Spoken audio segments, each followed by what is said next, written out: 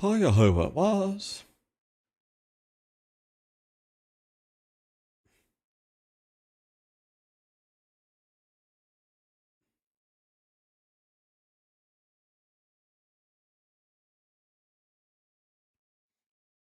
I feel like I need to stack evasion for that to be worth it. Hi, Exile. What's up, dude?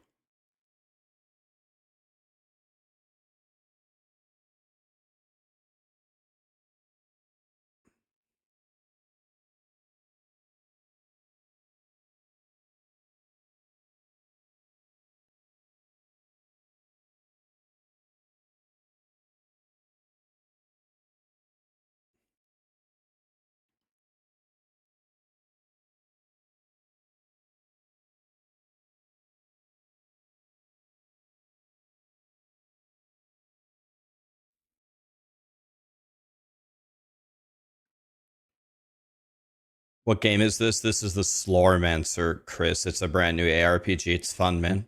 $20 on Steam. I'm gonna try to fight the final boss today.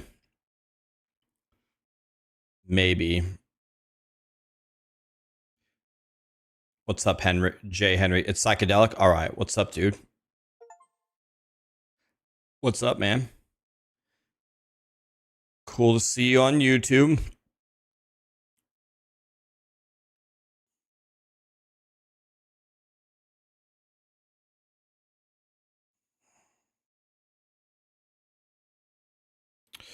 What's up, guys? Yeah, I'm going for the final boss today. I'm going for oh my god, maybe. We'll see if we can get there or not.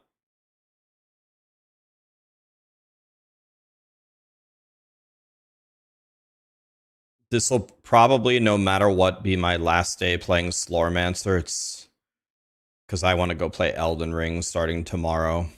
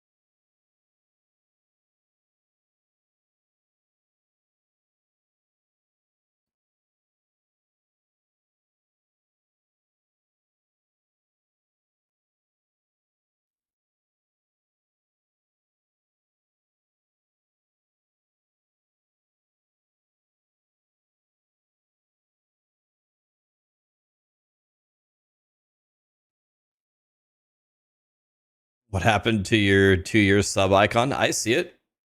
It's there, right? You have the 3-year sub icon. You have 37, man. You have the 3-year sub icon. The Giga Chad.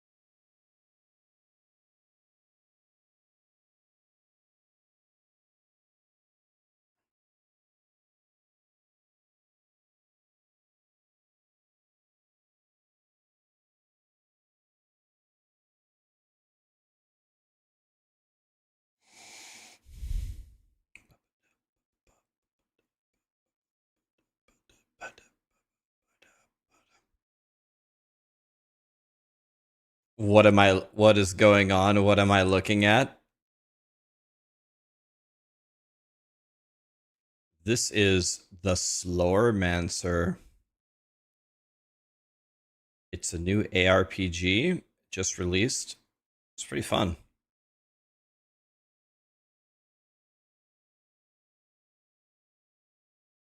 I'm getting toward the end of the game here.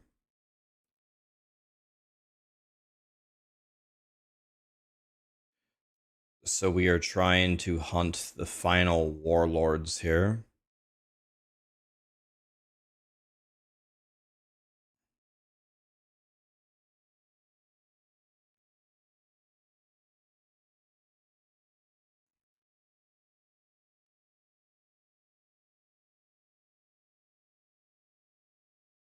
It's worse than crack. Have you been blasting it? Pretty fun, man. It is a pretty fun.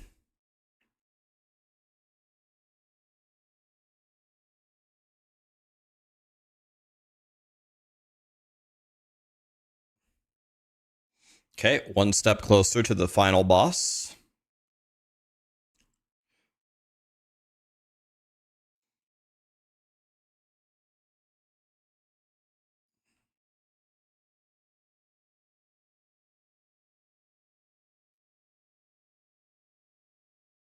One step closer. It's the best 15 bucks you spent this year. High airstrike. What's up, buddy?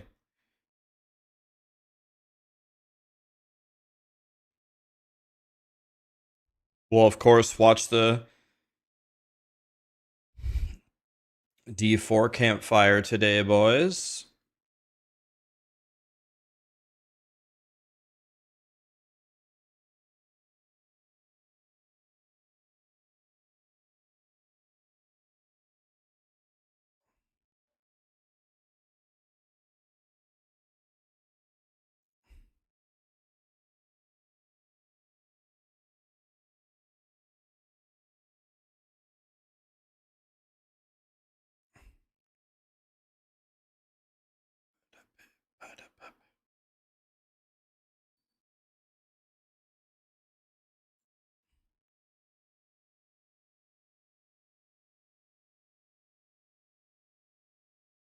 Very nice. Let's go next.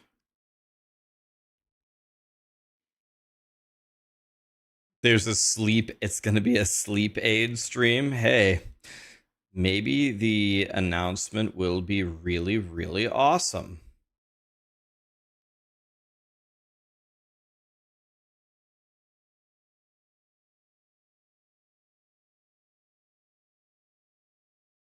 You got no faith in the D4 update?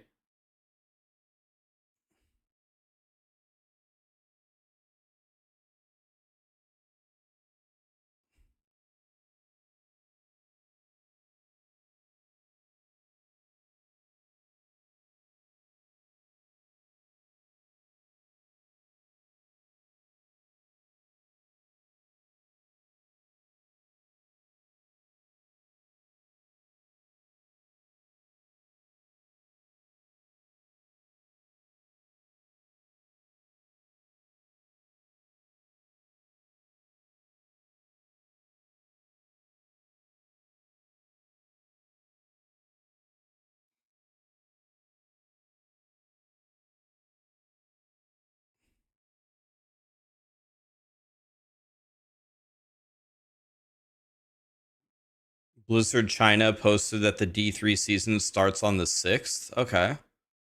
That's probably going to be exactly the same time as POE1, though, right? That sounds like it starts. Like, that's what I'm expecting POE1.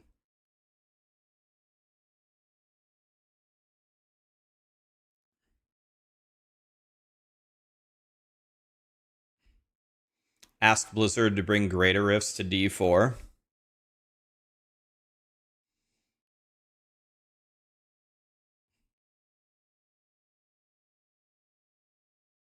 I don't think Blizzard cares what I think.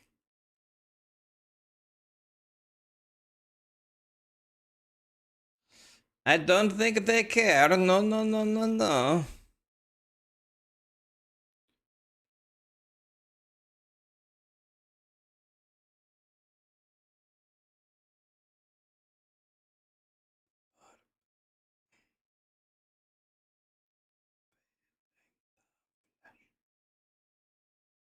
Call me mad, but I've enjoyed D4 Season 8 so far.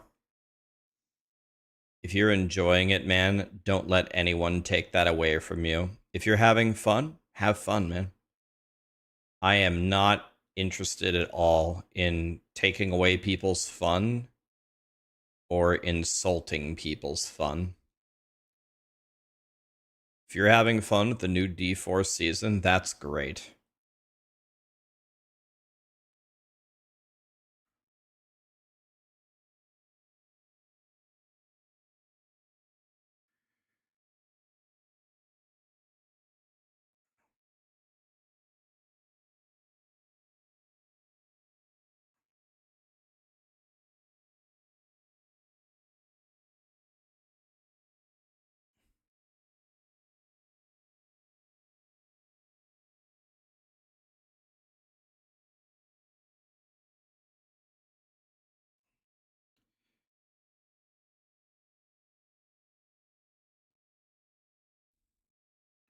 These guys are getting tomahawked.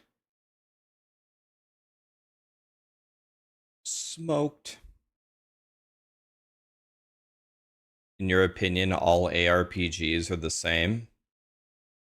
Man, really? Man, you guys feel like all ARPGs are the same? I mean, the basic concept of them is the same, but man, their implementation, I think, is very, very different.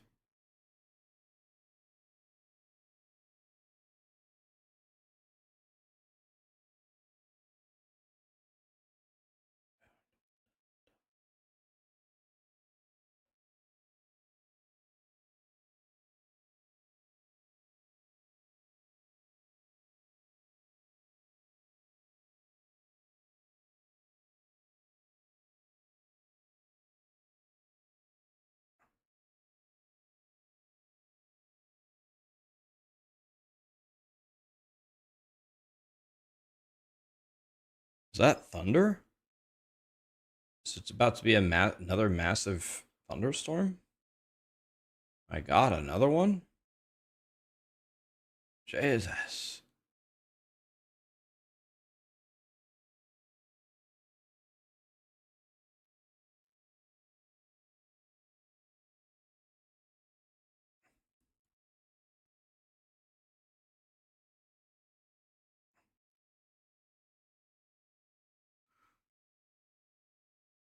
Sarah let one rip? Nah, if she did that, then the whole house would have collapsed. What's up, Daisy? How are you?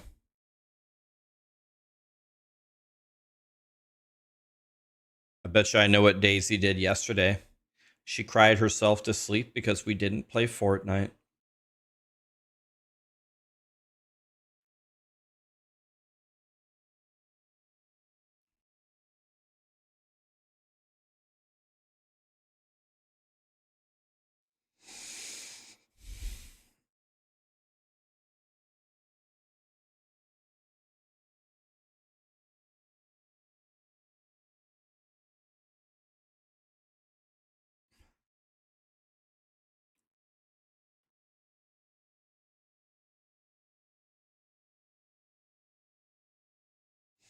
Now you have to go to the you have to be an adult and go to the doctor. I hope you get a good report.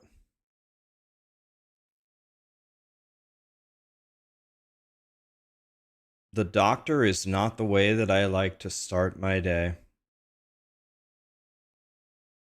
What's this playlist? It's my playlist, man. Exclamation playlist.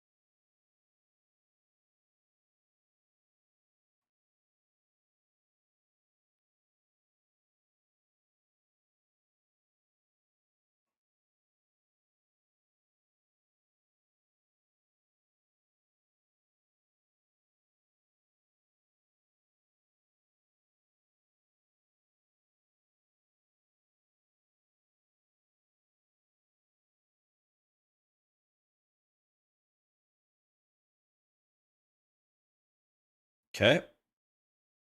Warlord time. Here we go, boys.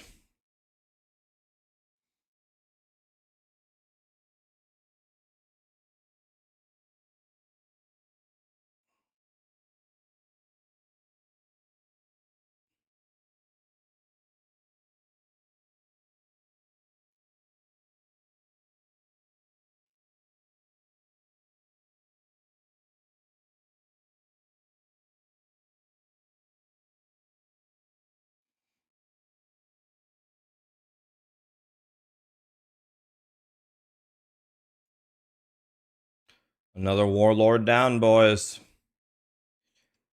Let's see here. Whenever you deal damage...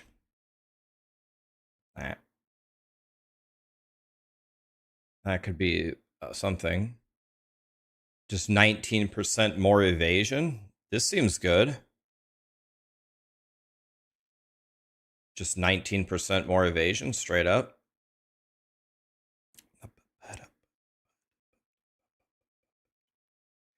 Is it just me, but you have no game sound? Oh, yeah, I need to turn it on. You're right. Yes, you're right. There we go. You're right.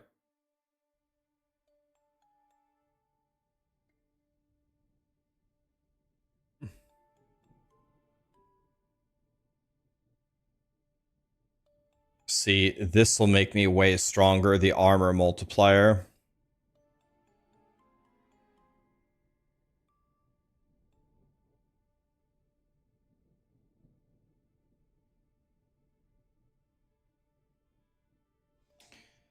I should wear this Heart of Darkness as well. The armor multiplier, the evasion multiplier would help me. All of getting some decent powers here.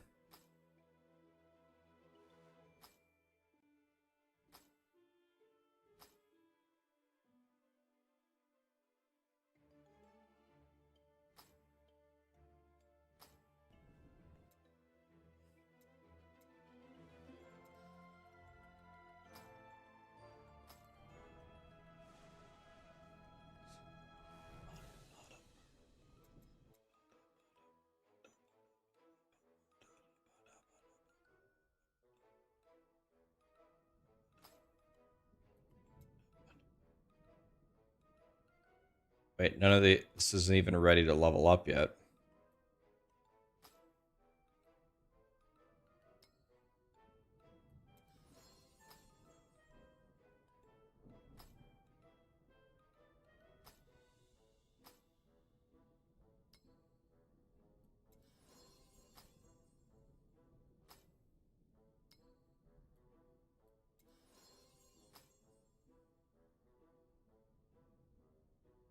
Okay, getting stronger.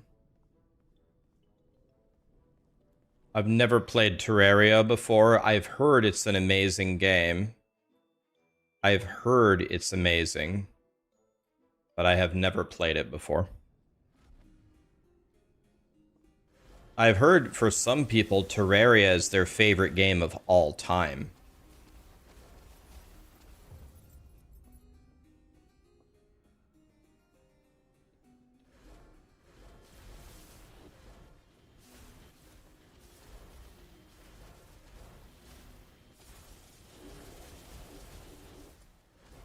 Okay, well, we already have one Warlord down. That's good.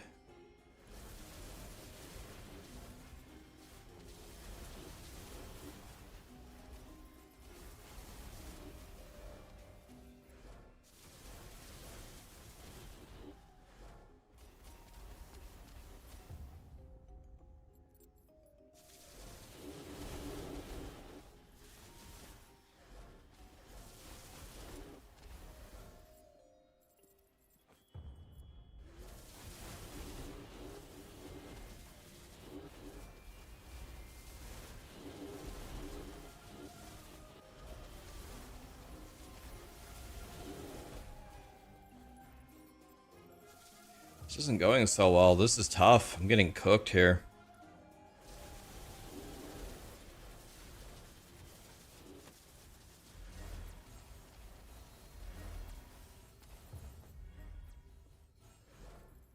Definitely not going very well here.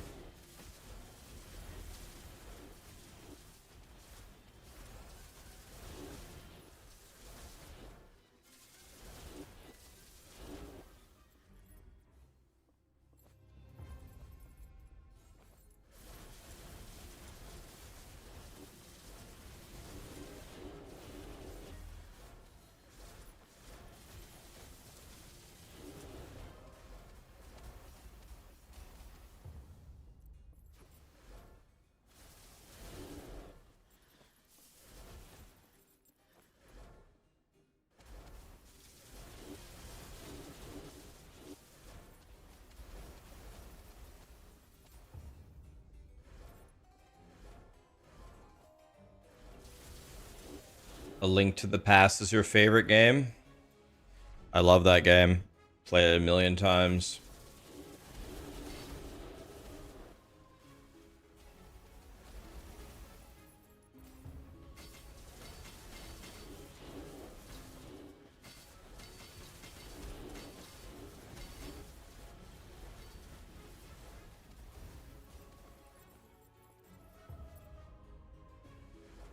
Am I still believing in D4? Believing. I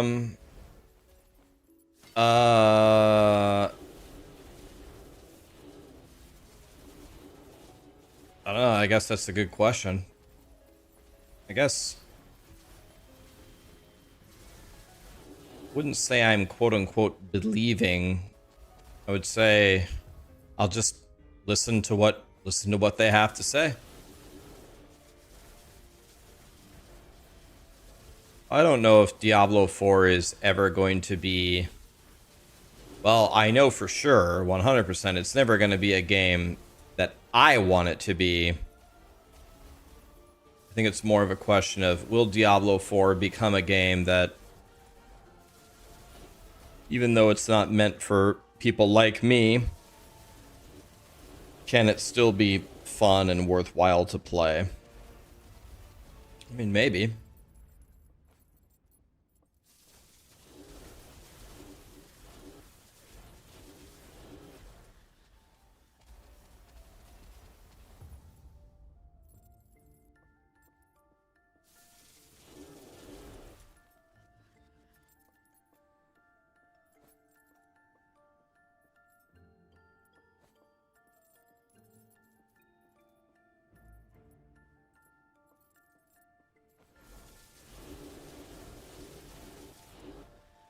Dang it.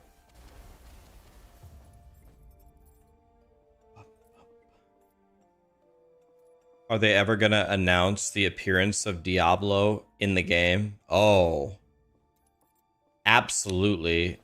And I'm sure it's going to be advertised as a big, huge thing. Wait, is that a weapon? I'll just leave it, whatever. They're definitely saving Diablo for in their back pocket to get people back into the game. Like, I couldn't care less about that. I don't know. I don't care about lore. It does nothing for me.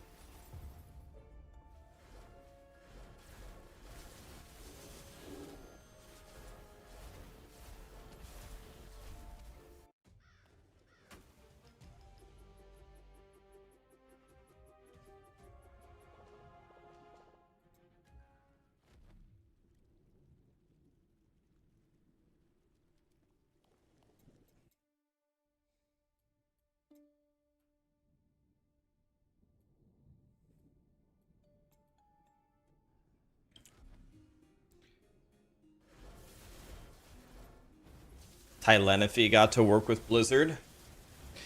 I like that. I like Tylenophy.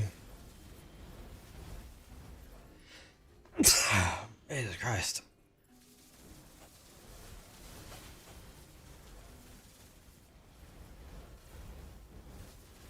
I like that.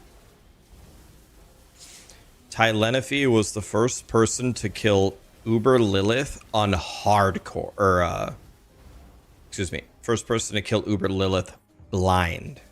He can't see, and he beat Uber Lilith. What a Giga Chad. Yeah, he beat Uber Lilith blind. He's a really nice guy. I like Tylenophy a lot.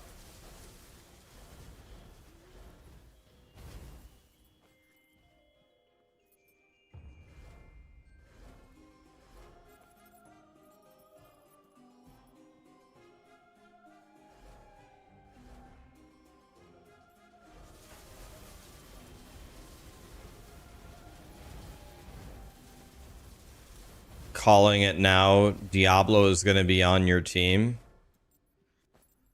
God, that would be kind of weird, wouldn't it? I don't want to be friends with Diablo. I hate Diablo.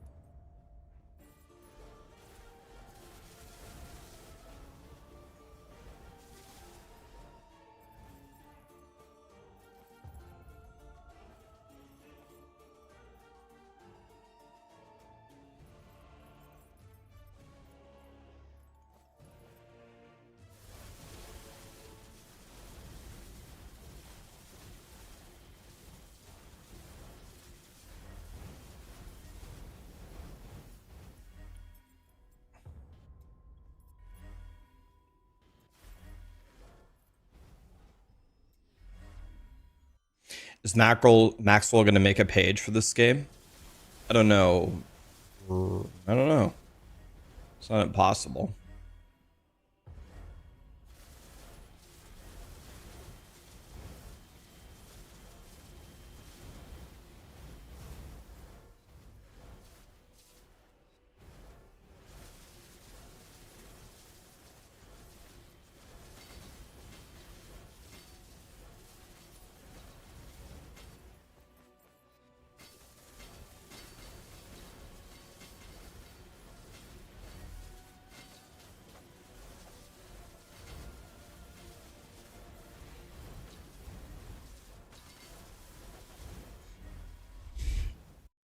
Beautiful.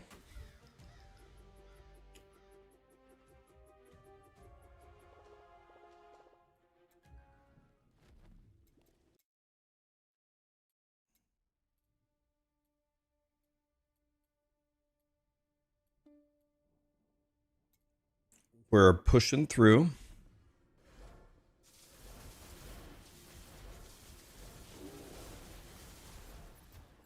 No game, I think, is ever out of the question for max roll.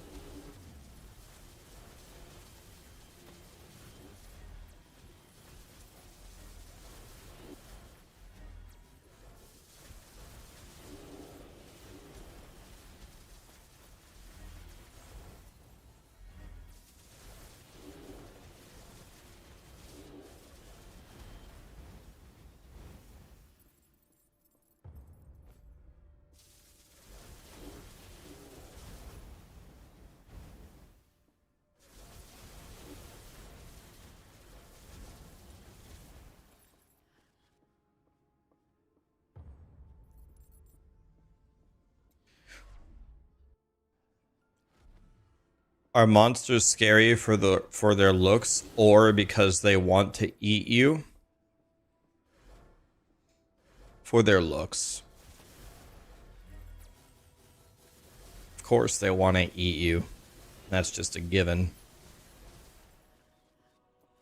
If you die in front of your cat will eat you. Are cats scary? No.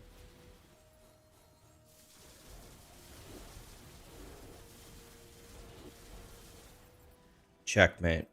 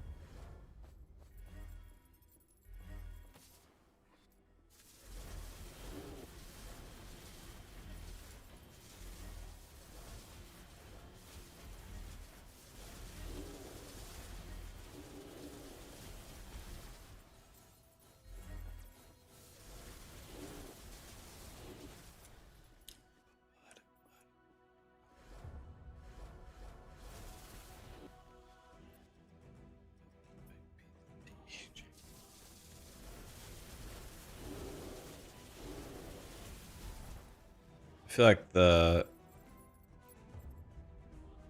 is the shuffle off?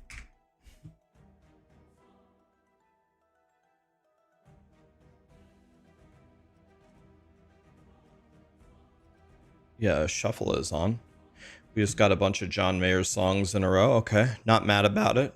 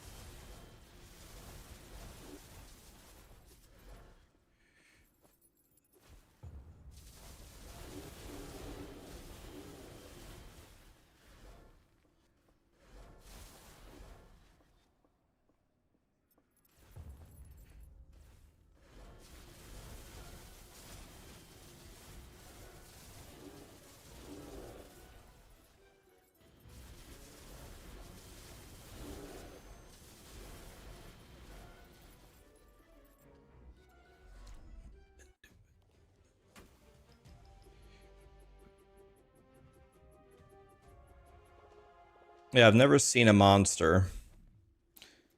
So I don't think the monsters are there. Oh, here we go. Blitzwick the Unstable Demon. Here we go, boys. Blitzwick. Rax versus Blitzwick.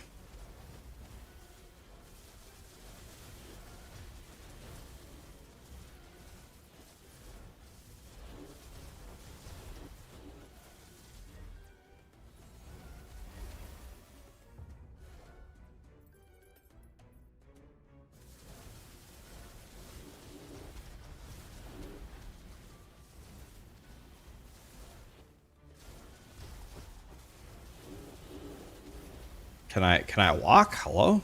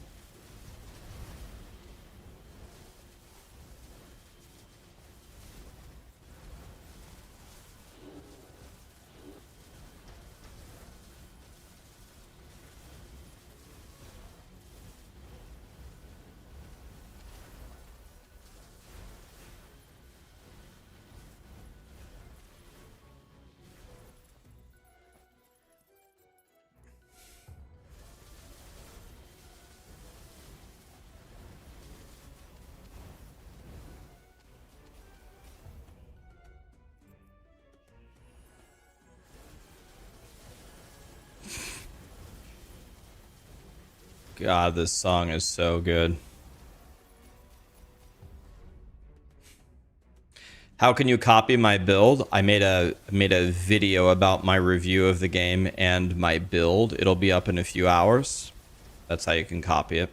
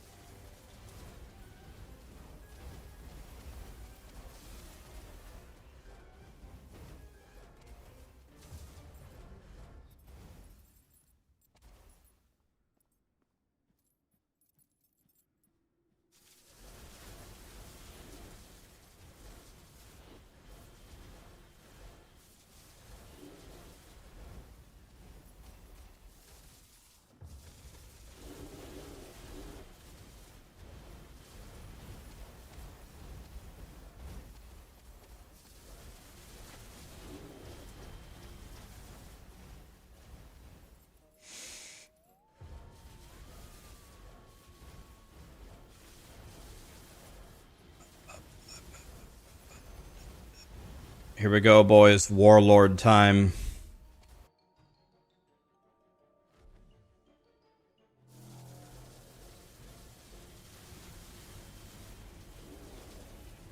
Oh, Jesus.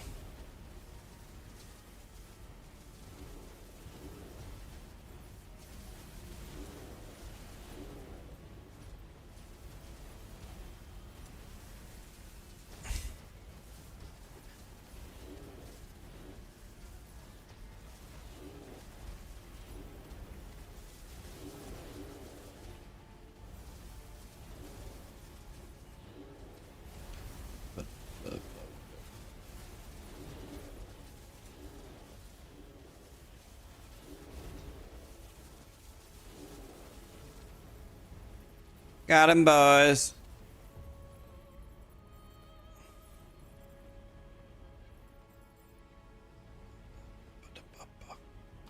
Another warlord down.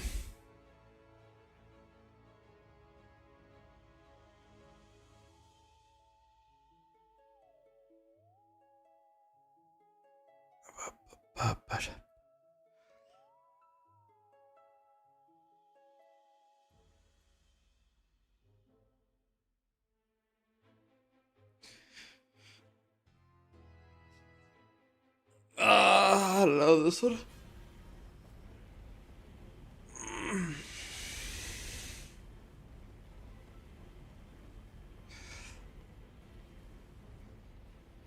A surprise collab no one would see coming is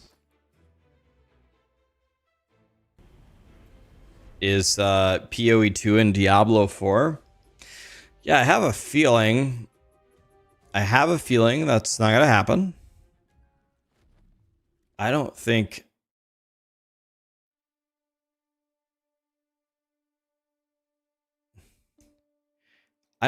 either of them want to collab with each other.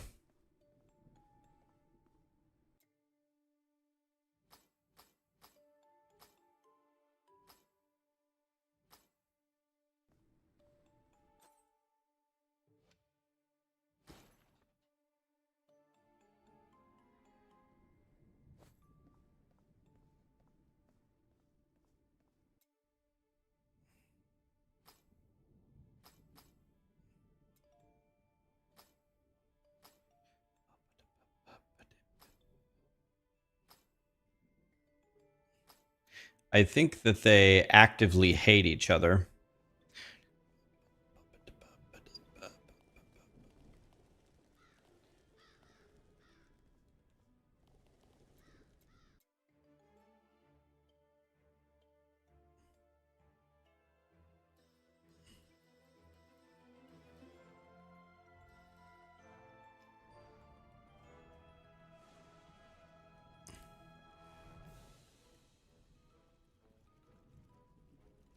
I think I have them already, Cyphorax. I think I already have them. I'm just too lazy to I'm just kind of lazy to re-roll everything. I'm just waiting till I start dying again. And then I will, then I'm gonna actually grab a bunch of crap.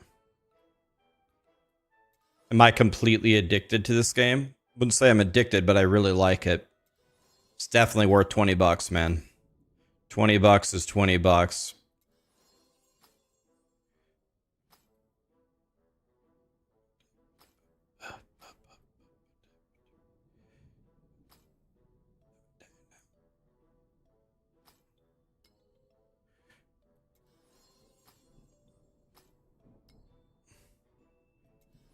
Okay, I have everything at level 10 now.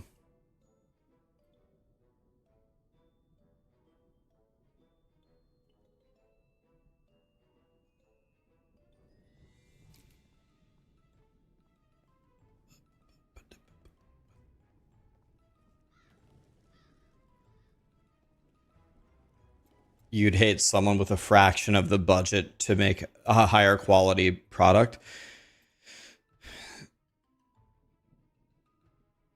See, I don't know. I genuinely don't know. Like, I mean, I'm guessing it is true. Yeah, I'm guessing Diablo 4 had the higher budget. But, I mean, I don't know. I think POE and Last Epoch reinvests a lot more of the money that they earn into the game. Whereas I think for Blizzard, I'm guessing it goes to the shareholders. So maybe Diablo 4 had the higher initial budget, but I don't get the feeling that it's really quite the same.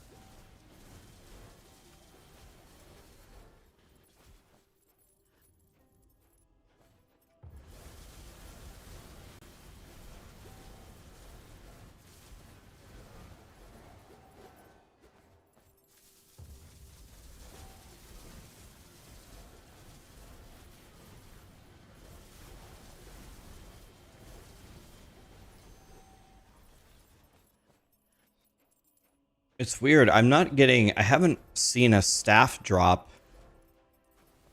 in a while. I wonder if I have all of the staffs except for the ones that you have to evolve. What's the best way to level from 50 to 100 to equip the staff or the bow or the sword of the trainee? It'll take you an hour to get to 100 from level 50. The trainee weapon.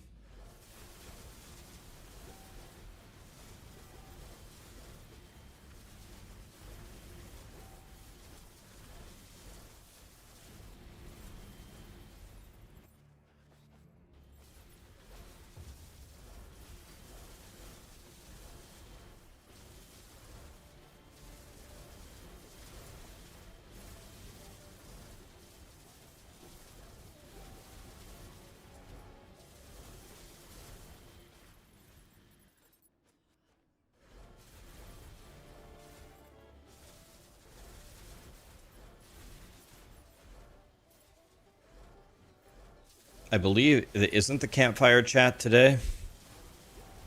I believe it's today.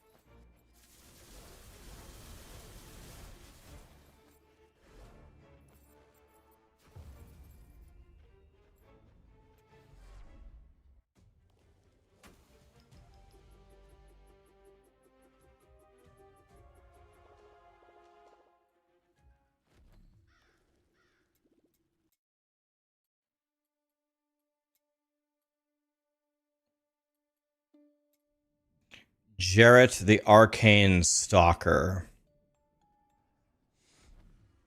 This is Wrath 7. So this is going to be more difficult than what I've already been doing.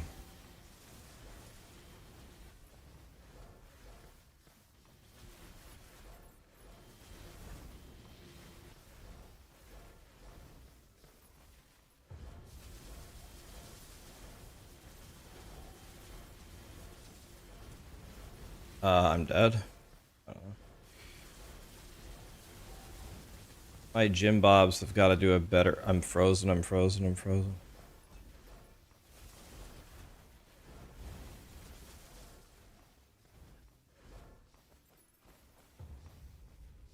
Wrath 7 is much harder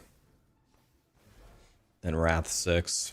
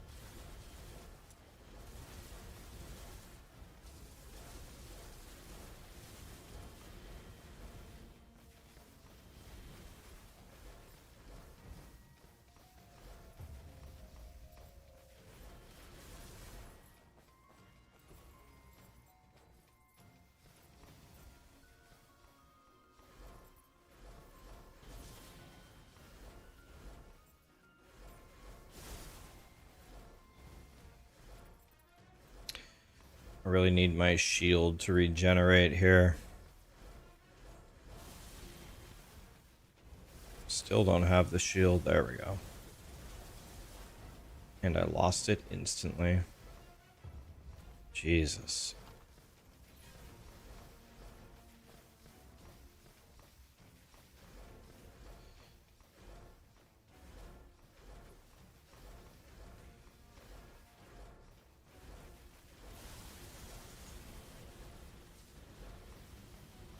Please kill him? Hello?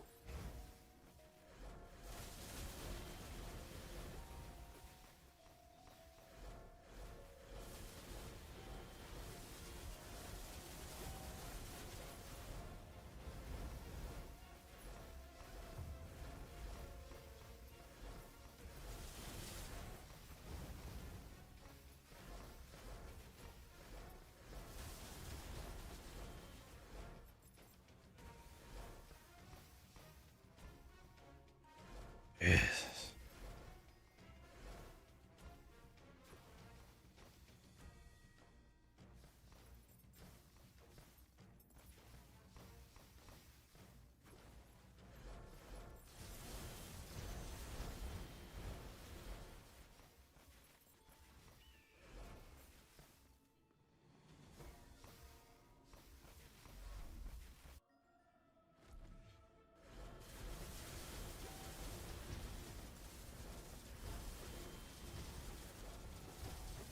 I'm dead here.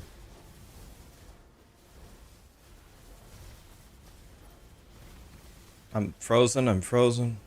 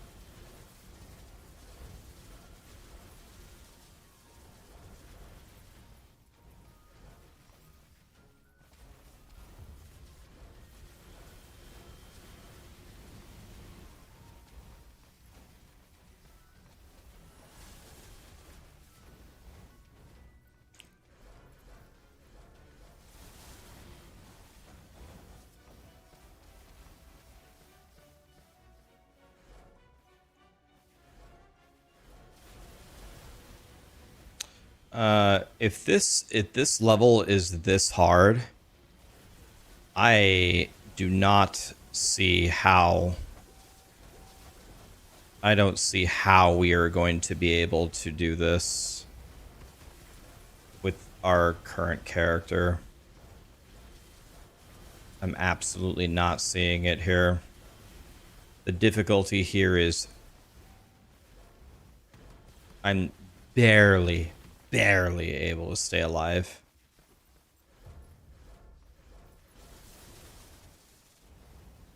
Like, barely.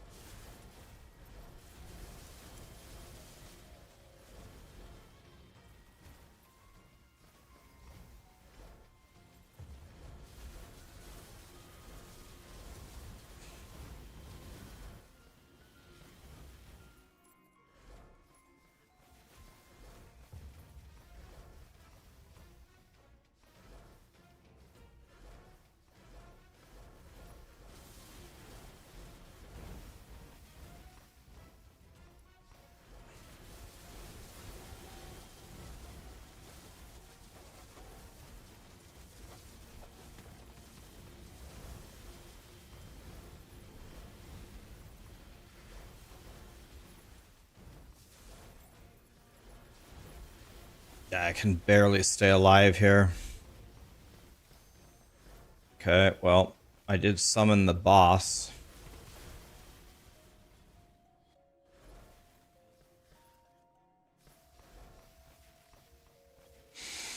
We did summon the boss. I'm guessing he's gonna kill me instantly.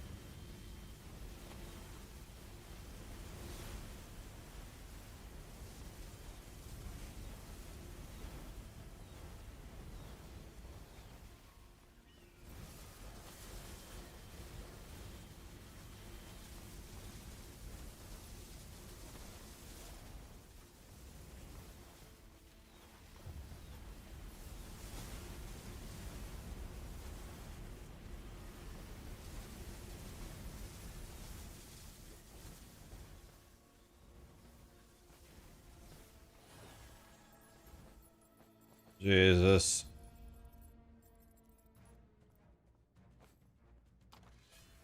Yeah, the odds of me being able to beat this is not high.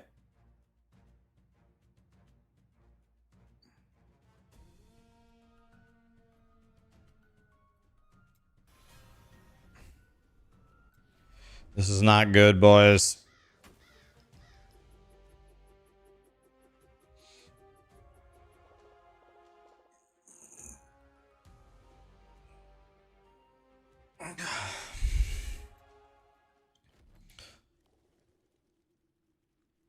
I mean, I just I don't think I'm going to be able to find, or I don't think I'm going to be able to fight. I don't think I'm going to be able to, I don't even think I'm going to be able to get close with my current character. Iced coffee. I hope your morning is as easy as Lightning Sorcerer on Torment 4. Hi, Iced Coffee. What's up, man?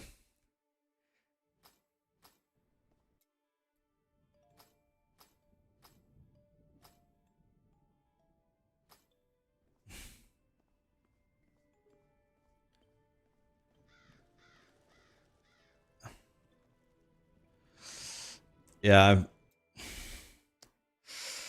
I am certainly, like almost certainly, not going to be able to do this.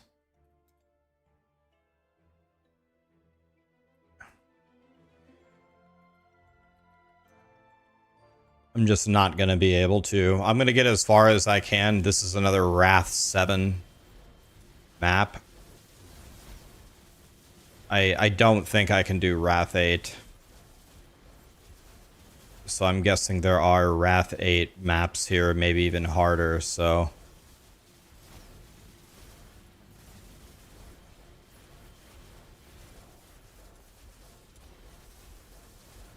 Unless there's some epiphany for how I can get way, way, way tankier. I don't think this is going to happen. I almost died like 300 times last map.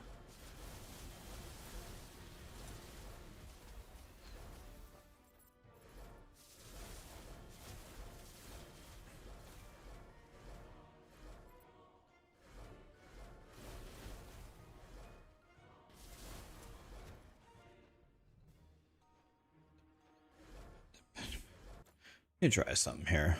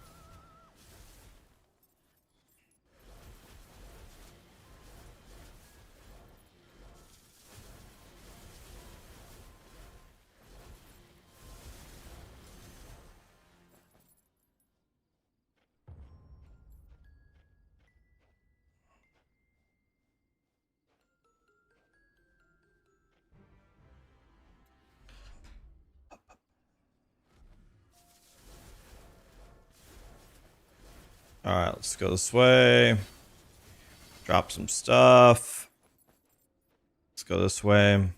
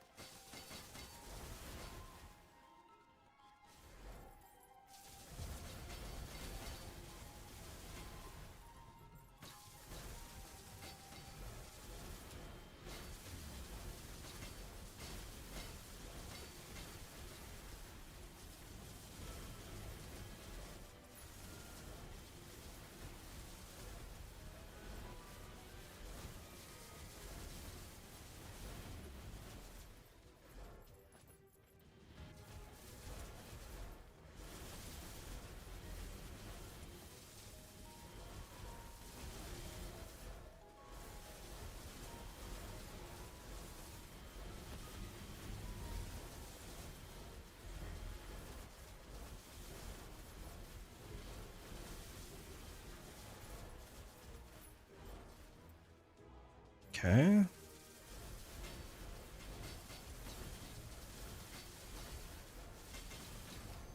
Another one cleared. Cute.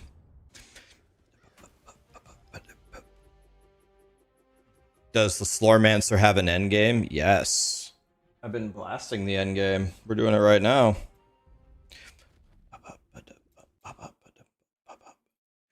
Okay, we did a Wrath 7. Here's another Wrath 7.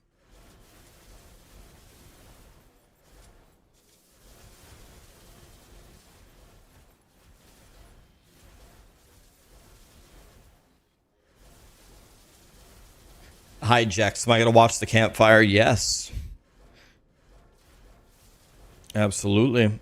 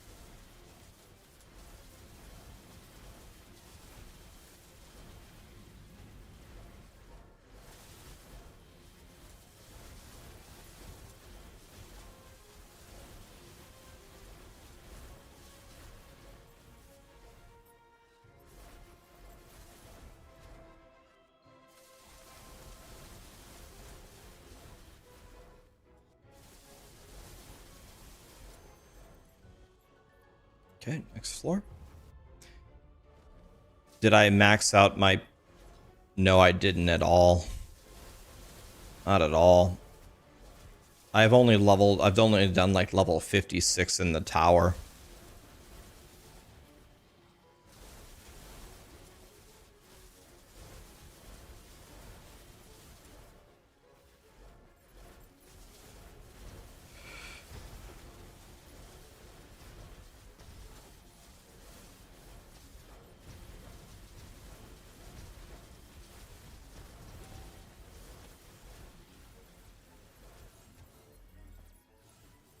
Yeah, this is like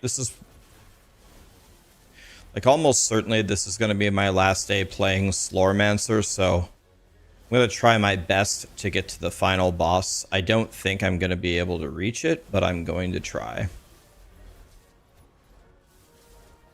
I'm going to try.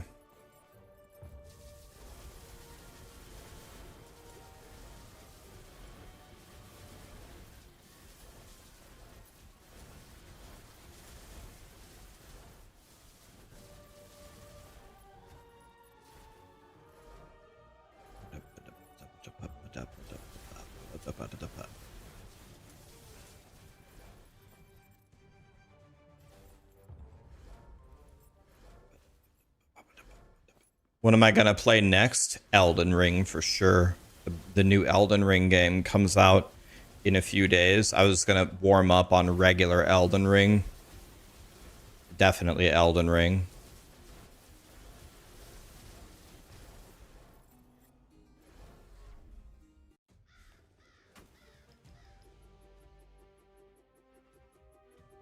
Okay, I cooked that one pretty good. So that's why I'm trying to hurry. We've done all of these over here. We've done all of these over here. Now I'm doing a Wrath 7 Frostfire Warlock. That... God, no, not the snowballs again, man.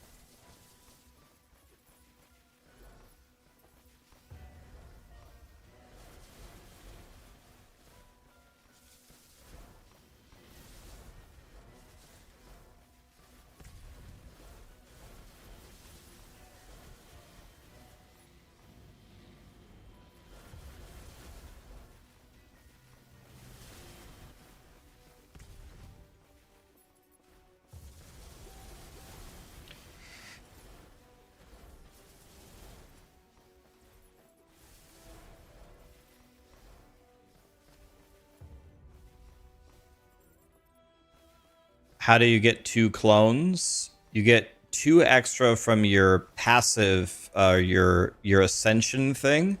Then you get 1 additional one from your legendary power.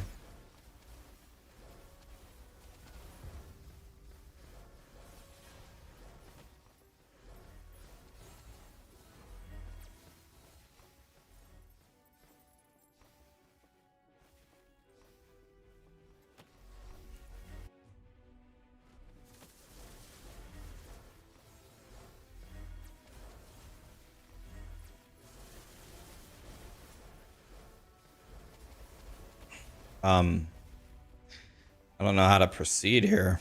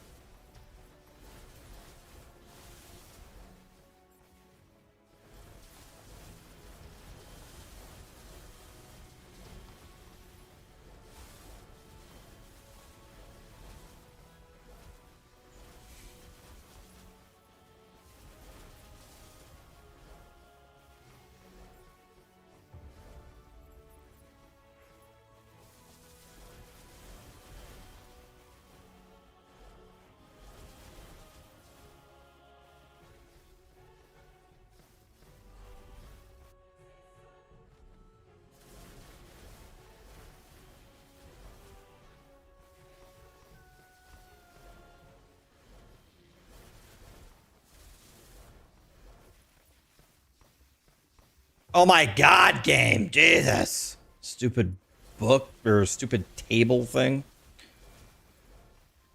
Jesus, go away, icy shit. Can I move properly, please? There we go, finally. Okay, we're almost to the Warlord, which I'm sure is going to be absolutely impossible.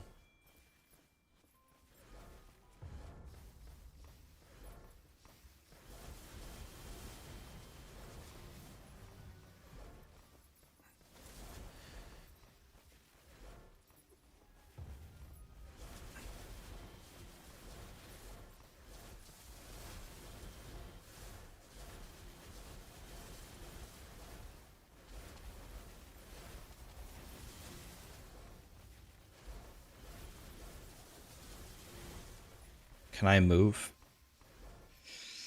Oh god.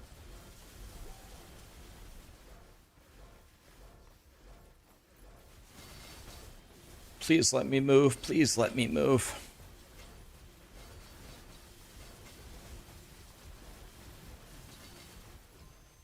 Wish I could fucking move. See if I can get a shield before I go forward.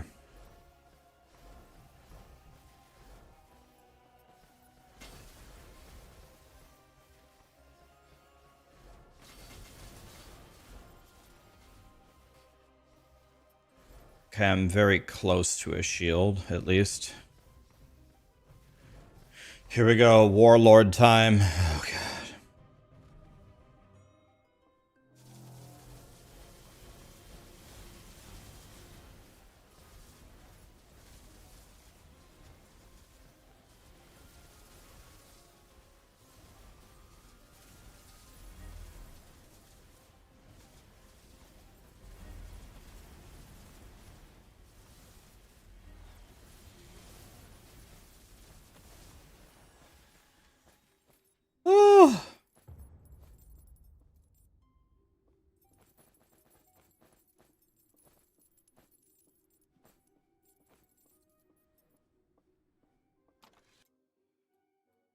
Oh.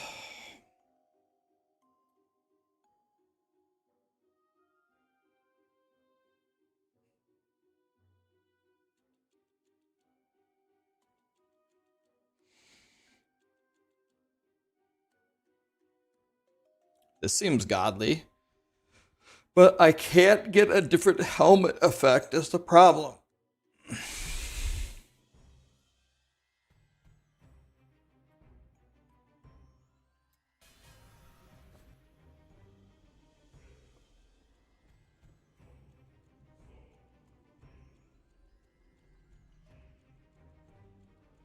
You just hit 200k armor with nether gear. Jesus.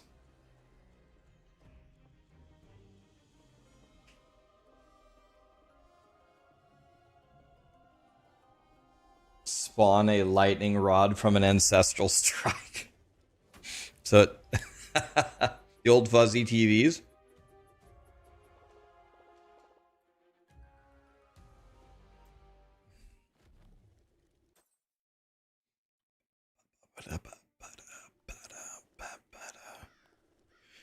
Really considering getting this game. How do you rate it? Very favorably, man. You should definitely get it. Definitely. Oh my god. I spawned another Ultima Jim Bob.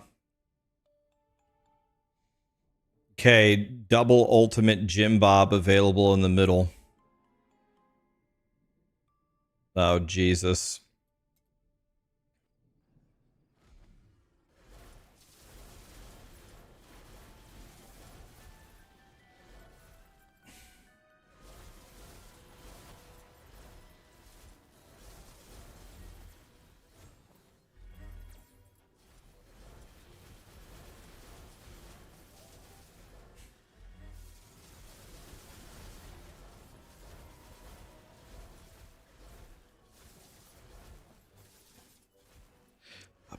When is the D4 campfire?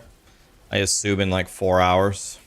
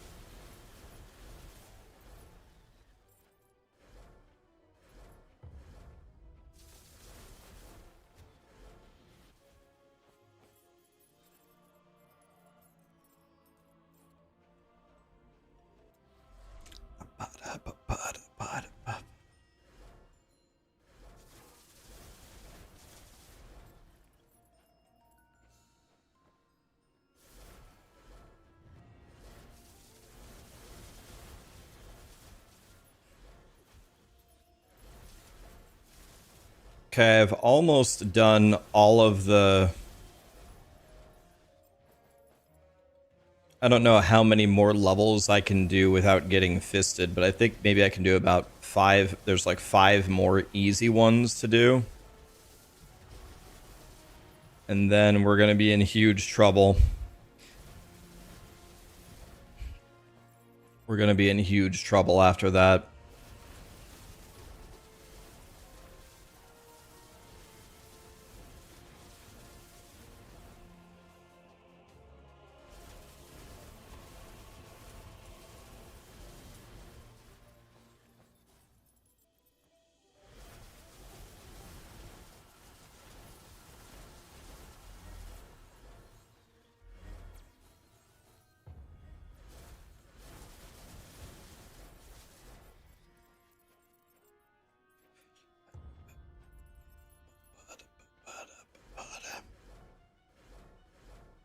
You found a way to be completely immortal in the game without much investment. Want to hear about it? Yes. How do you be immortal? Is it the can only take certain amount of damage of your life and then you stack life regen to where it's higher than that or something? Or is it a different tactic?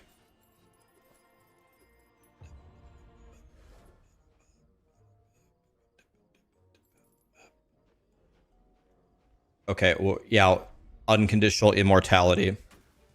What's the idea?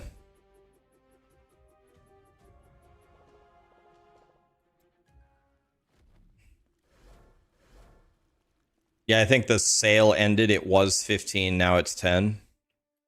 Or it was 15, now it's 20, I mean.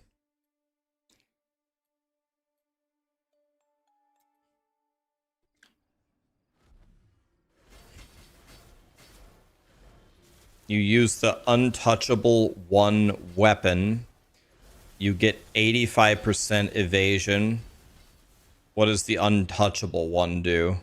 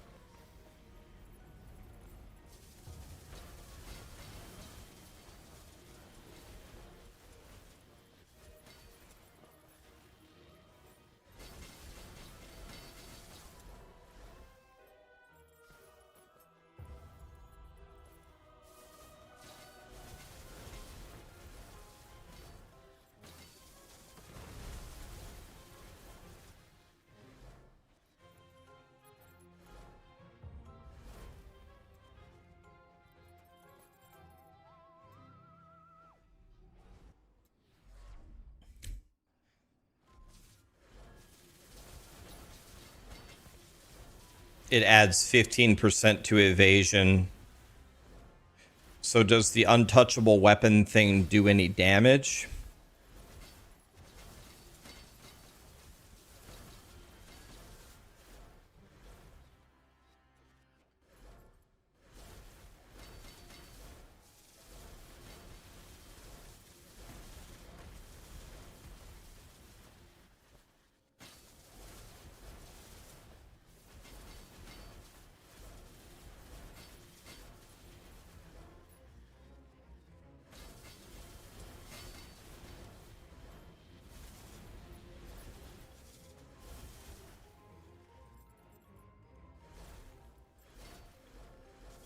Is this a Vampire Survivors type of game? There's a game mode that's exactly like Vampire Survivors, but there's lots of different game modes in this game.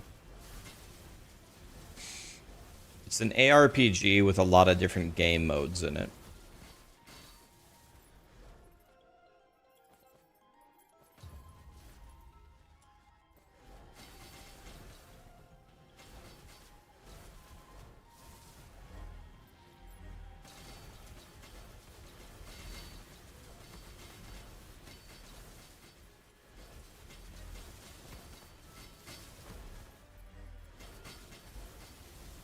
I must have found every staff in the game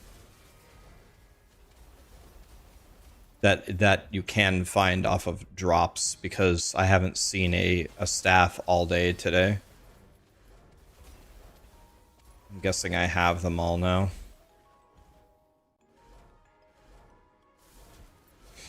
Yeah, you can put it on the screen already, Vince. Thank you, man. Thank you. Alright, let's get out of here.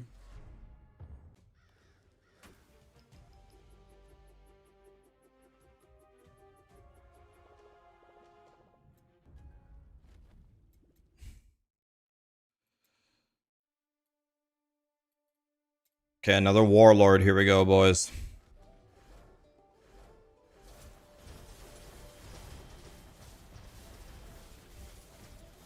Did I find the staff that hides from homosexuals?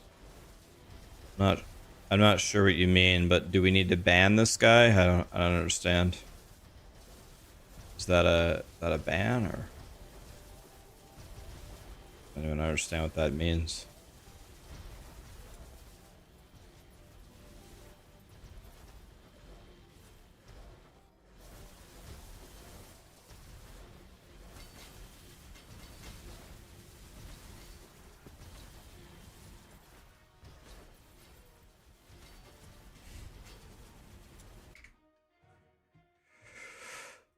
No homoph.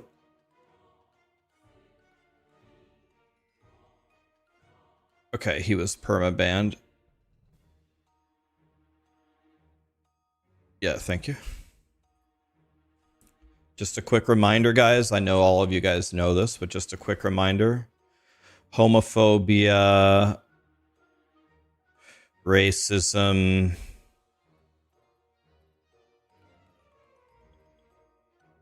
anything making fun of genders, anything like that.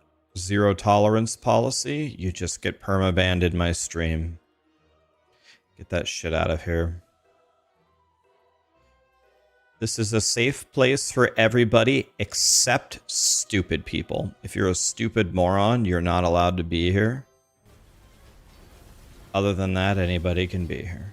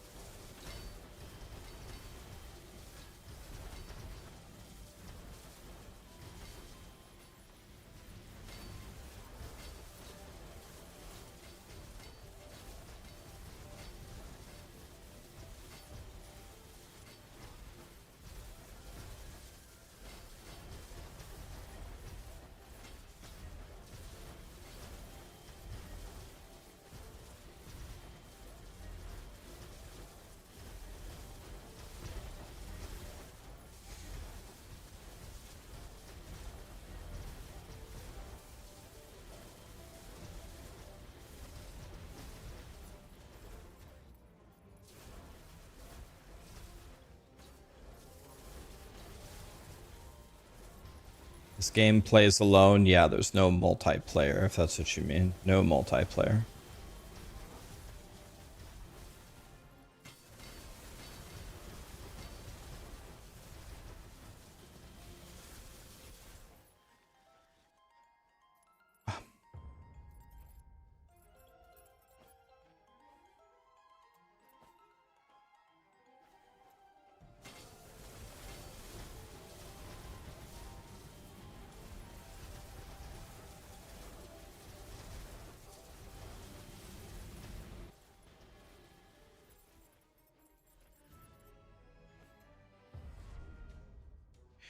Are there good build sites for this game? Not that I know of. I think most people get their builds from their Discord.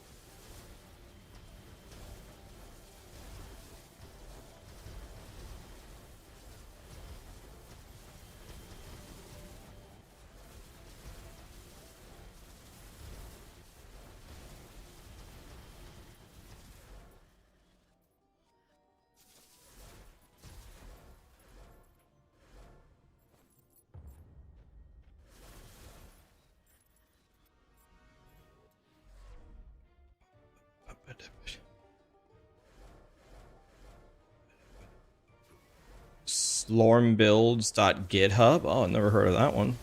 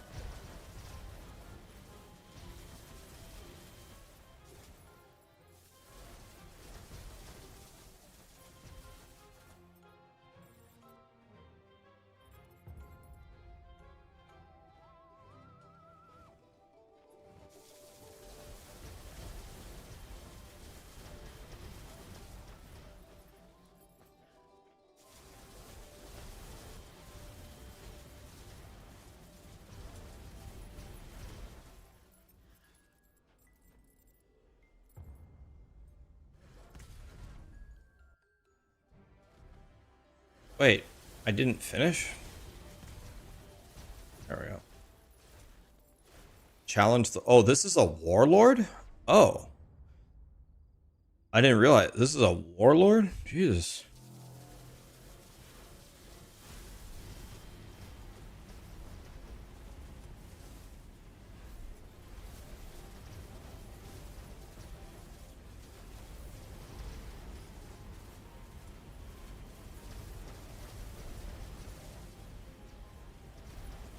Boy, this guy sure has a lot of friends.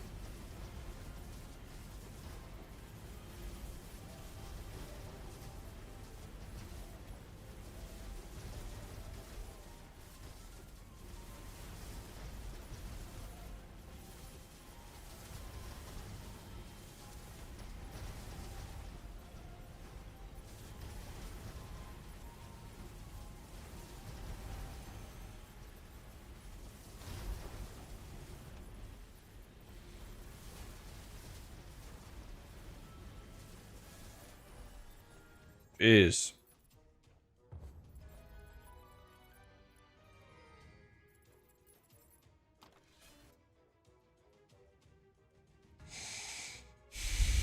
I have that one.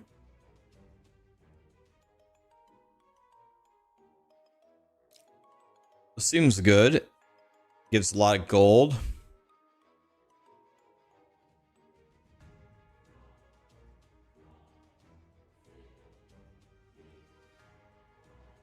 This doesn't seem terrible. Let's take this one though.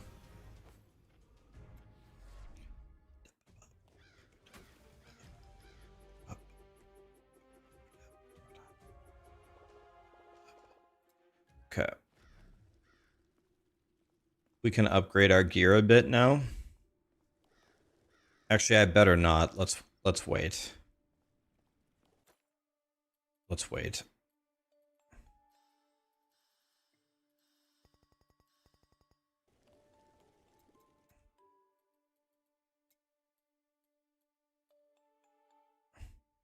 Okay. The last thing we have to do is the bottom left corner. We did the top, we did the right, we did the bottom right. So here we go. What's the best mobile game these days? There's only one mobile game that I play, and that's chess. I don't play any other mobile games. So if it ain't chess, I don't know what the answer is.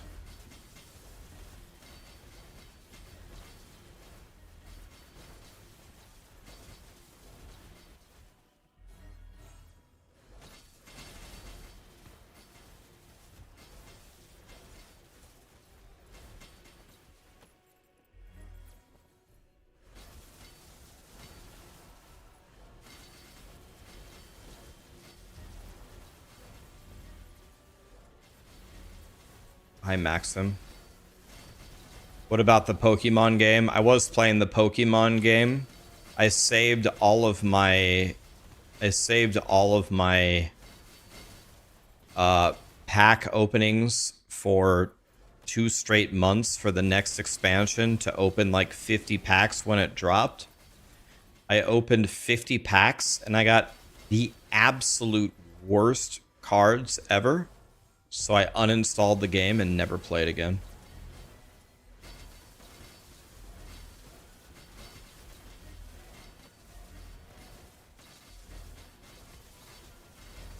Spent 2 months saving, spent it all in the new season. They gave me no good cards, so I quit forever. Easy as that.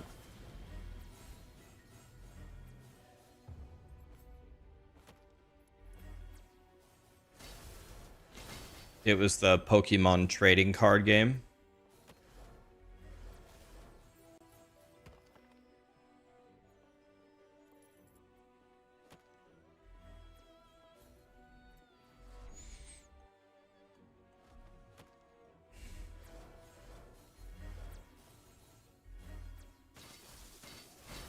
Must be nice to make a living pressing WASD. It is nice to make a living being a streamer.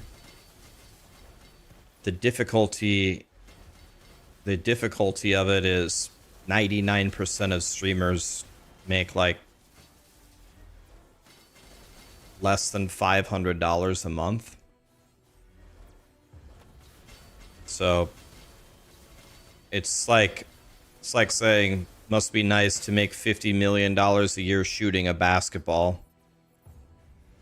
You can make $50 million a year shooting a basketball if you're a god at shooting a basketball, you know what I mean? But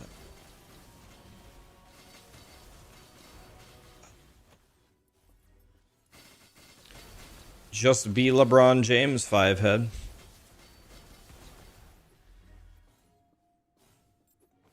Am I going to make a video about Slormancer? It should be coming out within a few hours.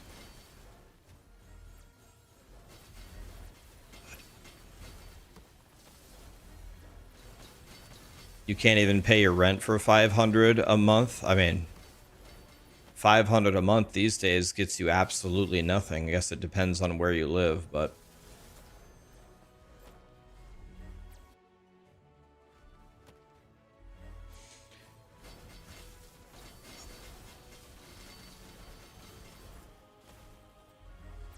very nice.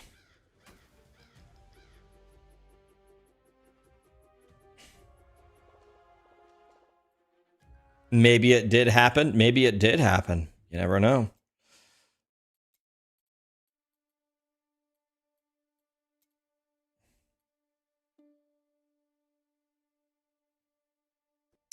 This is a shadow one. Oh god, here we go.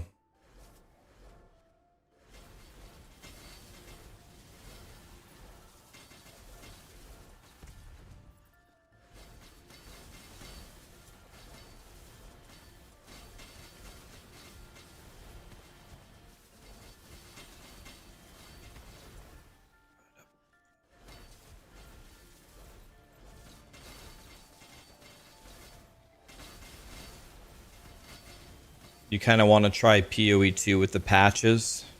You want to know why I haven't gone back and tried POE2 with the patches? None of the stuff that they patched actually mattered to, like, none of the stuff that they patched was bothering me. It was bothering 99% of the population that they weren't getting loot, but I was getting loot. Like, I just play a lot, so I just get the loot anyway. So when they add more loot to the game, it has almost no impact to me because that just means the economy shifts and the actual play experience for me is the same. They also made the game a lot easier. Did they make changes other than the loot to make the game easier? What other changes did they make?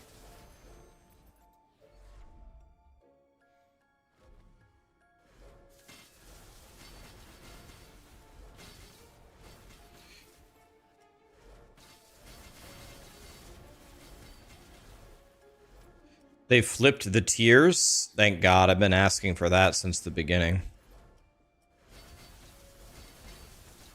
Flipping the tiers is a billion times better. Yeah, you can link the patch notes. Links are allowed in my chat. Links are easy. If you link something that's bad, we just permaban you. Almost everybody who posts links are usually pretty helpful links, so it's easy. Go ahead and link stuff. Yeah, you like to ask. It's good. Some streamers get really upset about it. I don't get upset about it at all. Go ahead and post links if they're relevant. Go ahead. If you post a bad link, you get permabanned. It's just that simple.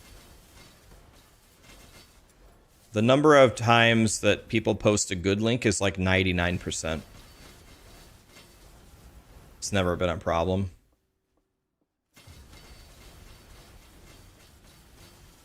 They have new socketables that are powerful. Good.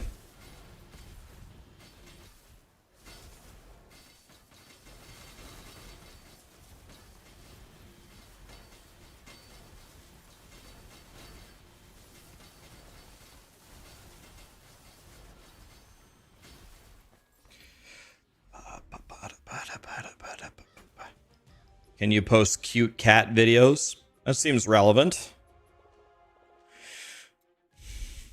All right, let's check out these patch notes here. Stefan, Gildarts.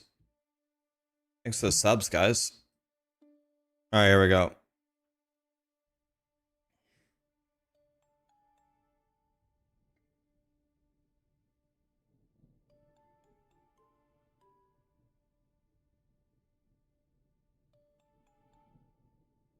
They overshot this number substantially. We improved the baseline experience of getting rewards from monsters. You don't get enough of the exciting spike moments.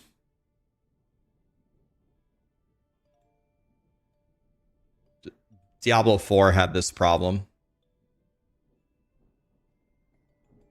That's great. This is one of the most important aspects of an ARPG. You'll never be able to convince me otherwise. There need to be godly drops that you can reasonably find.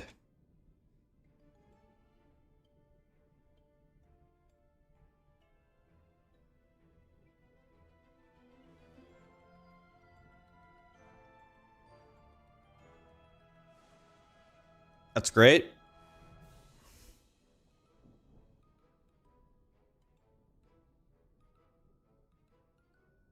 That's true. Yes.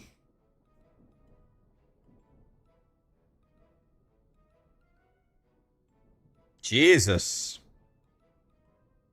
Jesus.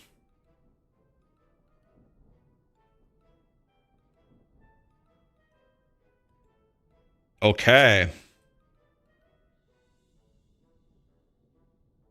Yeah, I've never fought King of the Mists. Me. I have almost more hours. I'm in the 99.9 percentile for most hours in POE2. I have never fought the King of the Mists. And I did like every ritual that I saw. Rewards are too rare in a ritual. I've never fought the King of the Mists. Never. Not one time. That's how fucking rare it is. Way too rare. It's stupid. Completely wrong.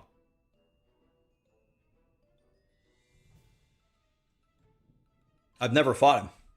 It's insane. I have like 1,000 hours in the game. I've never fought him one time.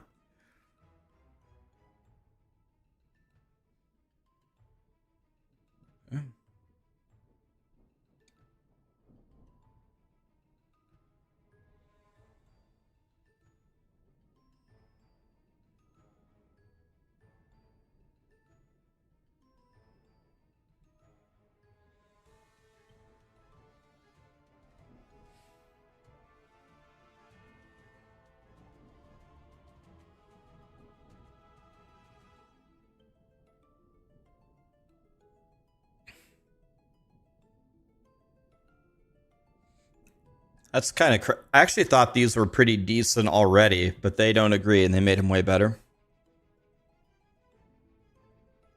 I love Breach, so any buffs to Breach, I'll take it every time. Oh god, this is a lot. Oh my god. Alright, I'll read it.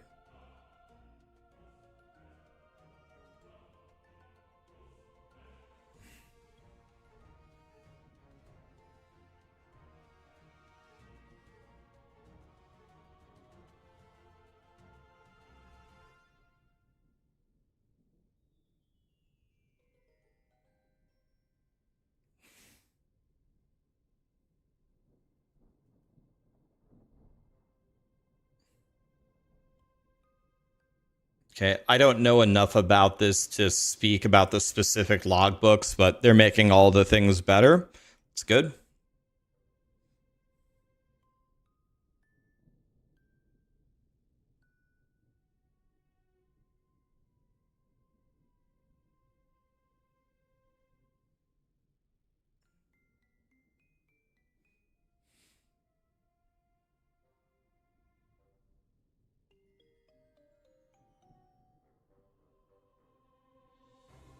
Oh wow, this is a massive buff. Jesus.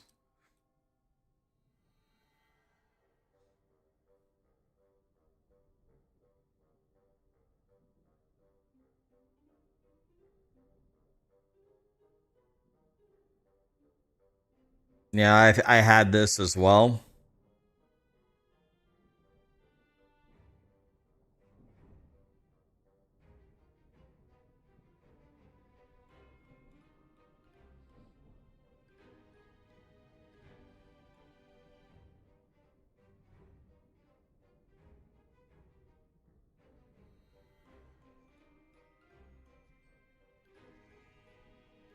I mean, I've been crying for this for a while. This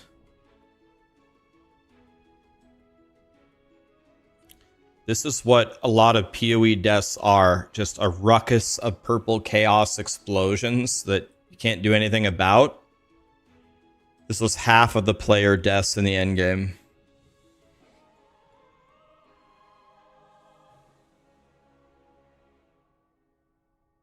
Okay.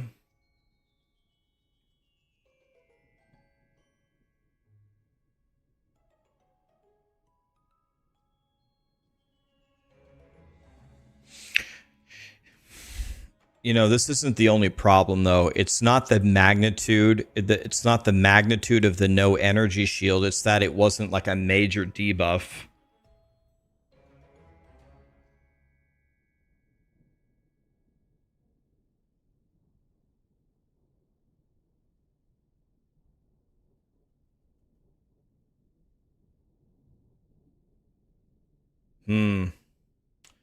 Well, I mean, these are decent changes, but I mean, I would have hoped for more, but okay, it's fine.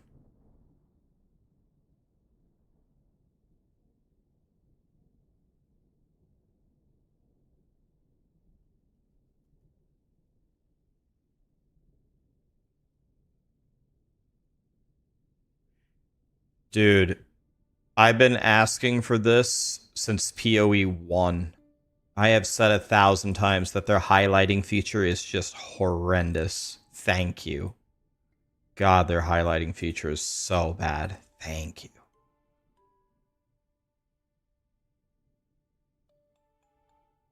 I've been asking for that since PoE 1. I asked for this literally the first day that I looked at tiers in PoE 2. This is not for more advanced and endgame players. This is for the dumbasses. This helps dumbasses way more than advanced and endgame players. Advanced and endgame players will memorize the number of tiers on the items, and Jim Bobs will never do that. One is always the best, helps the dumbasses. This is for all the any dumbasses out there, this is for you. Thank you. This is a win for the dumbasses. Me. Yep, there's a lot of dumbasses out there.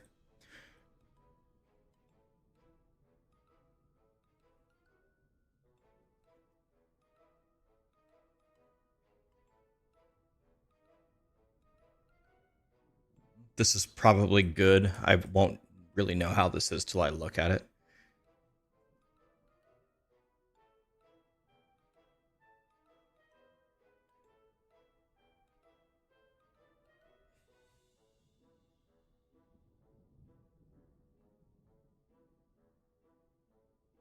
This is really good. This is a beefy patch that will actually make POE2 better, for sure.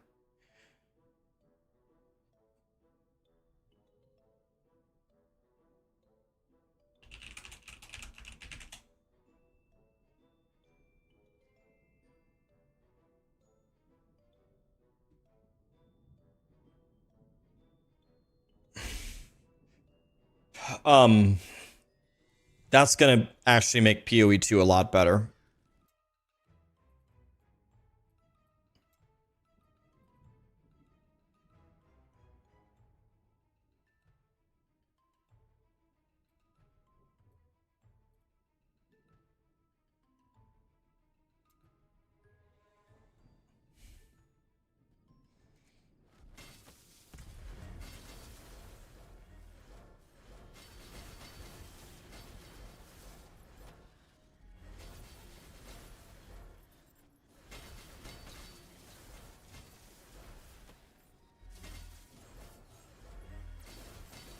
Never played Once Human. I know a lot of my friends do play it, but I've never played it.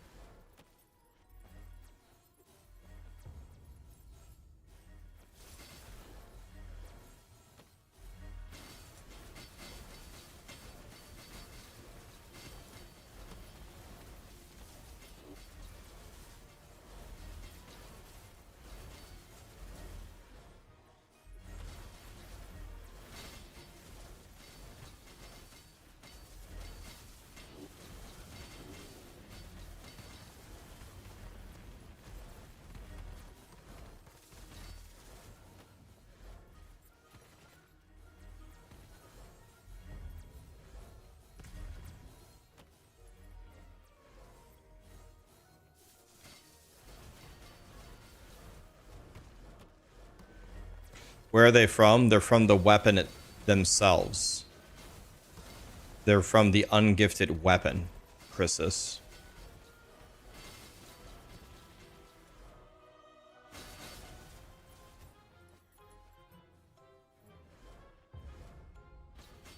They're from the ungifted weapon.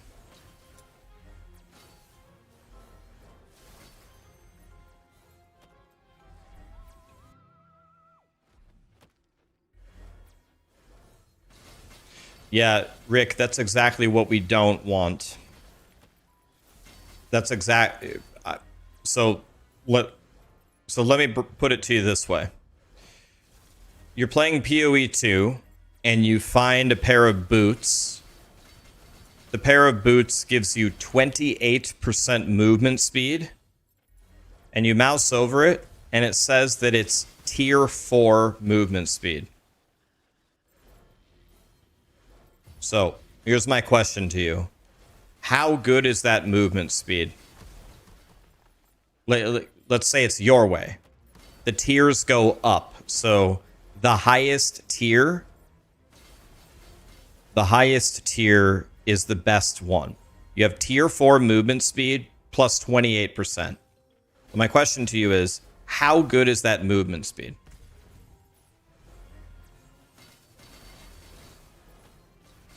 How good is it? And there's only one correct answer. The correct answer is, I have absolutely no effing idea. No clue. You want to know why? You want to know why you don't know? It's because we don't know how many tiers there are of movement speed on boots. It's different. Every affix on everything. Some affixes have 14 tiers or something. Some of them only have 4. We have no idea. But let's take it the other way.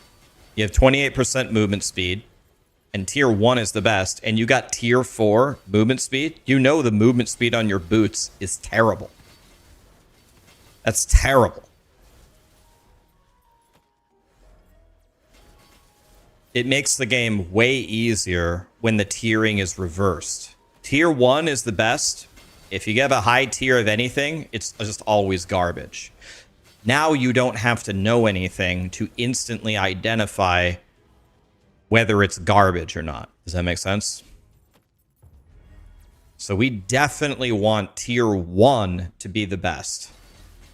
That way we can instantly know on any item, any affix, if the number is real close to 1, it's good.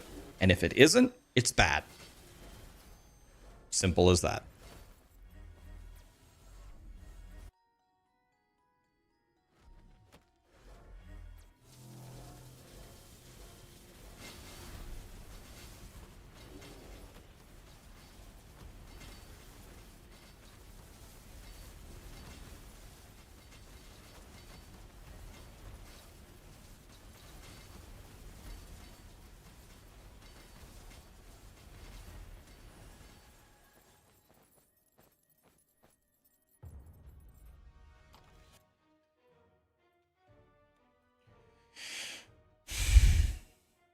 Nothing is ice imbued. I don't do overdrive damage.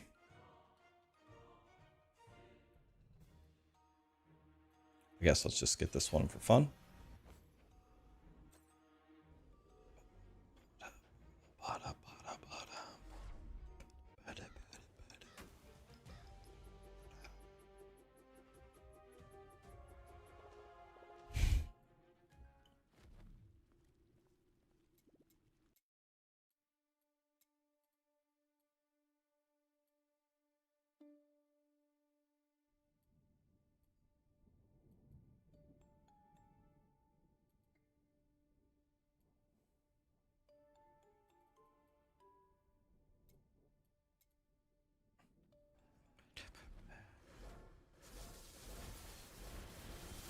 All right, we are making progress here.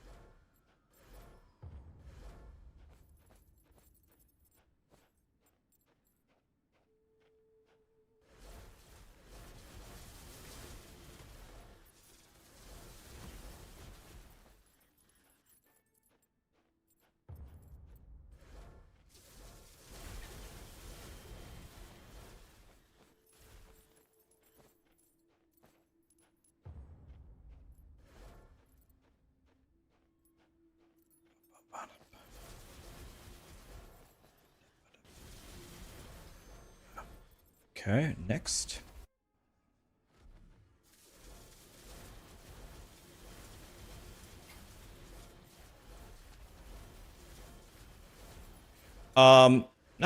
Not really. I mean, in Path of Exile, you don't really run into the same issue because in Path of Exile, you're trying to get the best shit on every item like quickly. It's not a long arduous like maybe for PoE2 it was in the beginning with how bad the loot was and how rough the game was, but now that they've made everything easier, you're going to be going for the best tiers like quickly. So you don't even need to be dabbling with tier 6 anything for hardly any time, even as a casual. That's why I don't think you really suffer at all from making the change. It's not like, oh, one day I'll have tier 1 stuff on my gear, but that's just a far-fetched dream. No, it's like, you need to go get it now. Am I bad to the bone? I would say no. Not really. I would say in general, I'm actually a pretty nice guy.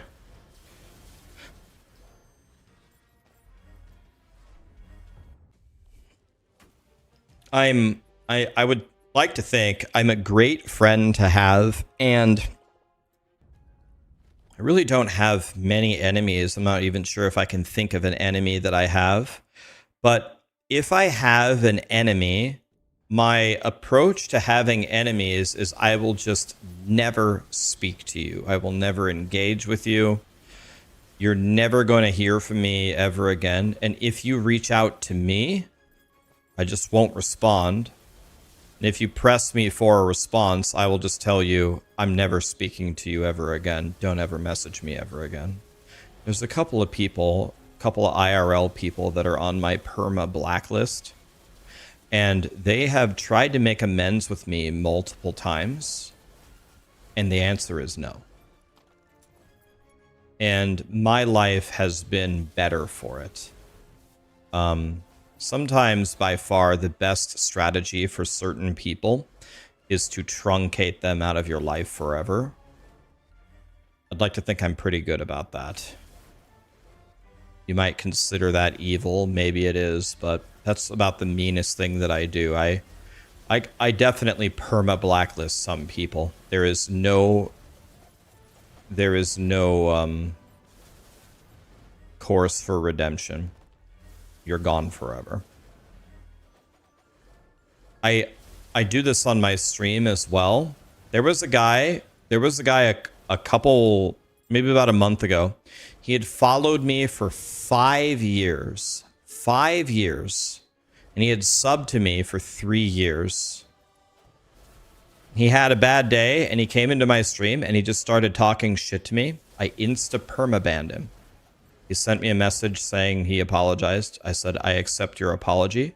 And he said, will you unban me? And I said, no, you're banned forever. You're gone forever. Thanks for the 5 years. Thanks for the 3 years of subs. No, you're gone forever.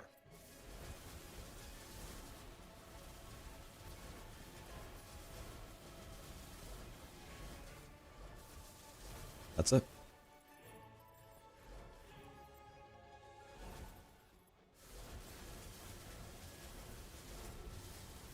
Seems a bit harsh. Yeah, I could see that, yeah. But he'd been around for 5 years. He'd seen me permaban a lot of other people for similar things. I don't mind if you have a bad day. I don't mind if you mess up a little bit. I'm not Satan, but he came into my stream guns a-blazing, just talking shit to me for no reason. I didn't even say anything. I didn't say anything to him, nothing. He just had a bad day and he took it out on me. You're gone forever. That's it. That's you don't get forgiven in real life if you're the nicest person ever and one day you murder somebody, you go to jail for the rest of your life. And then people will say, well, Twitch chat, the internet isn't real life. That's actually a problem. The problem is no one has any accountability on the internet, so people just say whatever they want, and they think they can get away with whatever they want. Now, being banned from my little Twitch stream is not really that much of a punishment. Like, who cares? I don't matter. My stream doesn't matter. But it's a tiny way to deliver some kind of accountability. If I do something, if I say something horrible one time, I will be perma-banned by Twitch, and I'll have a million Reddit threads made about me for the rest of my life. That's how it is being a streamer. So, I mean, it's the same standards. It's the same thing, right?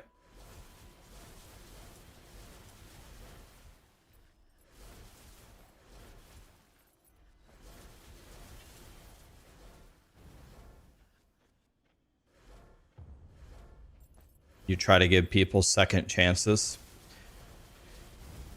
I'll give someone a second chance, no problem. It just depends on the offense.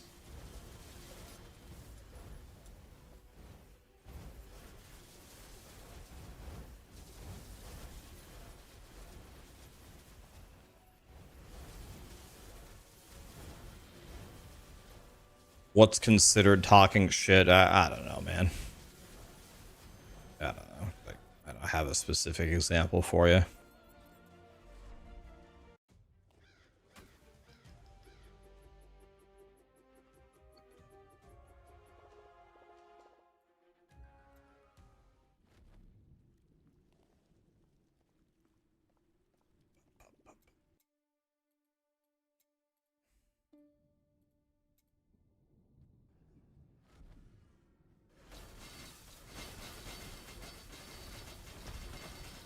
Guys, I think I don't know for sure. I don't know. I have no data to support this. This is just a feeling that I have. If you took every streamer that averages more than 1,000 CCV, 1,000 concurrent viewers, and you looked up how many bans I hand out compared to the other 1,000 plus CCV streamers, I would guess I'm in the bottom 25% at least. I mean, when I ban people, I make a spectacle about it. I usually call out their comment and da-da-da-da-da, but I actually don't ban that many people. This is not a slaughterhouse around here. Some of the big streamers that I watch, like it's literally a machine gun every stream. They're banning so many people all the time for everything.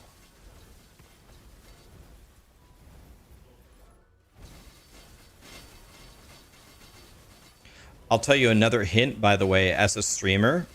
What you should actually do is ban close to 0, because even hate watchers is more CCV. But the reason why I ban the hate watchers that comment is because I don't care what my CCV is. I don't care about... If my channel grows, great. And if it doesn't, I don't care. I don't care. But you're not... Rule number 1 is you're not really supposed to ban anybody unless they are actually breaking TOS. I want to hang out with the people that I want to hang out. I'm not streaming for the sole purpose of making money and world domination. You want to know how I could probably 5x my stream in 1 to 2 years? You want to know how I would do it? It's very simple. I'd just start streaming Fortnite. I'd start streaming Fortnite. I'd switch my stream to family friendly. I'd search Unreal lobbies all day long, and I'd make guides for little kids on how to get all the special weapons, like how to get the Snoop Dogg safe and this or that or this or that. Anytime something came out, I'd just be the first one explaining exactly how to get this stuff. My viewership would a lot of my current audience, a lot of you hearing that don't want to watch that content, but the amount of new followers that I would gain from doing that would be outrageous. I would cannibalize a lot of my current audience in order to grow my stream massively. This is the simplest path ever. Would I like this content? No, I wouldn't. I don't like the content, but the only reason I would make those YouTube videos is for the little kids. When I was searching, I would be searching in like the super competitive, like sweat lobbies. But I can make the YouTube videos. I wouldn't care about any of the content or the cosmetics, but little kids do. So I make the content for the little kids on the YouTube, and then in the live stream, I just play competitively.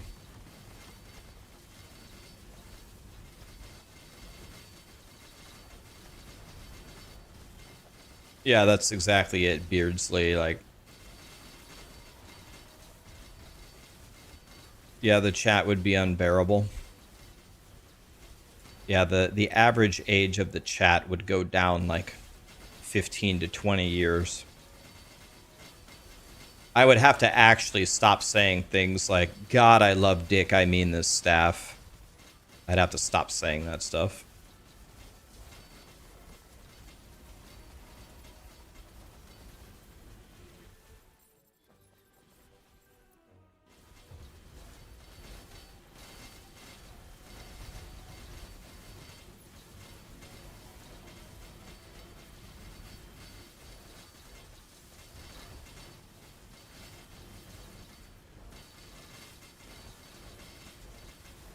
Yeah, I could make shorts, yeah.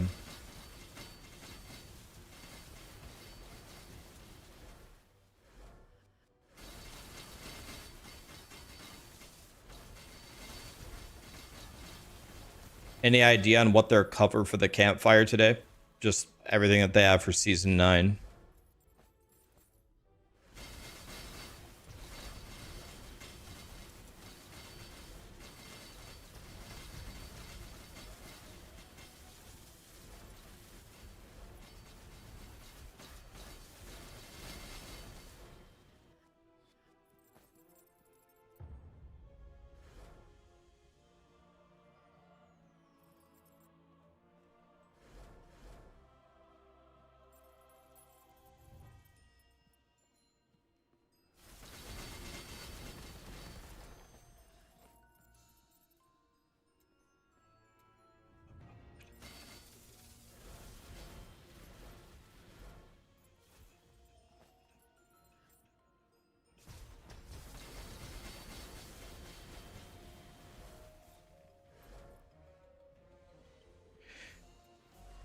In 18 years, you put 900 people on your block list on Xbox.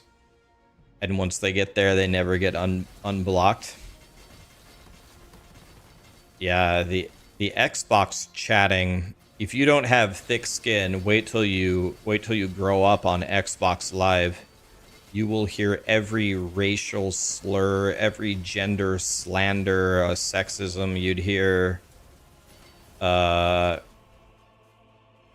you'd hear cuss words you'd never even heard of before.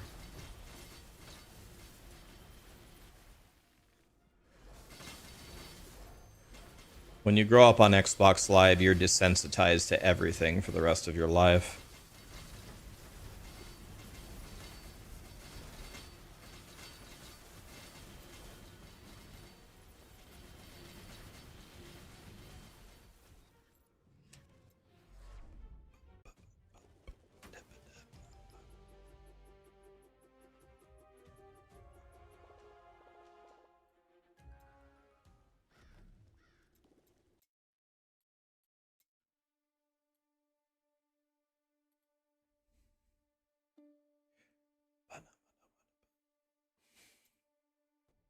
Okay, we're almost there. You've been playing Hero Siege? Yeah, I've never actually played Hero Siege, but you're playing it. What game do you guys think is better if you've played both? What's better, Slormancer or Hero Siege?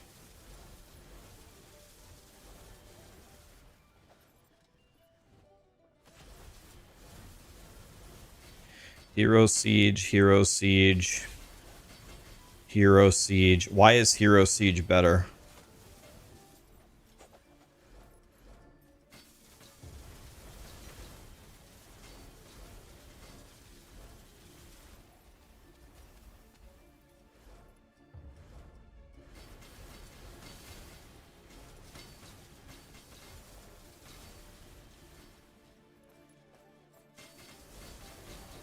You have 200 hours in both and you think Slormancer is better?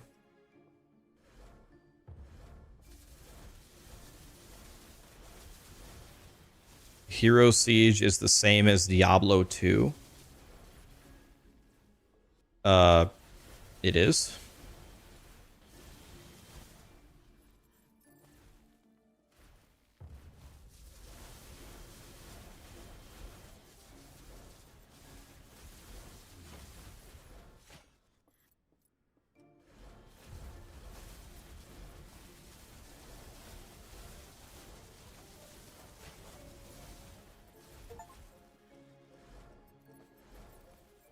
I got the achievement Drawn to the Light.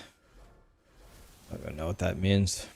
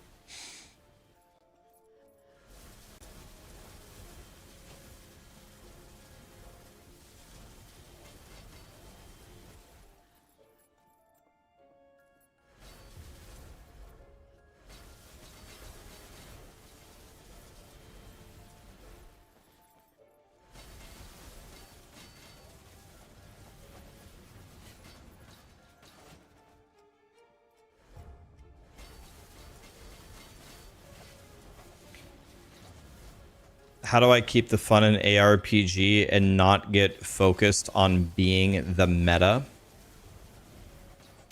Well, I don't think those two things are always like separate from each other, right? You can play the meta every single time in all the ARPG leagues and have fun. I would say that's how most people do have fun.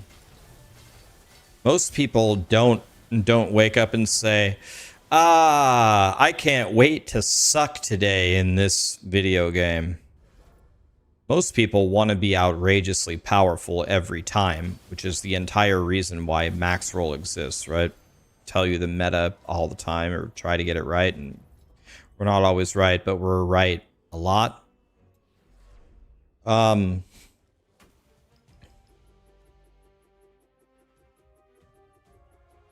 So everybody has a different definition of fun, but I'll tell you my definition of fun is pretty simple, really.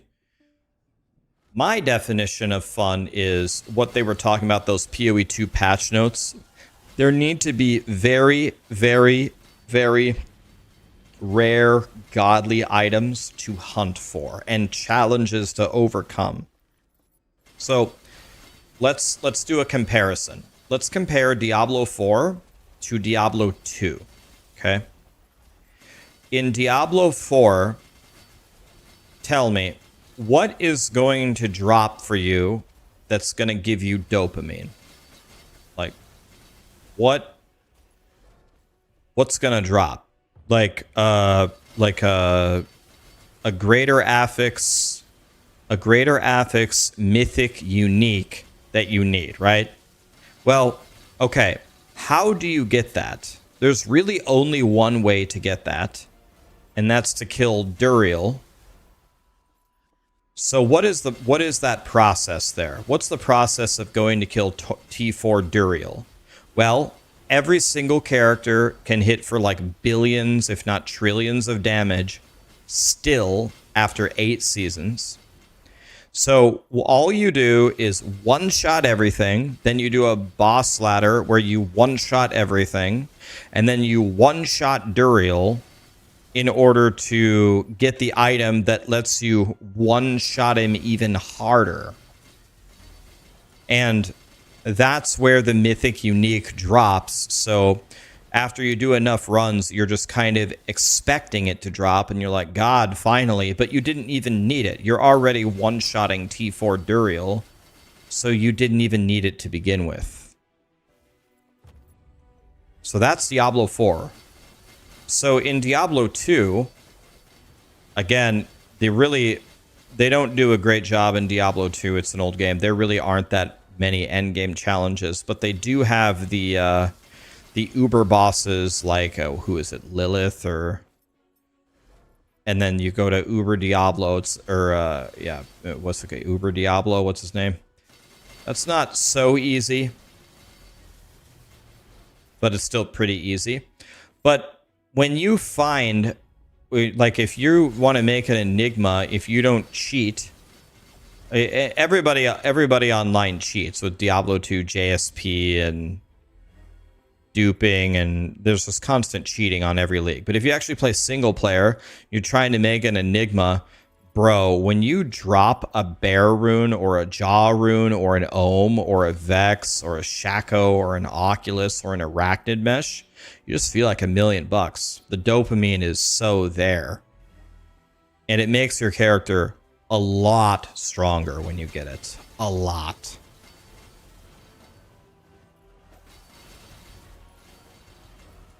A lot of the games have done such a poor job of delivering these dopamine-infused drops.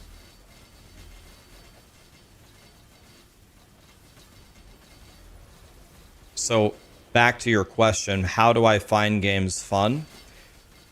You got to give me something to do and something to hunt for.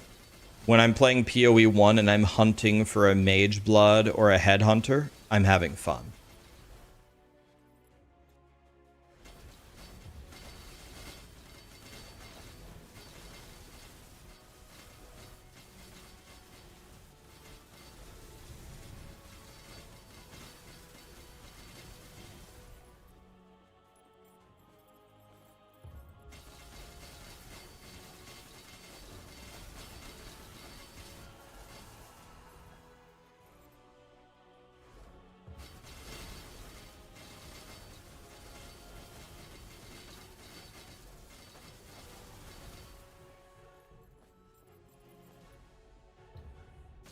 Have I tried Lost Ark? I love Lost Ark. Yeah, I had a Mayhem Berserker. Yeah, I love Lost Ark.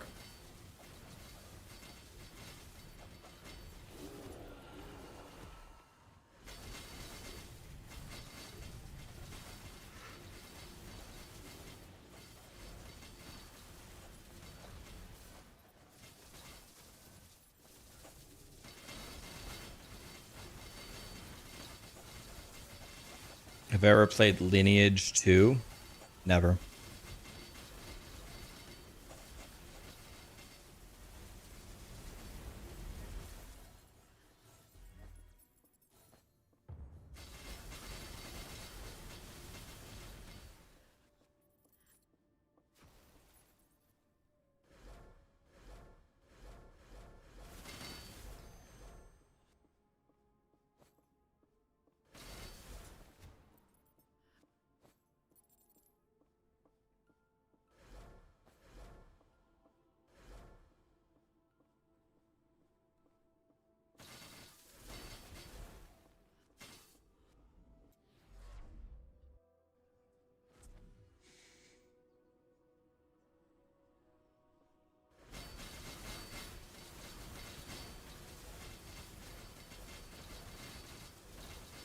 I'll be completely honest with you. I don't know, like, for me personally, I don't know if Diablo 4 is ever going to be a game that I personally am going to enjoy. I think maybe it could get to a point where, like, the general public really likes it. And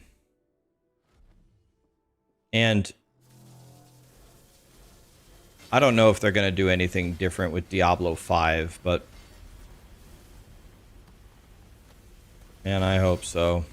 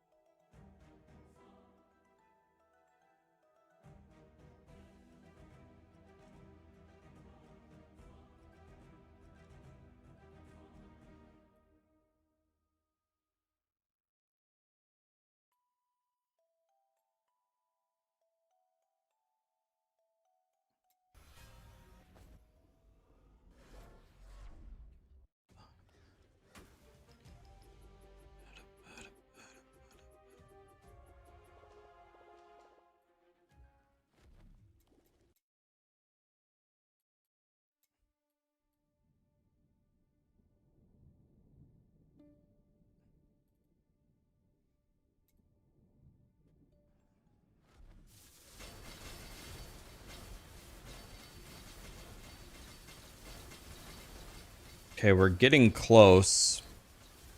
We're getting close to getting to the levels that I don't think I can do. I think I can do all of the Wrath 6 levels. Wrath 7 is really tough for me. And then Wrath 8, I've never even tried Wrath 8. I'm guessing I can't. I have no chance. I don't even think I can do Wrath 8, so we might be nearing the end here.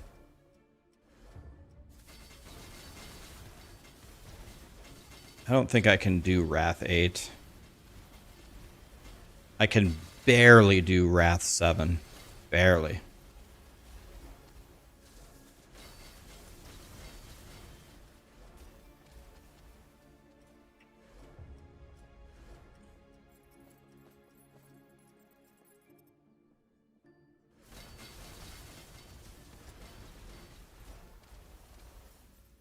After getting your Thornbite set up, when you mean set up, what do you mean? My activation is 12, my Thornbite is 10, and I think my effect is like 8.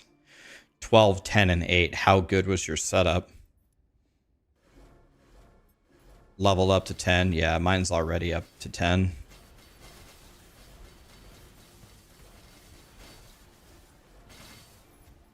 Yeah.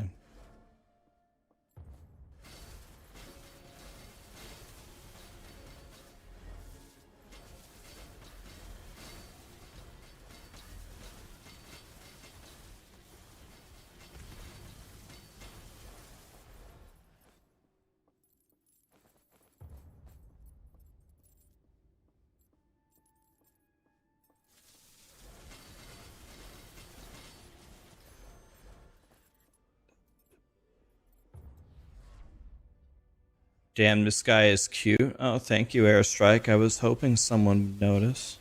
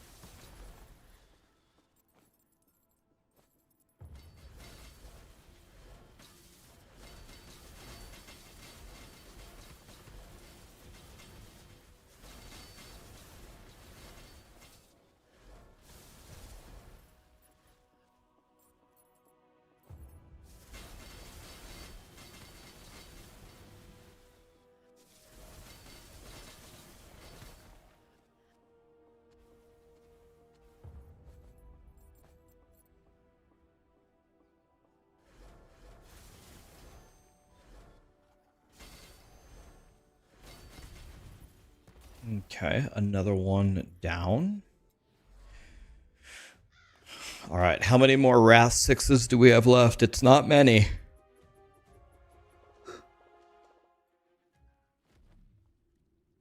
Show my skill setup. Yep. This is it. 11323. 11323. 11323, and this one is really the only two that matter is the additional clone. The rest of it doesn't matter.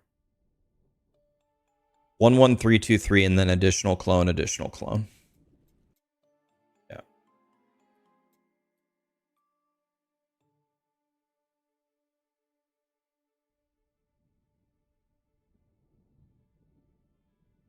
All right, here we go. This is still Wrath 6. I can do Wrath 6, I'm pretty sure. I might be able to struggle my way through Wrath 7. But then comes Wrath 8, and I've never completed a Wrath 8 map, not one time, so...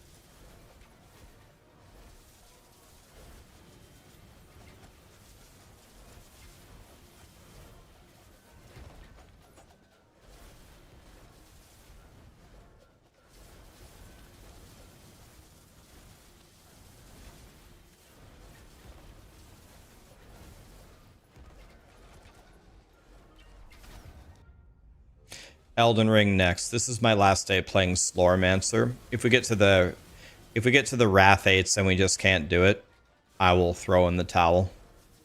I know exactly how I would get past the Wrath 8s. I know what to do. I know put on some legendary powers, get the get the pure affixes, level up all my stuff to 15, 15, 15, 15 Thorn Bite. I know how I would do it, so. But I'm not gonna spend the time grinding.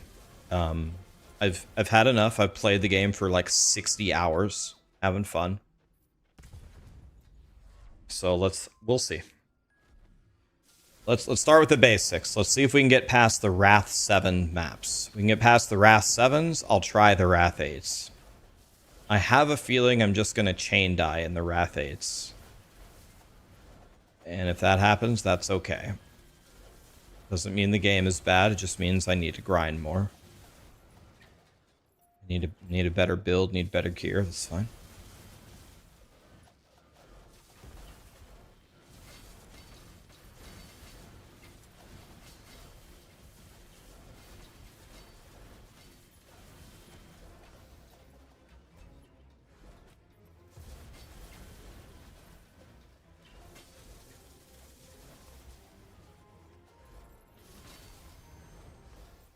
Okay, another one down. Beautiful. Good. Getting there.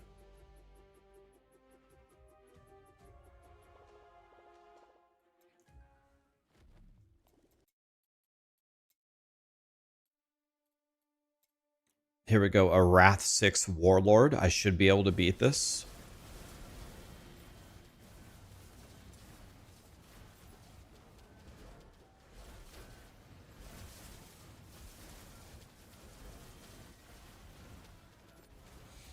And by I should be able to beat this, I mean I'm getting murdered. Anything shadow damage based is insane to me because I have 0 shadow res. So when I get to the Wrath 8s, if there's a shadow res Wrath 8, I will have to use my epic stats on my rings to pray to hit some shadow resistance.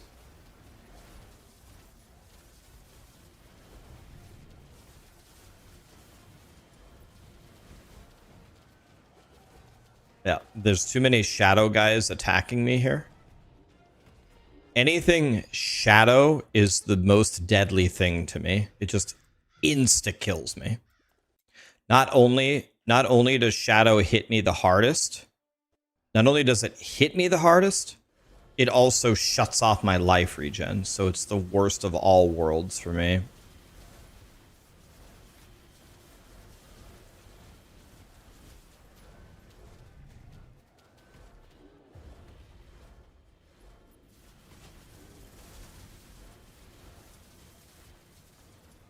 I need my...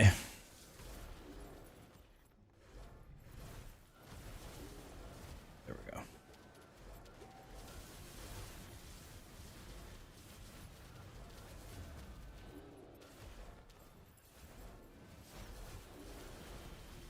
Anything shadow damage is completely unbearable to me.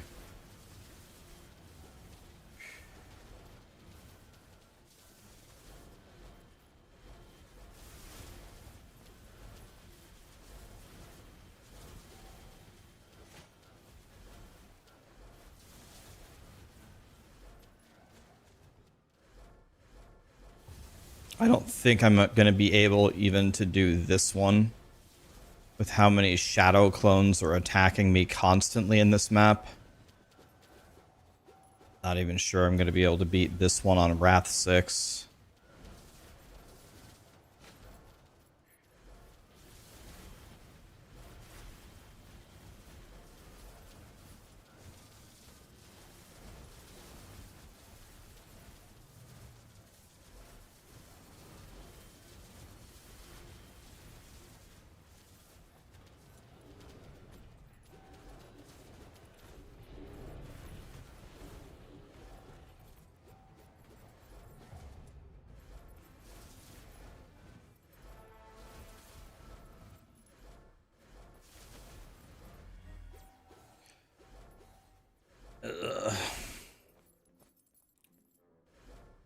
Very, very tough.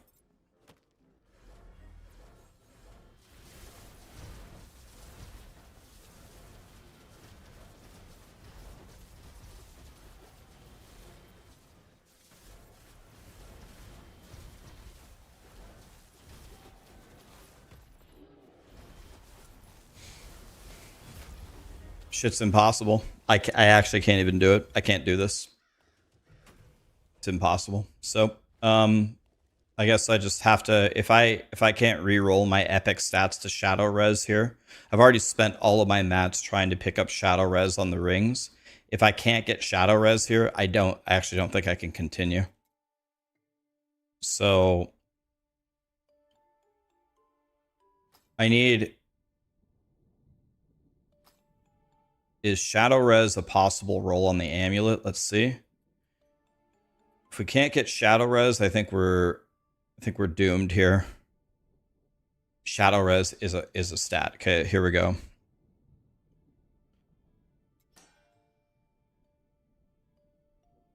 Nope. Nope. I got it. Shadow res. Okay, we got it. Thank God.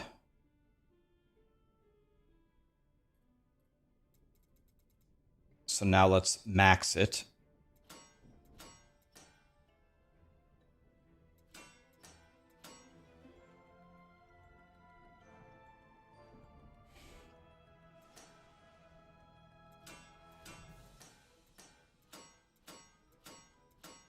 Not playing games. I want maxed shadow res.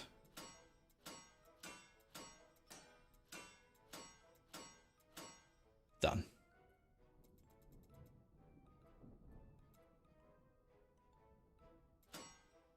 Okay. So that's good.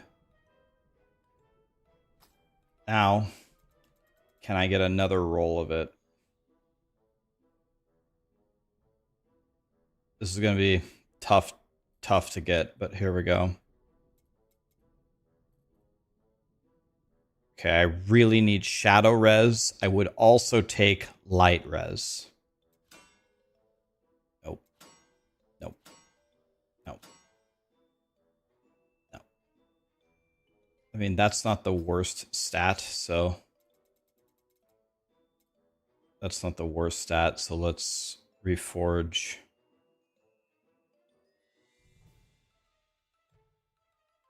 I mean, projectile damage reduction is pretty good. I don't think I can get shadow res anywhere else, can I? Let me see.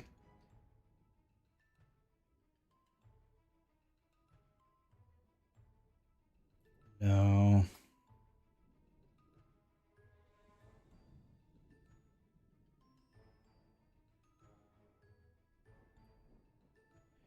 Let's see this one. Can this be shadow res? Yes. Yes. So we're gonna lock light res. And then we're gonna reforge this.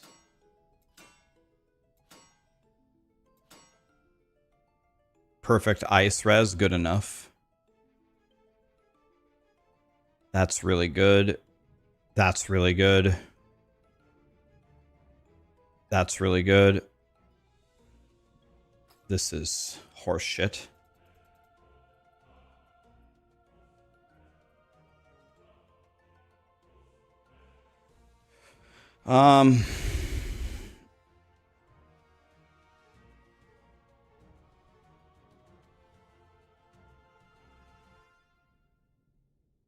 Okay. Let's just re-roll till we get something that does something. No. No. No.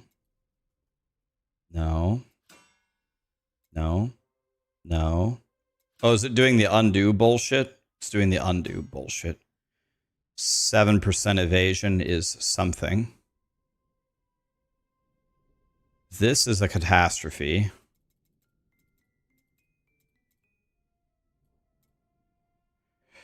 Let's see here. What could I get here?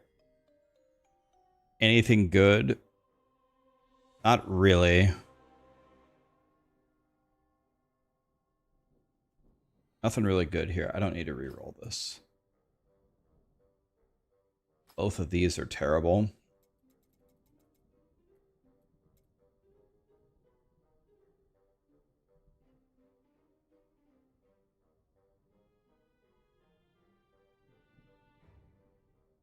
I could get elite damage reduction.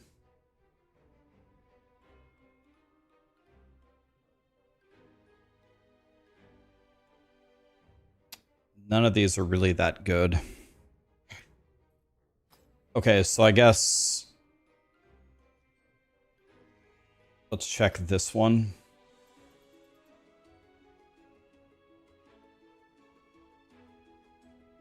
Also really not that good.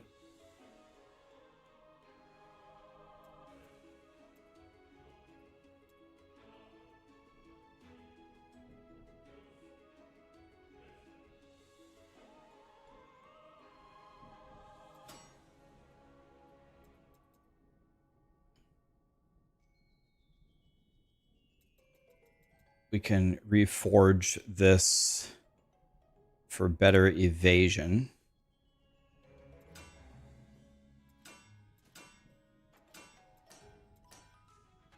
That's pretty good.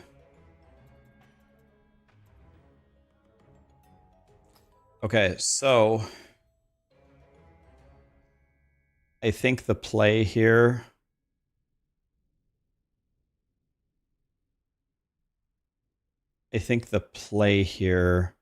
how good is my ice resistance?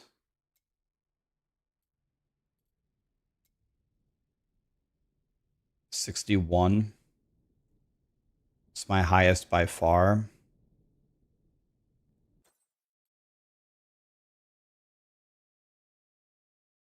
Nah.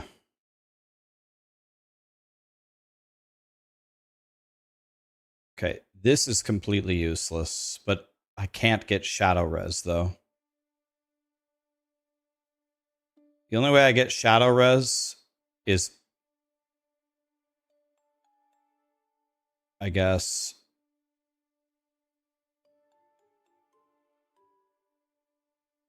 here. Oops. I guess this is the only way I get the Shadow Res.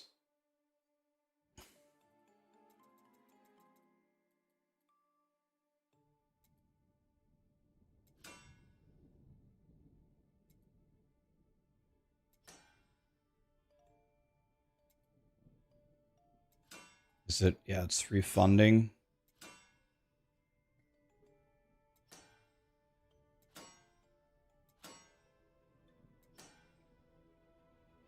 I bricked it. Question is, can I make more of these epic stat Jim Bobs? Can I make more of them? Let's see. Yeah, I can. Okay. I made more of them. Back to crafting.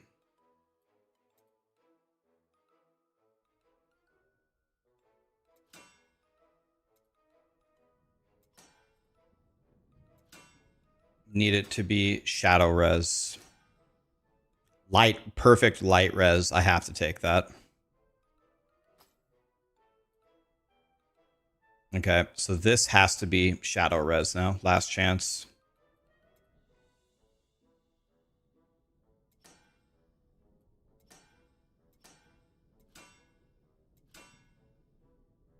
Thousand armor is decent.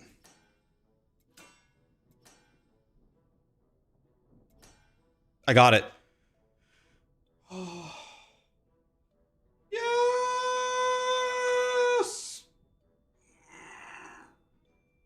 Oh my god, thank you.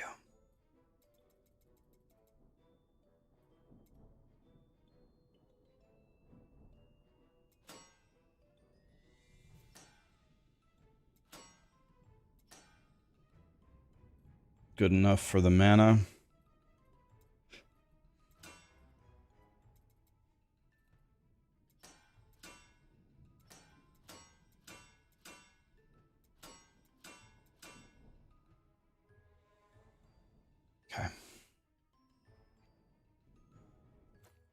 All right, so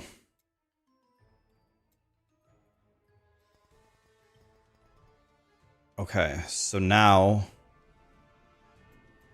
I need to upgrade the items that have shadow res on them first.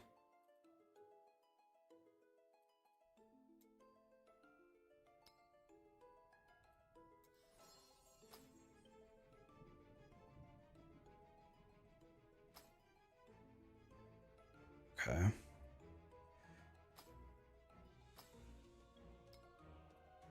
All right.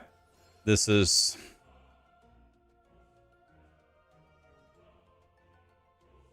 light res on it. Okay, so now instead of having 0 shadow res, now we have 41. All right, that's what I can do. That's what I got. So if we can't beat it with this, I tried my best. This is what I can do with what I've got right now.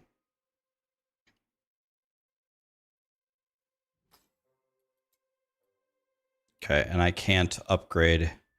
The only thing I can upgrade is this one.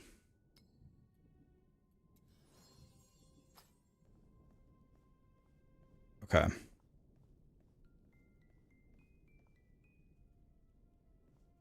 I can give something that gives shadow armor and light res called shadow light bulwark. You mean here?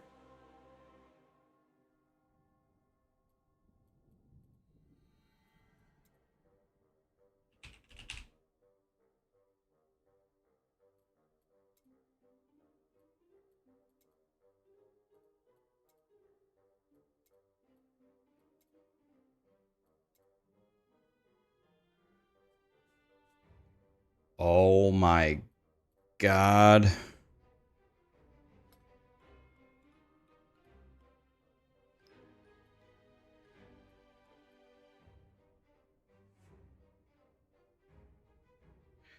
Thank you. Oh.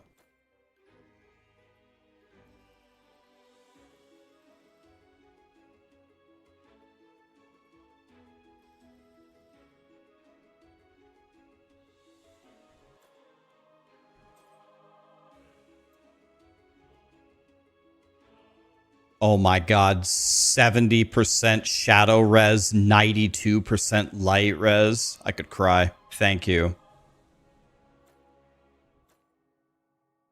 I could cry. Thank you.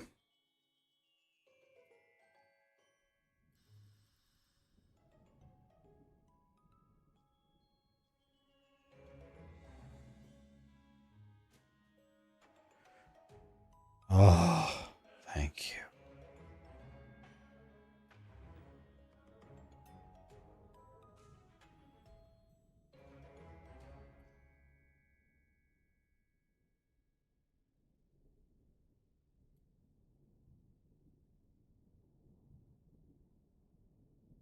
Bro, I could get way more Ellie res.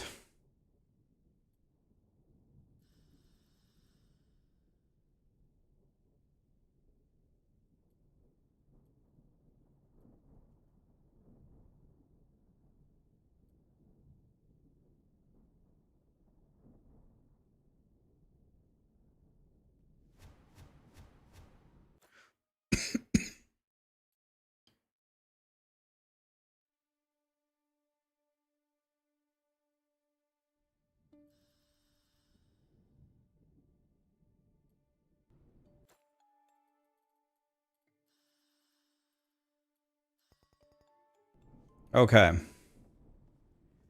Well, I just went from 0 shadow res. Went from 0 to... Where is it? Oh, here. It's over here. 71. Oh my god.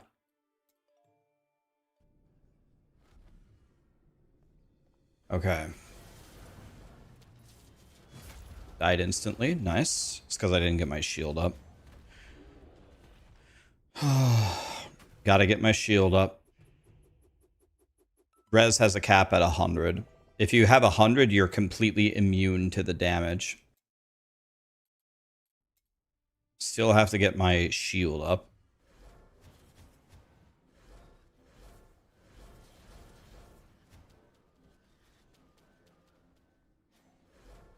Okay, shield is up. God, these guys... Oh, it's over. I'm still dead. It's no chance still. 70% shadow res, still no chance. No chance. It's still... It doesn't seem like it did anything. It's still... They still hit me as hard as they ever did. Seems to have no change.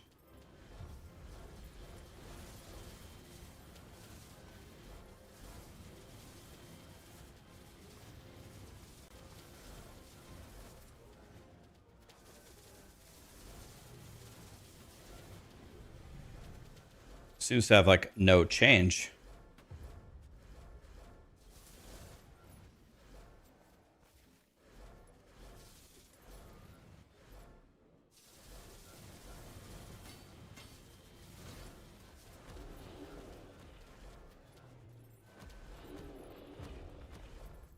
Yeah, you need 100 to negate the debuff, but it's supposed to also negate the amount of damage that you take, right? Oh.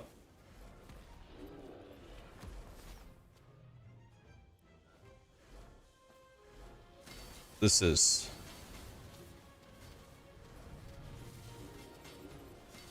still pretty impossible. I wonder if shadow damage in this game is just incorrectly calculated. It feels like it's way stronger than the other elements. I have the highest shadow res, and it absolutely giga dicks me.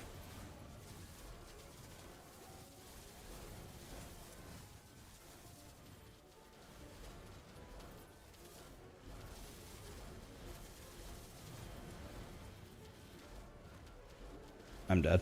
I'm dead. Oh. Okay, maybe it is doing less damage to me because I would have died there last time 100%.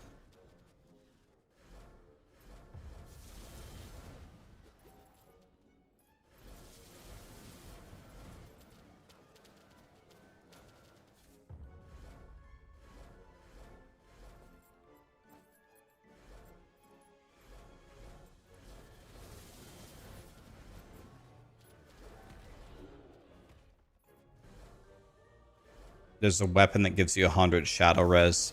I can't take off my weapon though. I'll do no damage if I take off my weapon.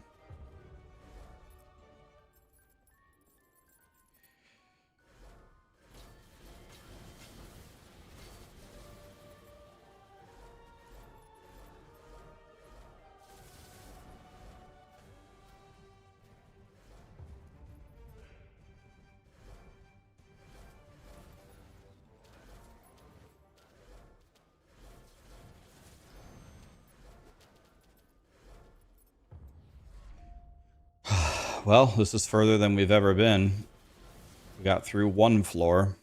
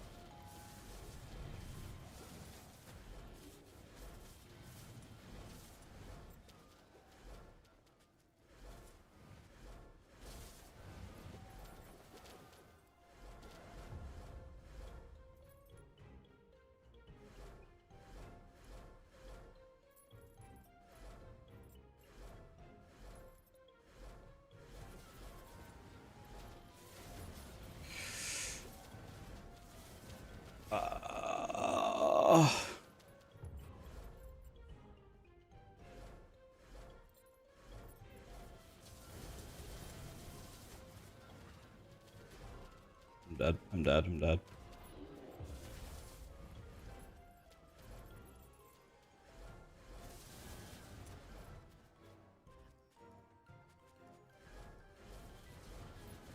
Boy, fighting this Warlord, if the Shadow guys spawn on the Warlord as well, probably going to be my least favorite fight ever in the history of a video game.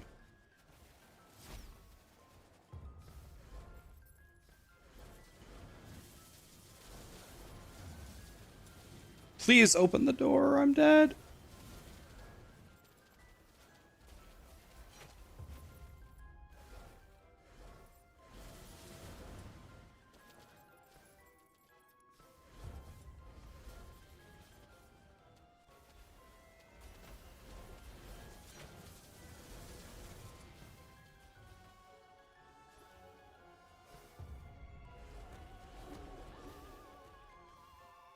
Oh god.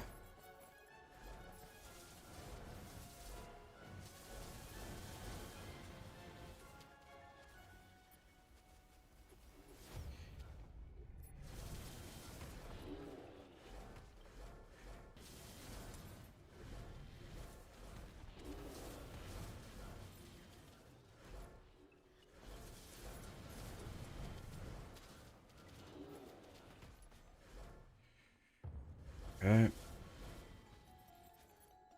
You're suffering through this slowly. We have to literally kill the monsters and then hide in the other room to survive.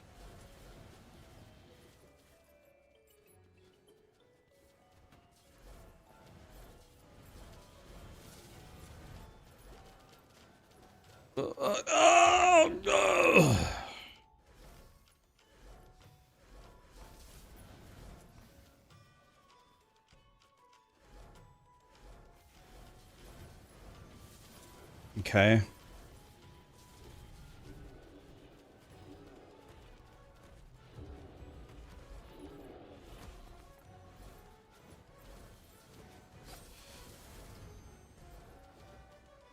Okay, we gotta get in that door.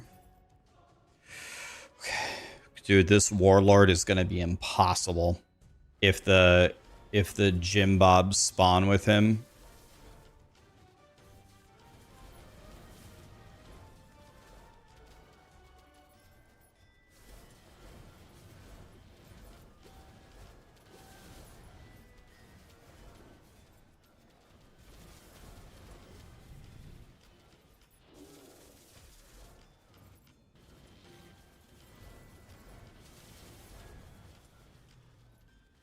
Okay, I've almost gotten to the Warlord part.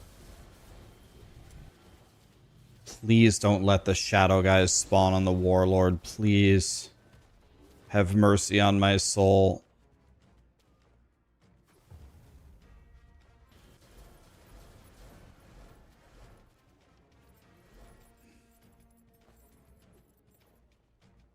The no rest for the Wicked fight, they already changed it.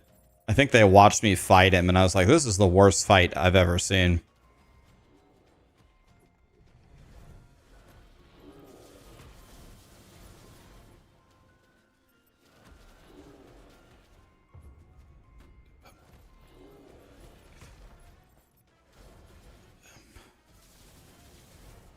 Okay, I'm almost on the Warlord.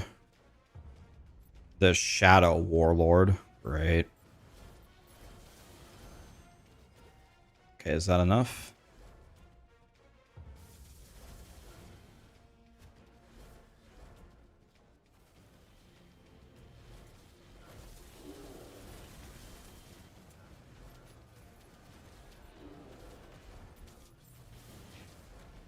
Okay, there it is. Okay, here we go. The Shadow Warlord. Oh, God. Here we go. All right.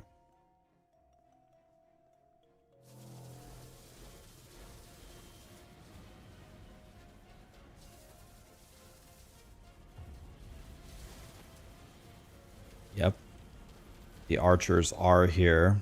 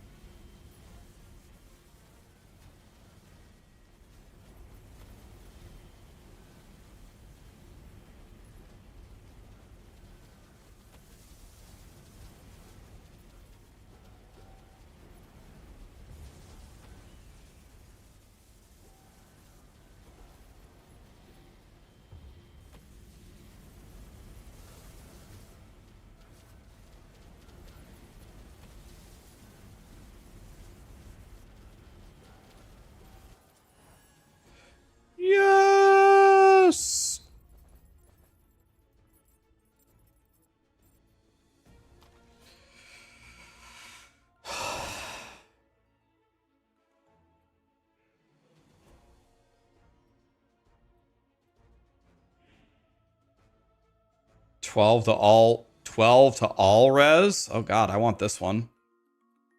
But I can't wear it.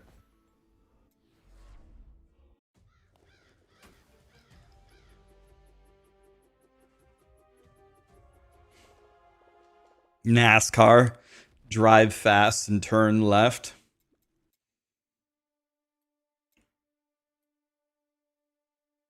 Okay. I think I've done every Wrath 6 in the game. So now all we have left are the Wrath 7s and the Wrath 8s.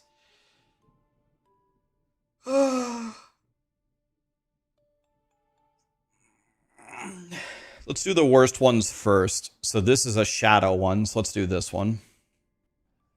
I think this is another shadow one. Yeah, I'm crying too, Jacoby.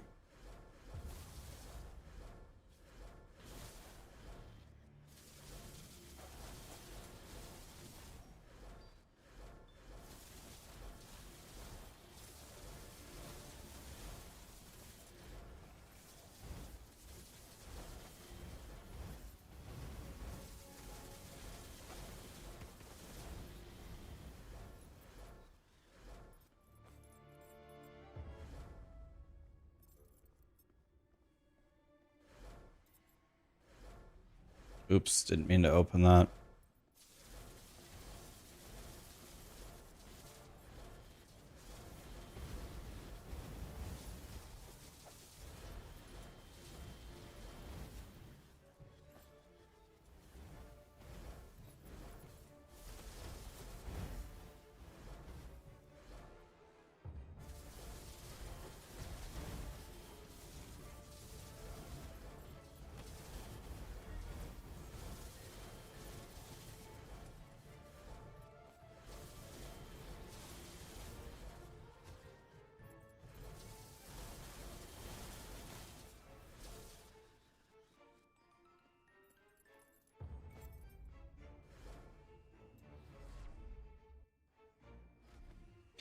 Okay, this is a Wrath 7 thing. We're doing okay here.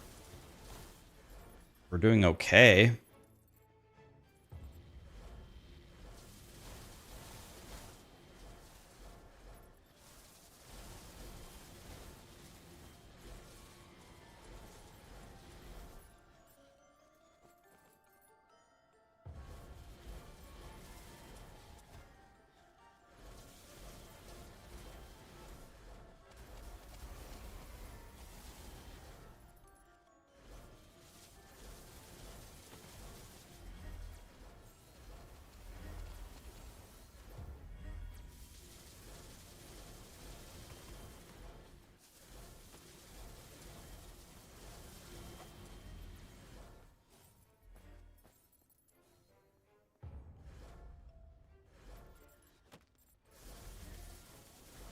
Okay, this seems doable.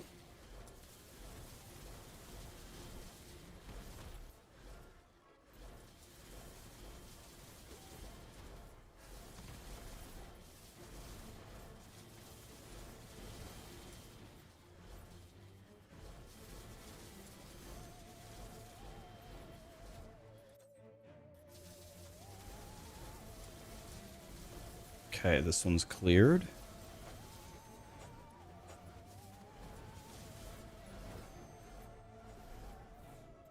Excellent. Excellent. That was a Wrath 7. That wasn't even that bad with the 70% res. Okay. Here's another Wrath 7.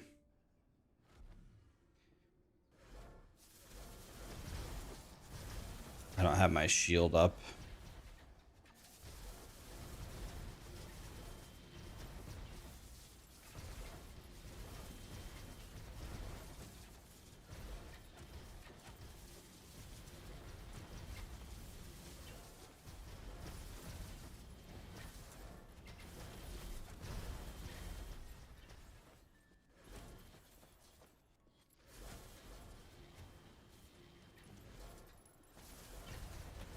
Oh no, Slippery Bob. Pfft.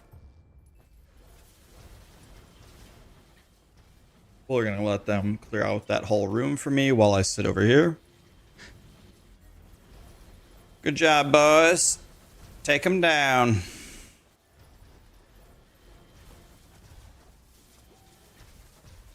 Dude, guys, I just had an idea. Can I run it by you real quick? All right. Think about this one. I came up with this all on my own. Pizza. What do you think?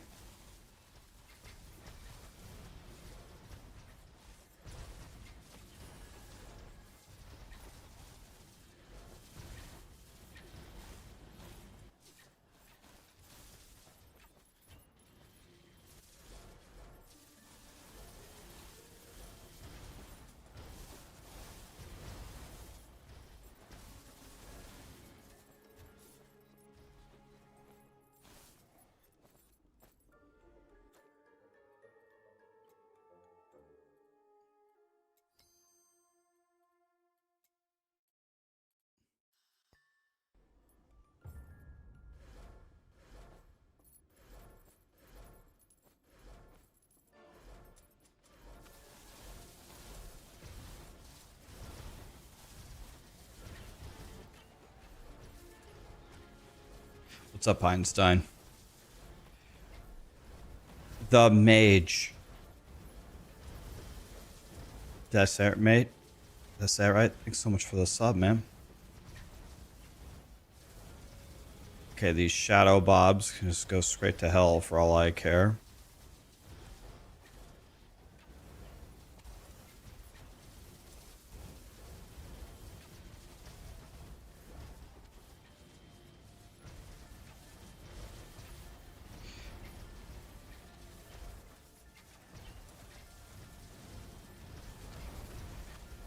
I'm scared.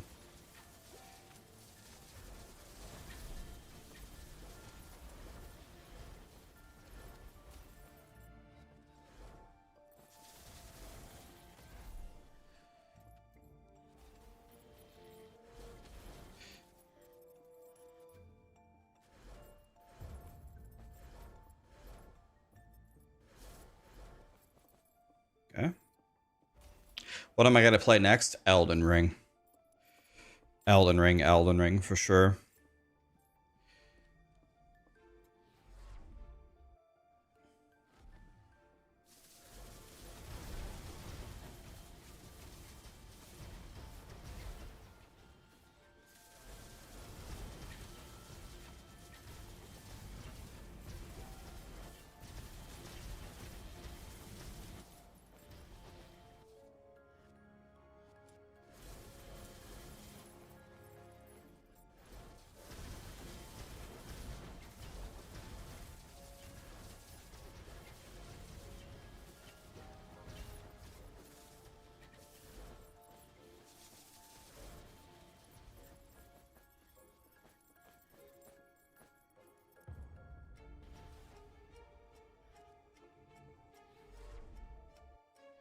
Is Sloremancer the Diablo killer? The Diablo killer starts with a D.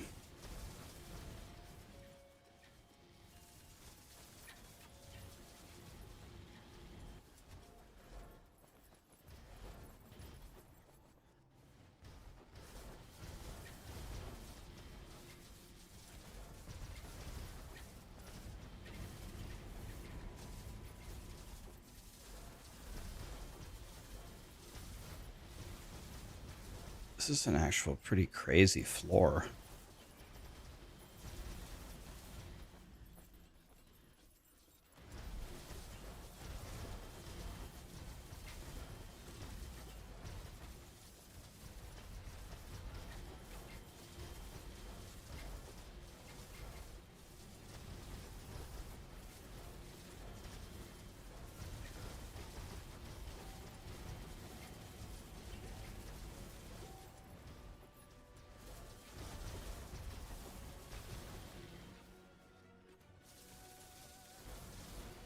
Okay.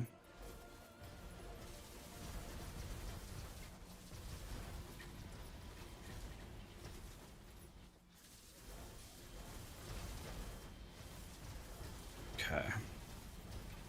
Cut them down. All right. Is that enough? Do one more just to make sure. Pretty sure it's down here. Yep.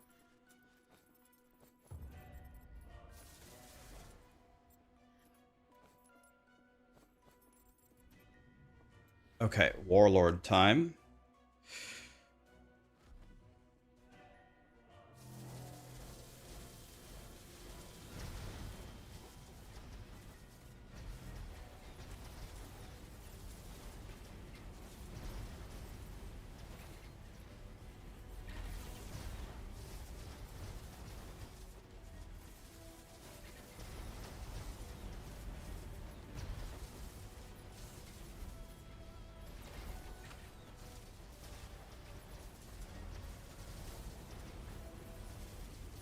Quinn the Prodigy.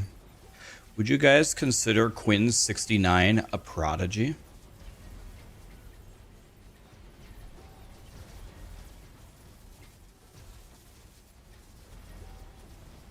Yes. Okay.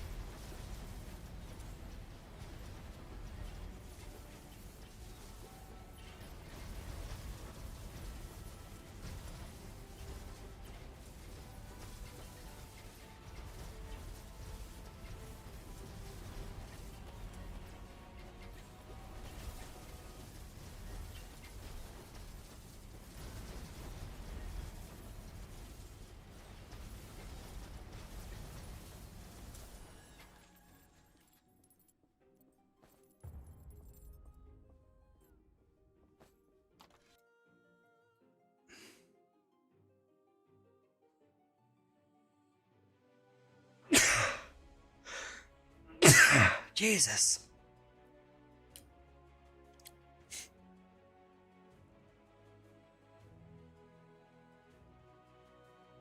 Why does it say I don't have this when I have it equipped?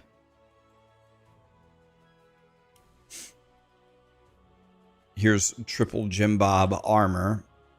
So we definitely want triple Jim Bob armor. Is that you, Ashley?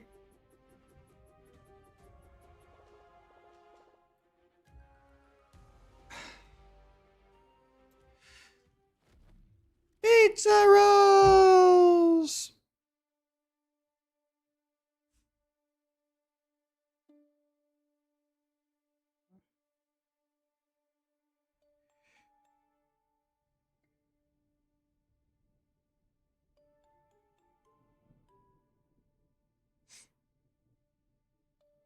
Hey, Airstrike, are you still here? I just saw your message. Are you still here, Airstrike? I didn't see it before.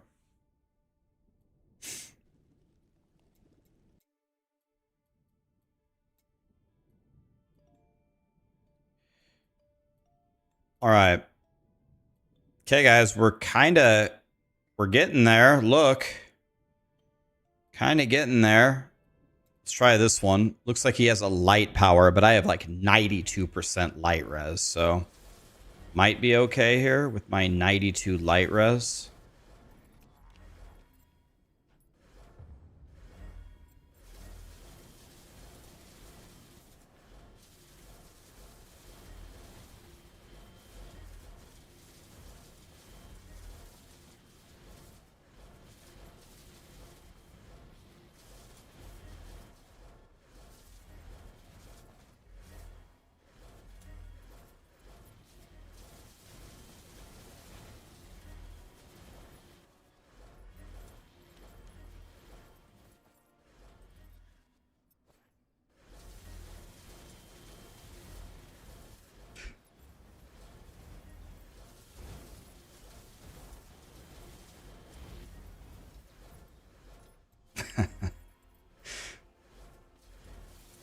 Have I played Elden Ring before? I've played it before one time. This will be my second playthrough ever. And I'm going to have a couple rules for myself. No Bloodhound Fang. No Blasphemous Blade. I can't use any of the weapons that I used before. No summons, obviously. I ain't no bitch. No summons. No Blasphemous Blade. No Milady. No, I thought they nerfed Rivers of Blood.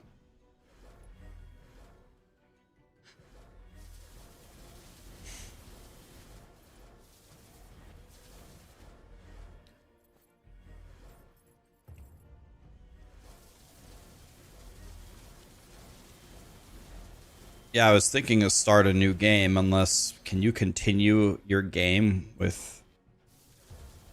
I was gonna start fresh, yeah.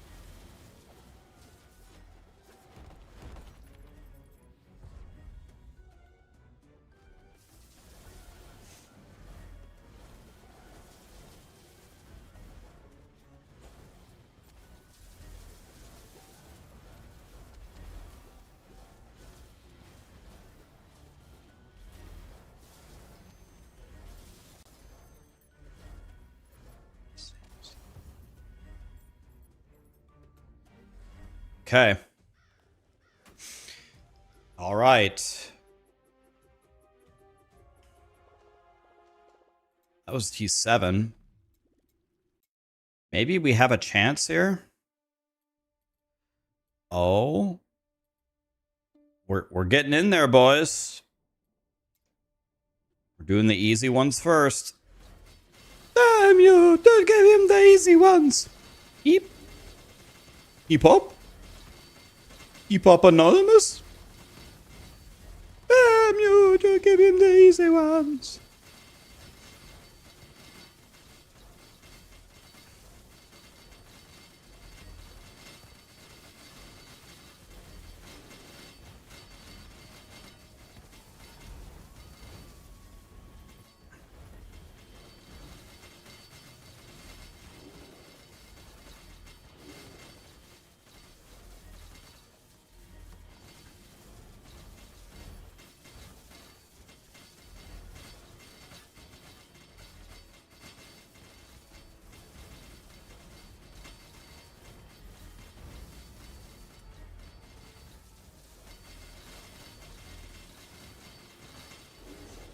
Man, how many shields do these guys have? Sweet baby Jesus.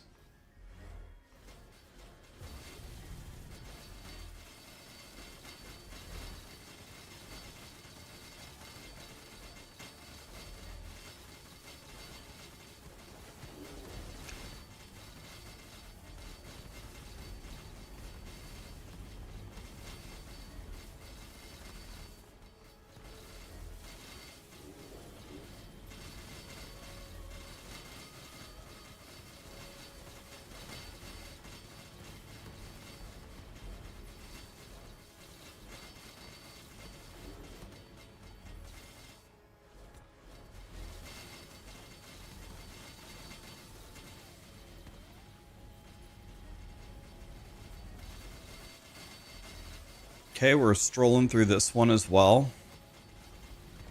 Have I ever died in this game? Yeah, like a billion times. If you want to see me die, I'm about to go to Wrath 8. And then my organs are going to be rearranged. About to do the Wrath 8 Warlords.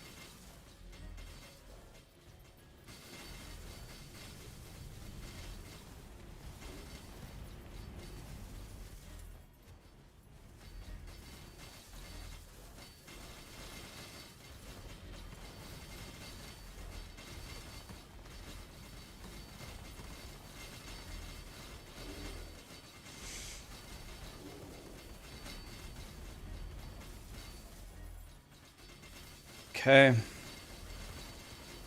Like 70% through.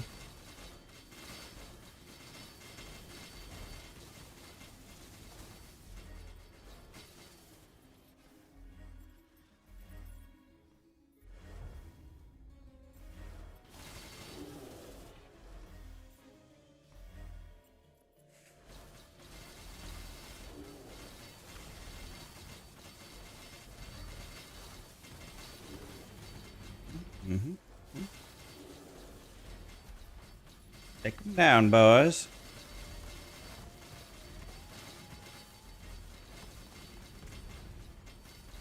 Okay, we almost have the Warlord here.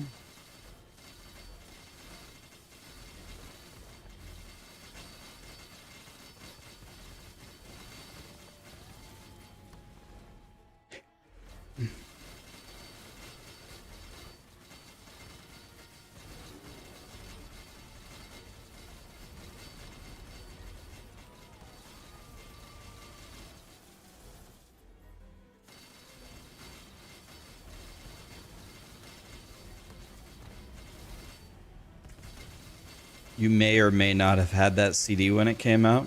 I won't tell anyone.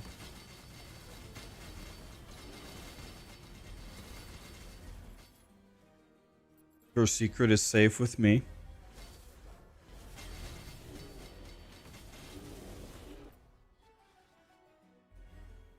Okay.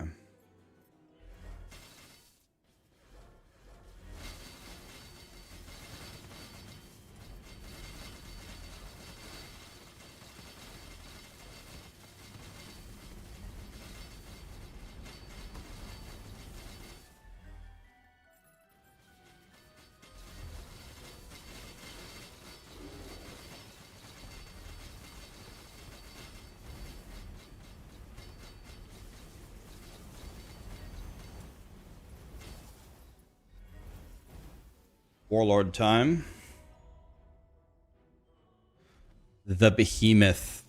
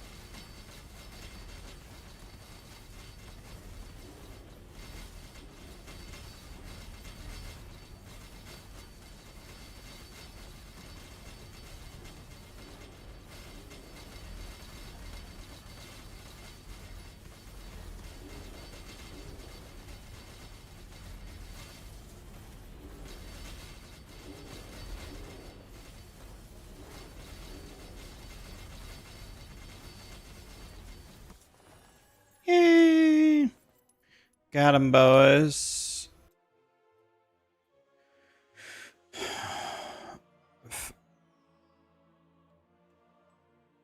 Nah. Nah.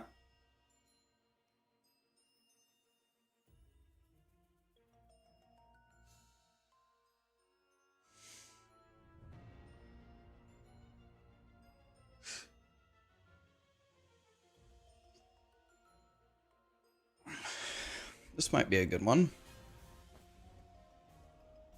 Okay. Sremos. Yeah, I really have been liking this game. We're at the very end here. Well, kind of. See, anything highlighted is stuff that I haven't done. So I only have 1, 2, 3, 4, 5, 6, 7, 8, 9 more floors to go. Let's see if we can take them down. Now, this is still a Wrath 7. I think I might be okay on the Wrath 7s, but the middle 5 ones are Wrath 8s, and I am not confident at all that I can beat those. I've never beaten a Wrath 8 before, so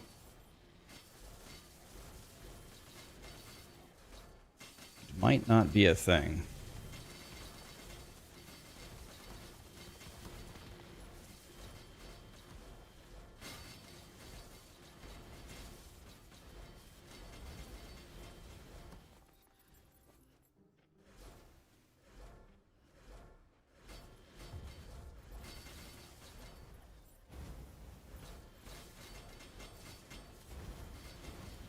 You like the smoke effect on the wall behind me? It's a $10 thing from Amazon. I literally just went to Amazon and searched aura effect light thingy, and it was like $10 on Amazon. I don't know the brand or anything, but if you just search for it, it should pop right up.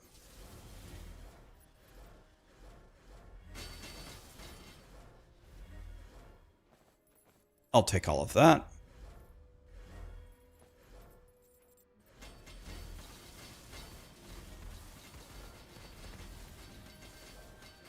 I don't know what the cost of it was. It was very cheap. It's a cheapo one.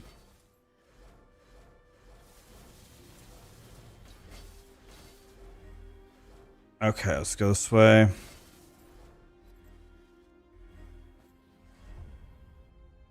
What time is the campfire today? I think there's a timer on the screen, right? When is it? In 2 hours? 3 hours?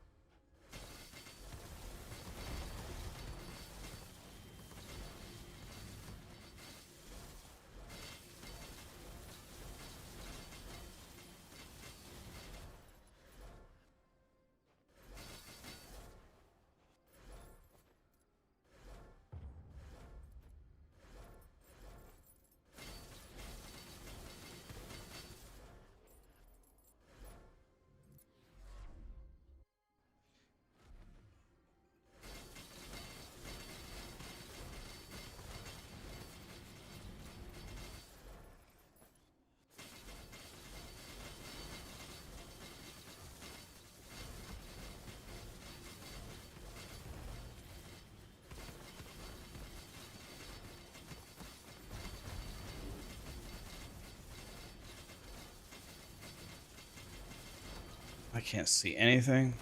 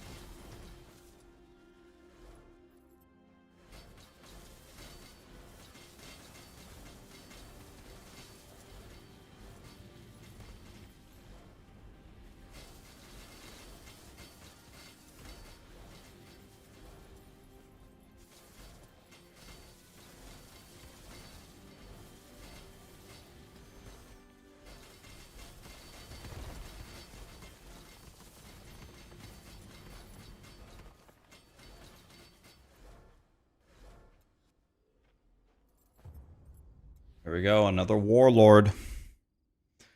This build looks sick. The guide should be out any moment. My brother just needs to upload it.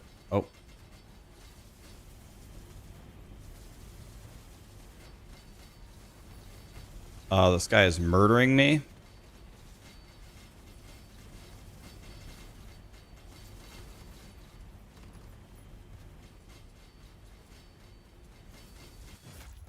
I don't even understand. What do I do? I don't get it. How do I live? What do I do? I don't understand. How do I get away from the damage that goes across the entire screen? I actually can't beat that Warlord. I don't even understand. It just fills the entire screen.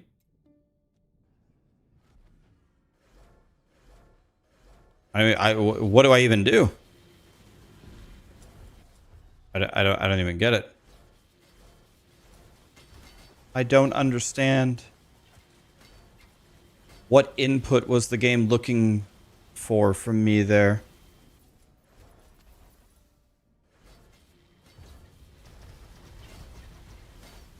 You have a 97% chance to dodge. Jesus.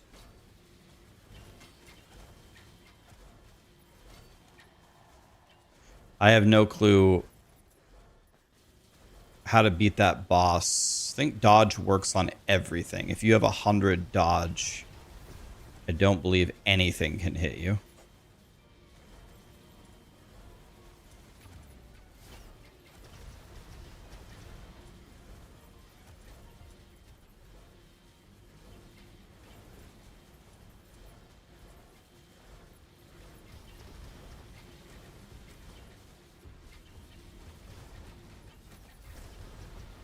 Please give me my shield.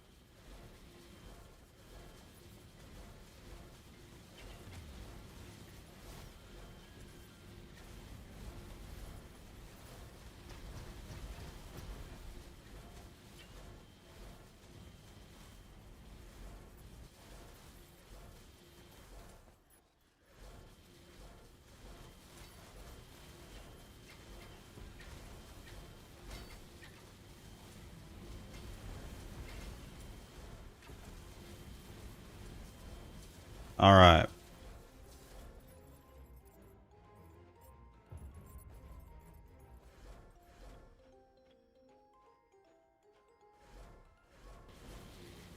I need to have stronger kung fu. Is that the problem? I don't know. The boss fills the entire screen with AoE and it murders me instantly and I die.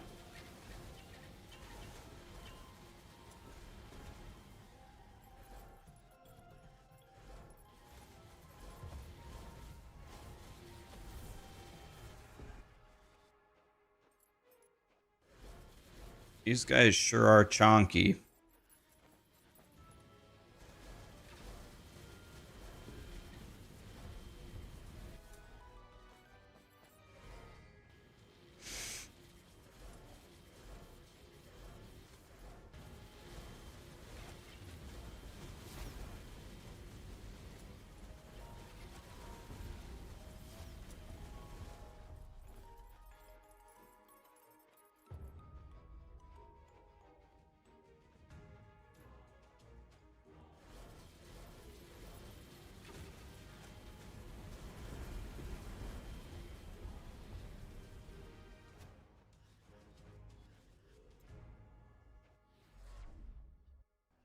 Okay.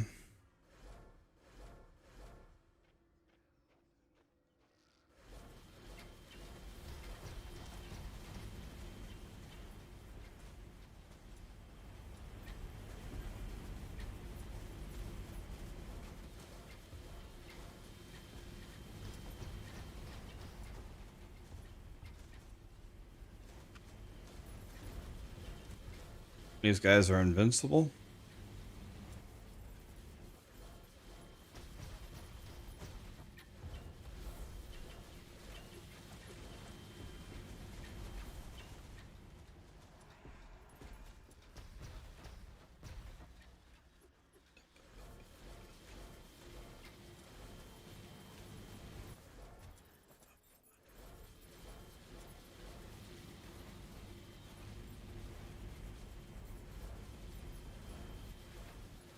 All right.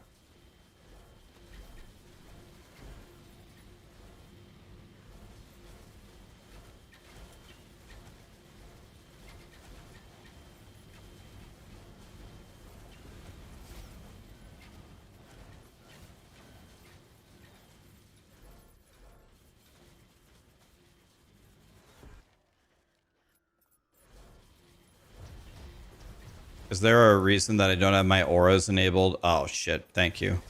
I forgot that they turn off after you die. Thank you, I keep forgetting. Thank you, thank you, thank you. I was wondering why I was doing so little damage. I was like, Jesus, my guy sucks.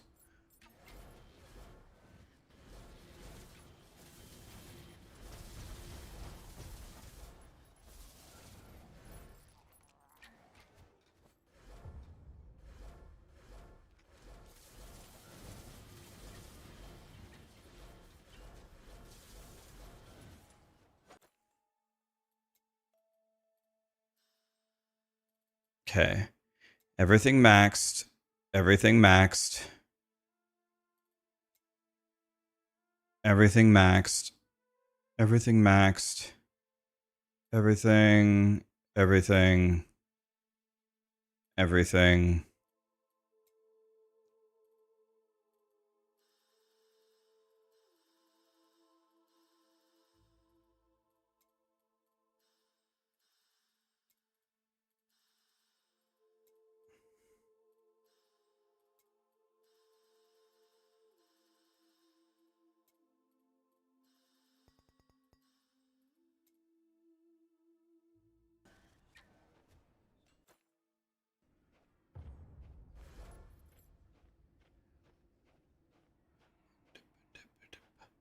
Yeah, doing Wrath 7 without the aura is actually pretty good.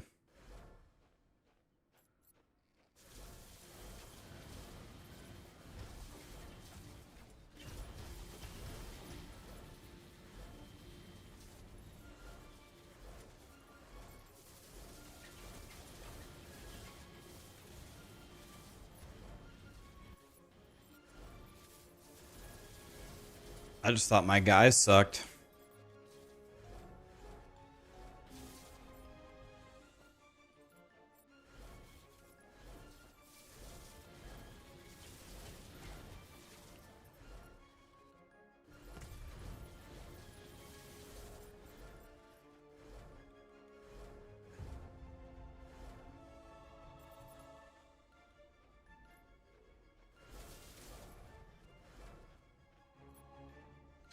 Okay.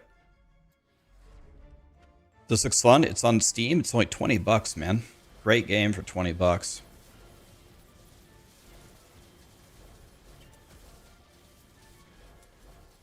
Great game for 20 bucks. 50, it's 15 bucks on sale. I don't know if it's still on sale. Might be.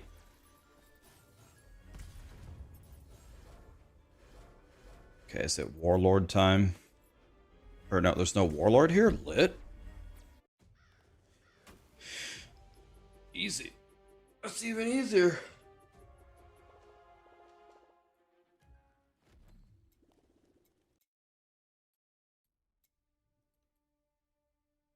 All right, well, Here we are, the final 8. I can't do the bottom one. Let's try this guy.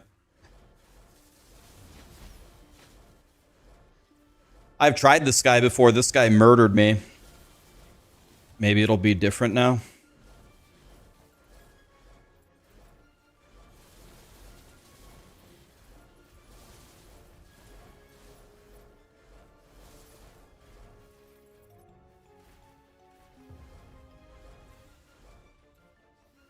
It's that beam going around that's hitting me for my entire health bar.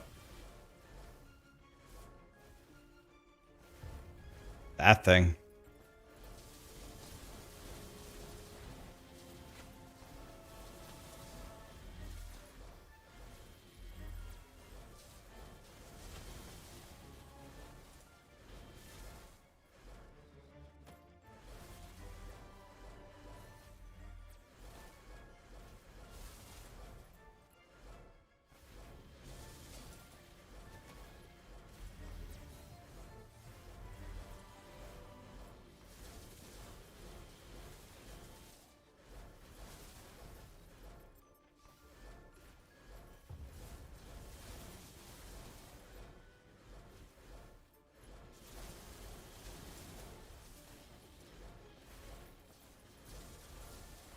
This seems almost impossible.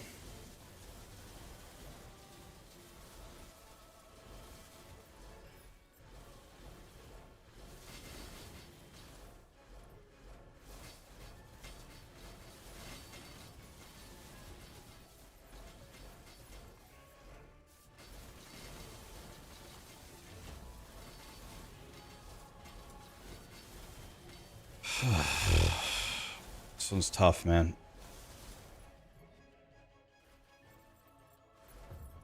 That bouncing little projectile is insane.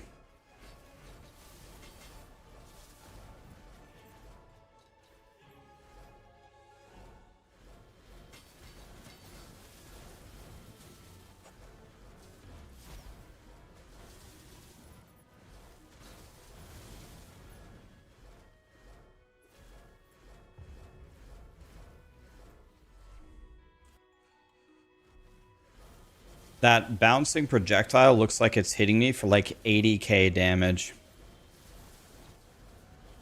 Because I think I have a 100k shield, and every time it hits me, it just removes almost my entire shield.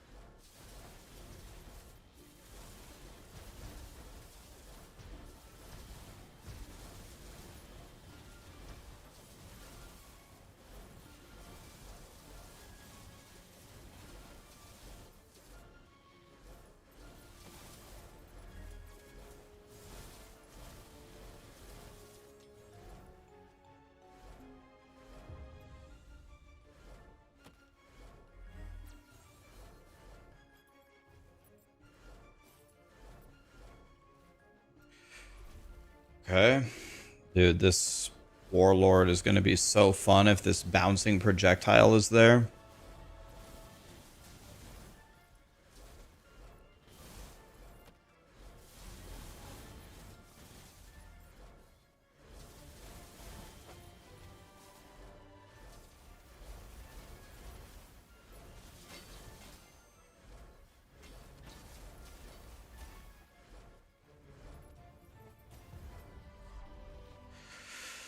God.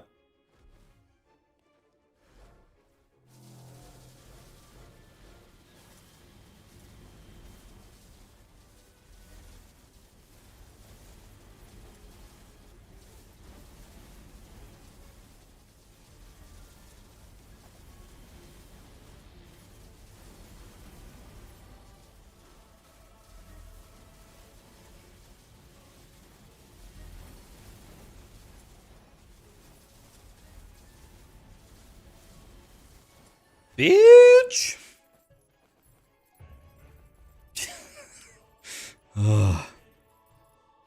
Got him, boys.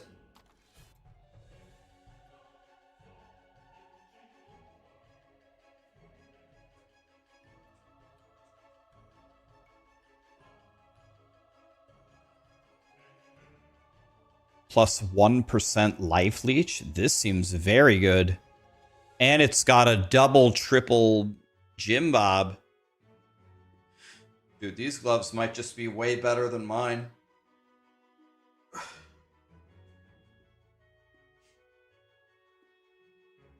Just straight up 1%, just plus 1% life leech? That seems insane.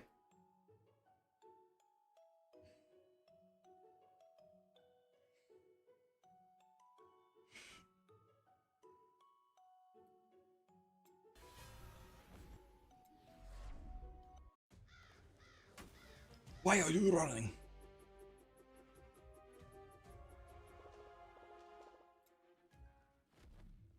Yeah, that was a hard Jim Bob right there.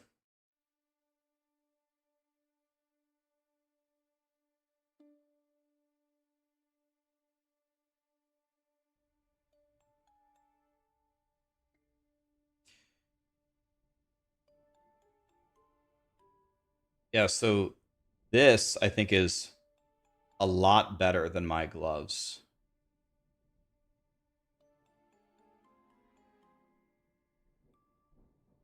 Like, a lot better. Let's see here. So my life leech is 2.132. If I put these on.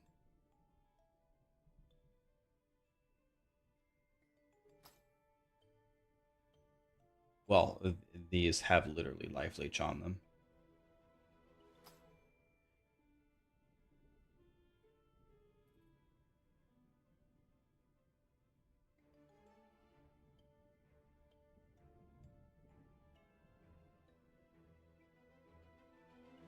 I think I have to switch this. I think this is something that might possibly keep me alive. I think these gloves are so good that I have to switch them.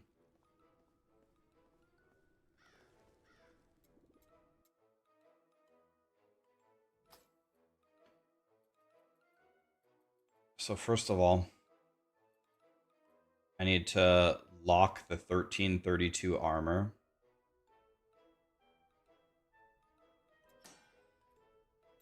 And I need to lock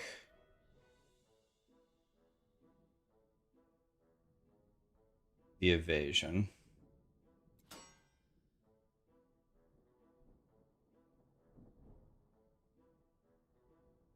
Okay. So this needs to be raw damage.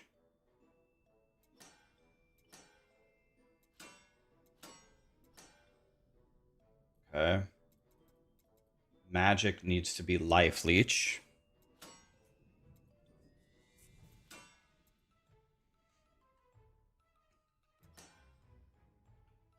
Could also be, what could it also be?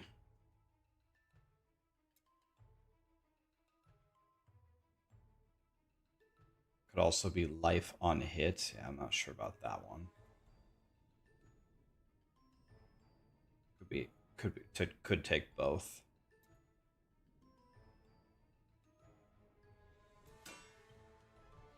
Okay, there's the life on hit.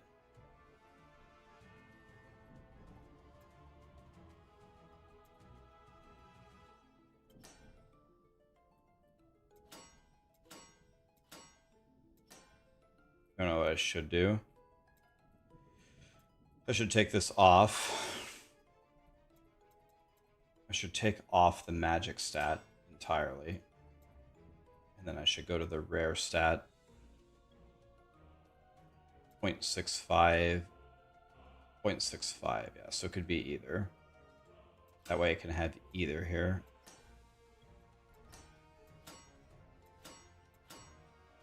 There's the life leech, and it's like perfect in one try, so I can just lock that.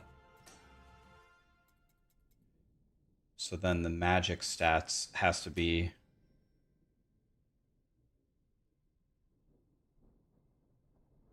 life on hit, exactly like that. Okay.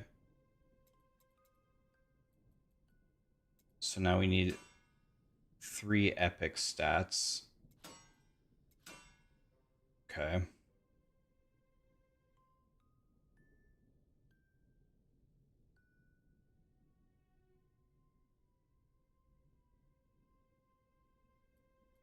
Why does it say... Oh, I see. Oh, it's orange because...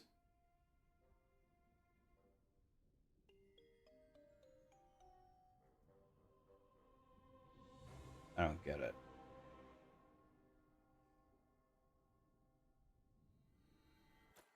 Wait, what? I don't get what it's telling me.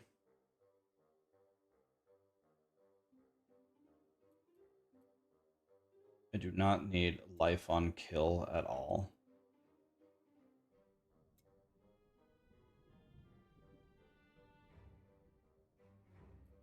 How is Shadow Res not selected?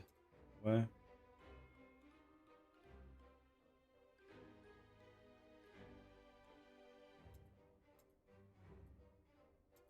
Either of these are okay.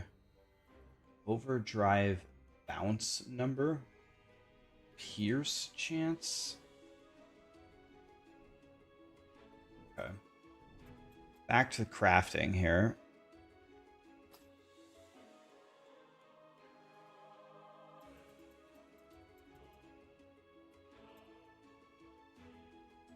So what do I need here?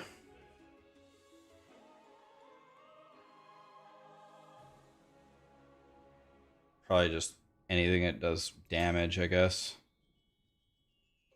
None of that.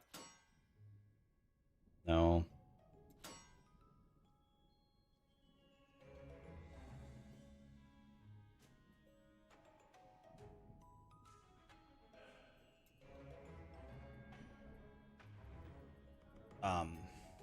Let's reforge here. 876, 55, and 2. No, no, no. No, no, no. No. 55 is perfect. And the crit is essentially perfect. So we can lock this, and now we can reforge again. No.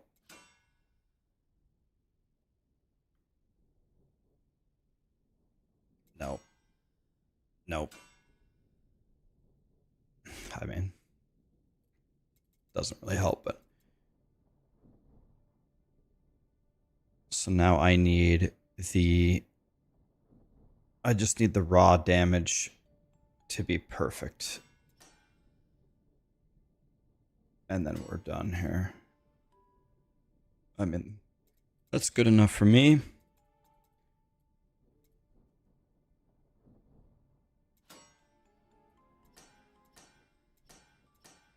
No, there we go. And then it needs to be 5.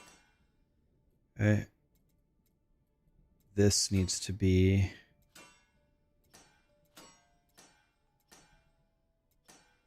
Yeah. Okay, I don't want bravery.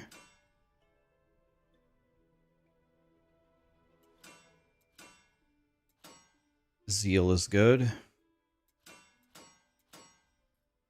3 zeal is good.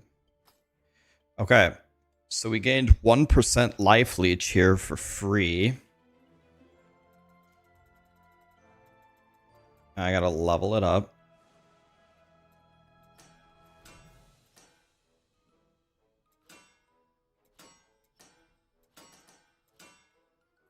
Okay, it's level. So now my life leech, instead of being, well, it's about the same, but it will be much better now when I do this little trick here.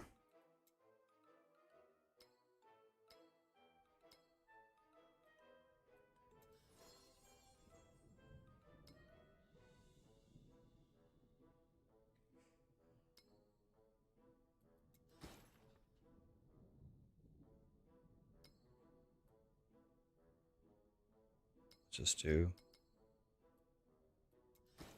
I failed a 75.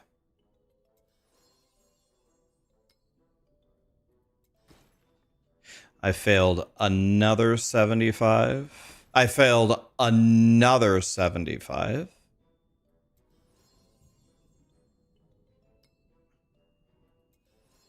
Okay. It failed a 50. Failed a 50. Failed a 50. Failed a 50. That's I failed five 50s in a row. It's 2 to the 5th.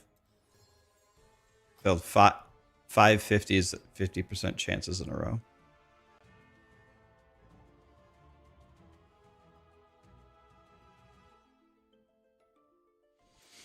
Okay, now my life leech is 3.6. Oh my god, I almost doubled my life leech.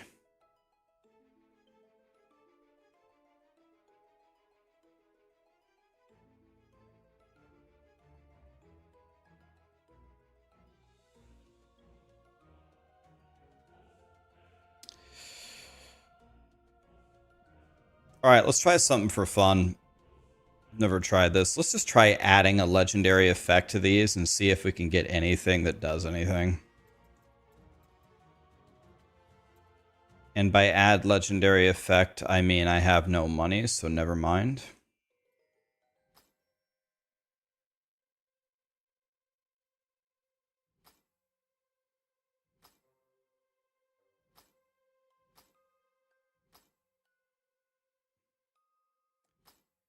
By add legendary effect, I mean... Never mind.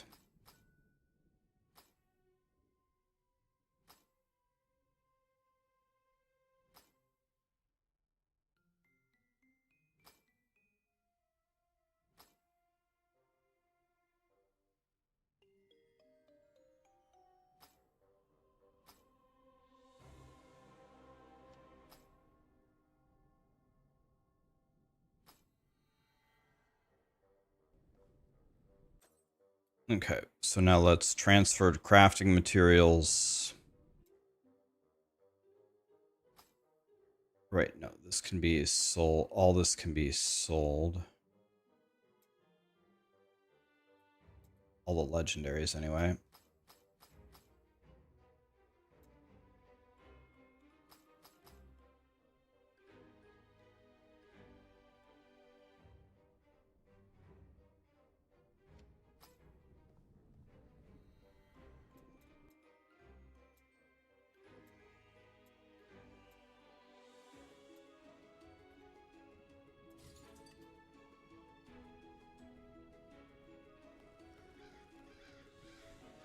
What time is the, there's a timer on the screen, Scrappy.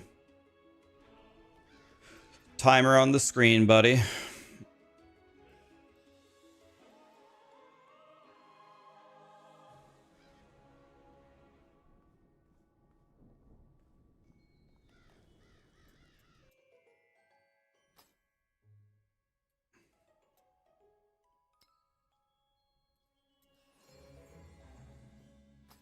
Okay.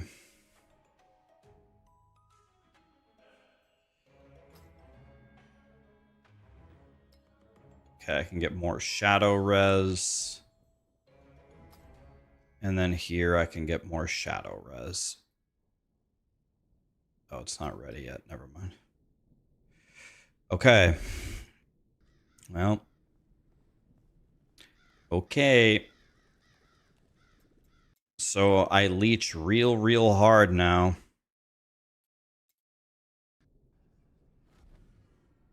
I've got mucho el lecho.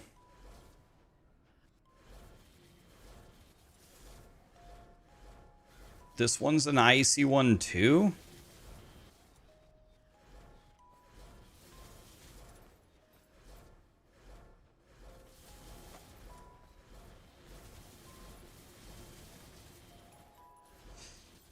I have mucho el lecho now.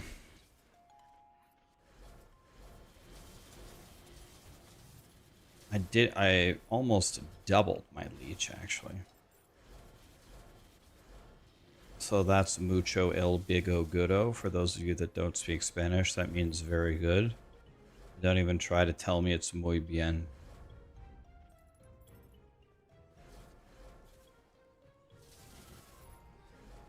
No, that's okay. Nobody ever reads anything. If there's an event happening, if you're a streamer and there's an event happening later that day, the amount of times someone's going to come in the chat for the day and ask, when is it happening? It's about 100,000 times. If you put a timer on the screen, no matter how big you put the timer, it reduces the number of asks from about 100,000 to about 97,000. Because nobody, including myself, none of us can read. And we all have the attention spans of squirrels. So we're just doomed.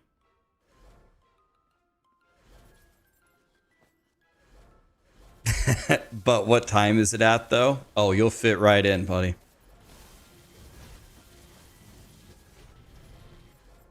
Oh, you're going to fit right in.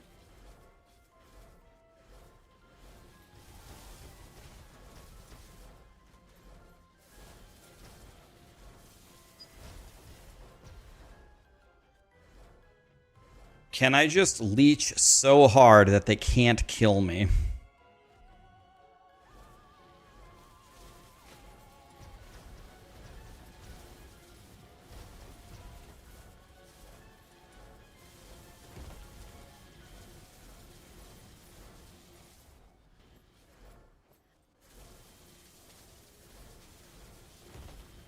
Not with this low of HP. Yeah, but I've got the thingy bob where they can't do more than 40% of my life, so then... Can I just tank it?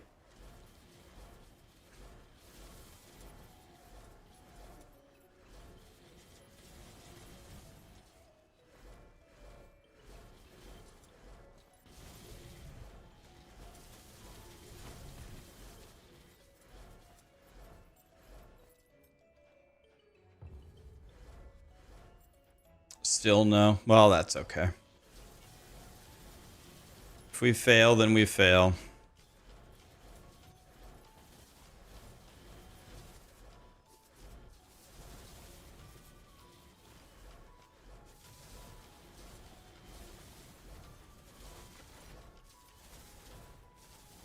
Let's see if we have any prayer to do any of the Wrath 8 boys.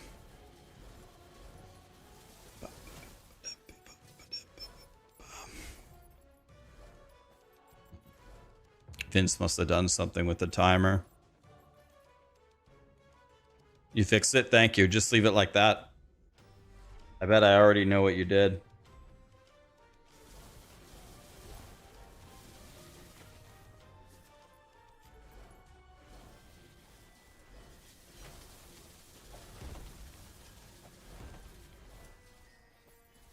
Whatever Vince did, I'm sure it still isn't enough.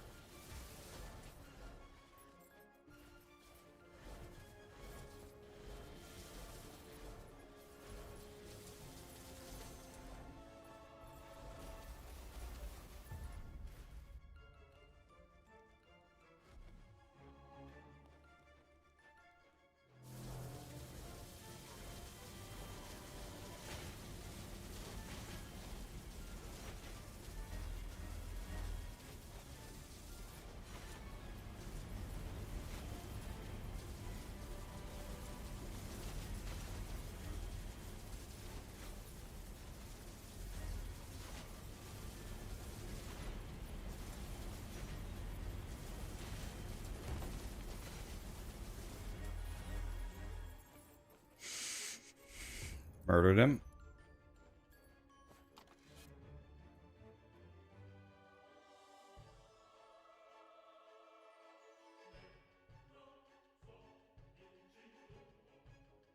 Man, this looks pretty nice. No. No. This one for sure. Do I even have a boot power? I don't. Damn.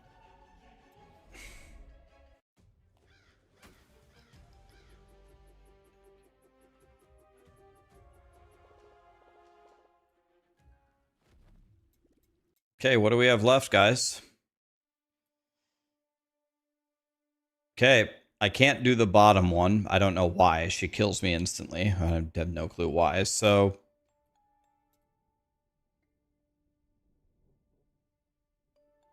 does she get all of these powers?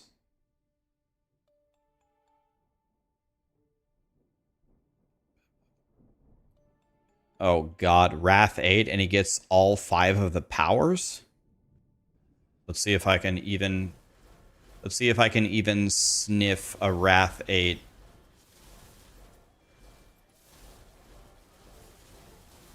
Run.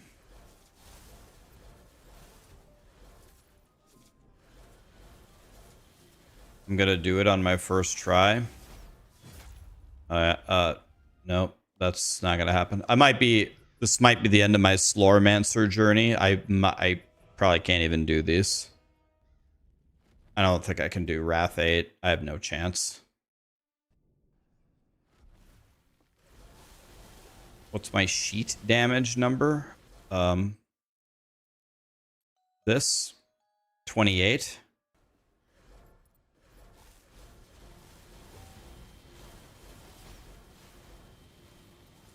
Try again for a second.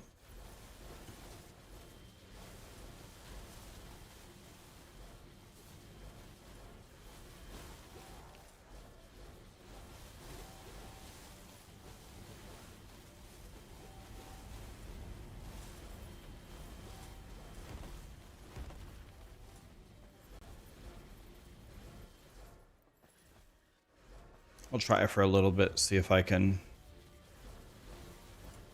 see if I have any chance to beat any of these guys, but... I don't even understand what happened. I got hit with the spinning icicle. Yeah, I don't think I can do any of these.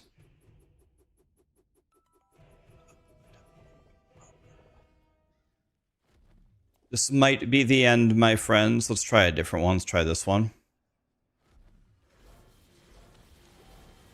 Oh. This also looks like a big fat nope-a-rooney.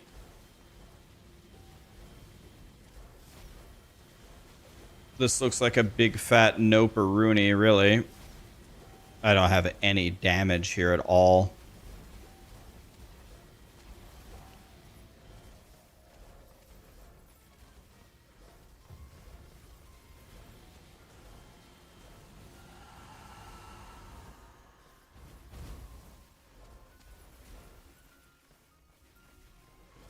My auras are off. Oh, yes. Thank you. Thank you, thank you. I really, really, really hope in a future update that they turn back on your auras after you die.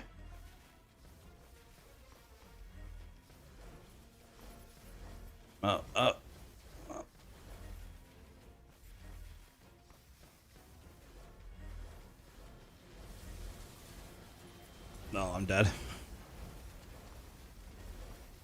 And if ever there was a time to get a shield, it was right then. Oh, they took off my entire shield instantly.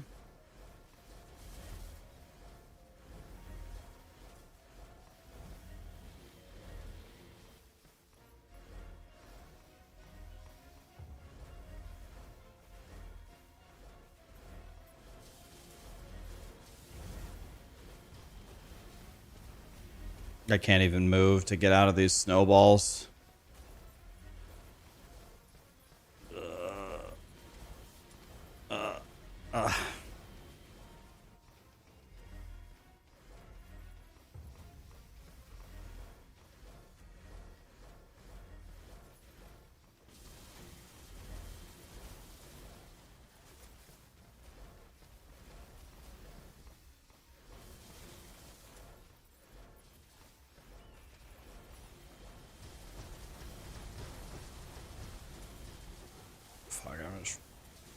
just ice skating through these guys. Fuck these guys.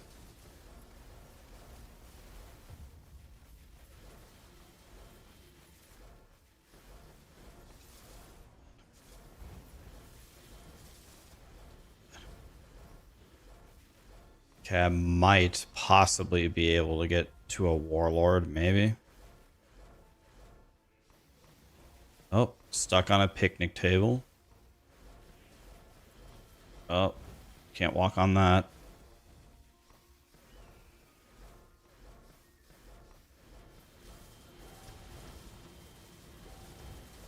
Please go forward.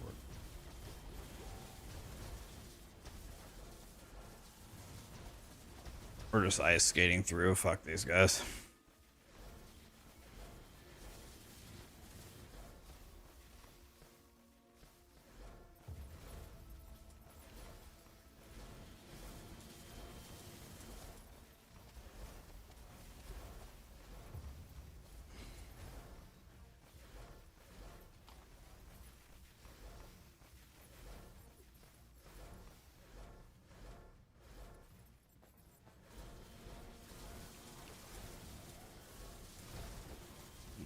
And murdered. I'm dead. Still alive somehow? Okay.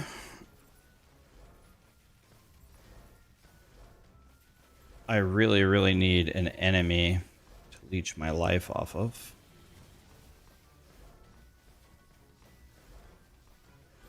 Okay, I beat half of it. Oh, now I'm dead.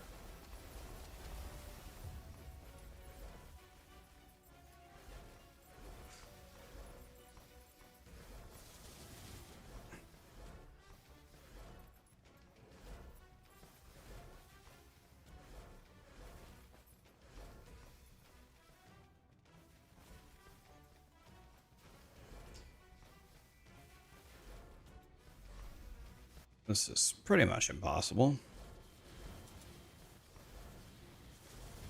There's a fireball chasing me here.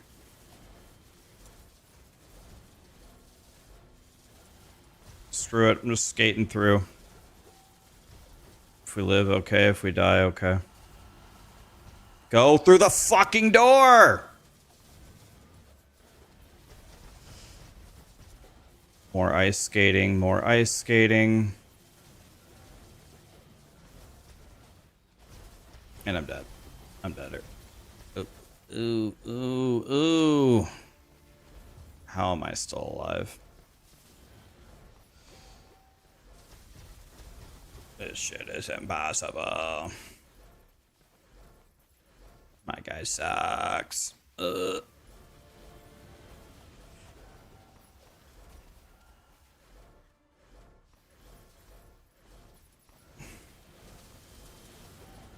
Skating through, don't care. Long hair, don't care. Oh. Move. Skate. Skate.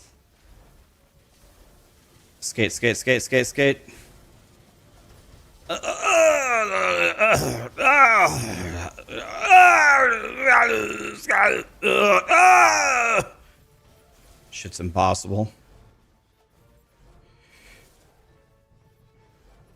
How am I still alive? We'll never know.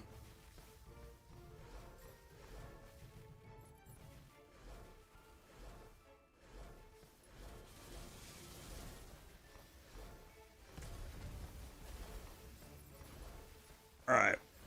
Skating across the top here. Here we go. Just YOLO it. Fuck it.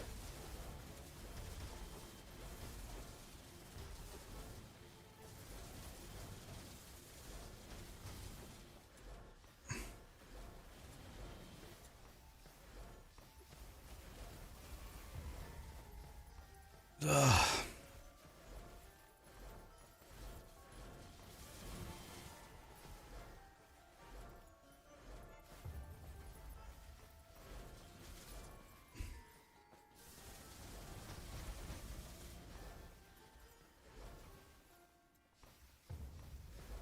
All right, let's just go in. Ugh.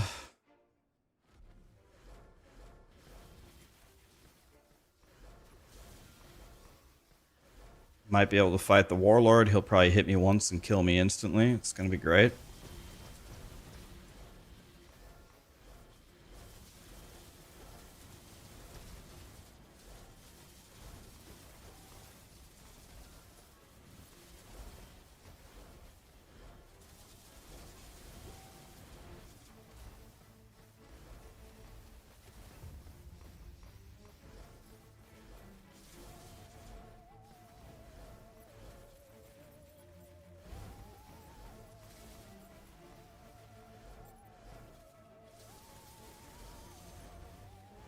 Okay, I can fight the Warlord now.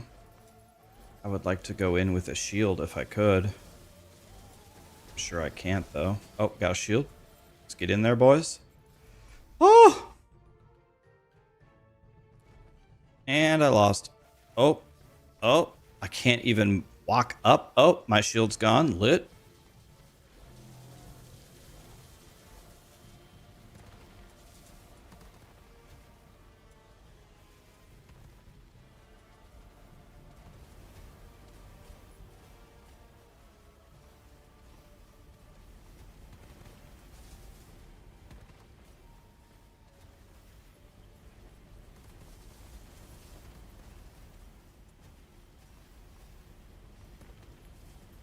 Oh my god, I won.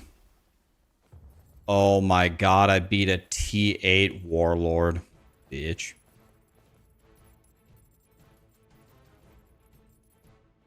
I beat a T8 Warlord.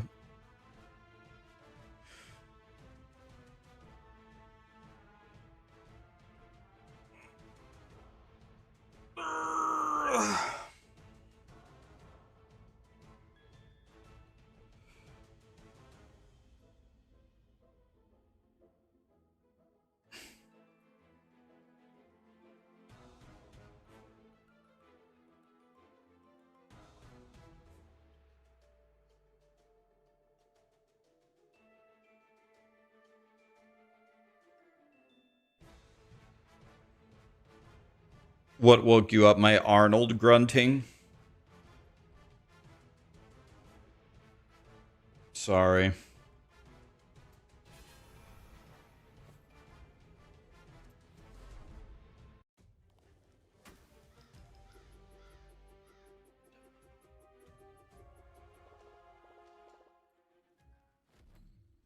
Oh. I beat a T8 Warlord. Probably the only one I'm going to be able to beat.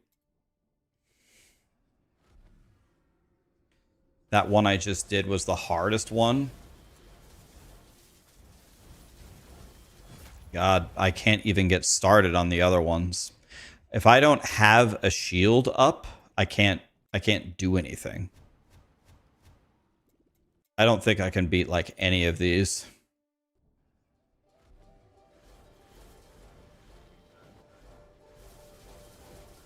Maybe this one, possibly.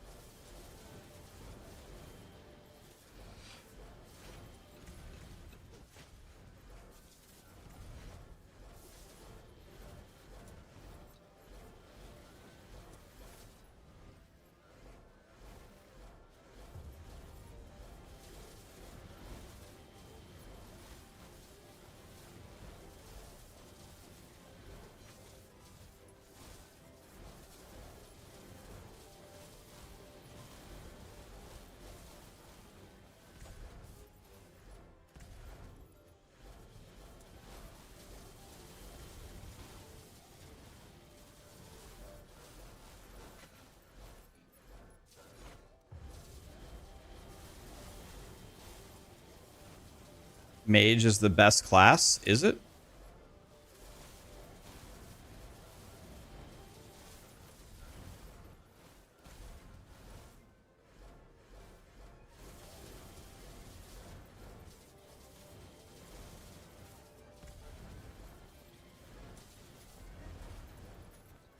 It's probably the opposite. It's the worst.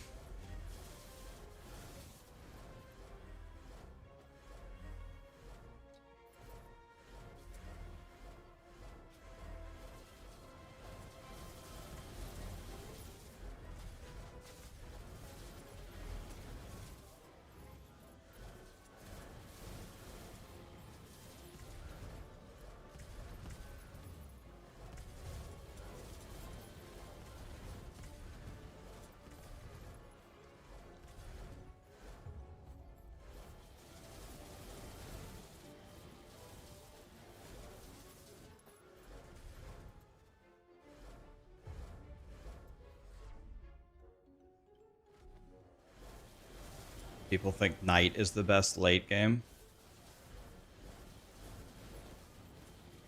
I would listen to chat over me. I have no idea. I've only played Mage.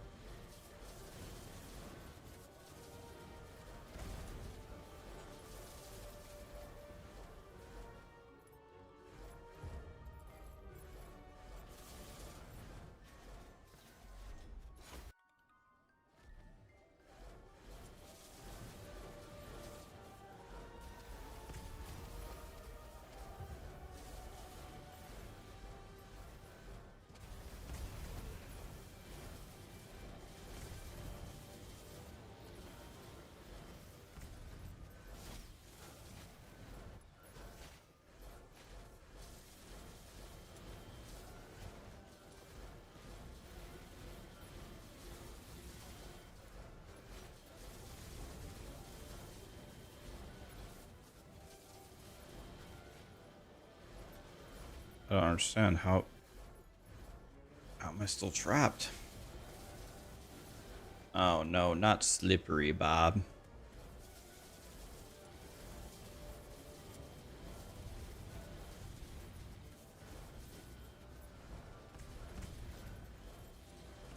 I almost got killed by a chair. I almost got killed by a chair. Imagine.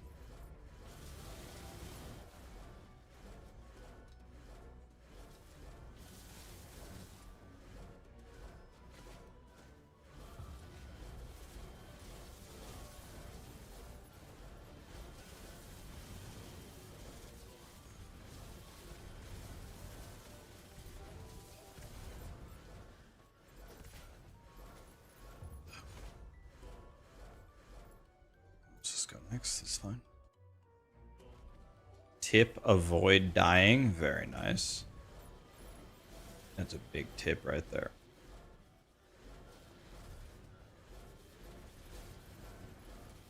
That's a big tip. That's what she said.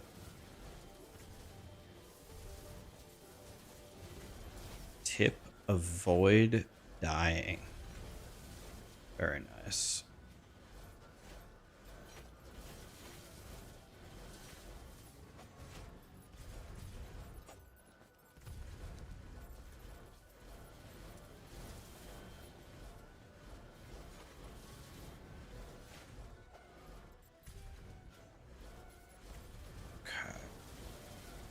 Take out the Jim Bobs in the room first.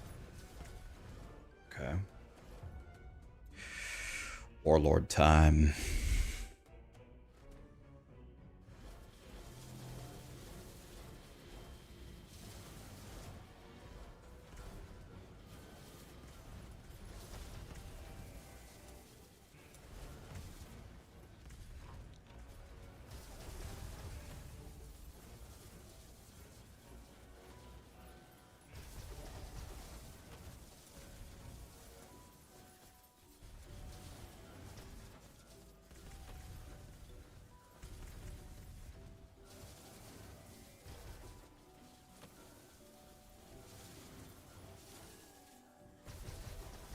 God, I'm talented.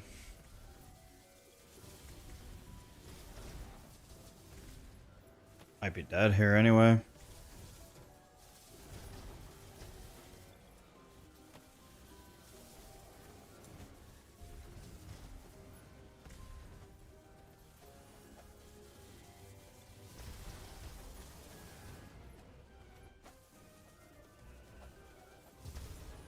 Bitch.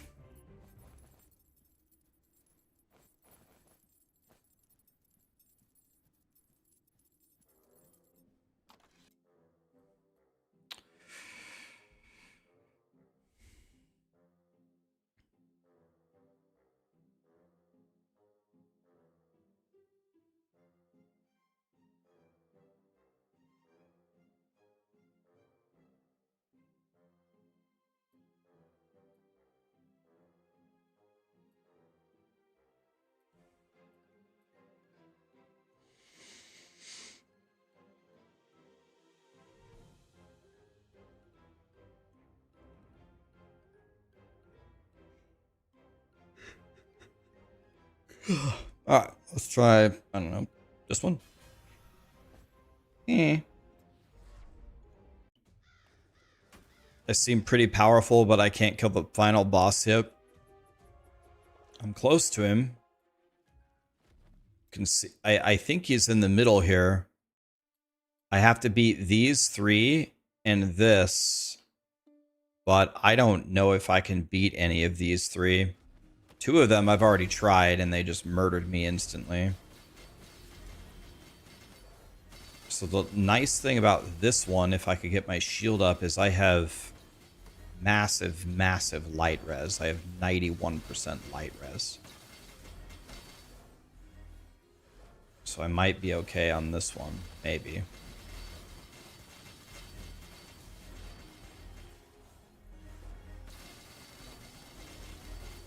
I can't even seem to get my... There we go.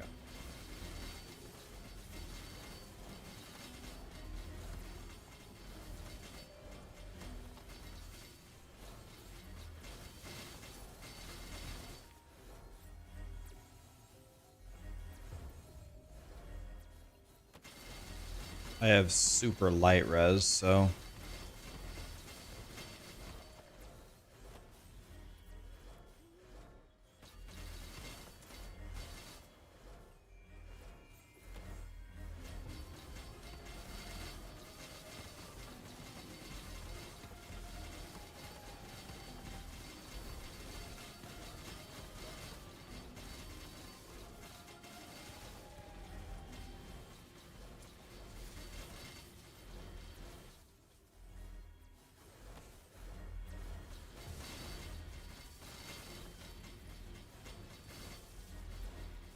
Okay.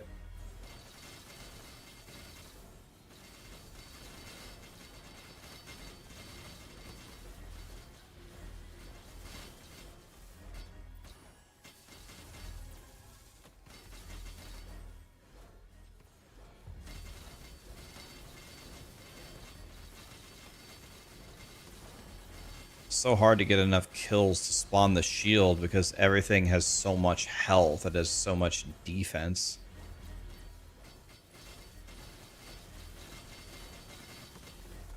Dude, I'm pretty sure if I didn't have the 91 light res, I would be doomed.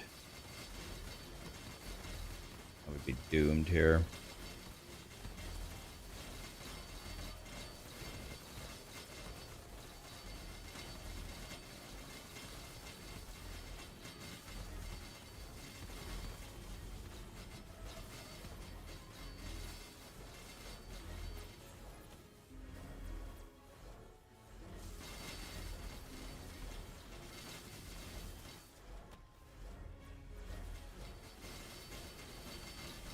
Oh, not slippery ice.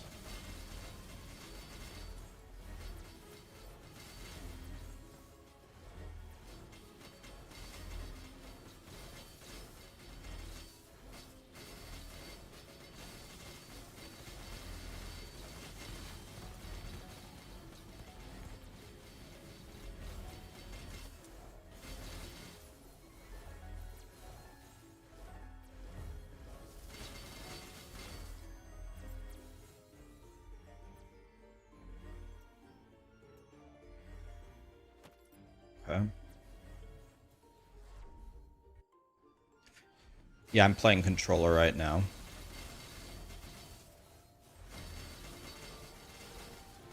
Controller seems to work pretty well.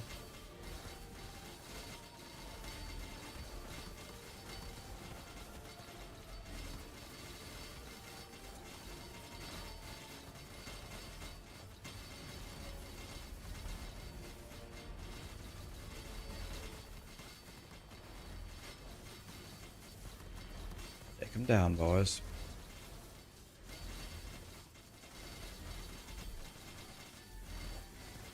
They're just so tanky here, it's crazy.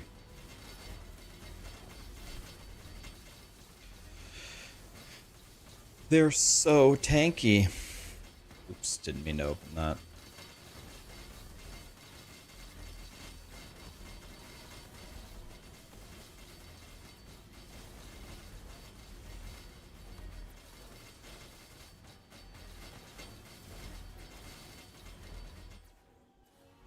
Let's go next.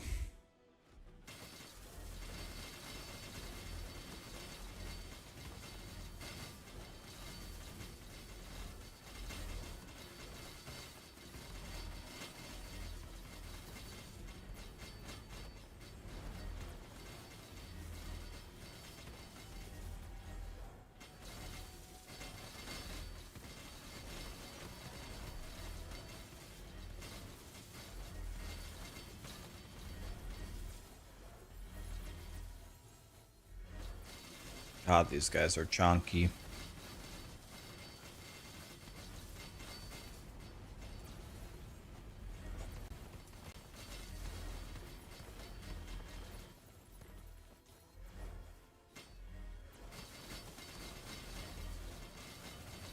Oh no, not slippery ice.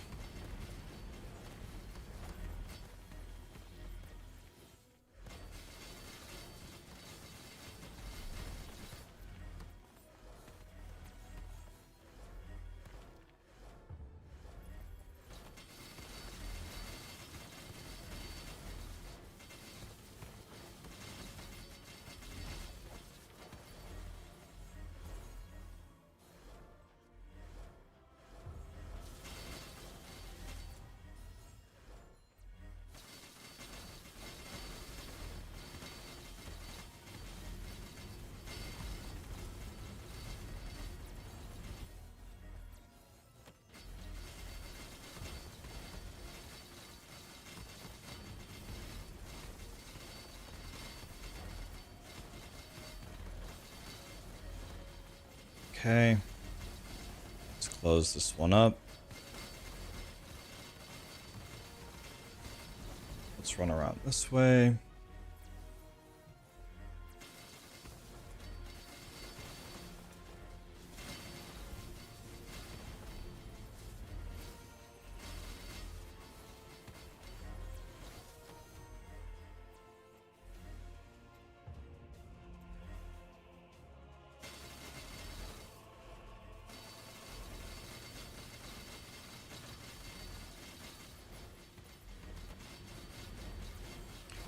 Want to kill quite a few of those guys so we can...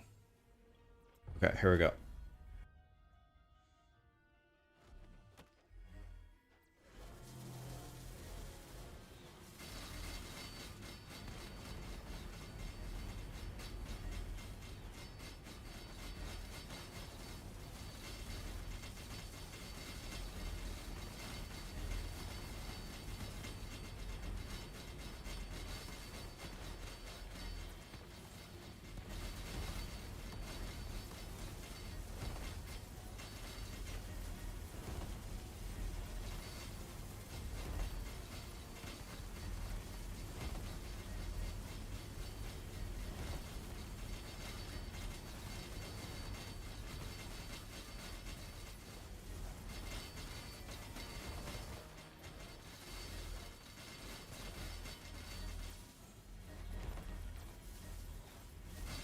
This guy is jonky.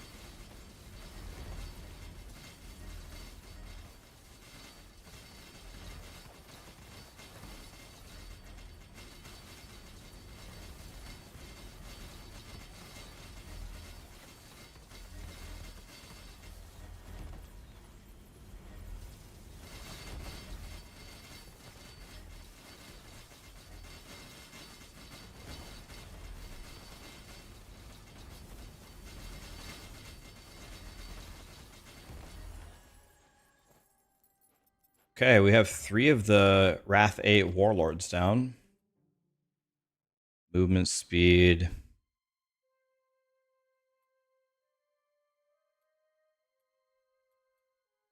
Okay, none of these seem any good.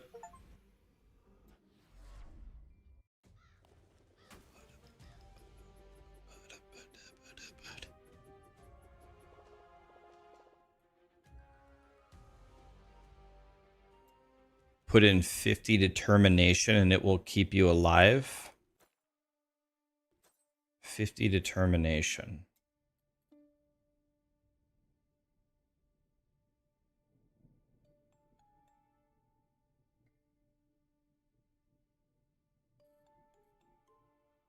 Which one's at 50?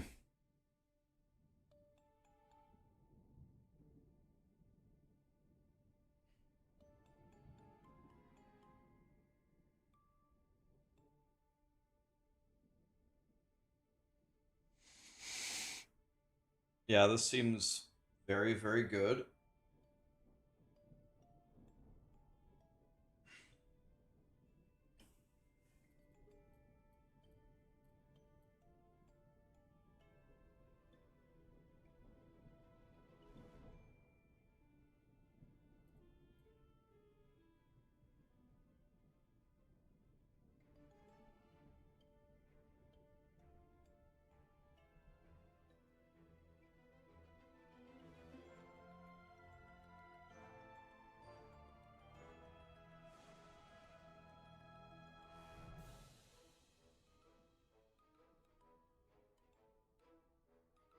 God, so many of these are so worthless to get to 50. It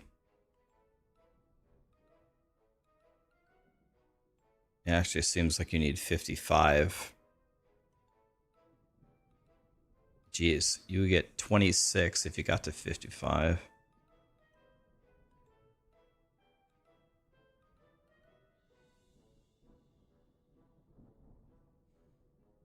If you had 55 of these,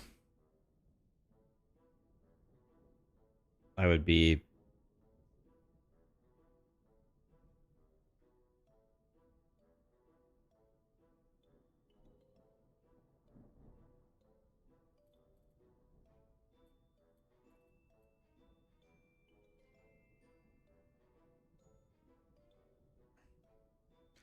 Let's try it, see what happens. If I remove these...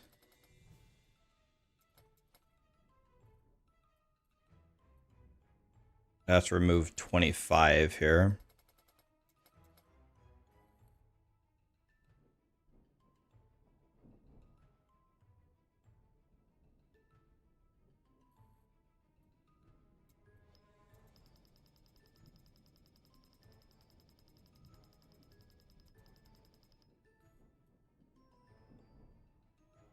Now what's my shadow res? 90, 96%. 97, really. All right, thank you. Great idea. Great idea. Let's try this one. I had no chance against this one. Is that a lightning damage thing?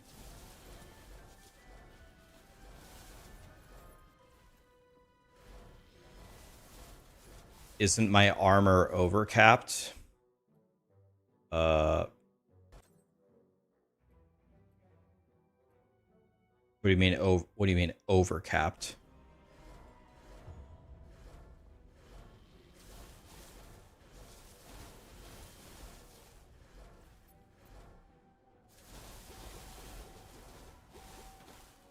So those guys just took zero. The guys took 0 damage.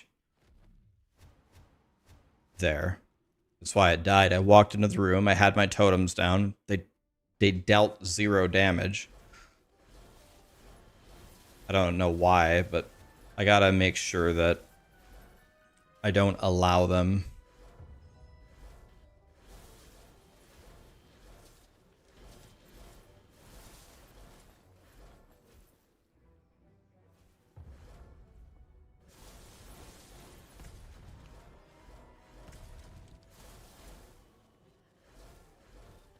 Just gonna have to be very careful here.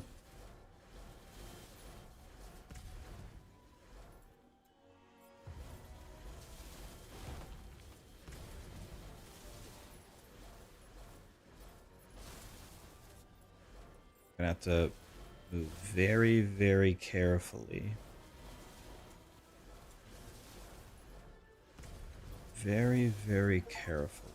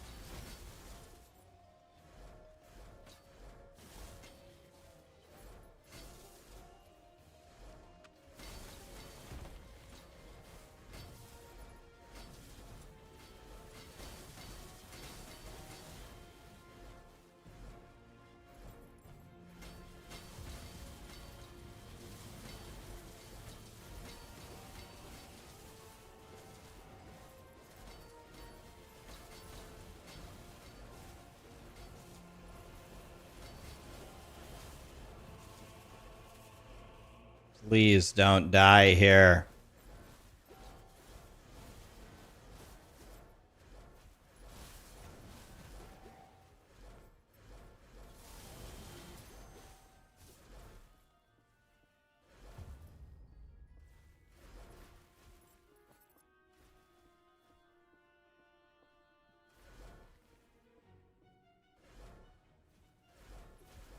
Okay, we've done half of it.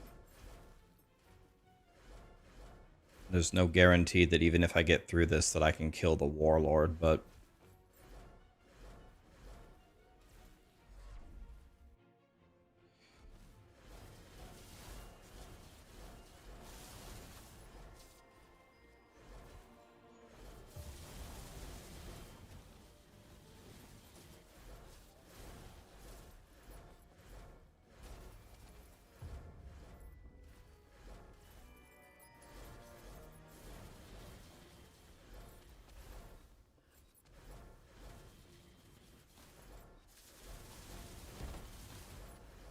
Okay, I accidentally opened this. Let's just walk in it.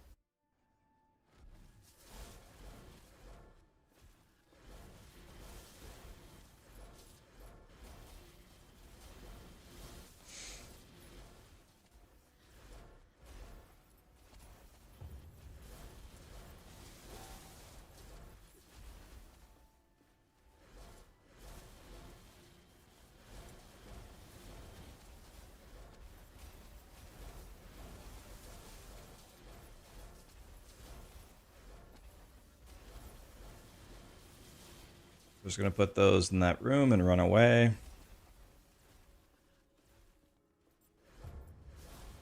Put those in that room, run away.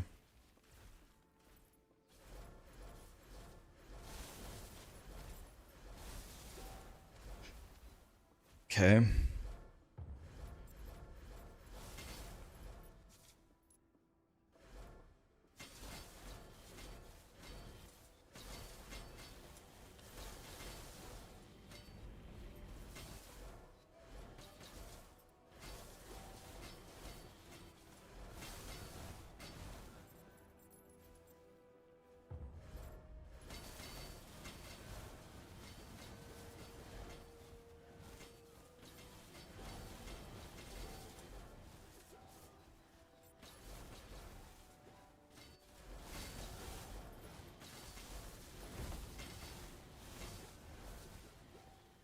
Okay.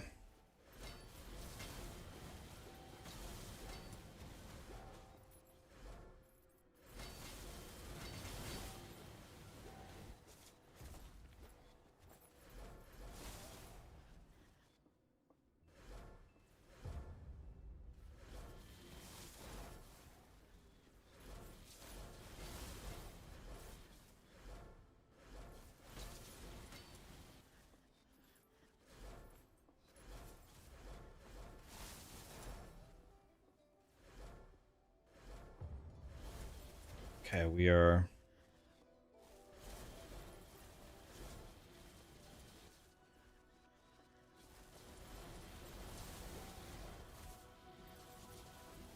Looks like we're getting close here, boys. We might be able to have a chance to fight the Warlord, maybe.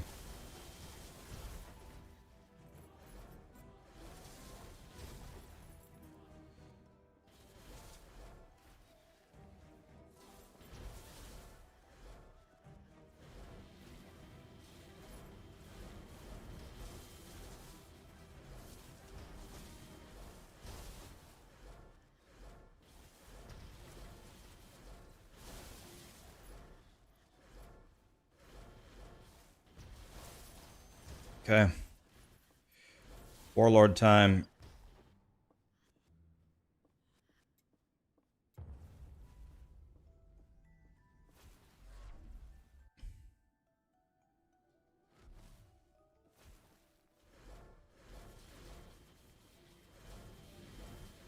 Should try a different support.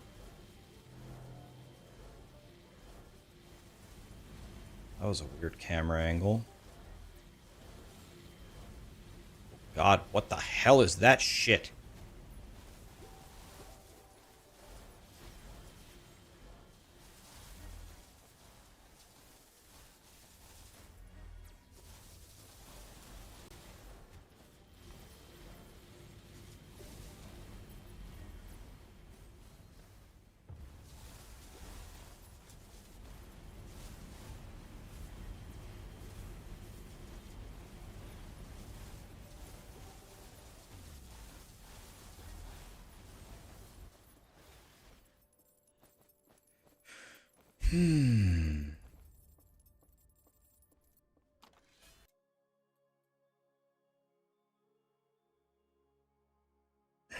A life on hit could be kind of useful.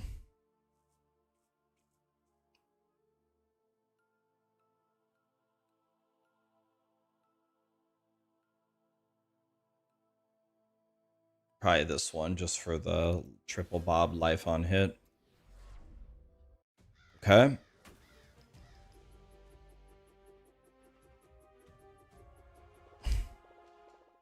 The rune that activates your shield. Try the support rune to activate your shield.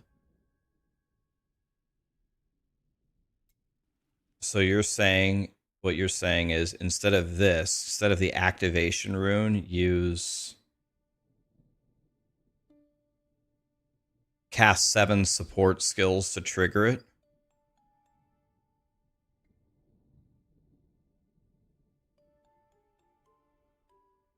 You're saying this one?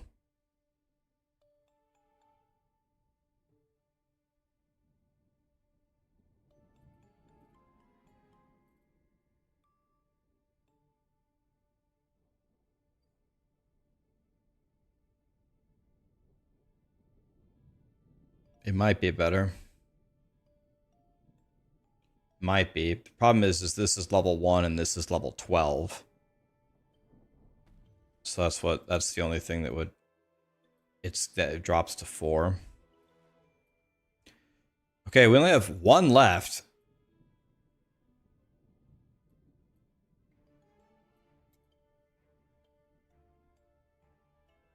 If we can kill this one,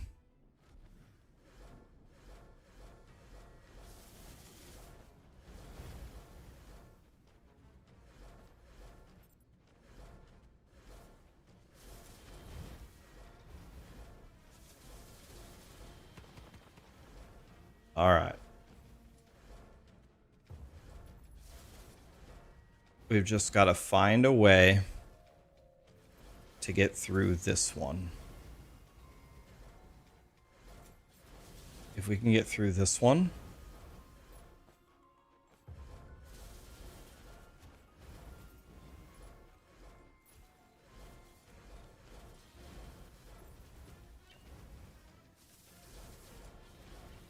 we're going to be in business.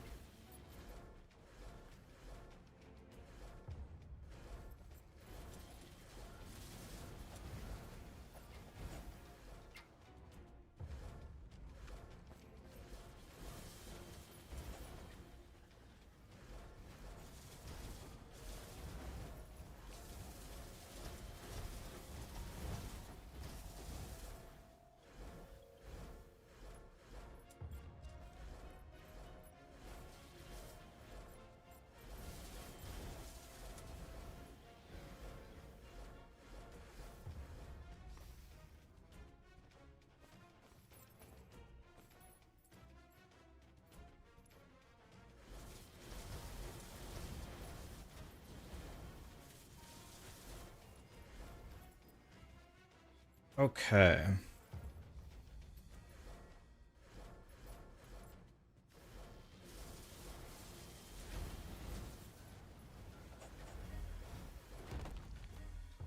I'm stuck on a fence. I have 1 HP. Look at my health. I got killed because my guy got stuck on a fence.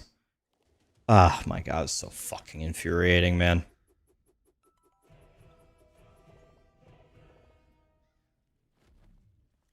Fucking unbelievable. I just died to a fucking fence.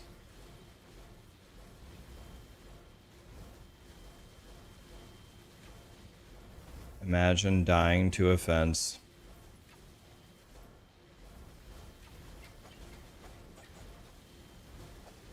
Just died to a fence.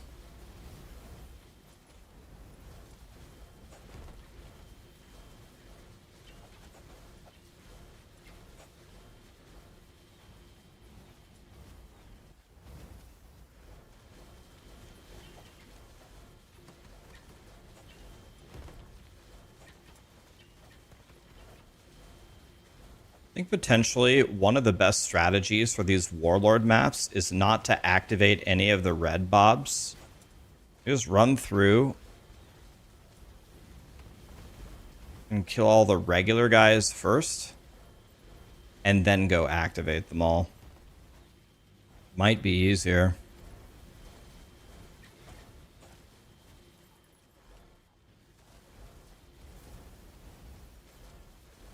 I don't have my auras on, by the way. And I died turning them on. Oh,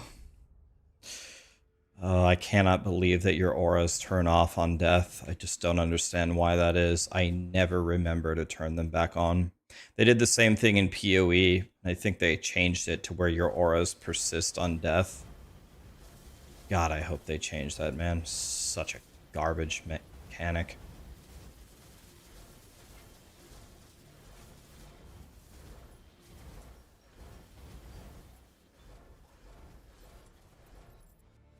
Oh. My heart can't take this.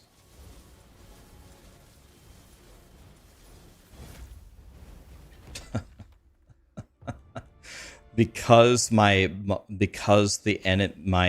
mages shoot so far in front of me, they trigger all the damages over time ahead of me before I've even gotten there, and they kill me. God, maybe I should take off the plus 100 range on this map. It just got me killed again. Oh, I can't wait to get beat past this fucking bullshit.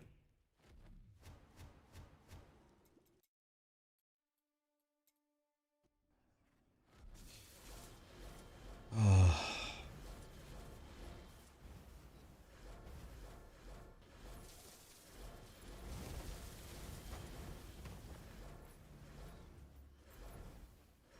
Please trigger my shield.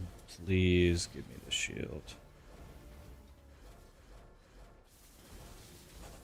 Okay.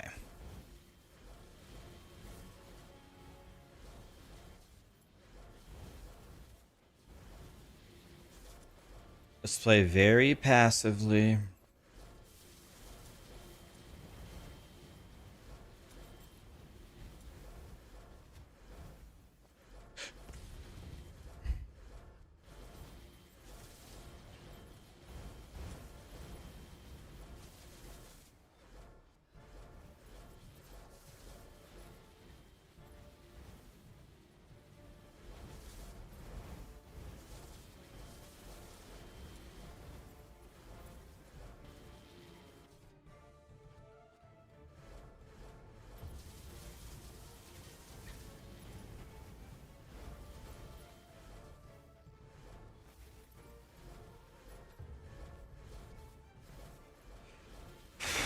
Remember your breathing techniques, Ryan.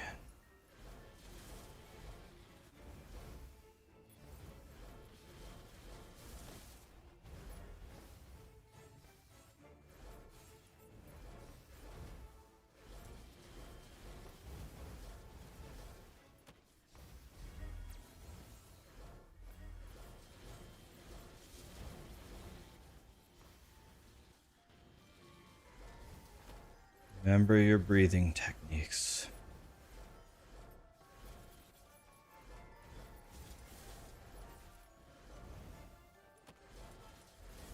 No, no, no.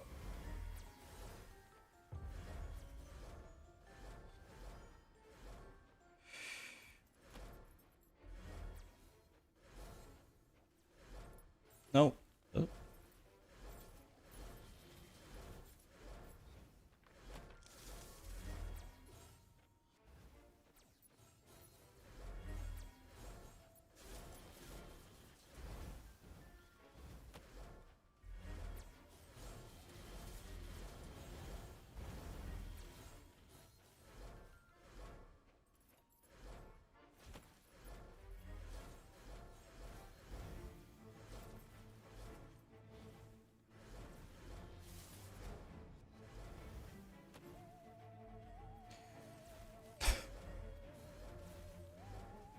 That spear hits me for like 100,000 damage. That's a KEKW.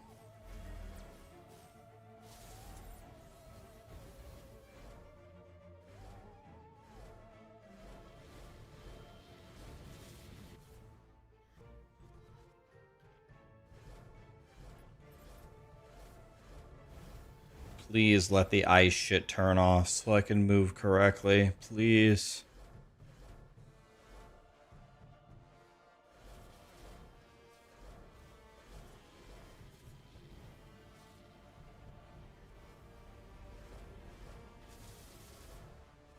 Thank you.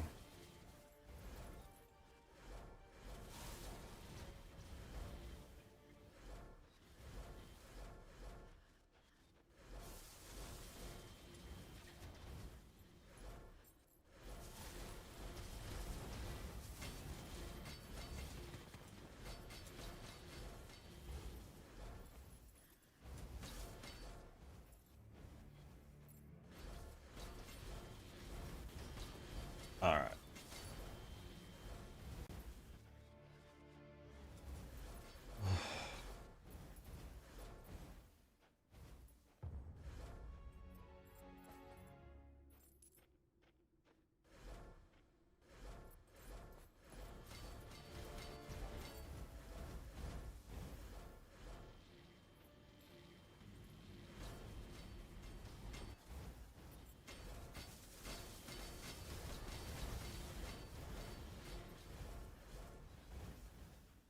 Okay.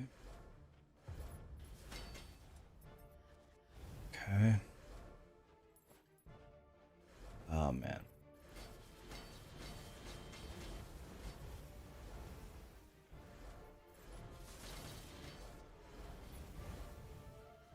Okay.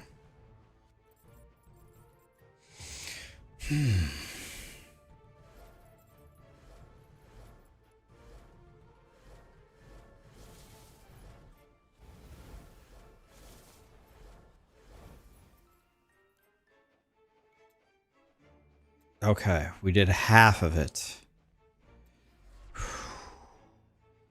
What am I going to play after Slaughtermancer? I think I'm going to play Elden Ring to get ready for the new Elden Ring game that's coming out in a few days. Elden Ring might be my second favorite game ever. So that should be a lot of fun.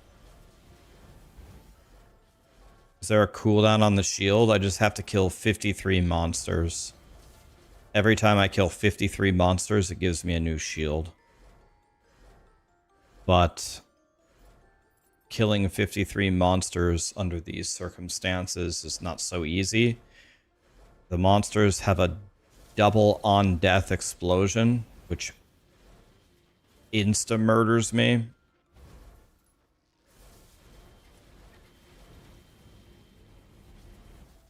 And my mages shoot so far ahead of me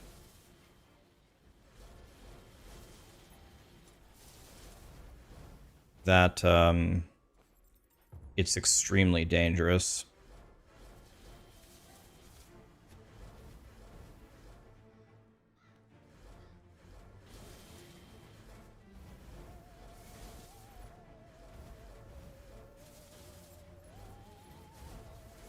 Okay. Done about 80% of it.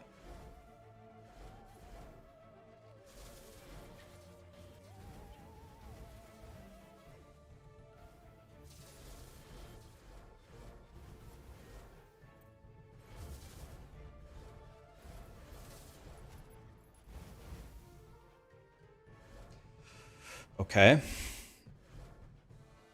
Let's just go next. What's my number one game? Final Fantasy VII. I think Final Fantasy VII is the GOAT. The original, obviously, not the remakes. Oh shit, might be in huge trouble here. Jesus. Just need my mages to clear out everything right here so I have a spot to move. There. My mages should have range there to kill everything.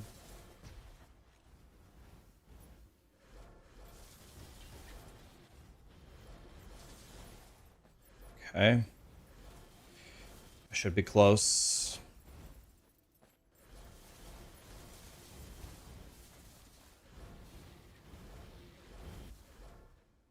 Okay.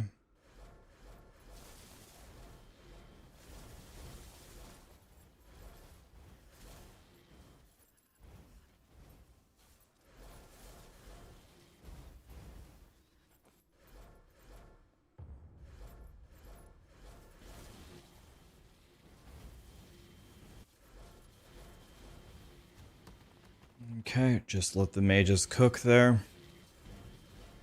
I have a, I don't know, an invincible 12 million HP knight. I don't understand. What buffs did that guy have?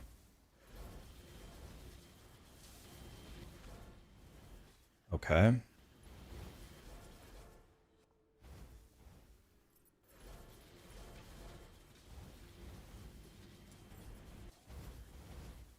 Okay.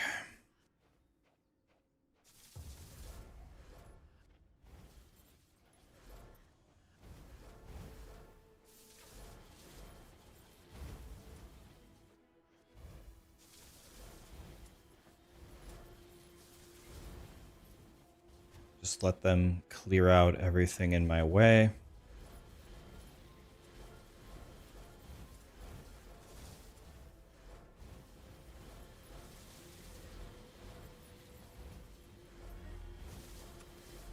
Okay.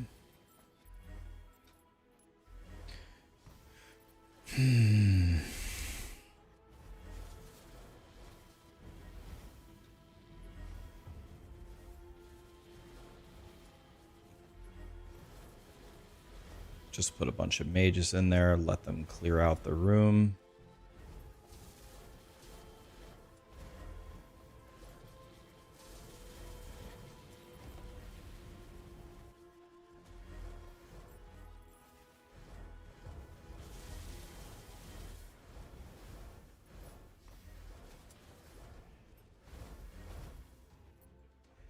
Okay.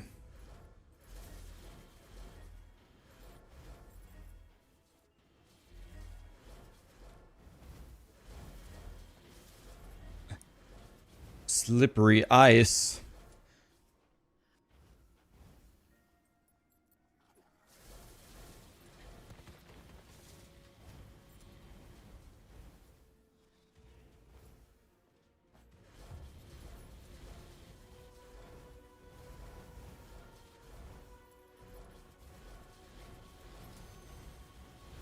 Okay. We've done enough to be able to fight the boss.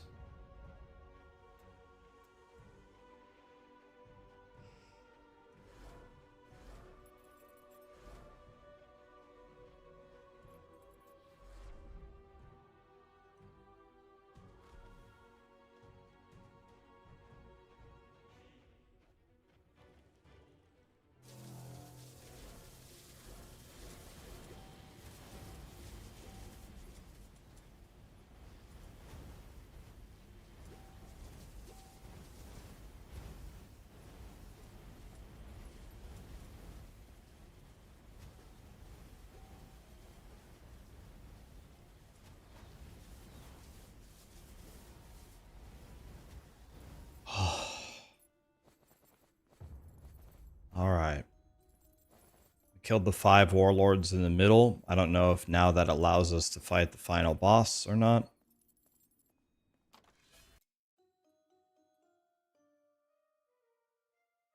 Cleanse, I don't care about that. I already have this. I'm wearing it already. I mean, oh, anything. That is fine. Rax got me hyped. I'm installing Elden Ring. Yes, sir.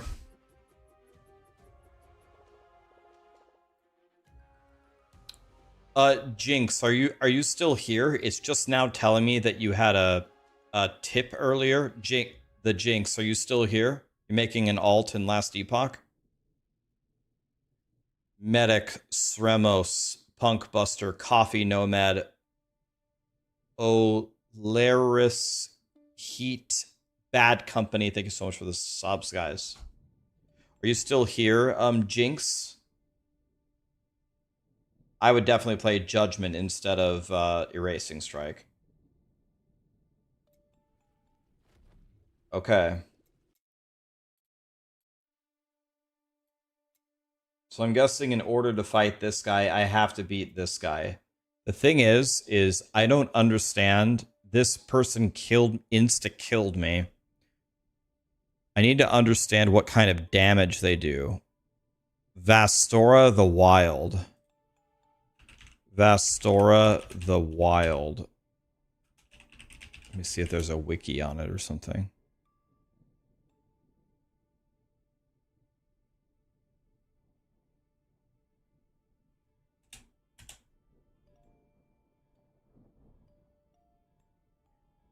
There doesn't seem to be any info.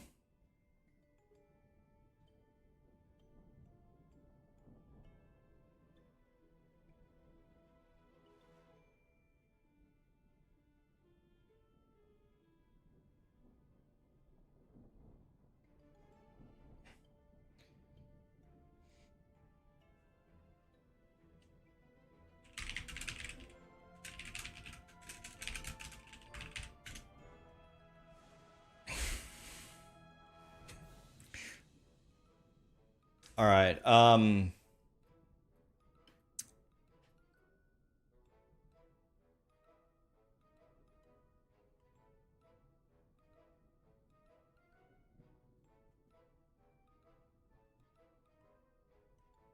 Do you guys know what type of damage it is? What?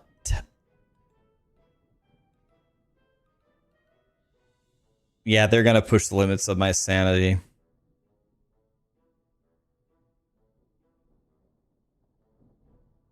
Looks like Void. I mean, I have 90s. I'll just try her again. Let's see. Let's just see what happens. Last time she just insta-killed me. I couldn't dodge anything.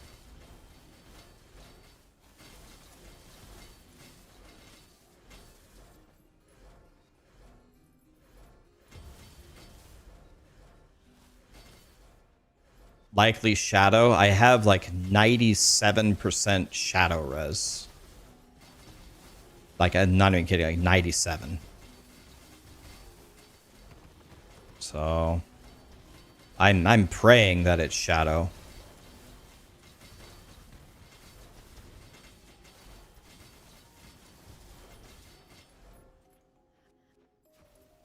The boss that does the super mega AoE that covers the whole damn screen that you can't get away from.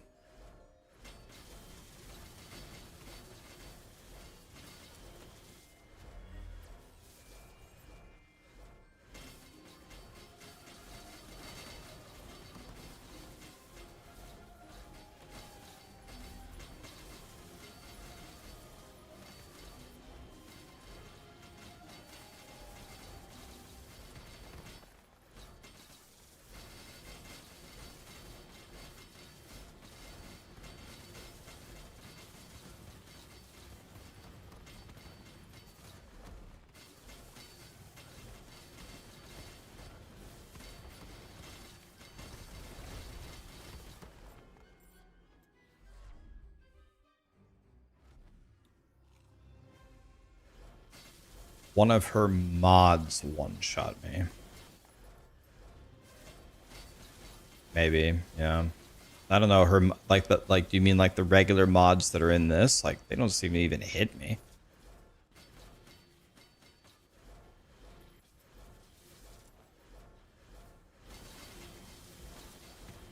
It's alright, let's see. At least I can rip through the initial part very easily.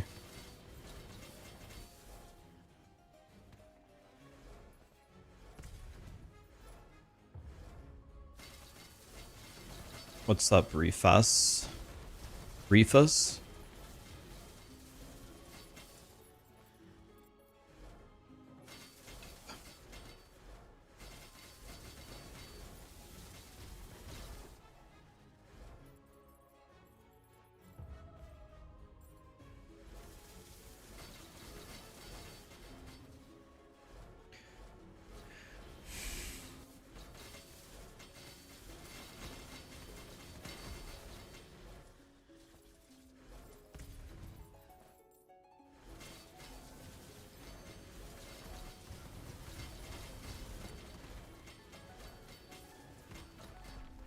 Okay, here we go. I insta-died last time.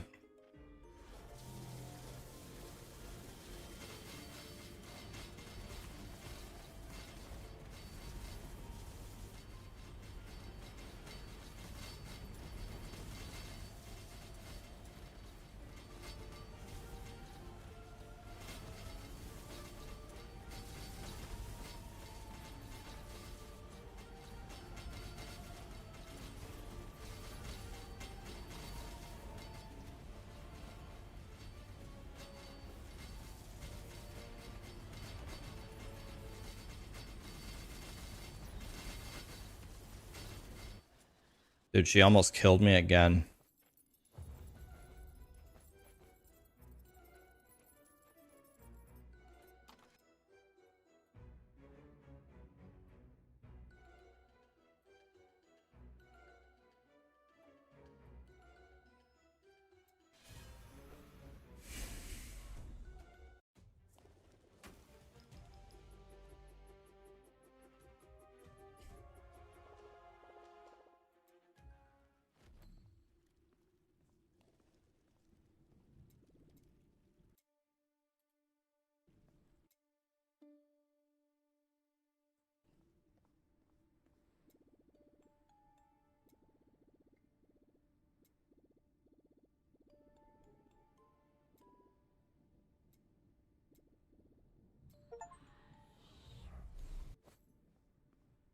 The perfect staff.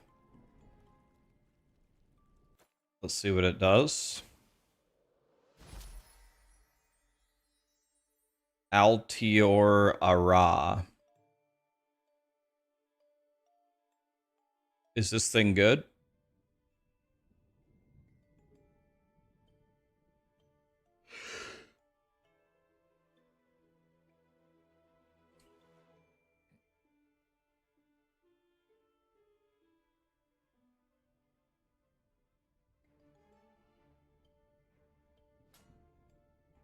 Oops, didn't mean to do that.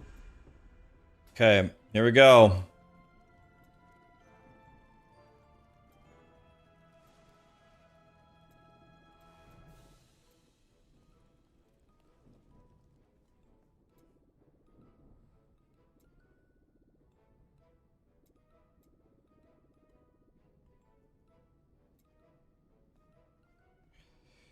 Here we go.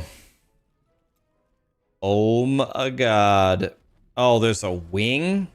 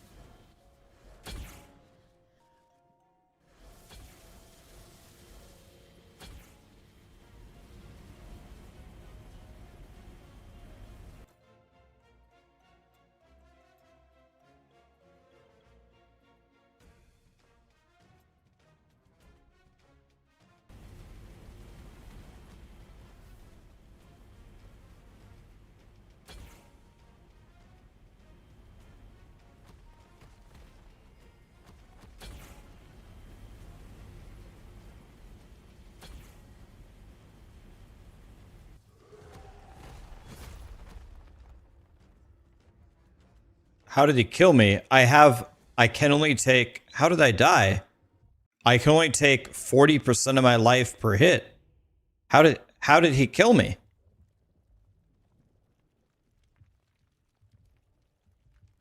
He brings you to 1 HP?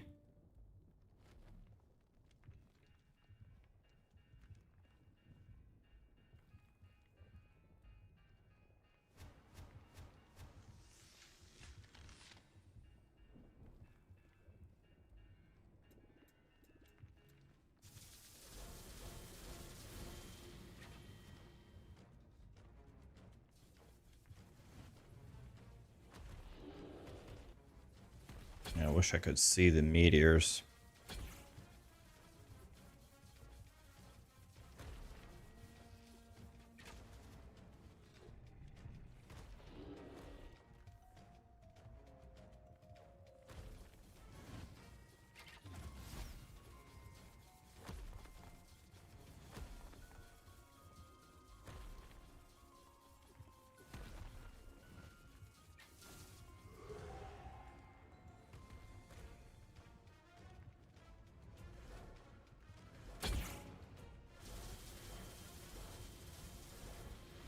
I see. The meteor landed on me literally at the worst possible time, right? It hit me at the only moment when I had 1 HP. God, that's funny. It hit me in the only moment it could have killed me. Insane.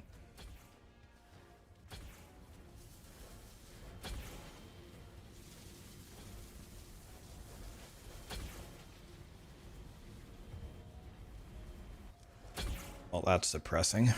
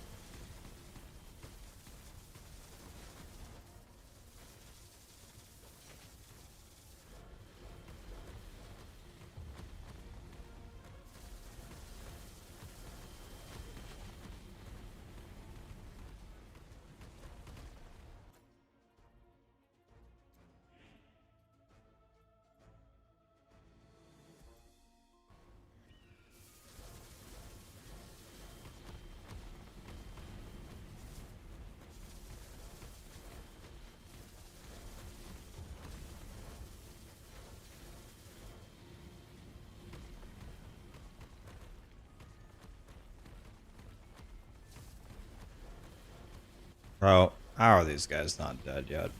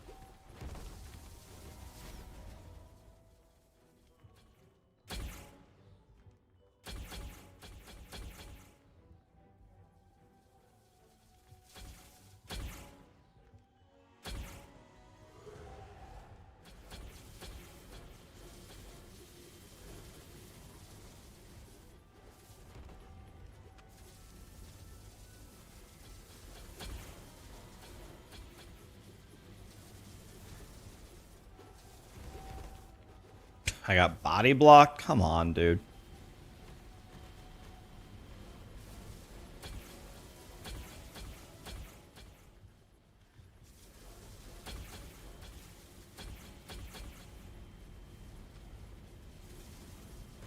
Holy fuck.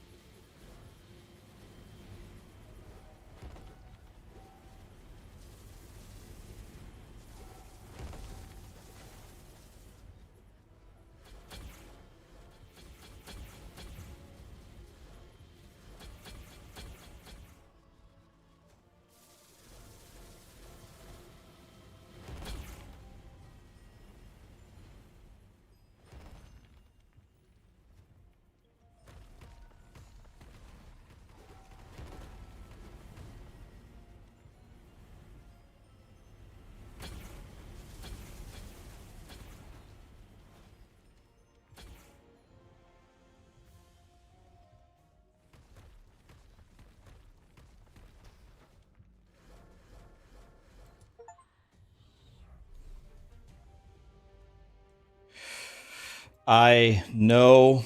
Defeated again. Adam trained you well. Bitch.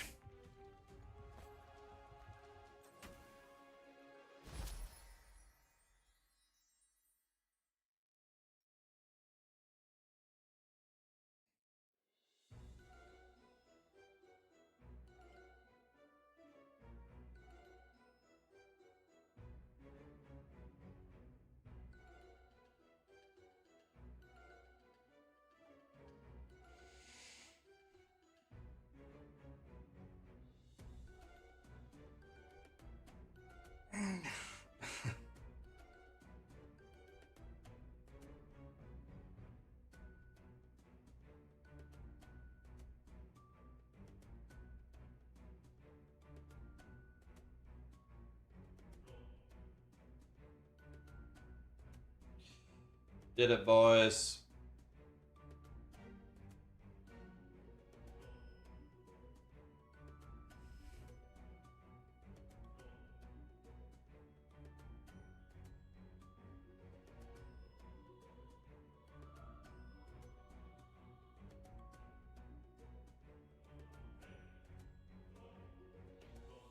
Oh my god is dead.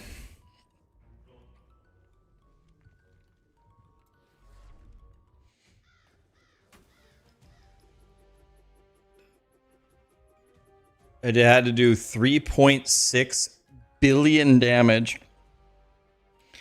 3.6 billion damage to kill him. Am I excited to hear about the future of Diablo 4? Well, shit, yeah, I am, Hog. Fuck yeah, dude.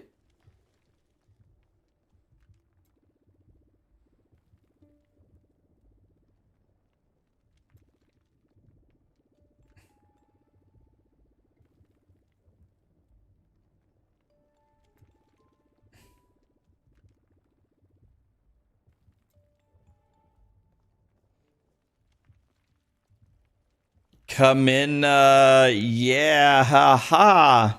It was close, Hog. It's Kamehameha.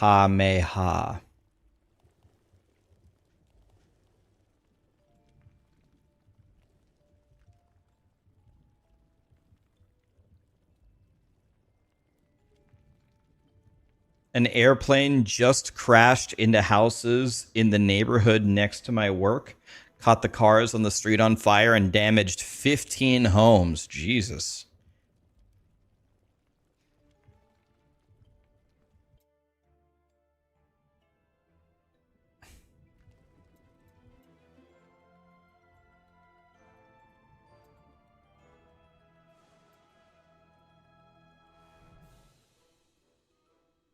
Wrath 10? I have no chance of doing Wrath 10 right now.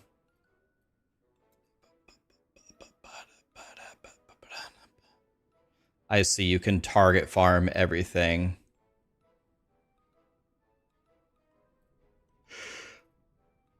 Cool.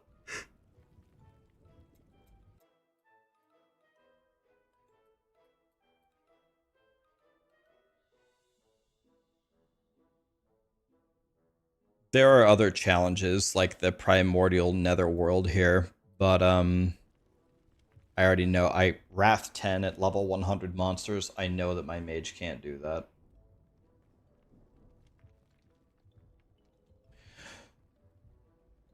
So I think this is it for me, boys. We did it.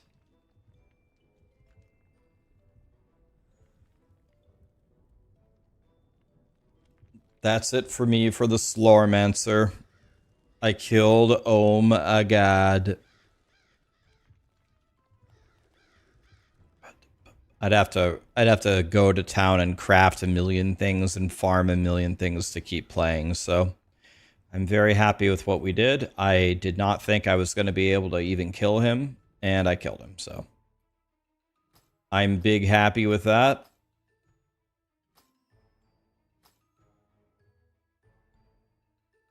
I am mucho el bigo happio. For those of you that don't speak Spanish, that means I'm very happy.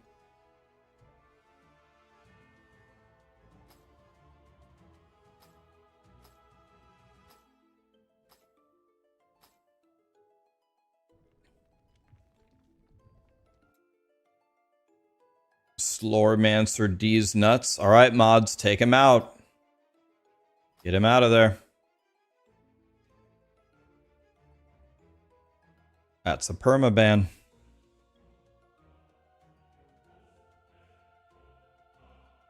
How did I beat the ice and fire thing? Pfft, I don't know, by skating around and magically winning.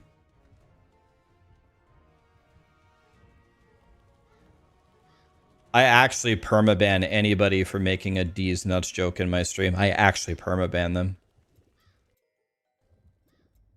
I know your chat put you up to it. That's why you're still here. The only reason why. If you have that low of an IQ to make that kind of a joke, I don't want to associate with you ever again. Someone subbed to me and made a D's nuts joke and I permabanned him. I permabanned somebody who subbed to me.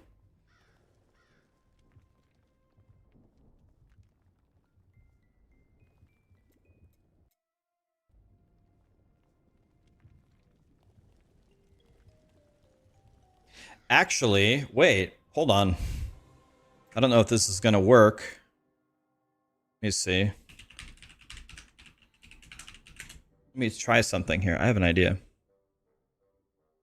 Wait a minute. If I go to Hog's VOD...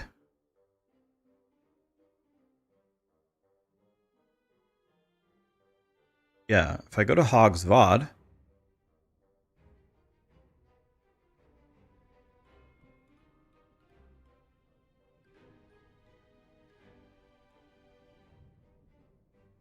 Okay, now I just got to back up here.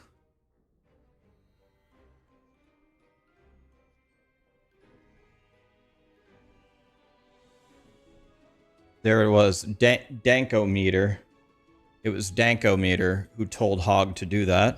Let me see if he's banned here. /user Dankometer. Oh, he's already banned, yeah.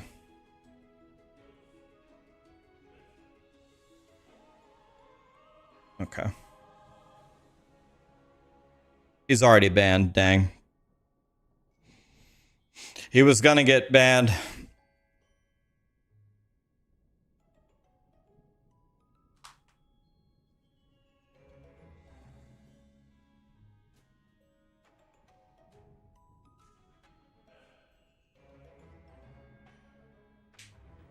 Bro, no, it wasn't him.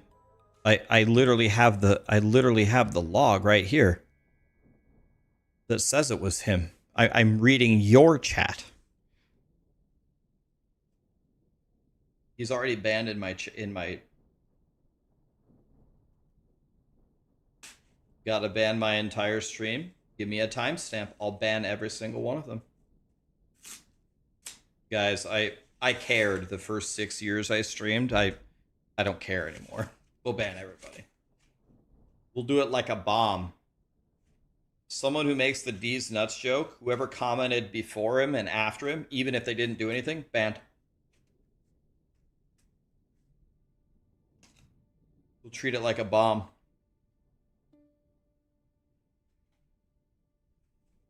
Why, though? I'm glad you asked that. So, we have to get rid of the D's nuts jokes because the single-celled organisms who keep using them need to be stopped. I can't make people stop using these D's nuts jokes, but in my little corner of the internet, I can make it a cardinal sin. So we ban them.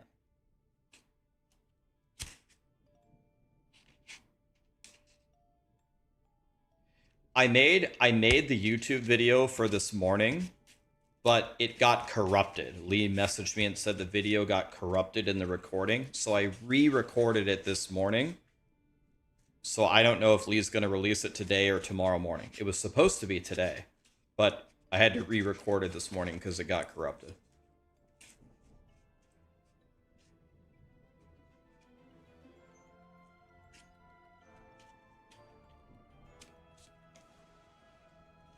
You appreciate and support my crusade against stupidity. Someone's got to do it, man.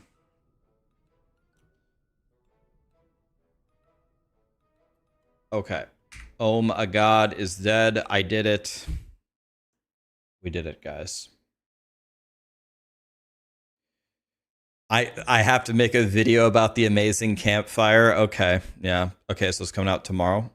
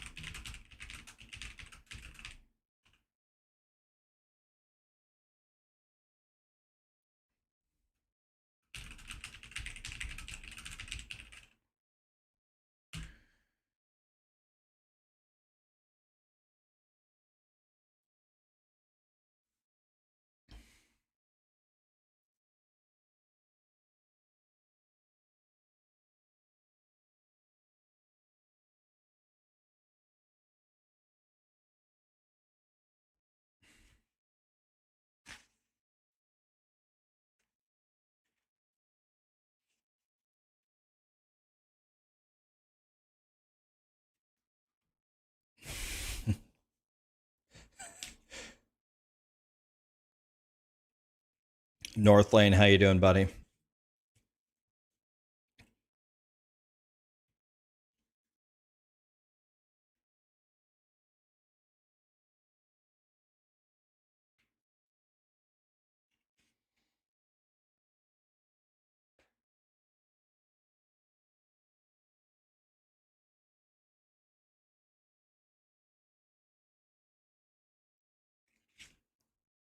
All right. So let me get my handy dandy Google Doc ready. Diablo 4 Season 9 Campfire.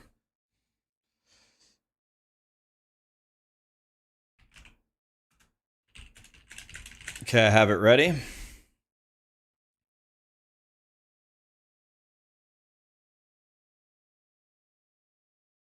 What color Helltide is it gonna be? What color Helltide is it gonna be? Jesus. Let me change my category to Diablo 4. Let me change my YouTube to Diablo 4. Diablo 4 Season 9 Campfire.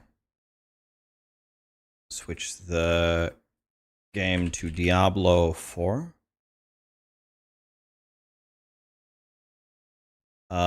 Lee, can you change the thumbnail for me to a Diablo 4 thumbnail if you're still here?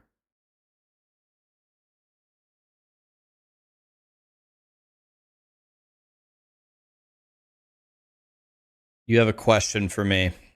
Ask away. Is it twitch.tv/Diablo?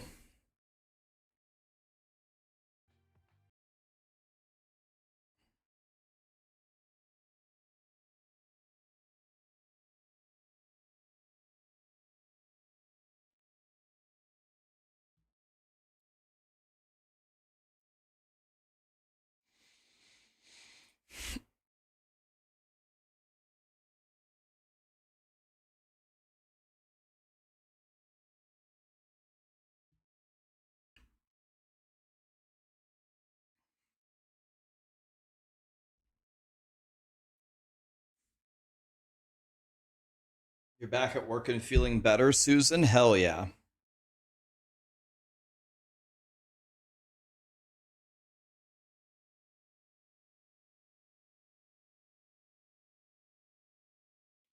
I believe this is the season 9 PTR, right? What are my thoughts on Slormancer? Is it good? Real good. I mean, I played it for 60 hours. I just killed the final boss. Oh my god.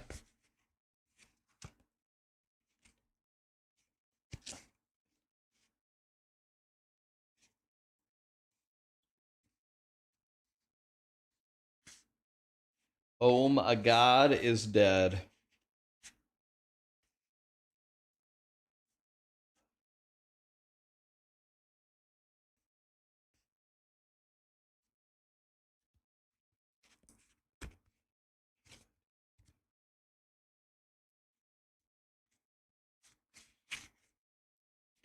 Yeah, so if I got 60 hours of entertainment for a $20 game, what is that, 33 cents an hour?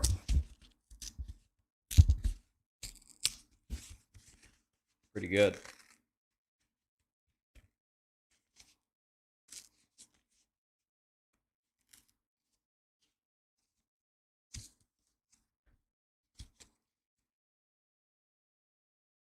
Do I think they will have any endgame, or do I think they will wait until the new DLC for actual endgame? Well, they haven't really added any endgame for the last like 8 seasons, right? They didn't really even add any endgame really in the expansion either. So I'm going to be very surprised if there's an endgame here, but that's always what I'm hoping for.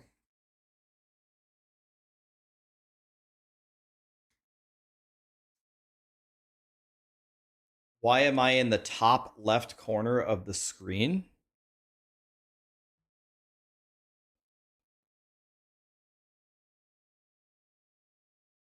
I, I'm in the top left. Oh, why is that there?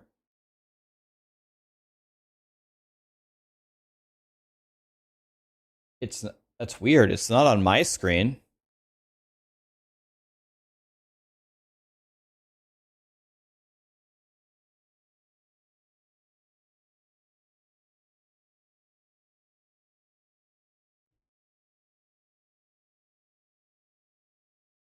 Something's wrong with the overlay. It has my stream as a picture in picture within the overlay. That's weird. I'll message Vince about it.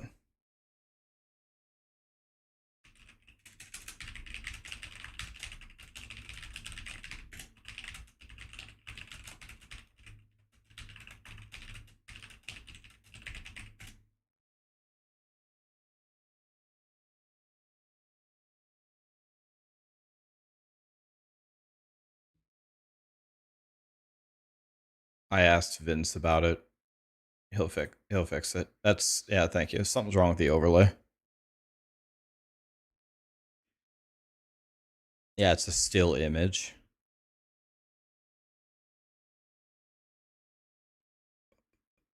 We'll get it fixed. Thank you for telling me. Bod, Agros, Toxic, Benito, Bod Killer. Thank you so much for the subs, guys. We're just gonna We're just gonna chill here for 40 minutes. So if you guys have any questions, let me know. Now's the time to chat. What are your questions about anything? How do you make a taco? Fry some ground beef, lettuce, cheese, onions, if you like onions, sour cream, salsa, guacamole. Why is this season shorter? This is the campfire for the PTR. The PTR comes out a month before the season actually comes out. So I don't think the season is shorter.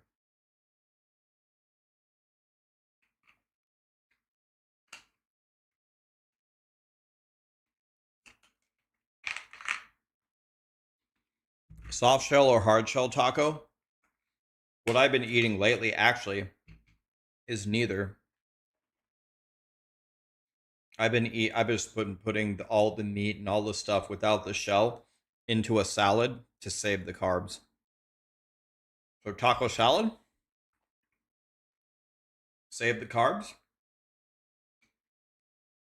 That's what I've been eating lately. But I like both.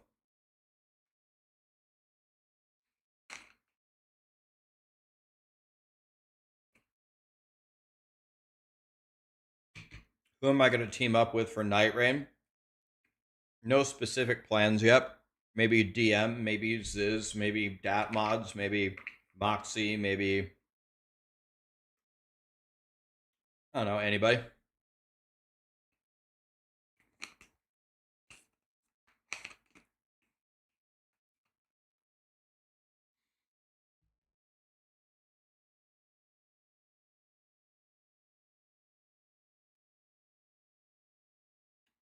I don't know if we'll start Elden Ring today, but starting tomorrow, it's full-time Elden Ring.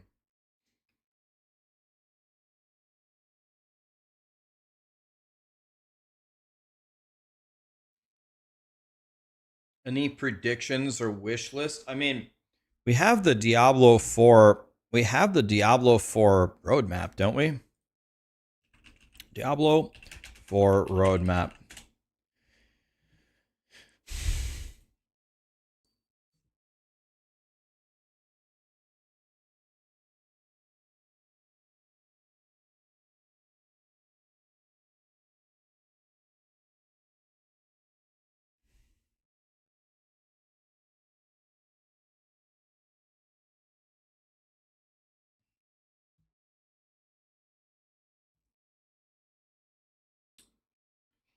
Herodric powers, a quest and reputation board, dungeon escalation.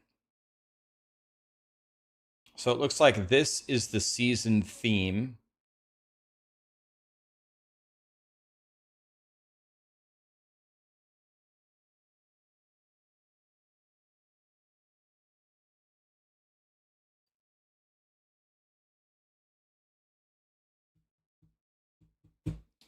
So we get new Nightmare Dungeon activities, console keyboard and mouse support.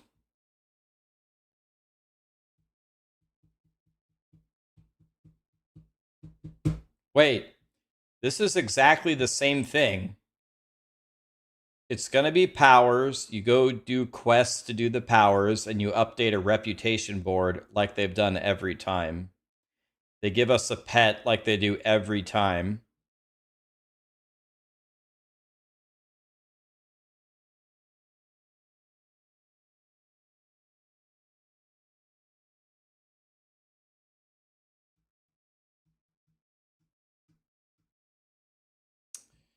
Well, it's sounding pretty terrible, but I'm going to try to go in with a decent attitude here, but that sure doesn't sound very good.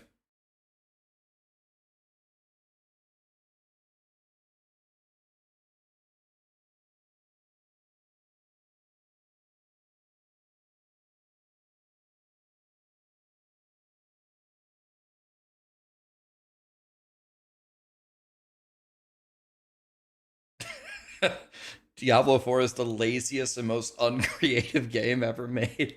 That's a bit harsh.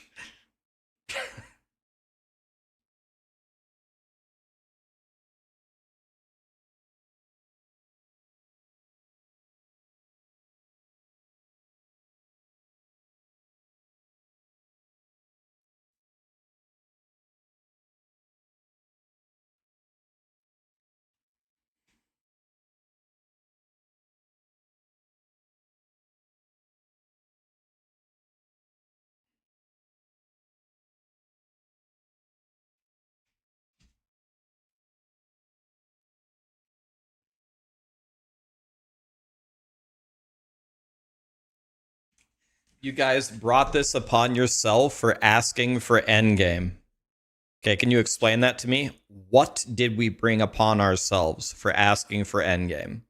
We asked for endgame and we keep getting this. So we aren't getting endgame. So how does the cause and effect work there exactly?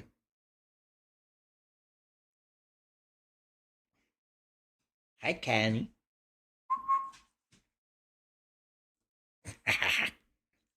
Hi, Ken.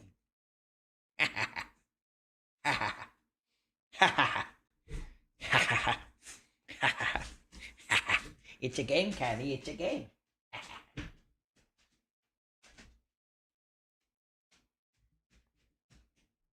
It's a game, Kenny.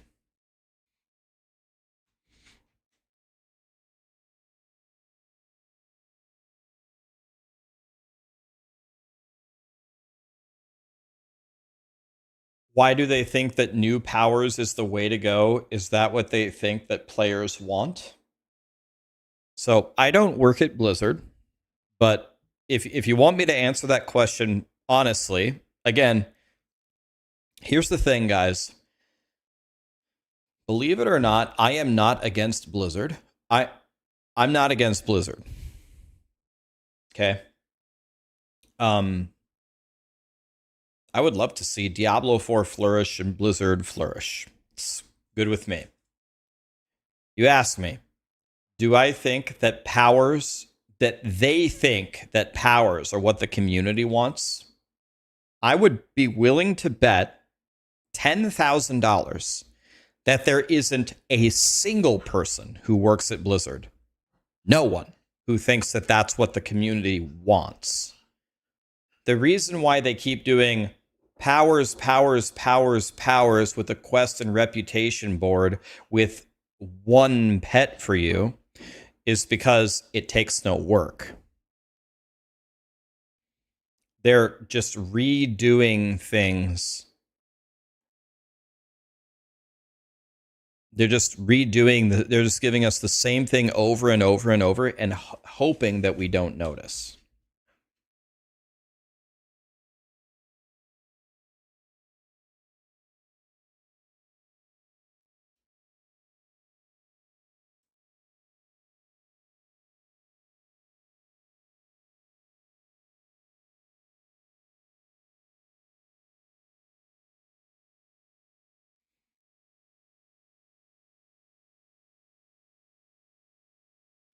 I mean, if I take a screenshot of this,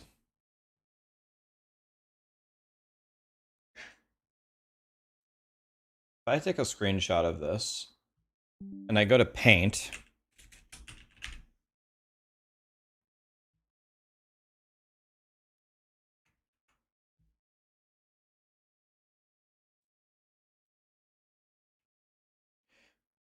now what we're going to do here is we're going to draw some.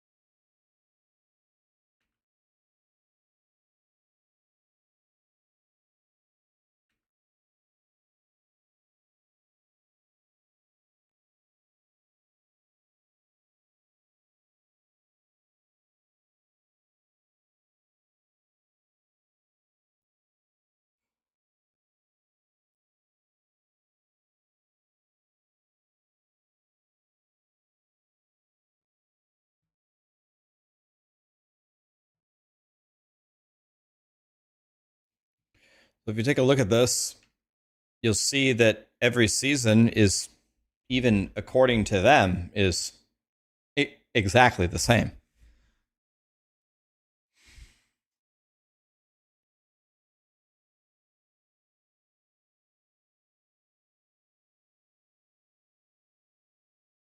Powers, quest and reputation board, and then earnable pet. It's the same thing.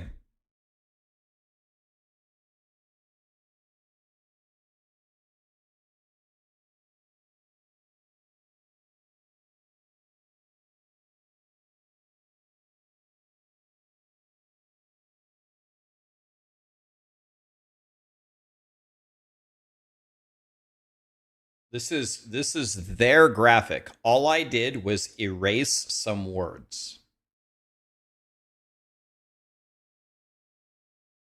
I didn't add anything. I didn't edit anything. I just erased some adjectives.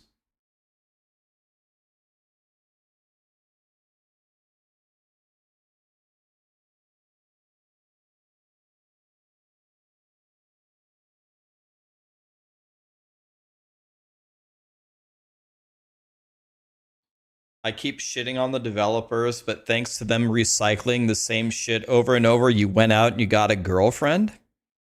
Congratulations, man.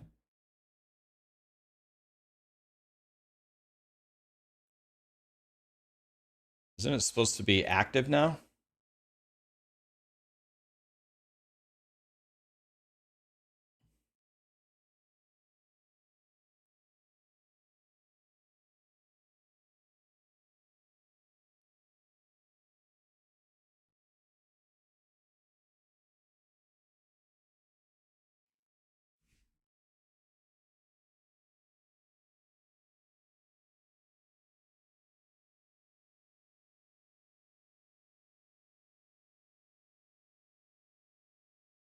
Why is my background in my room smoking? It's on fire. Just haven't put out the fire yet.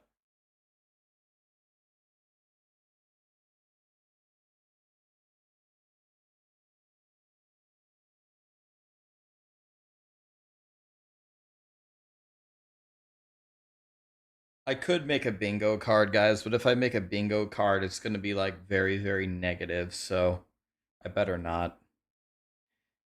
Espen, just wanted to say thanks for the entertainment. I'm deployed and you're keeping me somewhat sane from being away from my favorite games. Thank you for your service, my friend. Appreciate you. Gamer Arrow. The PTR is going to be insane. It's going to be insane. Damn, what a prediction. Okay. Gamer Arrow's a believer. Not now, thanks for the prime.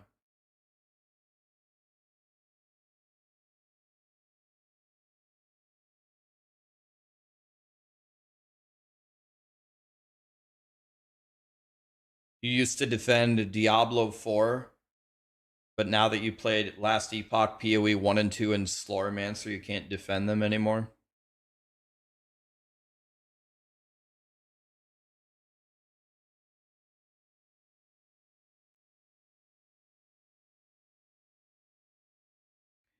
Due to backlash, do I think the devs are somewhat spiteful with the same routine season updates?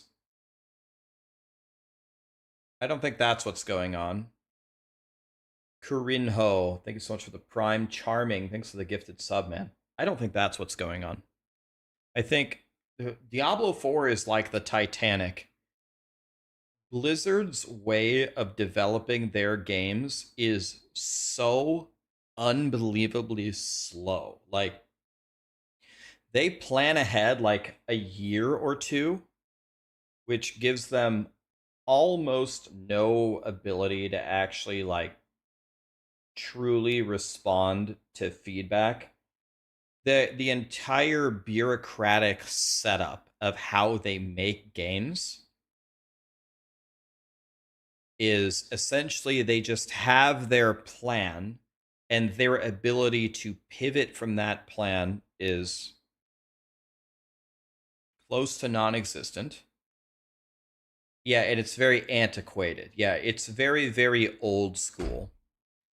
There is a process in place for how they do everything, which is exactly the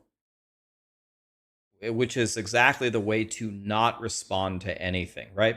So, for example, for No Rest for the Wicked, Thomas, the lead developer, their patch that they just released, the content was really good, but the quality of life and like some of the tuning was just horribly off, but the content was good. So what Thomas did is he went into all the different streams. He had a 2-hour interview with Zizrin. He had a 2-hour interview with me. He had a 2-hour interview with other content creators. And then within a week, he released 3 huge patches with his team, directly addressing all of the feedback in those interviews and those streams. If you already have your next year planned out of what you're going to do and you can't deviate from that, how the fuck are you going to do that? You know what I mean?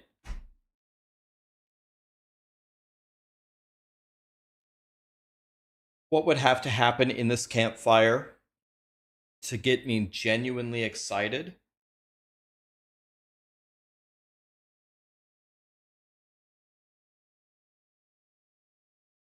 It's a good question.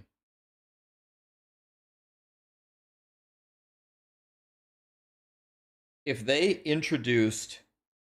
in this campfire introduced a never before seen, very intricate and rewarding and difficult endgame system for us to participate in with a leaderboard, that's all I want. Good enough for me.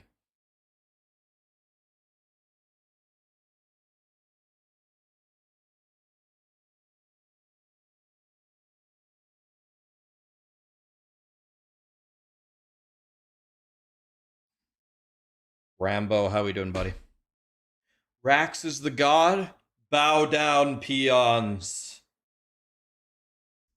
Just kidding.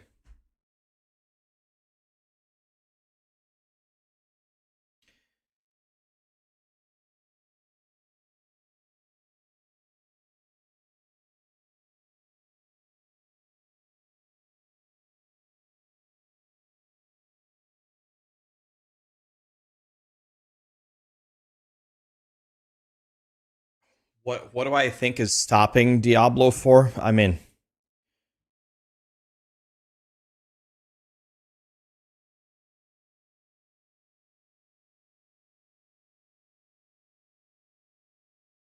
um it's it's a lot of things. It's a lot of things, guys. It's I think their team is too small. I think their way of releasing things is way too antiquated and slow. I think that Diablo 4 has served its purpose. Diablo 4's purpose was to make money. Diablo 4 made so much more money than all the other games, all the other ARPGs. It's already mission accomplished. Probably a good amount of the casuals in this game still really like it. The ones who aren't in this stream, the ones who don't watch YouTube videos, the ones who don't read Reddit, they probably still like the game. To be completely honest, Blizzard doesn't have a huge incentive to change anything about Diablo 4. Making us like the game probably isn't really part of the plan.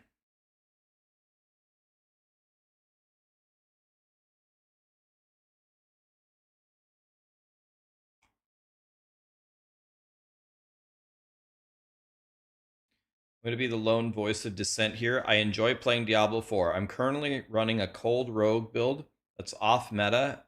I'm having a blast freezing stuff. The game isn't perfect. I make no excuses for it.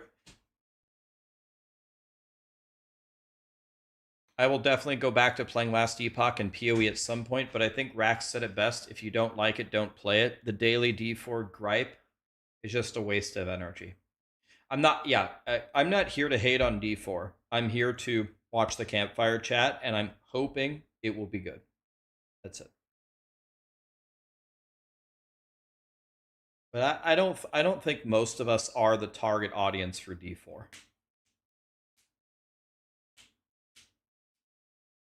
If you are here watching this stream, there is a 99% chance that you are already above a casual player, meaning your skill in the game, your time in the game is beyond a casual. A casual plays like 2 hours a week at the most and has no clue what they're doing. Like none.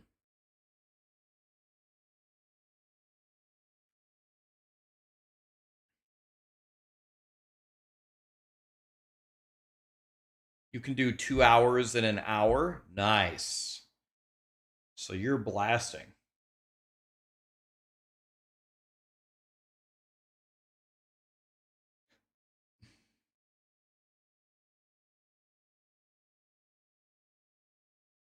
Do I think that they do it due to a small active player base?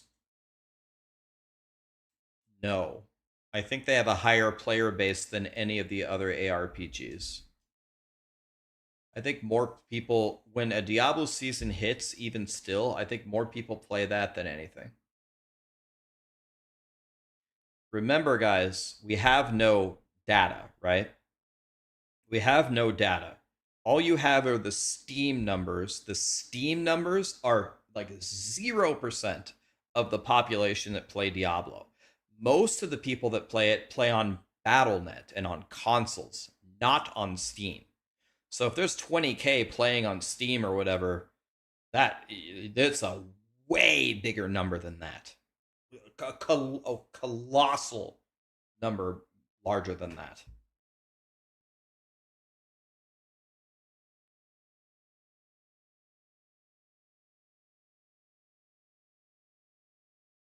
If the data was good, they'd brag about it. Oh, I don't agree with you. That's a terrible idea. If the data was good and they bragged about it while so they essentially posted on the internet when the entire internet is the one torching them for what they put out, that would be a very bad PR move. The casuals don't look at that kind of stuff, but the internet would. And the internet's the one that's mad.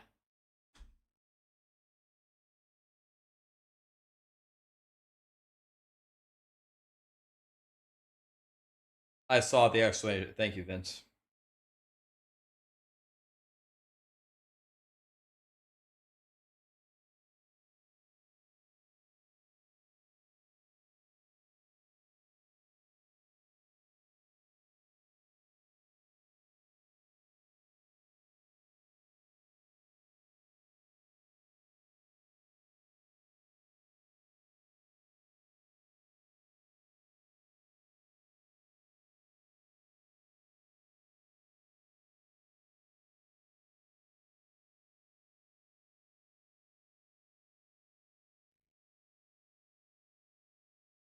I don't understand. Is this supposed to start in 16 minutes?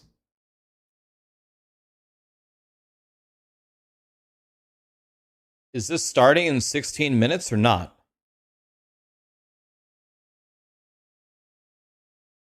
Why why isn't the thing going?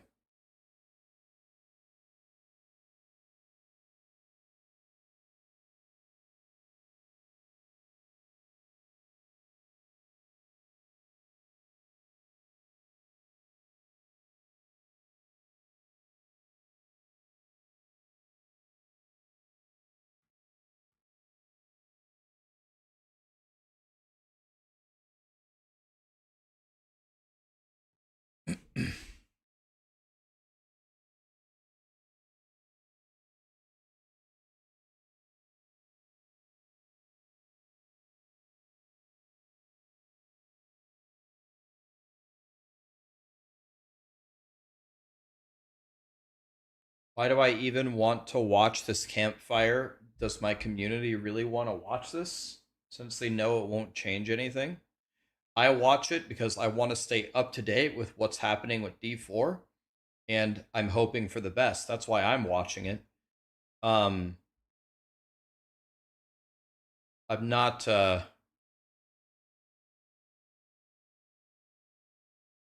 I'm not going to skip a D4 campfire.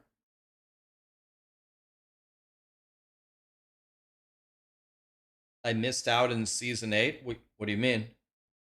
I was the first solo player to 60.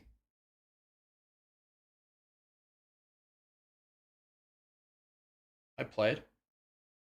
I only played for one day, but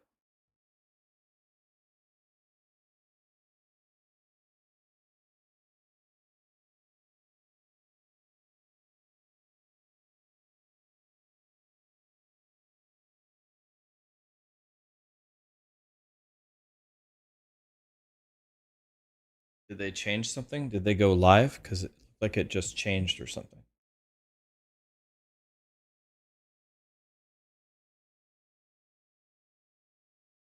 Yeah, they're live. Here we go.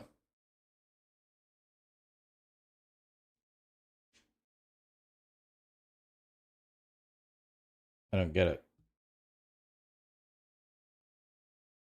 We're live on a.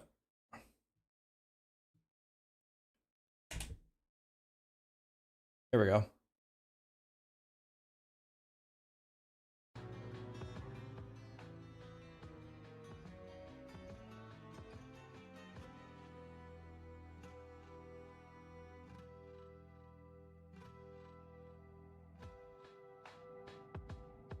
How's the volume there? Or I can see here.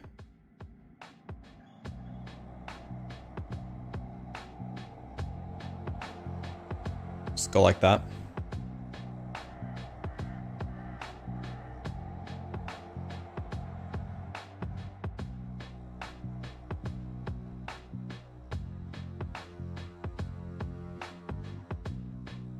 Have I seen the Berserk collab skins? I haven't.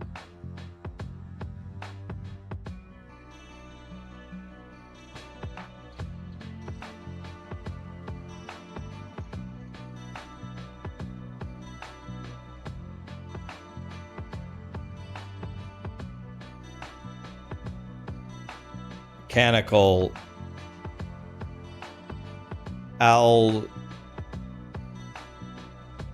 Okay, I'm gonna get this.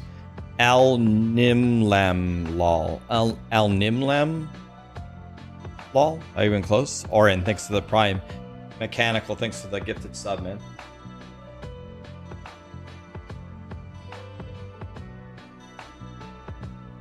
Diablo 4 is not bad, but it's not good. It's mediocre.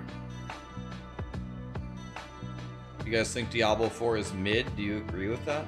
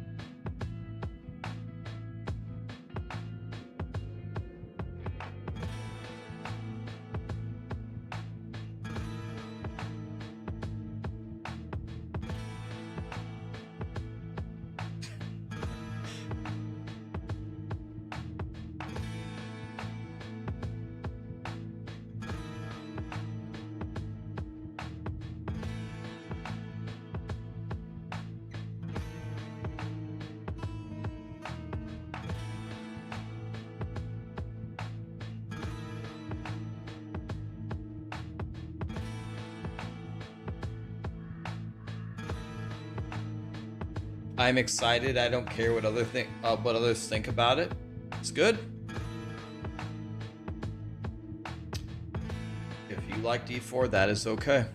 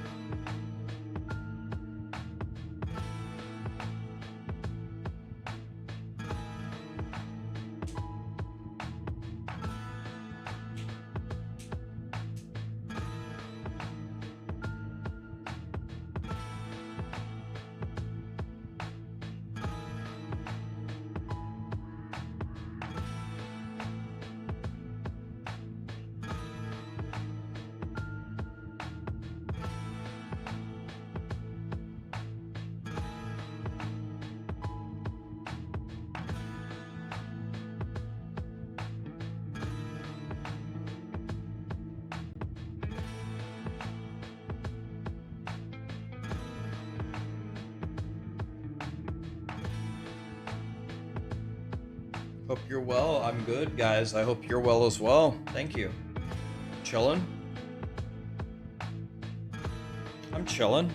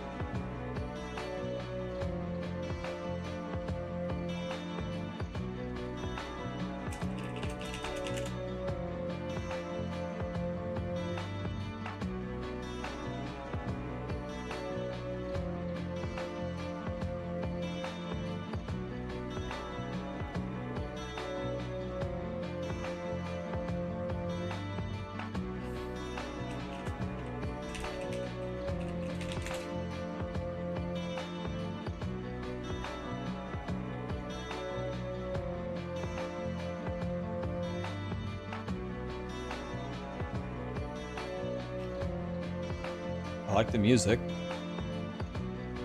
The music is good. The music is good.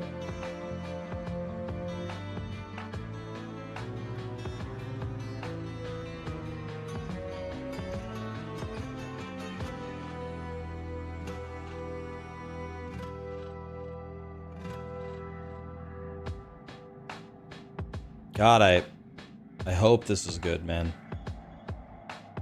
I hope this is good.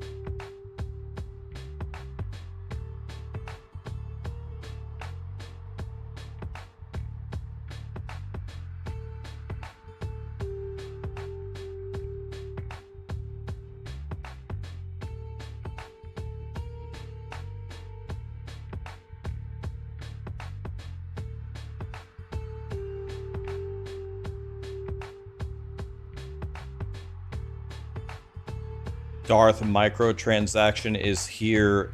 D4 Pog.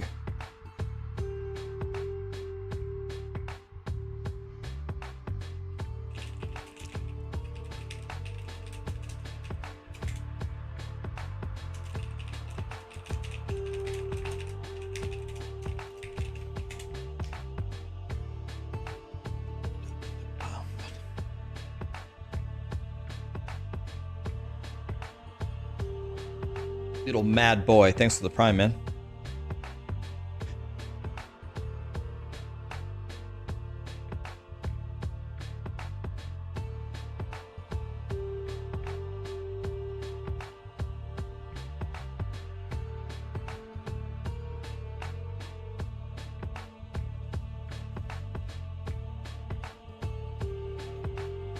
Would I ever try Escape from Tarkov?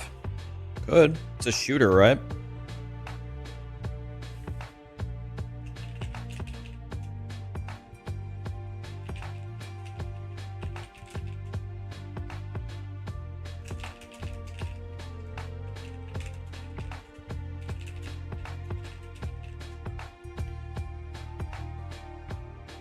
Play with Jesse if you do. That's his fave. Jesse, you mean Shook? Shook 1 or Jet? Who's Jesse? Being shook?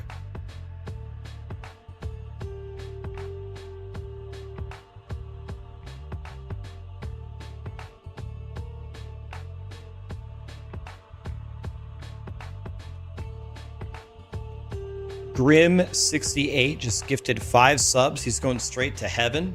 Thank you, Grim. DM, did you ever play Claire? Did DM ever play Claire?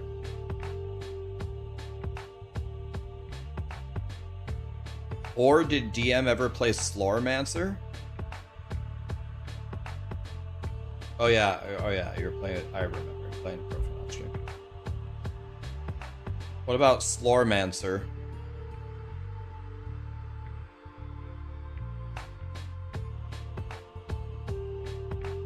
Tarkov is nothing but cheaters. Sounds like Fortnite. Slormancer's real good. Real good.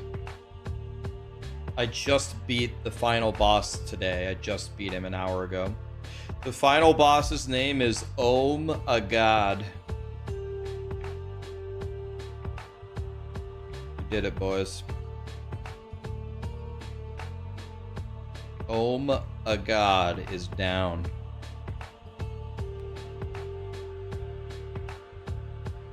It took me 60 hours to beat him.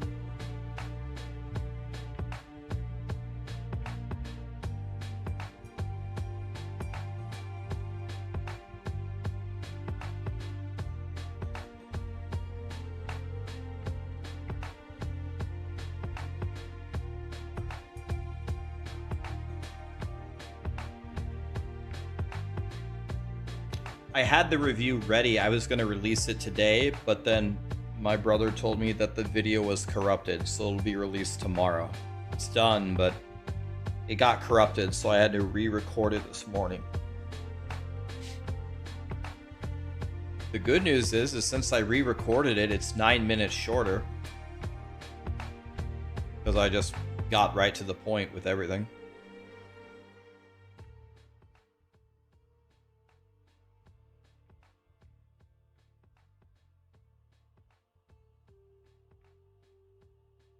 This is how it goes for me every day. Okay, we can talk about Fortnite some other time. Okay, here we go. Let me see if I can get the volume right here.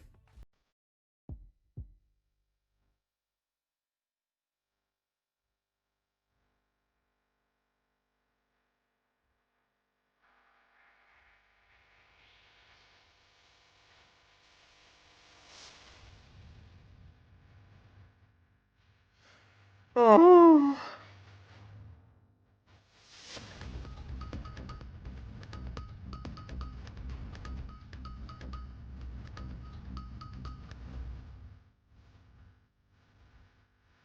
It's over, boys.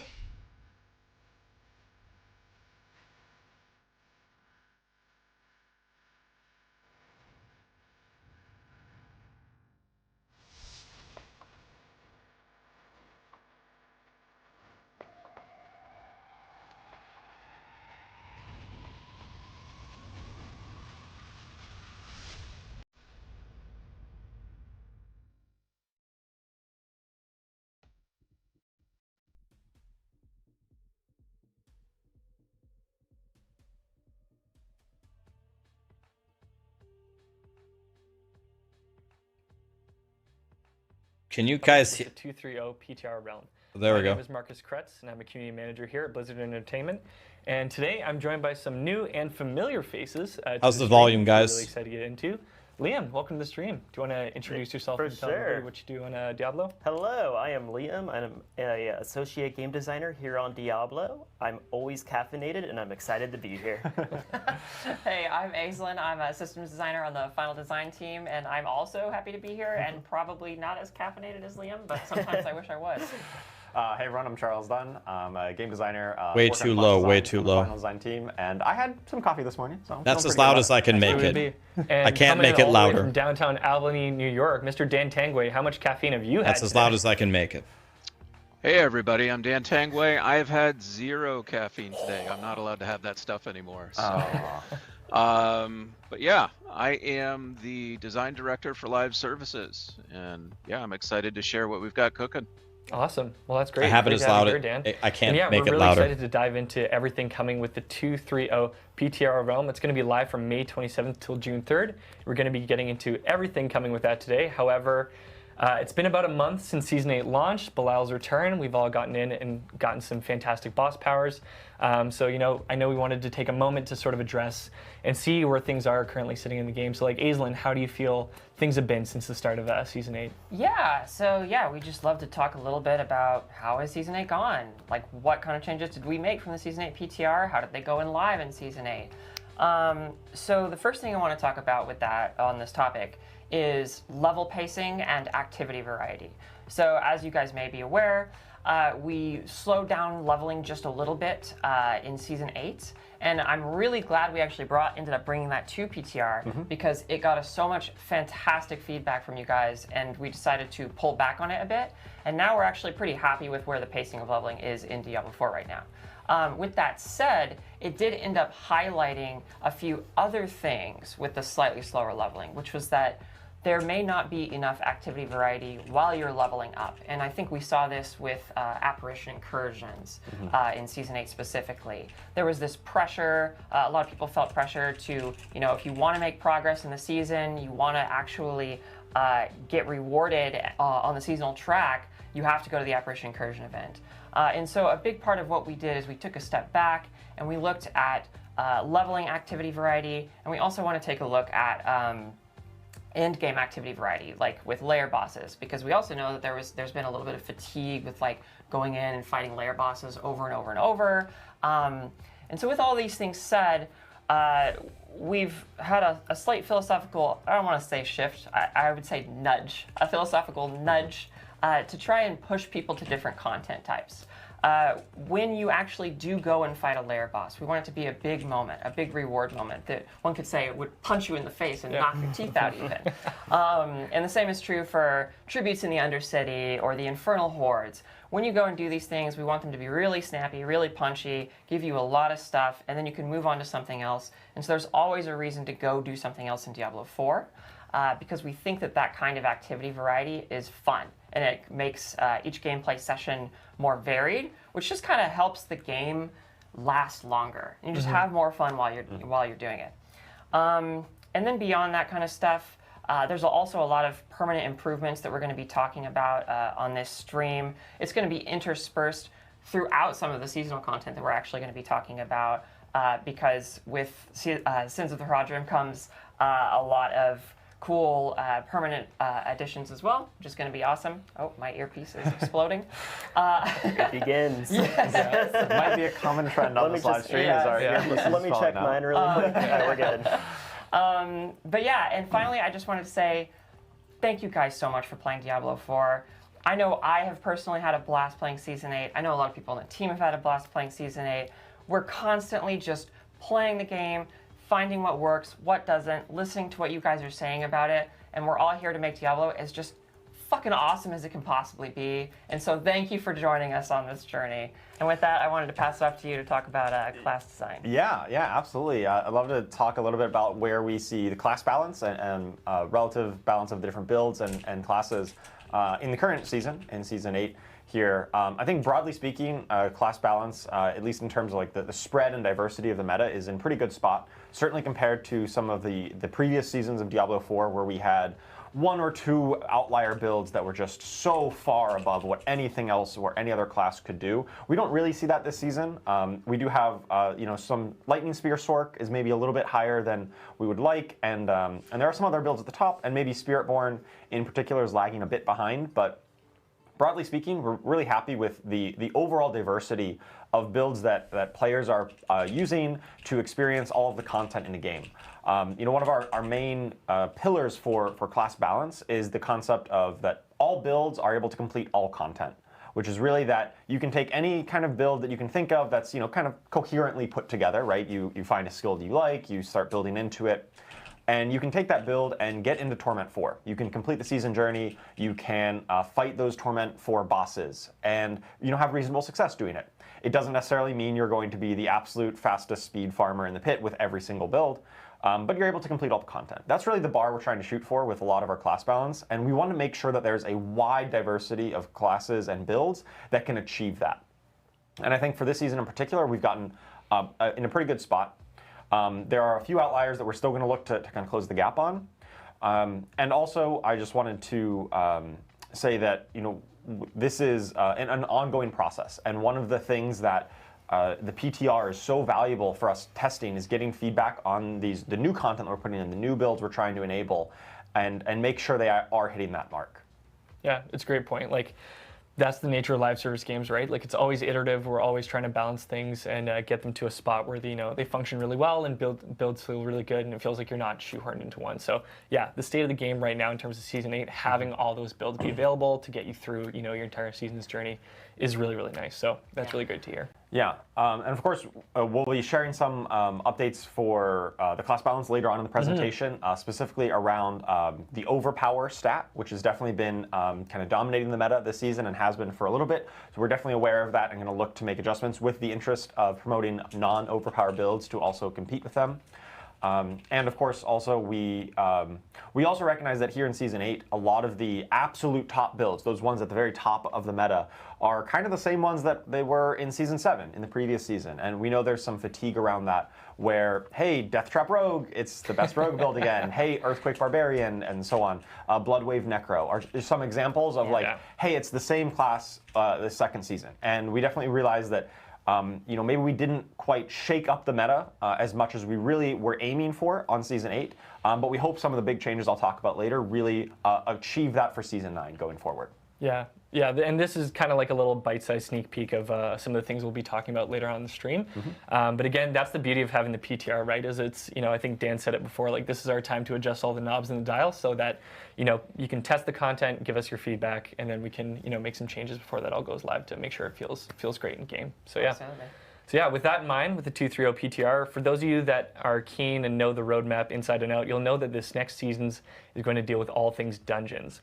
So we have a lot of new and exciting systems and activities that are coming in Season 9 that you'll see in the 2.3.0 PTR. So Dan, what are some of the things that players can expect to get into and try out with this PTR?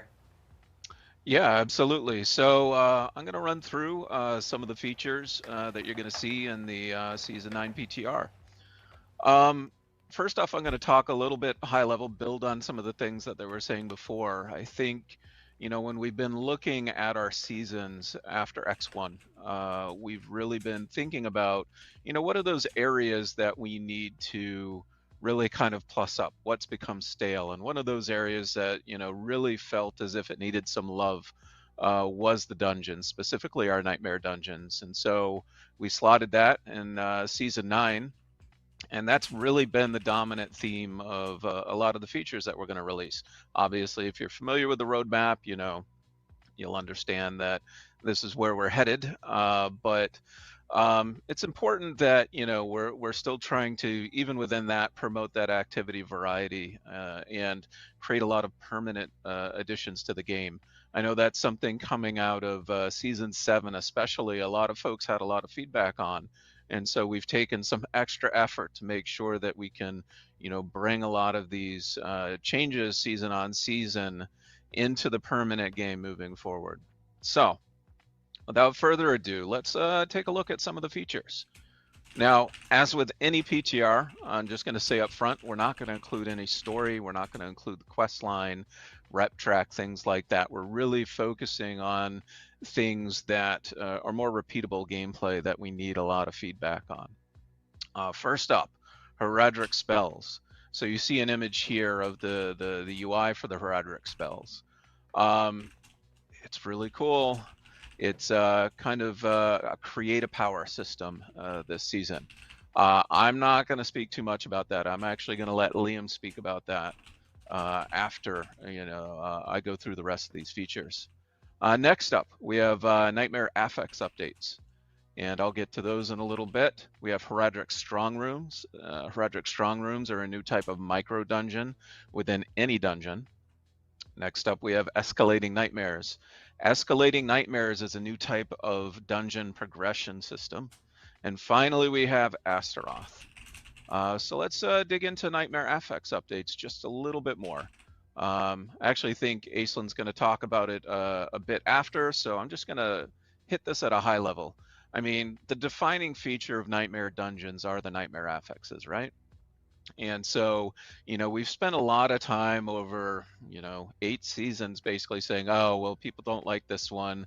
Let's tweak this one. Maybe we can add a few here and there. But, we really haven't put, a strong lens on the Nightmare Dungeon affixes as we have in Season 9, especially when we're looking at trying to promote new types of rewards, or at least variations on the type of rewards that dungeons can have. So you see here, we've got a Herodic Reserve and Equipment Delve, and both of these are new types of rewards that you can find within the dungeons. Equipment Delve specifically is you are seeking around the dungeon to find these gizmos that allow you to upgrade the rewards that you get at the end. Let's move on. All right, so let's talk about strong rooms a bit. I said it was a micro dungeon, right? This is a micro dungeon, however, that's going to be hidden within a Nightmare Dungeon. So, the Horadrim have always been very secretive, and we thought this would be a great opportunity to explore gameplay kind of along those lines. And so you, upon entering the dungeon, have to find the entrance to this, Horadric strong room. Now, once you're in the strong room, and you basically are going to be earning Horadric attunement by slaying enemies. And this attunement is going to improve the chest that you get at the end after defeating the mini-boss. So really, all said and done, what this strong room is about is maximizing that attunement. If it feels a little bit like the Gauntlet, it does have some inspiration from that. We don't have the Gauntlet in the game anymore, but we wanted to, bring that element of really trying to maximize your score within a certain period of time and giving you a lot of really interesting ways to do that. And so what you see here in the image is one of those tools. These are tests that you can choose to take at the beginning of the strong room, and that will modify how your strong room plays out. There's a couple of other images here we can go through as well. Here is the Horadric portal that you'll enter in order to get to the strong room. Here is the gate that leads to the strong room. So you have an ante-room right before the strong room where you have to perform a little test to make sure you understand what's about to happen next. I think there's one more. Yep, here's some combat around one of the Horadric pillars. I'm not going to tell you exactly what the Horadric pillar does, but Horadric pillar is one of those ways to. So they took the gauntlet out because people didn't like it, and then they put the gauntlet back in as the season theme? Getting a good amount of feedback about, is it fun enough? Does it differentiate itself enough from some of the other modes that we've created? And so, yeah, let us know. Is that what they just said? Or? Or Escalating Nightmares. Now, this one, I just got done playtesting this morning, and it's really coming together at this point. We're really happy with it. So this is a progression that allows you to fight through a series of Nightmare dungeons. 3 specifically, and each time you enter a new Nightmare dungeon, new affixes get added to the list of dungeons, increasing both the difficulty and, of course, the fun part, the reward efficiency. And so it's going to culminate with a boss fight. The one you're going to play in the PTR is going to culminate with that Astaroth boss fight. And in order to get into, an escalating nightmare, you're going to need to get an escalating nightmare sigil. Now, this is currently going to drop in Torment 1 from strong rooms. All right, I think there is an image of a totem coming up. So let's take a look at that real quick. Yep. So at the end of a dungeon, you're going to be looking for this particular totem, and that's going to allow you to open a portal immediately to the next dungeon, which is honestly going to create a nice flow state running from dungeon to dungeon to dungeon.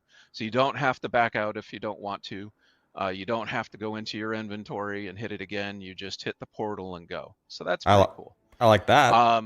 With the escalating nightmares, I think the thing that we probably want the most feedback on is actually how you go about acquiring it.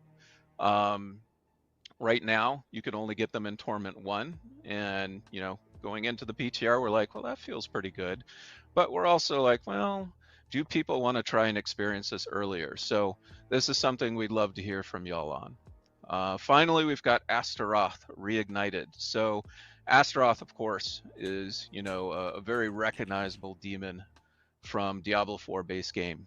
And, you know, we were really trying to think of somebody we could put a face, you know, to for the upcoming season.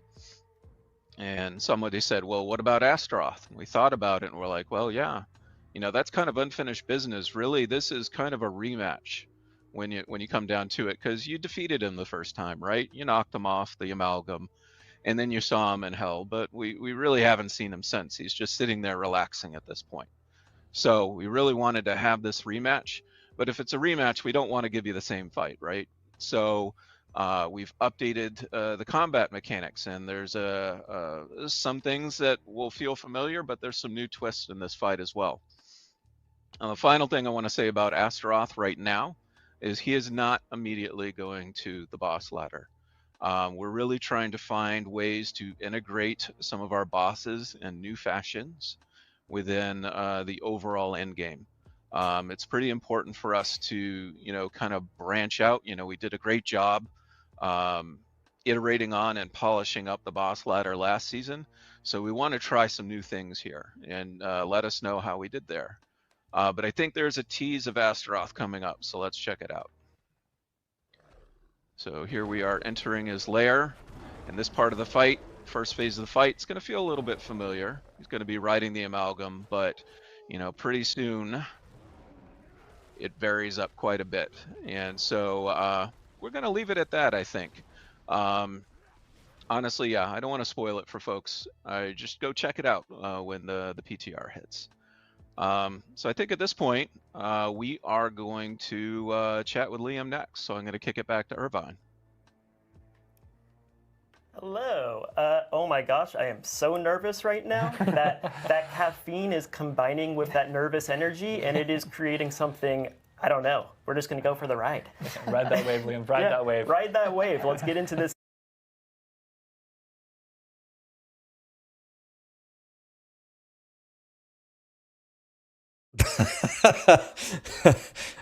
he had such power he shut down the stream.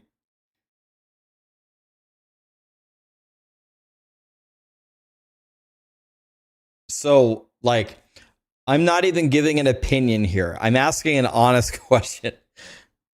Did Dan just say we remove the gauntlet from the game and essentially we added a new mechanic into Nightmare Dungeons that's hidden, that's like the gauntlet?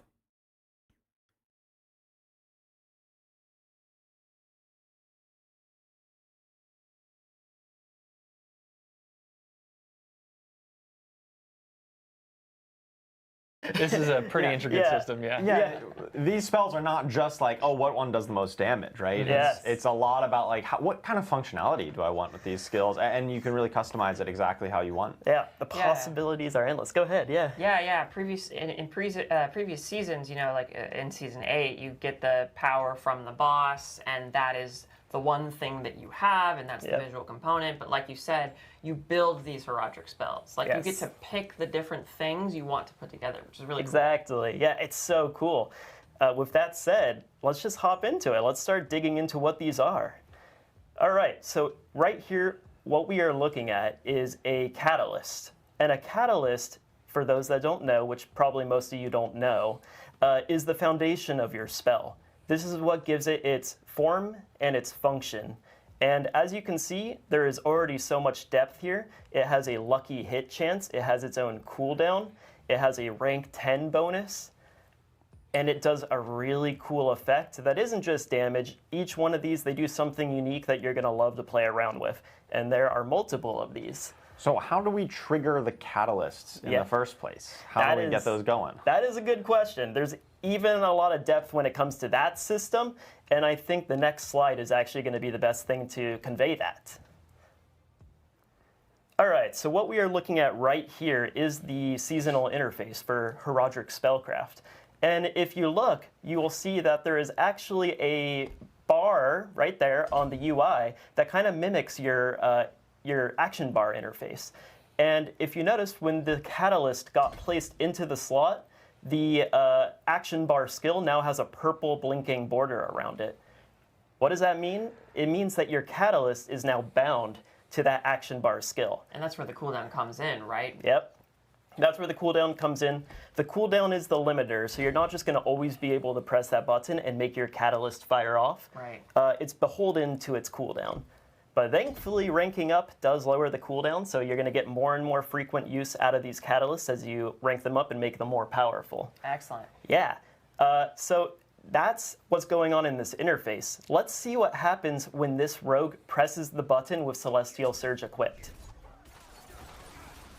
Okay, yeah, that's awesome. You see, that does most of the talking for itself. Looks basically, beautiful, what actually. happened is that the rogue threw the smoke bomb, and the smoke bomb was the guiding factor for the catalyst. Actually looks and the beautiful. catalyst created that arcanic Heraldric rune on the ground right where the smoke bomb landed. It did its pull-in effect, and then that barrage of stars just started doing their work randomly all over that area. What do you guys think? Is that pretty cool? That's pretty neat. And that's only like one of the possible combinations, right? Because like you have one catalyst there and you assign it to a specific skill, but you could pick any of the catalysts and you could assign it to any of the skills that your class has available to it. And the way that the catalyst interacts changes based on the kind of skill you're using, right? Exactly. So think of it like an extension of your skills. You know, it's going to feel very natural and organic as you're what's the term? Invoking these into combat. So, yeah, go ahead, Josh. I really like how you get to choose like when you deploy this in combat, right? If you want it on smoke bomb, it's like, okay, I want to be CCing an enemies, or like I know there's a clump of enemies there, so I can deploy this at a key time. Or if I like don't want to think about it too much, like I just want it to happen as much as possible, right? I'll just put it on my core skill that I'm pressing all the time, and it'll happen like as often as it can. Yep. And like you get that choice in how you want to deploy these. Exactly, and like I said, it's going to feel natural. If you're a Sorc and you put it on Flame Shield, it's going to summon on your character. If you're using a ranged ability, it's going to go where the ranged ability lands. If you're using a melee skill, it's going to be in melee range on the character you hit. It's just going to feel like what you would expect it to be, you know? Yeah, so the catalyst just really flows around it, however you want to integrate it into your playstyle, effectively. Exactly. We don't want to spoil all of the catalysts. We want you to experience them on the PTR, but we do have one more for you to look at right now that's really cool, so let's go to that tooltip. So this is the Cosmic Anomaly. This is a summons type. We know players love summons. It's going to scale off summon damage bonuses naturally because it has the tag. It has a passive and an active component. For those of you familiar with Druid Companions, this is going to feel really natural to you. It's that same kind of setup. And I'm not even going to mention the rank 10, but it's pretty insane. Like, just if you read it, that's a powerful effect. So when you reach that threshold, you are unlocking a whole new realm of power for your catalyst. And yeah, let's go see what this looks like. What does it look like in game? Oh, shiny. So shiny. Look at that. Very lightning-y. Very lightning-y. Yeah, that's a... There it goes. That's a real word, right? Yeah. Absolutely. I'm going to say it is. Oh, I love this clip. Oh, that's so satisfying. Okay, that's also a little heartless. I can't believe the Necromancer would do that. Those are your friends, and you just send them to go explode? Unbelievable. But good news, they come back. Your friends come back, so you can go send them. The spell looks really cool, but I am failing to understand how this is a create your own power. All you do is attach it to different skills. How is this building a power? Because they also have a pull-in with Corpse Tendrils. And so what they do is they pull everything in with Corpse Tendrils, and then cast Bone Prison, which invokes the Cosmic Anomalies and kills all of them while they're stuck all together inside the Bone Prison. Exactly, well said. There's so many satisfying combinations for you to discover. We're going to leave it there, but let me tell you, the amount of depth in this system is so fun. We've had so much fun playtesting this internally. So, Oh, yeah. I've been playing it quite a bit in the last... Wait, I'm asking this genuinely. Where is the depth? Where is the depth in this system? It's great. I love it. I must be. This is Maybe why I'm this is missing just something. Such an awesome Attach it and addition to play. it. Yeah. Super cool. Like honestly, Where- guys, so where I is did the write depth? 230 PTR blog. I hope you all like it. But this is definitely a system, like going in and testing it out before to then help write the blog. I was like, The blog is not going to cut it in terms of listing out all the different tools, like the way all the different aspects of the Heroic Spellcraft interface together. It's really something that you need to go in and play test yourself because of all the different combinations, all the way the different powers interface with each other. It's very hard to get on paper, so it's really something you got to go in and test for yourselves. It's a ton Which of you fun. can, right? Yeah, and you get that opportunity. How about that? Exactly. Going forward, we have something cool to show you.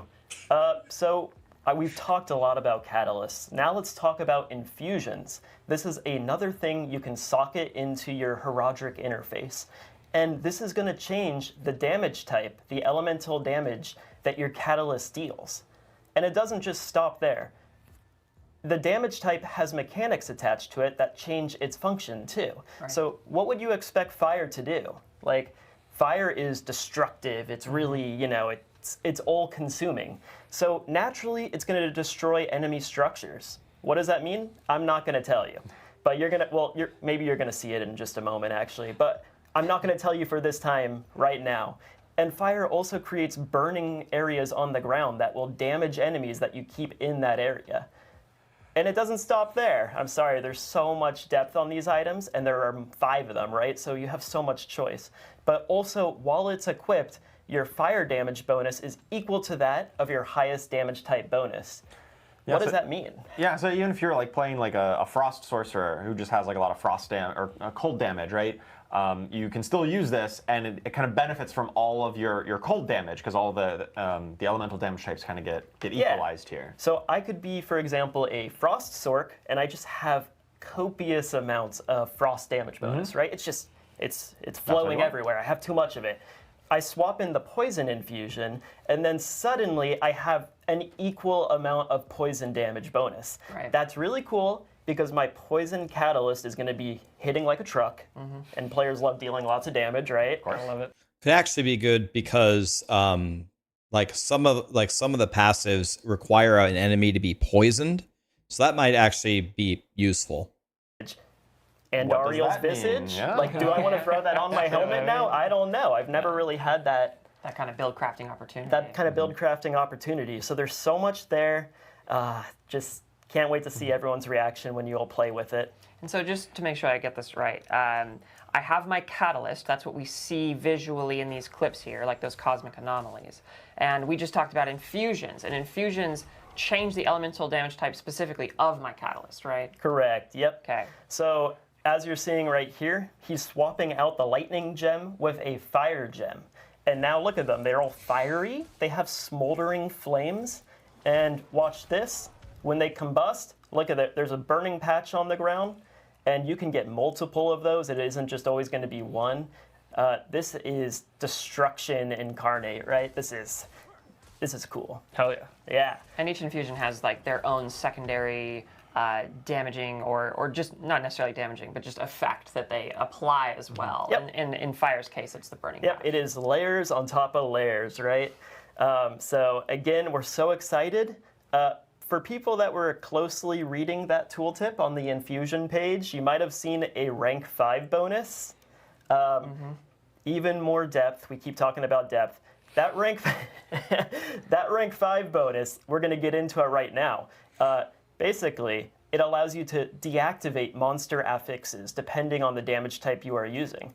So what would you expect fire to deactivate? Well, it makes sense that thematically it would deactivate chilling winds. Those are those like icy winds that monsters can summon in. They like slow your projectiles. Yeah. So annoying. No one likes being slow. I was just playing a Gotta go fast. Yeah, I was playing a fast. Blood Spear Necromancer, And then season just, 8, and the slows chilling down. winds were so annoying. Oh, yeah. So let's look at a clip and see chilling winds being deactivated. So this is a different catalyst than we've seen before, right? This one draws like a damaging beam. Yeah, so this is Disintegrate. It is another catalyst. We're not going to show you the tooltip about all its possibilities and what it does, but yeah, you'll see that the moment he deactivates the monster, those chilling winds just disappear. And they will stay disappeared as long as they are, consistently deactivated. So as you know, this is going to be very satisfying to use. Like, you're going to be able to swap these in, and if certain monster affixes just ruin your day and you really dislike them, well, they're just gone like that. And we have one more clip to show you. Yep, so, okay, there we go. The Warlord wall is just gone. This is also fire because I talked about structures. That's Warlord walls. That is lightning totems, those like things that arc lightning damage, the red lightning damage all around the arena. That is tether points, those things that like chain you to the ground. Fire destroys all of those.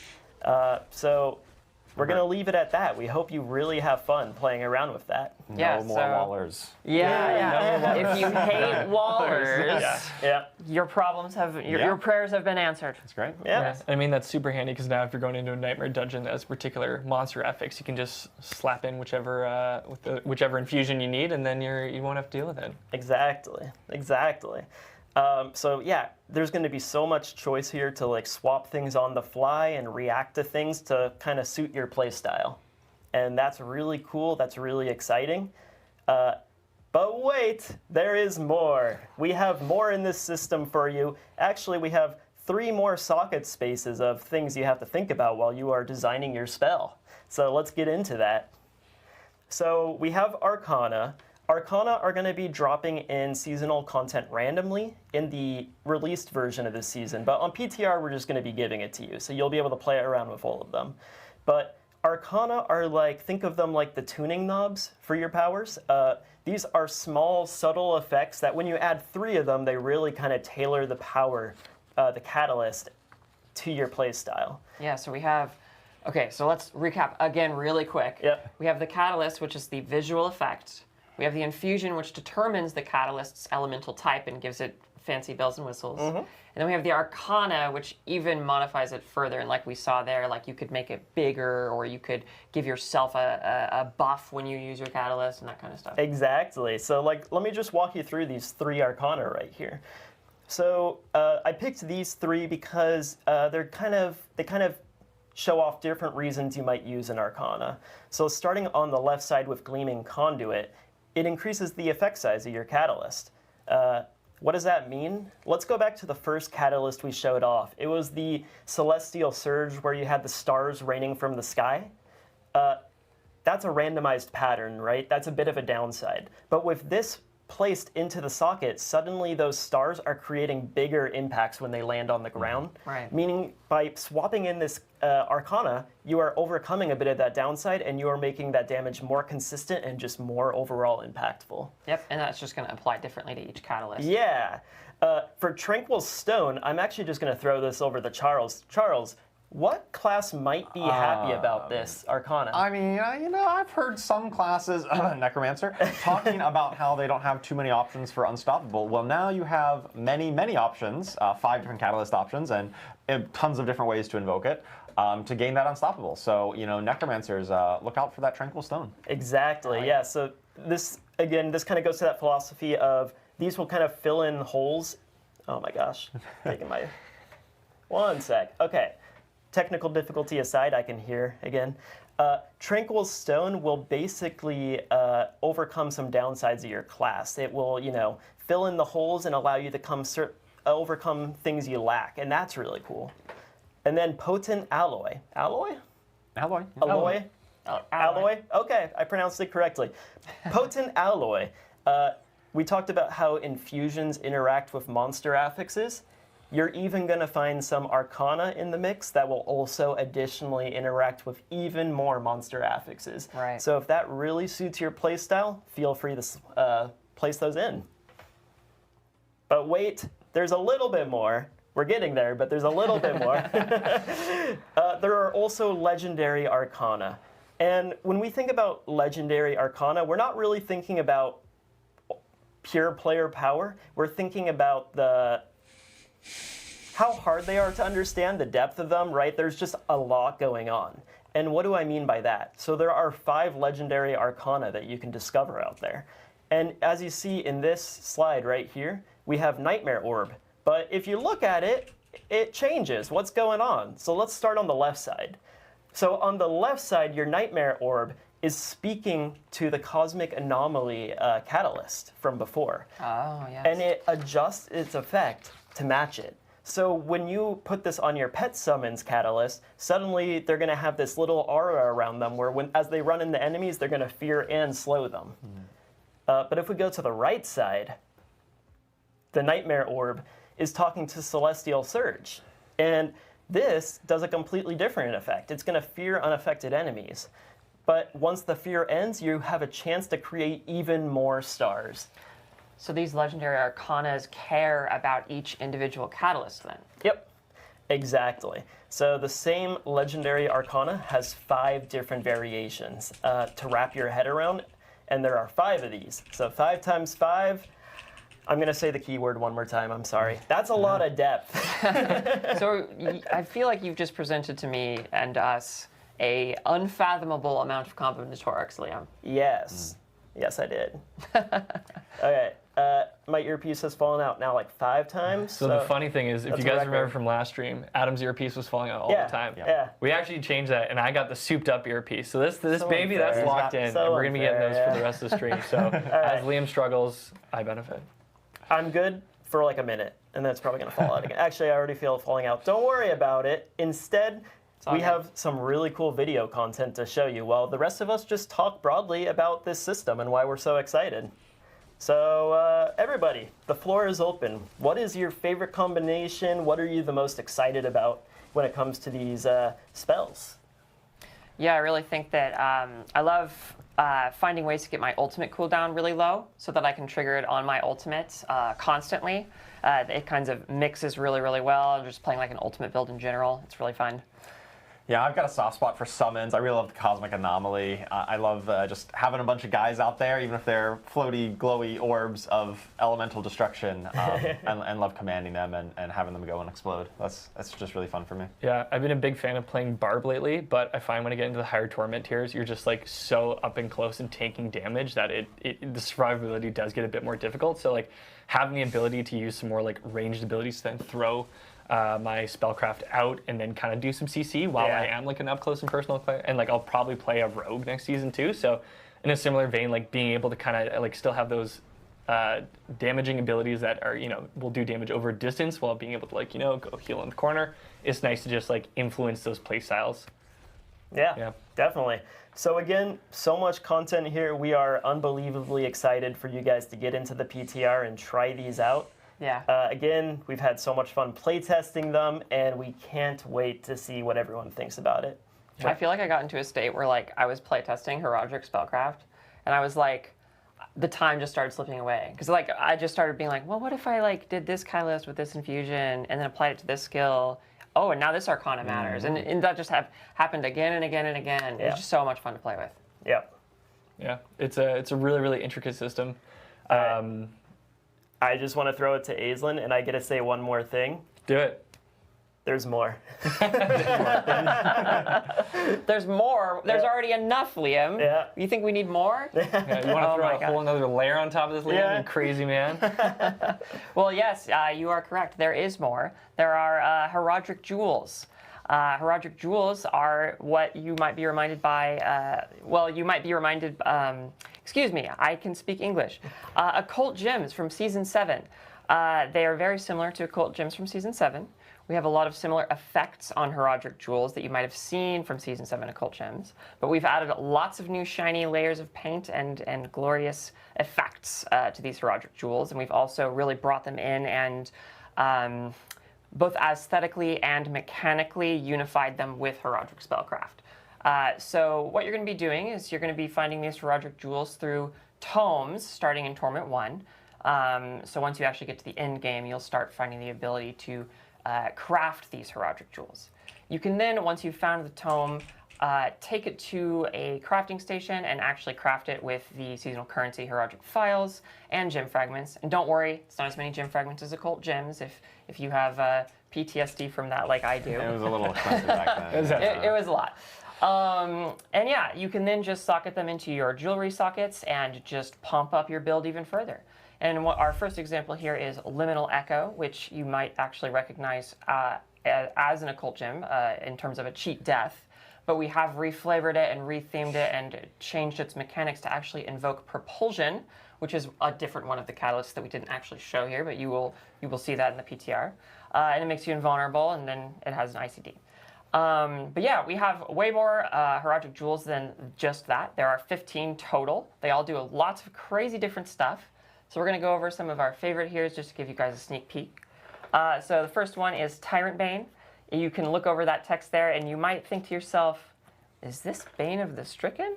And the answer would be, yes it is. If you are a D3 enjoyer, it is Bane of the Stricken for dot builds. I'm very personally excited about that one. The second one we have is the Starflux. This one is fantastic. It's just punch you in the teeth, straight value, double your catalyst damage.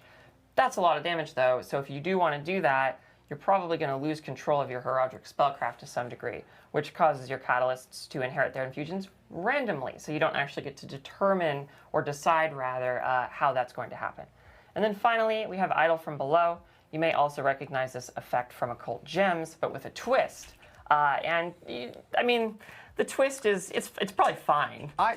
Jeweled Guardians, I bet they're pushovers. But don't worry about it. No, don't worry about it. No, focus on the first line for that one. That's the important part. Primary core stat, max life, unhindered. Great stuff. Absolutely. Nothing else to worry about. For sure, for sure. All right, and I think we have a video of the Starflux to kind of give you a sense of what that is like.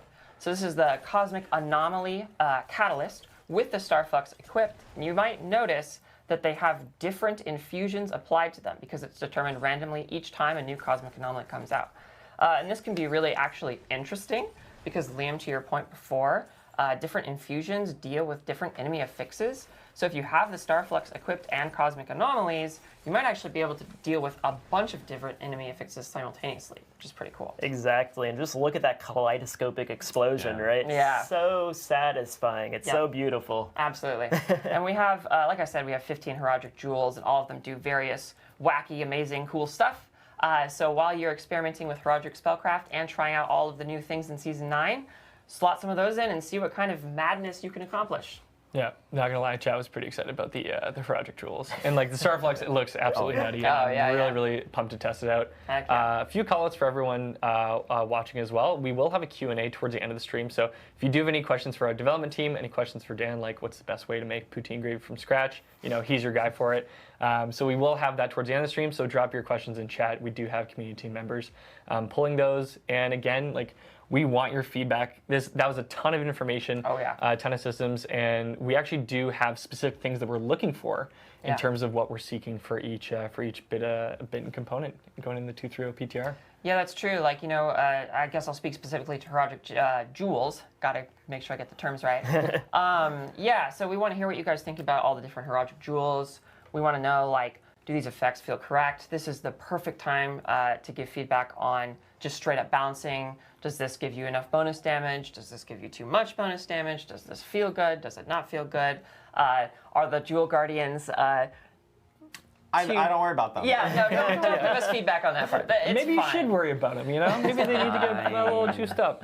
Yeah. Surely it's not. But yeah, let us know about Heraldic Jewels, and of course, I'm sure you'd love to hear people's thoughts about it. Definitely. For Heraldic spells, please just let us know how it feels both in early and late game. I know it's PTR, a lot of people are going to be mainly jumping into the late game, but early game is also really helpful. We want them to feel really cool and satisfying to use in all realms of content. We also just want to know about the effects themselves. Are they satisfying? Does anything feel off? Do we need to like tighten up cooldowns or things like that? Just get into the weeds with it. We will definitely be reading through as much as we can and making these spells the best they can be for launch. Yep, now's the time to get that feedback, tune those knobs. It's the best time to do it. And for everyone watching from home, we also will have the D4 patch notes and the blog hitting after the stream. So if there's anything you missed on the stream, that will be available for you to read in depth and disseminate over the weekend before you jump into the PTR. But I know one of the biggest parts of the patch notes has to do with class balance, and we do have some. Charles, you got a lot to talk about today. I got some notes here. We got lots to talk about. You know, I kind of teed it up at the start of the stream how we kind of think about class balance currently. But of course, it's an ever-changing process, and we always want to be giving new things to play with, new ways to play Diablo 4, and so there's lots of updates this season with that in mind. Yeah. So let's get into some of the changes that affect all classes in some way before getting into each individual class and talk about some of the new stuff coming for them. These are kind of changes that are global or affect everybody. So first up, Overpower has been overpowered for a while. We should have seen that coming with the name. Oops. Yeah, it has been really like just one of the strongest things you can be doing across any class for the past handful of seasons now. And so we're definitely taking a big swing at it here in Season 9. So Overpower's initial design philosophy was it was supposed to be a stat that tankier kind of builds, things that have like that strong defensive fantasy, things like Werebear, Barbarians, Blood Necro, could build these defensive stats like max health and fortify and convert that into offensive power. That's the initial design conception of it, and which is why whenever you did Overpower, you got bonus damage in based on the amount of maximum life and fortify that your character had. This ended up being a lot because it was kind of tied to the like ratio of how much of health you already had. I don't want to get in too deep into the math here, but basically it was a lot of additive damage. So it would be the equivalent of you having like plus 1,000 or more % damage on your gear when you overpowered. And that led to overpowers being extremely strong, far more than, say, Critical Strike, for instance. And even dominating builds that originally weren't intended to benefit from that so much. Yeah, we saw it just every class was trying to overpower because it was so valuable. Yeah.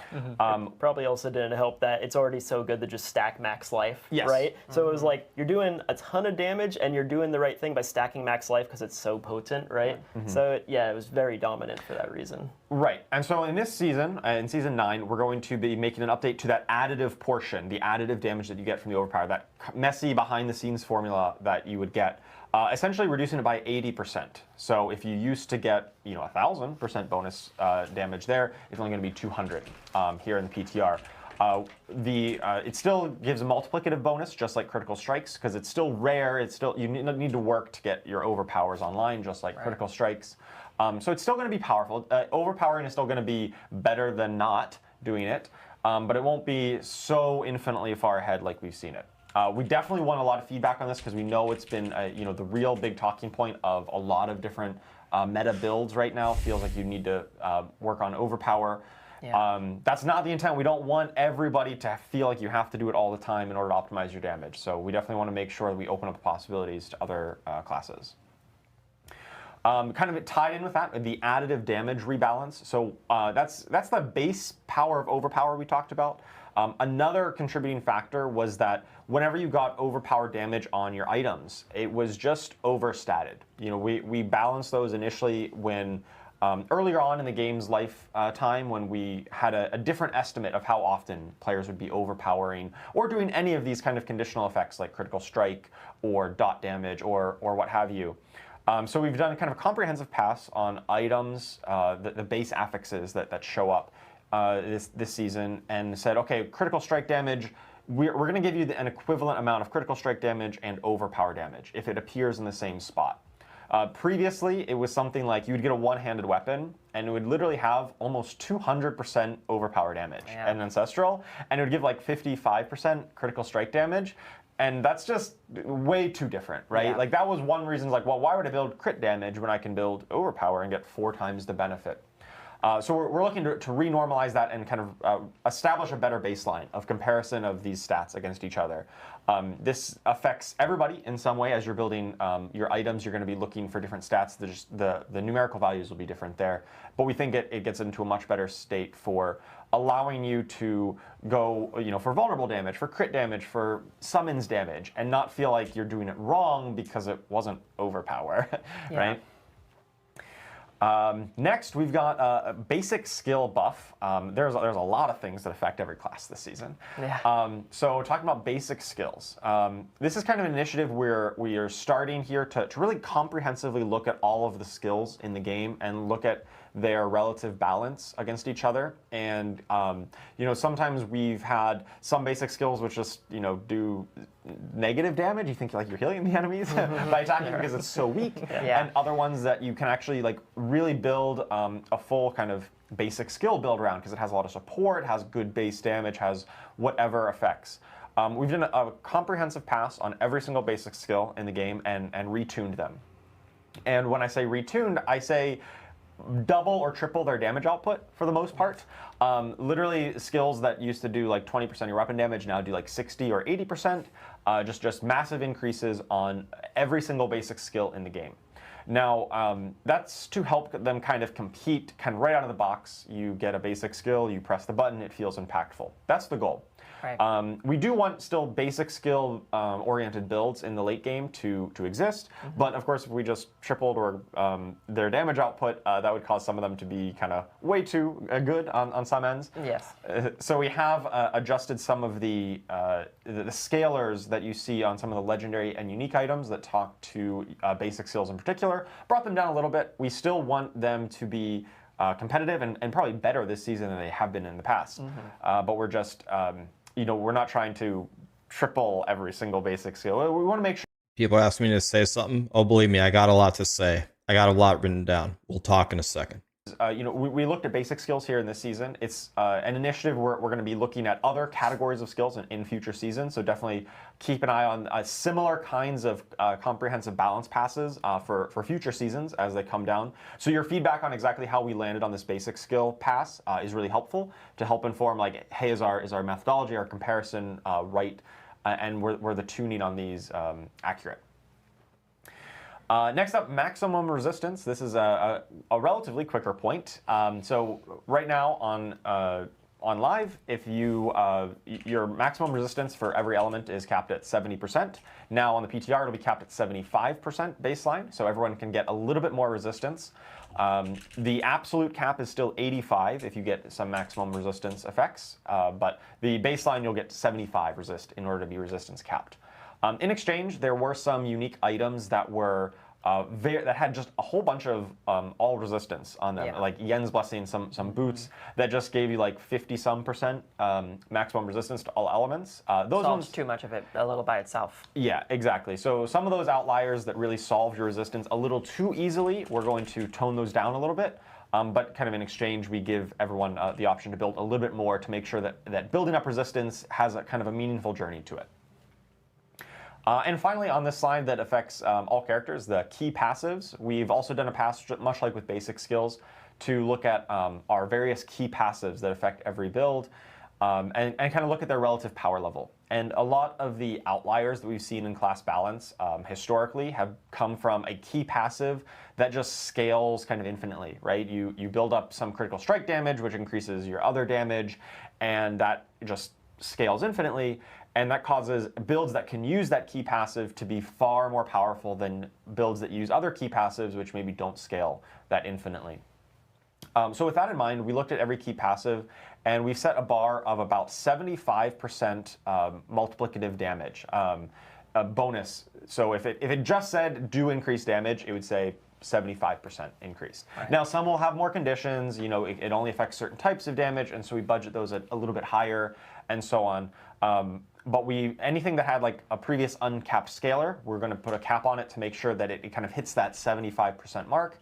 And even a handful of some key passives that were underperforming that mark, that were not quite that good, have gotten buff up to try to let them compete. And so builds that got some of those buffed key passives will be really happy to see that too. Absolutely. I guess I'll just make a comment. We're not the fun police, right? No. We're not coming here to ruin your day, but what we are doing is we want to make a more consistent experience for our players, and we want the pieces to fit together naturally. Your progression is smooth. There's all these puzzle pieces. They just make sense as you stack them up, and we want to move away from having such extreme outliers. Yeah, the extreme balance outliers are really what kind of can kill the fun of the game. If you're like, hey, I want to play, whatever kind of build you want, but then you see somebody else doing something different, and you're like, oh, they are 100 times better than me. It actually does affect how much fun you're having because you feel like you're playing suboptimally. And by kind of bringing some of these more in line to a kind of a budget of power that we want from certain sources, we help to eliminate those outliers that are like miles ahead of everybody else. With that in mind, we think that this is going to promote better build diversity, of course, as you can play more options, and it won't feel as bad that you aren't being left behind in such a way. All All right, so let's move on to the individual class changes. Those affect everybody, but of course, every class gets some new stuff to talk about here. And first up, we've got barbarians. So for the barbarian, the big talk of them for a while has been earthquakes in particular. Barbarians love to, stomp on the ground, and they stomp so hard that they make some earthquakes. Those have been extremely powerful for a handful of seasons, and we know that there's other fantasies to explore in barbarian other than just earthquakes, and so we have done some updates to kind of bring down some of the power level of Earthquake, specifically on its legendary Paragon node, the Force of Nature, that gave it a ton of multiplicative damage on the Earthquakes. That has been brought down quite a bit.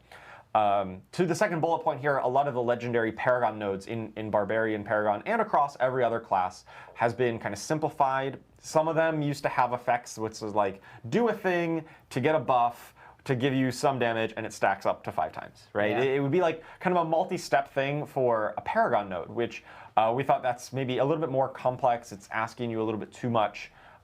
So we've simplified them, and often it's just like, hey, do a thing, get a bonus, and that's it. Right.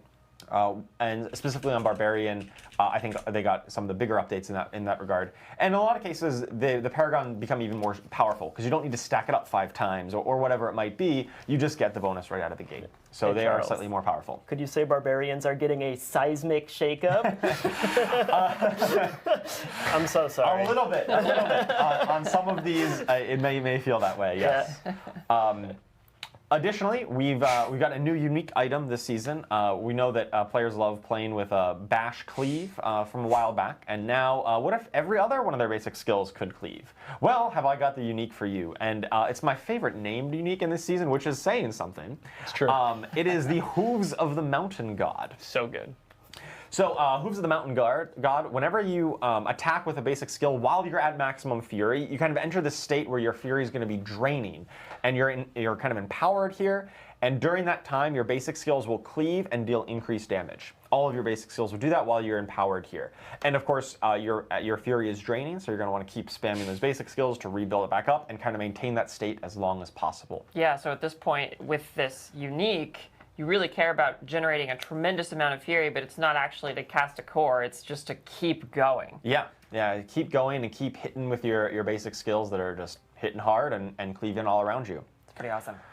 We got a video clip here of this in action. Of course, we've seen Bash cleave before through some of the tempering affixes. That tempering affix is going to be updated to give another multiplicative bonus to Bash here, but because now it can cleave through this unique, and of course you can mow through a whole set of skeletons here with your Bash while your fury is draining. Yeah, I love that, the part that's coming up where, yep, one hit, they're just all to the side. Oh, yeah. Get Poor out of here. skeletons. Oh my goodness. All right, we've got next class. We've got the Druid to talk about. All right, so the Druid this season, the talk of the Druid has been Cataclysm for a while. A couple points on that. So a lot of Cataclysm, it's this long-lasting ultimate, right? You press Cataclysm, you get the storm around you, it lasts a while. And it suffered from some, like, what we call snapshotting, where you get a buff or some effect that says, hey, your next skill cast does increase damage, or it has some effect. And when you press Cataclysm, it's obviously a very long effect, and it benefits from that effect. Yep. From the bonus damage to your next cast. That's absolutely intended, right? When we say your next cast, we mean the whole cast. Cataclysm is a great thing to do that on. That being said, we do find that Cataclysm being the only way to play Druid, or at least the only kind of competitive way to play Druid, is not really healthy, because we know that is a kind of mechanically intensive play style that you need to think about buffs, you need to set it up kind of precisely, and for players who like that play style, we love to encourage that. But when it becomes the only way, or the absolute best way, the kind of mandatory way to play a class, that's kind of unhealthy. And so we've done some numerical nerfs to bring Cataclysm and some of the modifiers to it down to earth a little bit, so it will allow for other opportunities, other ways to play Druid in a competitive way. So some of those are Grizzly Rage. We've got updates to a lot of legendaries that used to talk to Grizzly Rage, and that does also remind me about what we're doing with legendaries this season as we talk about this. In previous seasons, we've always had a new unique item and a new legendary aspect for every class. Here for Season 9, we're just going to be doing a brand new unique item, and we're instead doing reworks to a lot of existing legendaries. So a handful of legendaries on each class have been rather substantially reworked, where we looked at them and we said, hey, we have a legendary that already talks to Grizzly Rage, but it kind of sucked. Right? And we said, well, rather than make a brand new one, let's take this existing one that really wasn't hitting that mark and then just like functionally change a lot of things to it. It may still have, the same kind of theme, same kind of niche, probably keeps the same name in a lot of cases. But instead of like adding a brand new legendary aspect that kind of dilutes the drop pool, right? Every legendary we add makes it harder to find any in particular legendary. You also don't want a situation where, like, if we leave that aspect not desirable, but then we make a new one that is, you're like, oh man, I really hope I find the good one and not the bad one. So that's another positive for this. Exactly. So we've done a lot of updates in every class to take the bad legendaries and look to update them to support some of the new play styles that we're interested in encouraging this season. And so for Druid, several of the ones talking to Grizzly Rage and Poison in particular are going to be updated. So benevolent of us finding homes for all these legendaries. It's great. Like, now they have a home to go to. They actually hopefully find a new niche to fit into, and they won't be so sad off to the side and people pick them up and they're like, no, in the gutter. Yeah, that's absolutely the hope is that we're able to look at every legendary and unique item in the game and say, hey, you pick it up and you read it and you're like, oh, I see where this would be useful. And you would feel excited about it. It might not be the build you're currently playing, but you see that it does have a home and a niche. That's our goal. And we know that a lot of legendaries in the game right now aren't hitting that mark, and that's why we're focusing on reworks, at least for this season. Right. With that in mind, with Grizzly Rage and some Poison updates, let's talk about probably one of my favorite visual uniques of the season. I call it splashing poison puddles, right? Because we're coming up on summer here. Everyone loves splashing in the sun, playing in the water, but we're in Diablo in the World of Sanctuary, and nothing's ever that wholesome. It's poison puddles. Let's take a look at the Rotting Lightbringer. So the Rotting Lightbringer, every 10 seconds when you cast Pulverize, it'll form a poison puddle where you pulverize. And if you pulverize that puddle again, then it'll splash additional % of that damage to enemies nearby. It'll like throw out some extra little projectiles of poison. And of course, you are splashing in the poison puddle to damage everyone around it. Sounds horrifying, Charles. Oh, it is. It sounds absolutely terrifying. Yeah, exactly. For your enemies. Yeah, I don't know what you're talking about. This is fun in the sun. This is great fun in the sun. I think we got a video clip here of this in action, right? Of course, we're at the beach. Yeah. Where else would you be? You splash, make a poison puddle, and as you do that, little globs of poison go out and hit the enemies around you. And this is also marrying the concept of like poison, the theme in Druid of poison. Mm-hmm. You can only summon a puddle once every 10 seconds, and the entire point of a build is to one-shot everything and then move forward. So I guess this would be for bossing, but once every 10 seconds? You finding ways to mix these up. Right. All right, enough on Druid. Let's talk about the Necromancer. So Necromancer has had some powerful ultimates as well. This is going to be a common theme. A lot of ultimate skills have been quite powerful recently. In particular, Soul Rift and Blood Wave. Now, Soul Rift is a skill which does everything, right? It does damage, it gives you increased damage, it applies vulnerable, it gives you resource, gives you barrier, it restores your potion charges. Yes, oh my goodness, many potions. So we looked at all these things and said, well, we could like just chop down the numbers on some of these because like almost everyone is playing Soul Rift if you're not playing Blood Wave. It's like one of those two as a Necromancer. And we decided that the best course of action for Soul Rift is to just kind of reduce some of its functionality. So it will still do all of those things except generate a barrier. The barrier generation was giving a little bit too much survivability, which we thought felt a bit more at home in like the Bone Storm or Blood Wave kind of world. as like kind of a more survivability ultimate. Right. Soul Rift will still give you lots of resource and still increases your damage by just a little bit instead of a ton. But we think that'll bring it a bit more down to earth and give some other options like Army of the Dead and Bone Storm a bit of chances to compete. So overall, you would say like it's kind of moving towards being, its theme is kind of like it's an engine for you, right? It sustains your potions, it gives you a sense, and that's its big, you know, gameplay niche. Yeah, rather than being kind of your defensive tanky source. Bloodwave as well has been kind of the other ultimate skill that most necromancers have been building around. This one just does a ton of damage, and a lot of that has come from some of the unique items that interact with it. They give kind of a disproportionate amount of damage output in increase to your Bloodwave. Specifically Indira's Memory, which works on your pants, your leg armor. That's a slot which, for most characters that don't have a unique item, is not really an offensive slot. You can't really get a whole lot of bonus damage from that. And so we're looking to say, hey, any unique items that are on pants in particular, we're going to be looking to reduce the damage output of there. They'll still have some damage output, but not quite as much. And so that's where we're looking to reduce the power of Bloodwave overall, is on some of those uniques that talk to it. But of course, we've got new things to play with on the Necromancer. We've got Skeletal Archmages. And so this comes on the new unique, the Hand of Naz. So the Hand of Naz, new unique gloves, which if you really want to be playing a minion build, but you're like, I just want mages, you know, maybe you're really vibing with the Herodric mage spellcraft theme of the season.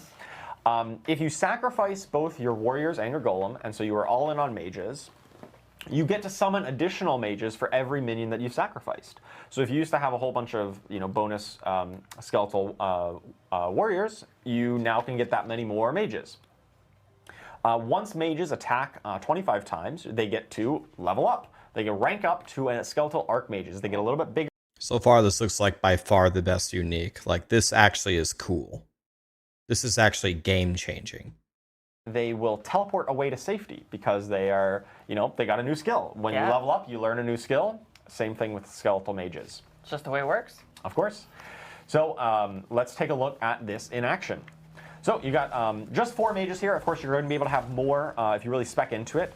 And as enemies come up and attack those mages, occasionally they will teleport away. Their attacks now can do some additional burst damage. And they've got little like lightning effect on their hands, and they're a little bit bigger to show that they are you know, promoted to Archmage status. So with this unique, I can't actually have my warriors or my golem. Right. So now I'm the tank for my mages. You do need to be tanking for your mages, right? It kind of turns the traditional minion playstyle of like, my minions go forward and protect me, and it turns it on its head, right? You have this powerful backline of a lot of mages who do bonus damage, but in exchange, you know, you need to protect them. Right. They can protect themselves a little bit with the teleport away to safety, but it's going to kind of be on you, the Necromancer, to be the front line in this kind of build. It's pretty awesome. All right, next up, we've got the Rogue. So the Rogue, big talk has been their ultimate skills, Death Trap. As you know, ultimate skills are great. They have been ultimate and very powerful for quite a while. Rogue's no exception. They've got Death Trap has been one of the most powerful builds for kind of 2 seasons in a row here. Similar to Soul Rift in a lot of ways, it kind of did a lot of everything. We also know that it did a ton of damage on its own right. And it also had a unique pants item, the Eyes in the Dark, that really talked to it and increased its damage output dramatically.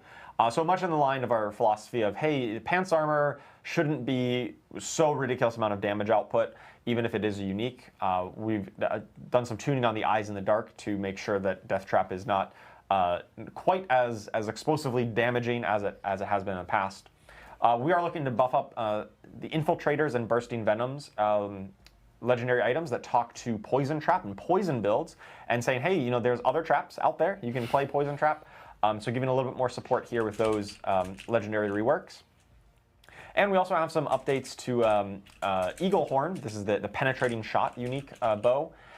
Just some numerical buffs there to make sure it's actually hitting harder, and penetrating shot has a bit more of a reason to use it. We know that kind of ranged rogues have fallen out of favor for a while. It's been a lot more about melee, and I mean, Death Trap is even a melee kind of skill. Yeah. And we know that players love to play ranged rogue as well, so we want to make sure that we give a little bit more support to that to enable it. For those who do like melee playstyles, but maybe not trap, you might like Flurry. And if so, we have got a great unique coming next season, the Death Mask of Nirmatruk. I definitely pronounced that correct.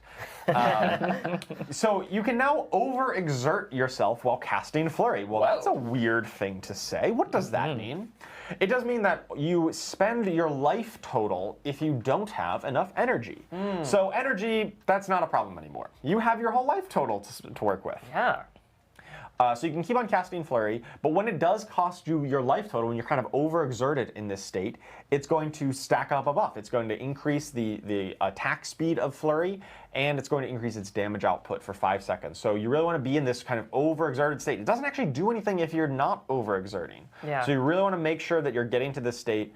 I love how this kind of changes up some of your, like, how you think about your build. You don't necessarily want a lot of resource regeneration. Right. You want more health regen. Because if you have too much resource, then maybe you're not even getting into this state as often as you'd like. Let's take a look at this in action. I actually really love this clip of the rogue just going super fast, right? So they sneak in, and as they're stacking up, you can see they've got like no resource. They go hyper fast. This is such a fast attacking skill when it's all stacked up. But of course, the faster you attack, the faster your life total drains. Yep. And you know, if you're really low, it's not going to kill you by doing this. You just won't be able to cast it there. But it does mean you're on very low life, and any stray attack might take you out if you're not super careful with it. I will raise a flag for those of you curious about trying this out. It's called a death mask for a reason. Yeah. It might not necessarily be their death. It might be yours, so be a little careful. But on the positive side, you do get to look like an anime character zooming around like crazy. Look at that. Absolutely. Definitely hardcore players, beware with this one. You know, might be a little risky for you.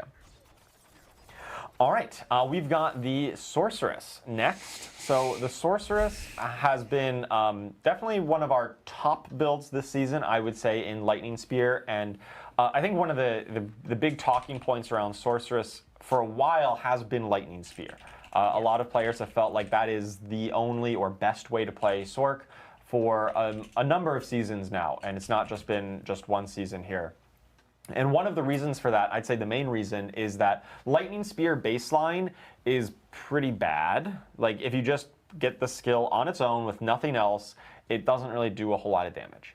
But then you get Splintering Energy legendary, and suddenly it goes from 1 to 100 real quick. Oh, yes. That legendary aspect is like one of the most powerful in terms of like how much percentage gain does it give the skill in question. Splintering Energy is like way far above really where we want legendary aspects to be. And that kind of speaks to this outlier concept we've been talking about, where when you have one particular source of power that is disproportionately valuable, like a key passive that scales crazy, or a Splintering Energy legendary, that's the only thing that matters, right? Is that maximizing the damage of this one thing is the only thing that matters. We find that leads to some of these outlier situations, and it's also just not as fun. Like, nothing else in your build mattered.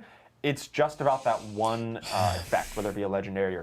You know what surprises me is, as I listen to them just philosophically theory craft and explain things, like Charles and Aislinn, they actually seem to really get it. They actually seem very, very smart. They seem to understand the components and the breakdowns and the ramifications and the magnitudes, and they even seem to understand like the problems.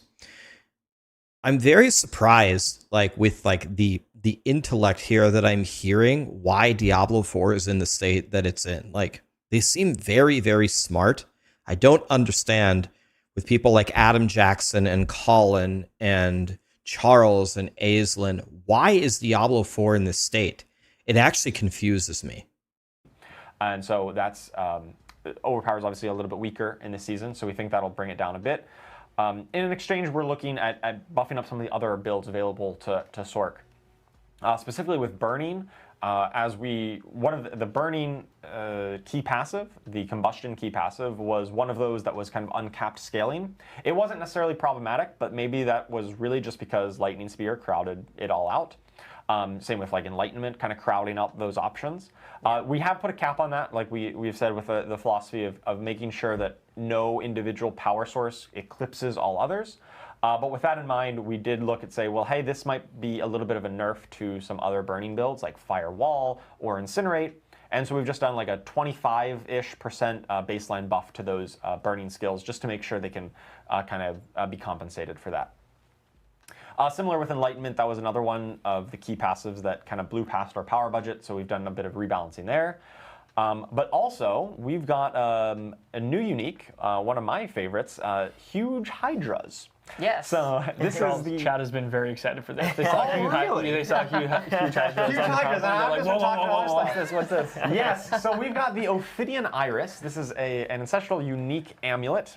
And here, Hydra gets the core skill tag. So it'll benefit from a lot of your core skill bonuses. And it'll always summon a 3-headed Hydra on, rather than, even if you had more heads, if you had like plus Hydra heads, you're still only going to get 3. That's the kind of the baseline number. But for each head that you would have had above 3, the Hydra goes larger and deals like 100% more damage per additional head.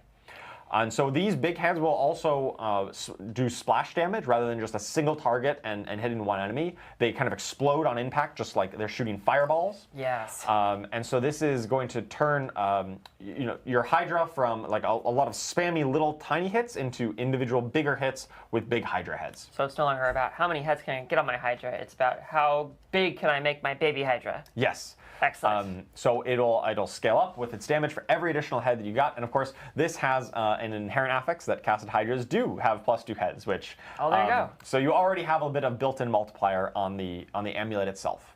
So we've got a side-by-side comparison here, right? So on the left here, we've got the kind of baseline. You got 4 Hydra heads.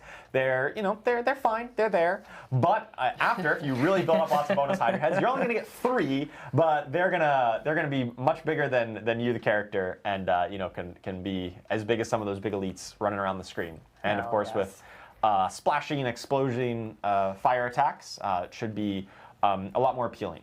We've also taken a look at updating some other things on Hydra. We removed its baseline mana cost, increased its lucky hit chance, and also done some other modifications to Conjuration and Hydra legendaries, just to make sure that like kind of a Hydra build really makes a lot of sense and is able to be competitive. So really love to hear feedback in the PTR about how these kind of builds land.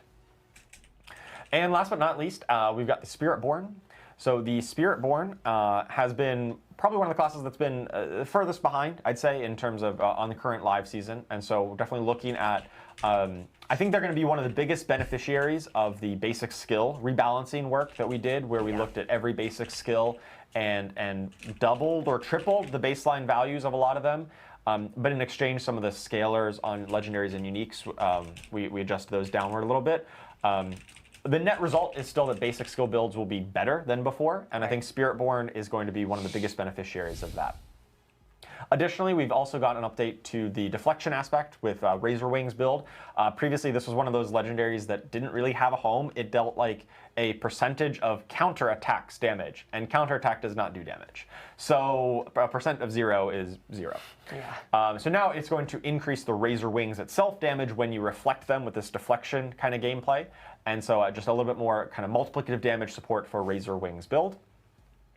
Following with the theme of ultimate skills on all classes, as well being kind of a little too strong. The Hunter ultimate, the Jaguar ultimate, has been the ultimate on Spiritborn since its launch that really every Spiritborn player has used. I think like something like 90+% of Spiritborn players are using the Hunter currently.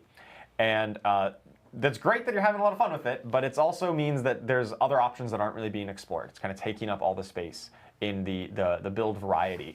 And so one of the reasons for that is that the Hunter it resets itself. If you cast it and then kill an enemy, it's going to reset itself. And it can kind of chain reset. And the chance of chain resetting reduces every time it does. And so it just kind of like feels bad whenever you're like, oh, I guess I ran out of luck and now I have to wait. Yeah. We found that to be like kind of degenerately powerful for anything that triggers on when you cast an ultimate. But also it was just not fun when you kind of failed to get that It's not that the hunter was coming back, it's casting the things that cast on ultimate, which was broken. Again, demonstrating that he actually understands what the problem is. I was waiting for him to say that. This one is the Balatan's Maxiltol. I might have mispronounced that. Maxiltol. I literally looked up how to pronounce this morning, and I tried. That's good. It's a tricky one, Charles. It's a very tricky one.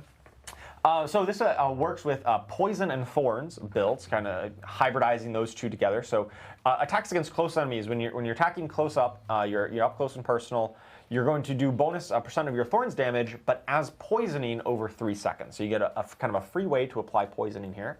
But if you've also been hit recently and you've retaliated with your thorns, then that poisoning damage is going to be increased even further. So it really allows you to convert your thorns damage into offense, and it does even reward you for actually getting hit with that thorns. But a lot of this is going to come in that poisoning damage when you're hitting the enemies up close and personal. Yeah, I love how this unique really takes the core concept of thorns, which is you must be hit, but still it like empowers you very intensely in terms of your offense by leaning into that, which is pretty cool. Yeah, it definitely solves that problem where previous thorns builds were kind of, we were hesitant to make pure thorns of like just build thorns and nothing else to be too powerful, because then you just walk in and you AFK and everything dies, and that's not necessarily fun gameplay. And so I think this does a really good job of straddling the line of active and passive gameplay that thorns players would really want. Totally. So that's a lot. Yeah. There's a lot of class changes coming in the PTR, and so we'd love to hear all the feedback you have around, do these unique items and the legendary reworks and the other balance changes, are these builds good, right? Can you play that Hydra Sork? Is it reasonable to play in Torment 4 at the highest levels when you have like the really maxed out stuff? And every point along the progression, and not just that build. Every build that I talked about here.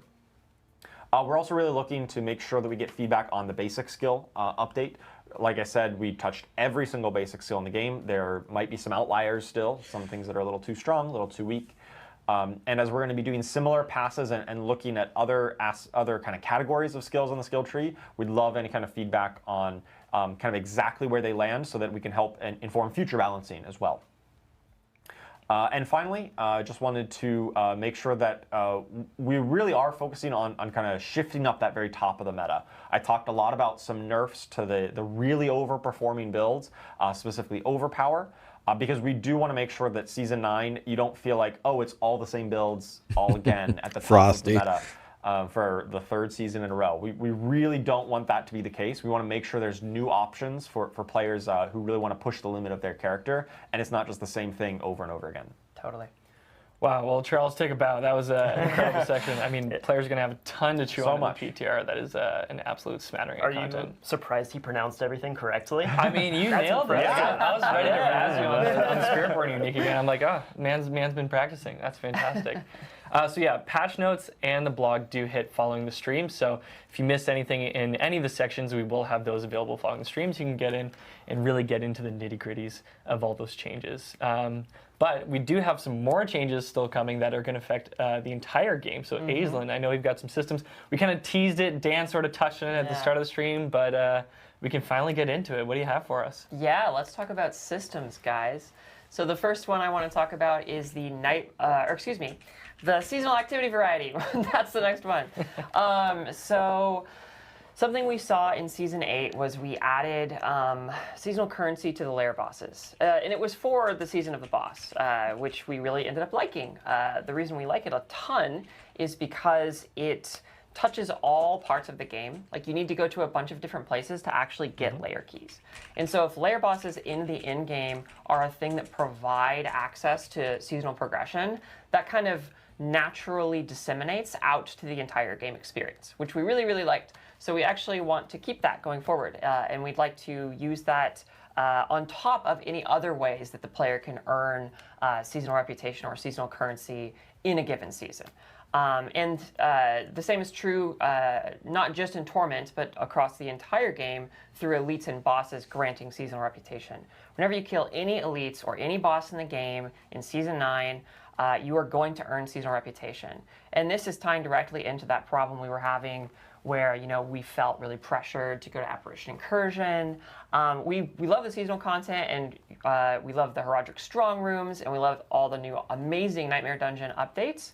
But we also want to make sure that if you end up finding yourself in Helltide or in a stronghold because you felt like it, you're actually earning progress, and the game's rewarding you for playing it, basically. This makes me so happy because I'm a very scatterbrained player. I'm always, I'm going to do this activity, then this one, then this one. But now I get to feel good all the time. Yeah, that's the hope. So thank you for that. That's awesome. Of course. So that's the hope with this update. And I just want to reiterate, there are still going to be really powerful and good ways to earn seasonal reputation and currency, specifically through interacting with the season. These are on top of all of that other stuff, so that you can just go do a bunch of cool stuff. So yeah, that's that. And let's talk more about the Nightmare Sigils and what's coming with that. So we talked a little bit about it when Dan was talking about this, and I actually want to preface this section with something that's not listed here, but I think you guys might want to know. You can now teleport to Nightmare Dungeons from inside a Nightmare Dungeon. We wanted to make that update just a quality of life change because this was Season of the Nightmare Dungeon, so there you go. It's going to be a lot smoother to I asked go for that from like Nightmare Dungeon to Nightmare 2 years Dungeon, ago. in Season 9 and going forward in Diablo 4. Very happy about that because it was kind of annoying to have to leave the dungeon and then go to the next one, but that's no longer a thing. Okay, with that out of the way, let's talk about these new affixes and what's so cool about them. So, in live right now, there were only 2 positive affixes in the game. There was an experience affix and a gold affix. And that ended up getting pared down over time. And we kind of wanted to take a step back and be like, how can we inject a lot more depth and ways for you to find what you're actually looking for in a Nightmare Dungeon?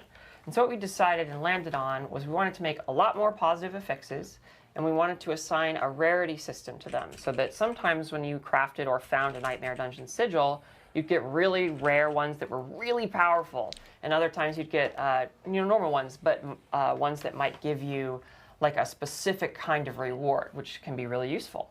And so here, for example, we have the Heraldric Materials Reserve.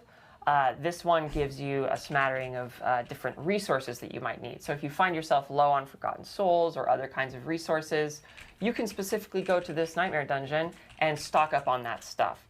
And we have some other affixes like that, for example, specifically gems or different kinds of gems, which also helps you stock up on whichever kinds of gems you might be needing. And then there are, of course, still the experience one and the gold one and a lot of other miscellaneous affixes that will just, hopefully be really fun to just go in and poke around and pick which ones are the best for you. And another thing I really wanted to call out is that we specifically wanted to avoid penalizing specific elements or builds in negative Nightmare Dungeon affixes. So something we saw earlier in Diablo's development, or excuse me, Diablo 4 being live, was there were negative affixes that would say, you deal less shadow damage or whatever. And if your build was a shadow build, that kind of didn't feel great. And so we wanted to make sure that all of these negative affixes were more agnostic of speaking directly to your build, but still provided a challenge. And so with these 2 changes together, we're really hoping that we're going to see a lot more variety and depth in actually engaging with Nightmare Dungeons, and that they're not going to feel too frictioned, or you're not going to find a Nightmare Dungeon that just that feels like it's telling you, no, you're not allowed to play me. We don't want that happening. And again, this is a permanent update to the game. We've done this because it is, a season very heavily focused on Nightmare Dungeons, but which was the perfect time to do this. And now we're super stoked that it's going to be going forward. And we want to hear what you have to say about it. That, like I said, there's a lot of different affixes. Let us know how they feel, run through these dungeons. Let us know how interacting with the mechanics in them works, and if you like it or not. And we'll be able to take that feedback and make the system even better for Season 9's launch. Yeah, that was actually a question that Addiction had in Twitch chat, which is, are these dungeon changes permanent? And so for this section, all these changes that Aizen's speaking to are permanent, and the same thing with Escalating Nightmares and Heraldric Strong Rooms. Those are going to persist beyond the 2.3.0 PTR in Season 9. So, and then everything Aizen's getting to now, that's all going to affect the Eternal and Seasonal and will be permanent. So, correct. Yeah, super nice, super good changes. Yes, super excited about it. All right, cool. Yeah, I think we have an asset here kind of showing off what you might be able to find in a Nightmare Dungeon. So that nifty little purpley mirror thingy is a Heraldric artifact, which is a part of one of the new affixes that you'll actually find when venturing into Nightmare Dungeons. And of course, our rogue is getting rid of this pesky blood blister. So yeah, can't wait for you to try it all out. It's going to be fun. Next up, we have, drum roll, please. Big one. I'm so excited. I'm very, very happy and excited and proud to be able to say we are increasing the quality of items per Torment tier. And what this means is when you go into Torment 2 or then further into 3 or 4, you are going to find more ancestral items. You are going to find more ancestral items from all sources. This includes lair boss drops. When you go and fight a lair boss in a higher Torment tier, you are going to have a better chance at finding ancestrals when you climb those torments. This is true throughout the world when things are just dropping randomly. This is true in the pit. This is true everywhere. We really like this change. We think that it rewards you for ascending the Torment tier in a very impactful, like we say, punch you in the face kind of way. And it's not so intense that it feels required, though, to go to higher torments. And that's something we also really want to make sure we get right, because we want to ensure that we're enriching the progression journey for all players, regardless of where you are in the game right now. And so, again, we keep saying this, but this is going to be a test realm.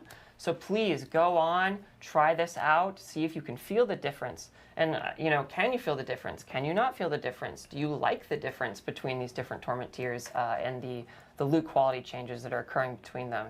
And that's just another topic that we'd love to hear your feedback on. All right. And with that said, let's just talk about a bit of more miscellaneous reward economy stuff. So here, there's some more miscellaneous feedback that we got from Season 8 that we want to just improve on for the game so that everyone just has more fun. We hear you guys about legendary rune drop rates. We know that those were too low. So we've just increased the chance across the whole game to get that back to a point where it feels like if you are playing a lot and you really are trying to make progress towards like crafting a mythic, that's feasible. Another thing where, again, the big reward moments, we want to make sure that when you actually run a Tribute of Harmony, it feels like a big burst. Like it's like, oh, yes, okay, cool. This is a lot of runes. This is fantastic. And so now, if you really do want to find a lot of those runes, Tributes of Harmony are going to be a really good bet. We also kind of just want to inject identity into Undercity Tributes in general, that they now all just drop a rune always. So now just in general, going to the Undercity, you're going to find more runes than you certainly would have before, and that just applies to all different kinds of tributes. The Whisper Cache resource increase one is actually split among 3 different Whisper Caches. So we were finding that the Gold Whisper Cache, the Materials Whisper Cache, and the Gem Fragment Whisper Cache just weren't really giving you enough for the opportunity cost against the other kinds. So we just bumped up how much those are giving you of their respective thing pretty substantially. You can also now actually find whole gems inside Gem Fragment Whisper Caches. And it's only a chance for some of the good ones. Like, for example, I think there's actually a very small chance to find a Grand Gem now in a Gem Cache, which is a lot of Gem Fragments, so it's not a very high chance. You gotta stop making my day. That sounds so cool. Oh my gosh. Yeah, let's go. And oh yes, this is one of my personal favorites. So we saw that the Jewelers of Sanctuary had adopted some Wanderer unfriendly practices, and their caches were perhaps a bit too expensive. And we have decided to, crack down on that and make sure that they are being more friendly to our Wanderers. So now here we have these different jewelry cache types. Their cost has been significantly reduced, and on top of that, not only has their cost been significantly reduced, but they're going to give you quite a bit more actual jewelry. So with the gem fragment increases, or rather like the different sources of getting more gem fragments and the reduced cost and the increased stuff from the caches, they should be more lucrative. And finally, talking about gems, we have increased the amount of gems you're going to be getting from Infernal Hordes as well. You know, again, punch you in the face. At this point, I'm sorry if I've given you a bloody nose, but you know, that's Lots of face point. punching today. Yeah. There's a through line in the stream. Yeah. Poison puddles and We're face rated punching. M for excitement. There you go. Yeah, but thank you guys for listening to the systems updates. There's a lot to unpack here, and these kinds of updates are sometimes a little challenging to test within a PTR environment because you're getting like all these boosts, and it only lasts a short period of time.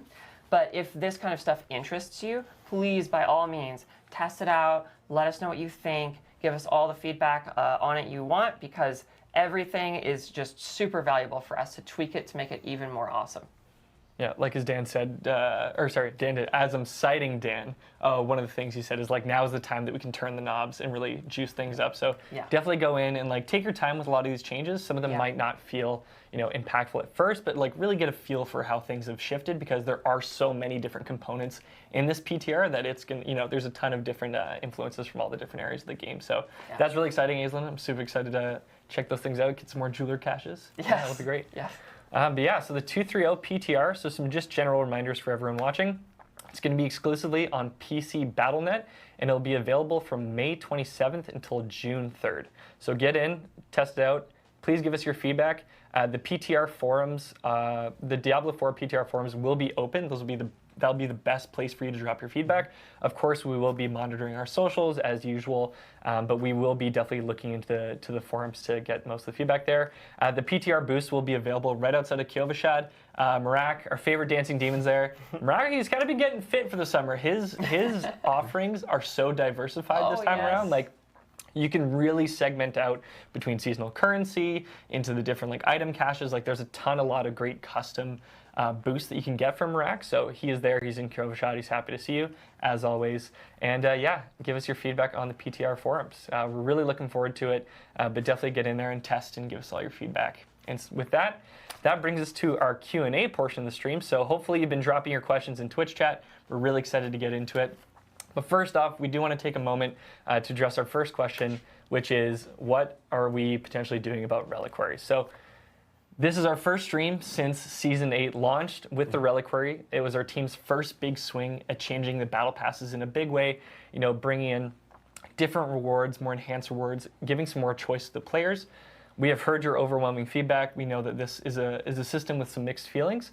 And so the team is working very hard in the background. We are looking to bring some more things into the Reliquary to really give you some of that value. The first question was about the battle pass. We've been reading that, across forums and socials ever since the season launched. And do note, we do have an event reliquary that is coming up around the corner. So in a couple weeks, pretty soon, you'll get another event reliquary to dig your teeth into. But it is something that the team has noted. We don't have a timeline on it, but it is something that we will implement in the future. So thank you again for that. Additionally, with Season 8, we also had the Berserk collaboration, which, like, Aislinn, I know you've got the Brand of Sacrifice on right now. Like, Yes. You're a huge Berserk fan. I became a fan once we started the IP collab. It's been really fun seeing all the, like, Guts and Griffiths running around in game. But again, we have heard your feedback on that IP collaboration, and we've taken that into account. And for those of you that know the roadmap, we do have another IP collab coming down the pipe in the future. So we want to take that feedback from the Berserk collab and really integrate that into the future offerings so that we can, better diversify and change up some of the ways that you access those pieces of content from the IP collab. So again, thank you very much for your feedback. We do really appreciate it. Ongoing game dev is an iterative process, and the community is a very big part of that. So we very much appreciate it. Yeah, Absolutely. thank you for that. And yeah, with that, let's get into Q&A. Okay. So thank you. Shout out to the community team for grabbing all these questions. What are we going to start off with? All right. Renata Kane. This one I might send this one to Dan first. Will you be able to find heraldic strongholds inside escalating nightmares? Yeah, you absolutely will. Escalating nightmares are nightmare dungeons, and so any feature that you could find in a nightmare dungeon, including the affixes we talked about, and also including heraldic strong rooms, will appear in that flow. Awesome. Love that. The Rudder. These new dungeon changes will be available in the Eternal Realm at the start of next season? Yes, the Nightmare Dungeon affix changes. I think I might need to throw it to Dan. No, they're permanent additions to the game, so yeah, they should be available in Eternal. They should all be available in Eternal. Fantastic. Yeah. Fantastic. One other question. I didn't have this, it didn't catch the name as it was flying past, but people were asking, where is mouse and keyboard on console? That is still coming with Season 9. However, because the 2.3.0 PTR is exclusive to PC, we're not going to test console changes. However, that is still coming. So yeah. Fear not.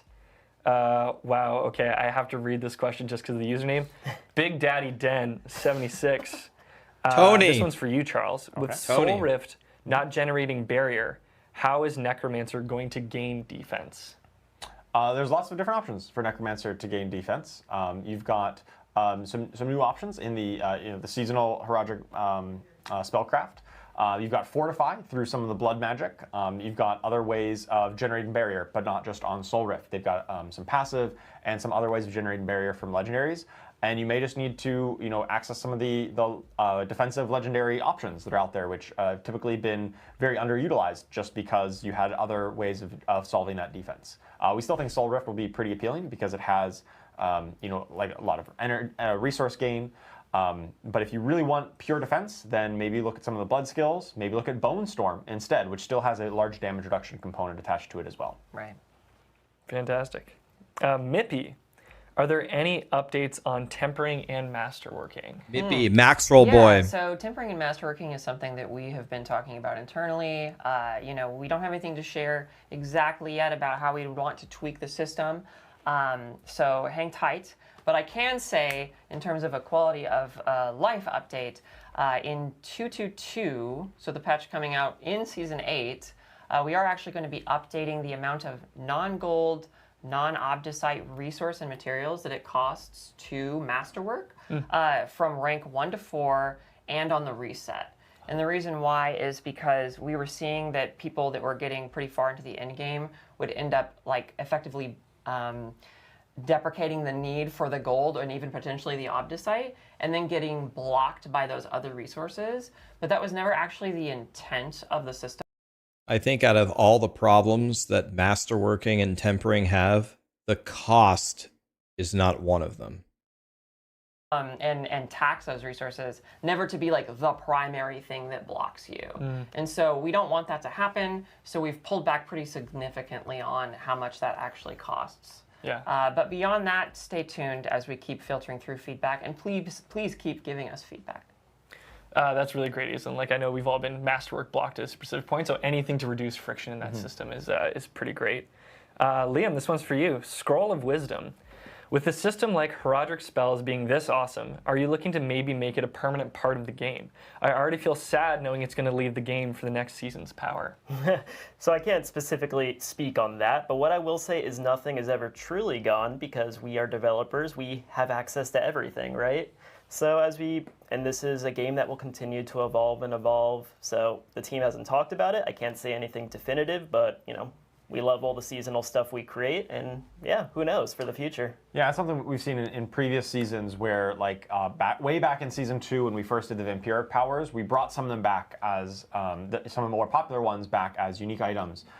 Once again, we're not committing to any particular bringing back, but it's always on our radar, and that's why we love hearing feedback about the things that really resonate with players, and then that can help us to design future systems, whether it be future seasonal or future kind of those permanent systems as well.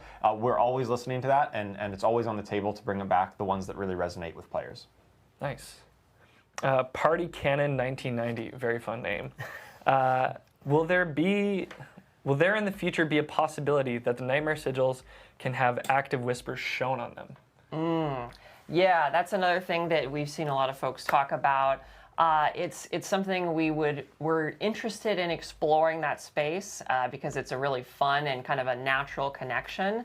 Right now for Season 9, that's not something that's going to be directly in the season, but we do look to make these kinds of changes. But Season 9 was the Nightmare Dungeon season.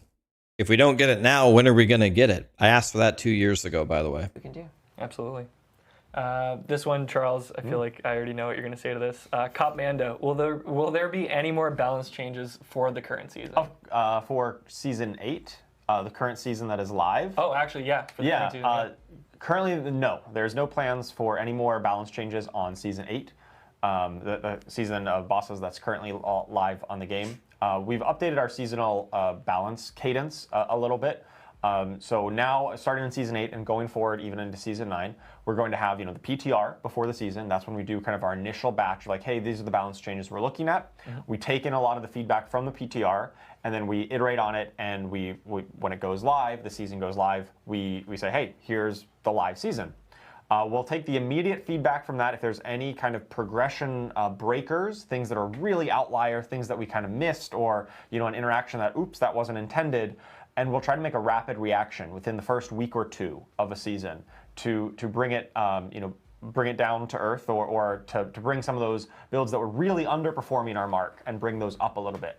But after that point, our intention is to really let the season ride, right? Once you're about 2 weeks into the season, you've already committed some time into your build, you've invested in your character, and we really want to respect that time investment. And we don't want to come in and say, oh, just kidding, we're going to dramatically change the meta on you right after you've already done all that investment. We just know that's going to feel bad for everyone involved. And so we've really committed to making fast, rapid reactions right after that season launch, within a week or 2, and then letting it ride from there until the end of the season, until the next season when we kind of repeat the cycle again. Yeah, honestly, it's like I'm really glad at the way we do it too, because like even for season 8, having it be a bit of a shorter season, it would be so rough to you're like, okay, I've got these 2 months with with my build and with these boss powers, so then to have almost like the rug pulled halfway through and being unable to really get into the nitty gritties of it and stick with that build. So yeah, and that gives us as developers and like designers looking at this data and thinking about these balance changes, it allows us to kind of take our focus off season 8 and focus more on season 9. And so, we're going to be putting out higher quality balance changes and higher quality releases by kind of moving on from a season to focus on the next one earlier. That just gives us more time to look at that data and really deliver high quality releases season over season. So the little plug I'm going to put, please play the PTR, because we're all a bunch of nerds. And I promise you, when you're playing the PTR, we are watching and we are just reading all the things being said, and it is so fun and meaningful to us to see people reacting and giving us new ways to improve the things we've made. Oh, absolutely. 100%. 110%. 150. we will be reading your feedback. Do not worry about that. Karoi Nekamata. I think, Liam, this will be, it could be one for you, but maybe for the whole team.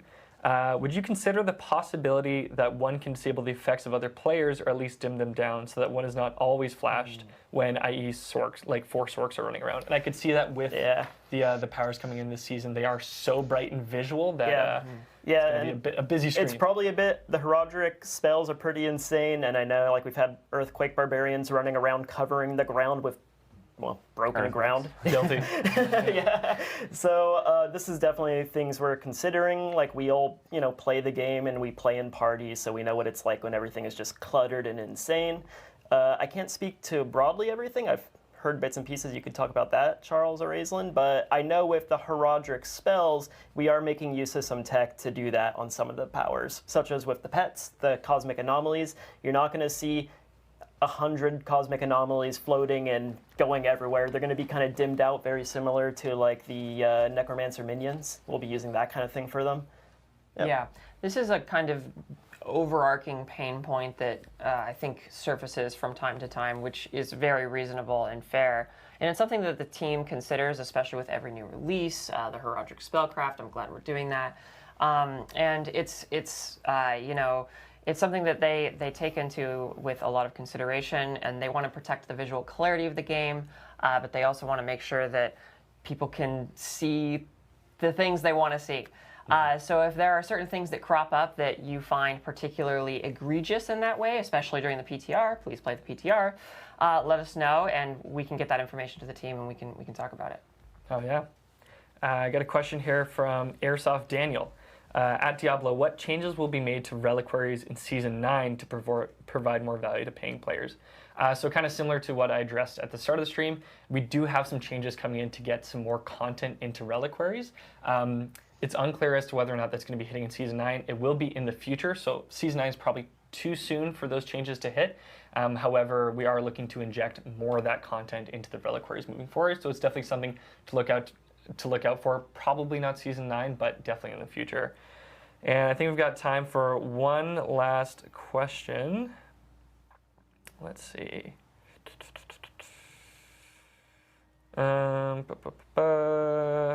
Ice Panther. This one's for you, Charles. Are you bringing out any more new items, ancestral or mythics, into the new season? So for the new season, we're going to be releasing one new unique item per class, the ones we highlighted on stream here. No more, there's no additional items, unique or legendaries that we didn't talk about. But there will be some new, relatively new legendary effects because we did some substantial reworks of, we basically said, hey, this was something that talked to Grizzly Rage was my main example, and we just kind of completely changed its effect. So in some way, those are kind of new, but they're not brand new in terms of like a brand new legendary to collect. And we didn't go over those reworked legendaries explicitly on the stream, but they are going to be testable in the PTR. They'll be testable in PTR. They'll be in the patch notes blog once this is done. There just was like a handful, and because they were kind of reworks, we're naturally limited on time. This stream is already going quite a while. So we wanted to make sure that we, there are more class balance changes and more content than we even talked about here. So make sure you check out the blog afterwards for all those details. Absolutely. And that brings us to the end of the Q&A portion of the stream, which brings us to the end of the stream. So yeah, if you're still watching, thank you for sticking with us. This one has been a beefy stream for sure. Patch notes and the PTR blog are going to be hitting following this stream. It is a very, very substantial blog, so we will have all localized languages available early next week. But you can check those out when those do go live. The PTR is going to be available from May 27th to June 3rd on PC Battle.net. I want to give a huge thank you to all the developers that have been here today. Dan coming in all the way from Albany, thank you for hanging with us this whole time. It's been really great hanging out with you and getting to chat the new season. And to all of you at home, thank you for tuning in. Like Aislinn said to start the stream, we love that you played Diablo 4. We love being a part of this process, and you guys are a very big part of that. Thank you to our production crew. There's a ton of hands that work behind the scenes to make these streams possible. They work very tirelessly. So thank you to them for helping bring these streams to life. And yeah, we will see you all for the 230 PTR. We'll see you in Sanctuary. Hell yes. Oh, and stick around following the stream because we will have the Diablo creator. We're going to be rating Rizarj on both, Rizarj on both YouTube and Twitch. So stick around for more. Okay. All right. Okay.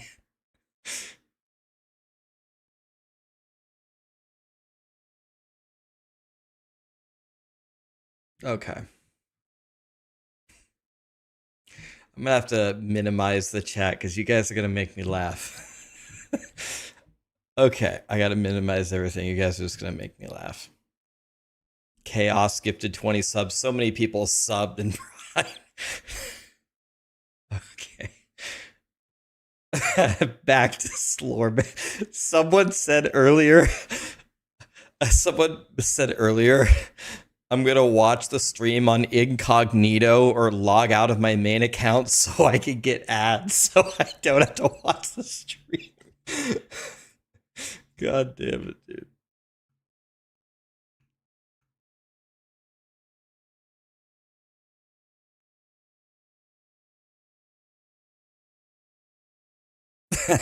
No one asked those questions.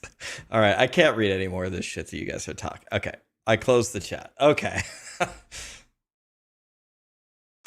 Okay. Oh, Callie, Jesus, she sits right next to me. Okay. Yeah, Callie, we're gonna play in a second. Okay. All right. Well, okay. Let me make this a little bit smaller. All right. Oh. All right. So, season 9 campfire. I'm just gonna go through what they said. I've got 2 full pages of notes, and I'll give you my opinion on it.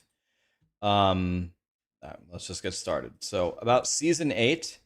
They said they're happy with the leveling speed, activity variety while leveling is boring. And this kind of ties into what they were saying later about how people, when they release a seasonal activity, if you don't do the seasonal activity, you don't progress the season. So it kind of forces you into doing that, which I agree with.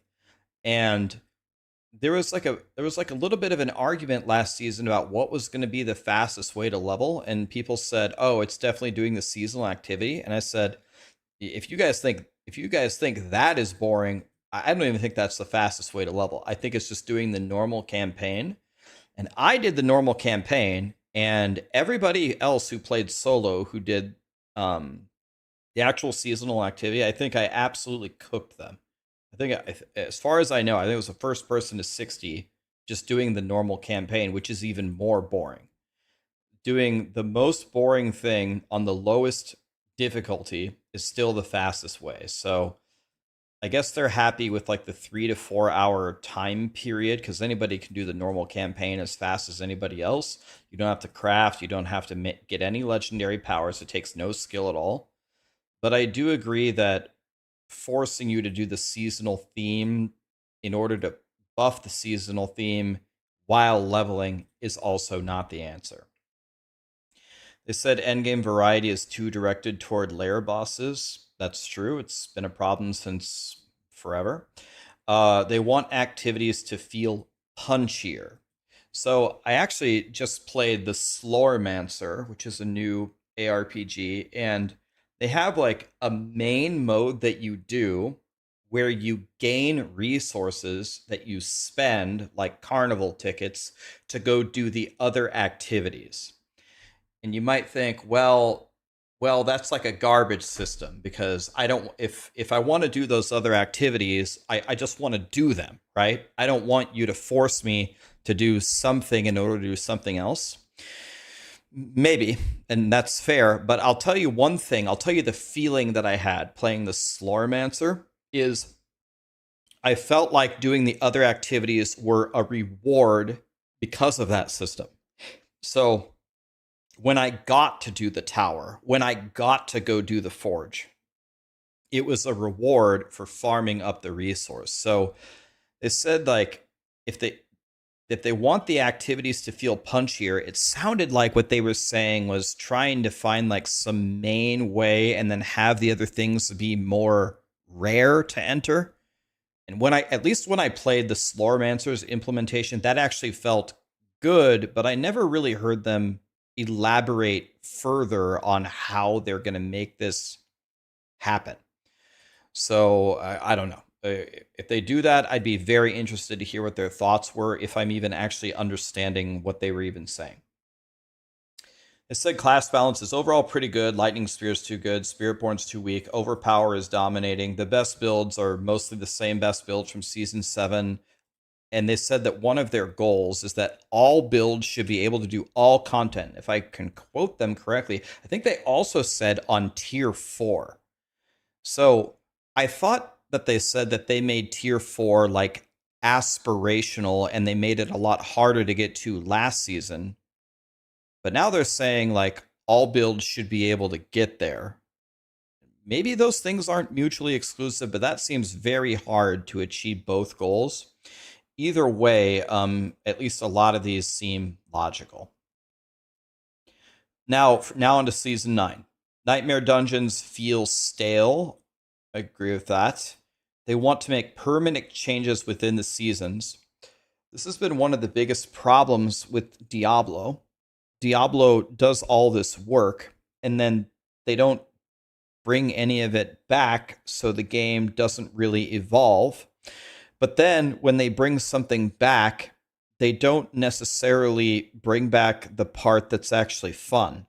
The thing that I can remember the most is when they brought back the vampire powers or whatever, in like the ones that they chose to bring back, they didn't even bring back my favorite one. I think it was called Hemo. They didn't bring back Hemo, my favorite one.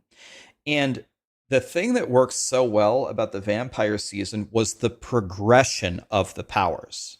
And they didn't bring back the progression system. They only brought back some of the powers, and then they just gave them to you. The whole time on the PTR or on this campfire, they're talking about depth. Depth is not just handing it to me.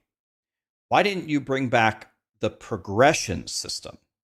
Like, not to draw like comparisons here, but Path of Exile, when they introduce a whole new mechanic and then they take it down for a few seasons, then they re-implement it.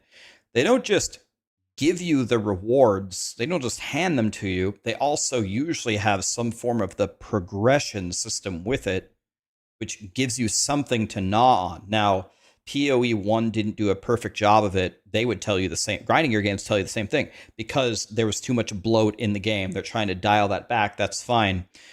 But yes, this is good to make permanent additions or permanent changes within the seasons, but I hope they consider the entire picture of what they're adding and don't just give us things from the season in the next season that doesn't add depth, which is what they kept talking about. Heraldric spells are create your own power. I wasn't really understanding how it was, but it is create your own power. The catalyst is the main power that you get. Admittedly, the powers actually look pretty cool. Everybody is sick of powers. The powers that they showed in the video actually look pretty good. You get to choose the element type, and it matches the highest damage type that you already have. That's cool. And then there's different arcana that fill in the holes of your build. It can give you like unstoppable or make the area size of the catalyst much bigger. It looked pretty cool. It'll be fine. It's powers again. It's the same idea over and over and over, a little bit different. Hard to get super excited for it, but it did actually look kind of decent. It'll be fun for a little bit, I'm pretty sure. And the fact that you bind it to your specific skill does add something there. So it's definitely not the worst thing I've ever seen. Nightmare Affix updates, they added a little bit different positive things to it with a rarity system. This is probably better. I don't think this is, like, it's literally the Nightmare Dungeon season. I don't think this is anything that people are going to be excited about. It's kind of whatever. Heraldric strong rooms. Out of anything, this is probably the thing that makes me the most nervous, because this seems to be with escalating nightmares. It's really just this, because escalated nightmares are just back to back to back nightmare dungeons. So this is really it. This is really the new thing. So within Nightmare Dungeons, there's a hidden entrance to a new mini dungeon within it. But then they said they took out the gauntlet and then they made the strong room similar to the gauntlet. So that, like, just hearing it, like, don't knock it till you try it. Fine, I'll get in there and try it. I would love for this to be really, really fun. But if you took out something that people didn't like, and then the main attraction of your next season is to add back in the thing that's very similar to the thing that people didn't like, that sounds very, very dangerous. That does not inspire confidence. Maybe it's way better than I'm thinking it's going to be. Now, I just got done playing Claire Obscure Expedition 33, and this is even similar to like Lost Ark when you're doing chaos dungeons, where sometimes a gold portal or a red portal will spawn. Or in Claire, I literally was running around everywhere except the main way, trying to find secret things. And both of those are a little bit different, and both of those feel very, very rewarding when you find stuff. So I'm praying, I'm hoping that Blizzard can recreate that feeling with these Heraldric strong rooms, because there's lots of different, in different kinds of games, there's lots of different examples of where you get these like different things to happen within something main that you're doing that are very fun. But then when they said they just took huge inspiration from the Gauntlet, I really don't know. guess we'll have to see. Escalating nightmares, you can just chain do nightmare dungeons with like new affixes and stuff. That's good. I mean, I like efficiency, so I'd rather do that. They brought back one of the bosses with new mechanics, and they didn't put it in the boss ladder. Okay, that's fine. Herodric Jewels, they're occult gems from Season 7, and they have synergy with Catalyst.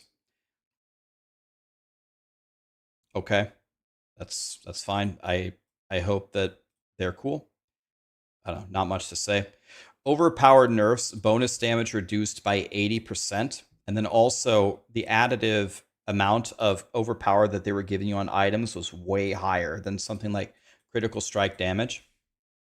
Okay, so not just talking about overpower here, but Diablo 4 has an overarching problem that has never been solved, and this might be a very small step towards solving it, but I think it really takes away from the game that we are hitting for trillions and billions of damage every single season. I think at some point they have to take a colossal crack at this to just make the numbers somewhat reasonable. To give a comparison, I remember the first dev talk that Mark had after the first weekend in POE2. He said he was tuning into all the streams, and he said he saw someone hit for 500K. Then he saw someone hit for 800K. And then he saw someone hit for 1 million. And he said, like, he felt like kind of sick that people are already hitting for 1 million damage in POE2 like 3 days into it, when, you know, they probably tried to like balance it for early access, which is commendable for them. This is not easy to do. But, you know, immediately they were like, we need to get a grasp on the damage that's going out in this game, because if we don't, then it's going to scale out of control. They dialed it back, the community got mad, but then they've been tweaking it ever since, and now the people who are still playing PoE2 really, really like it. That's why I'm confident that when PoE2 launches, whenever at the end of the year, it's going to be like a really good balanced game. We at some point, like, one of my questions I like to have Blizzard is, when are we going to actually take a crack at bringing all these numbers, you know, somewhere back to reality, so we can actually balance the game?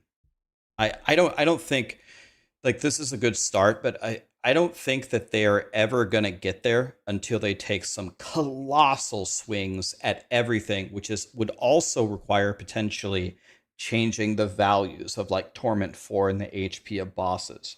The goal for this is not to make the game impossible to play. The goal is to make the numbers actually make some sense. And when the numbers make sense, then we can much more accurately balance it to reach their goal of, they want all builds to be viable.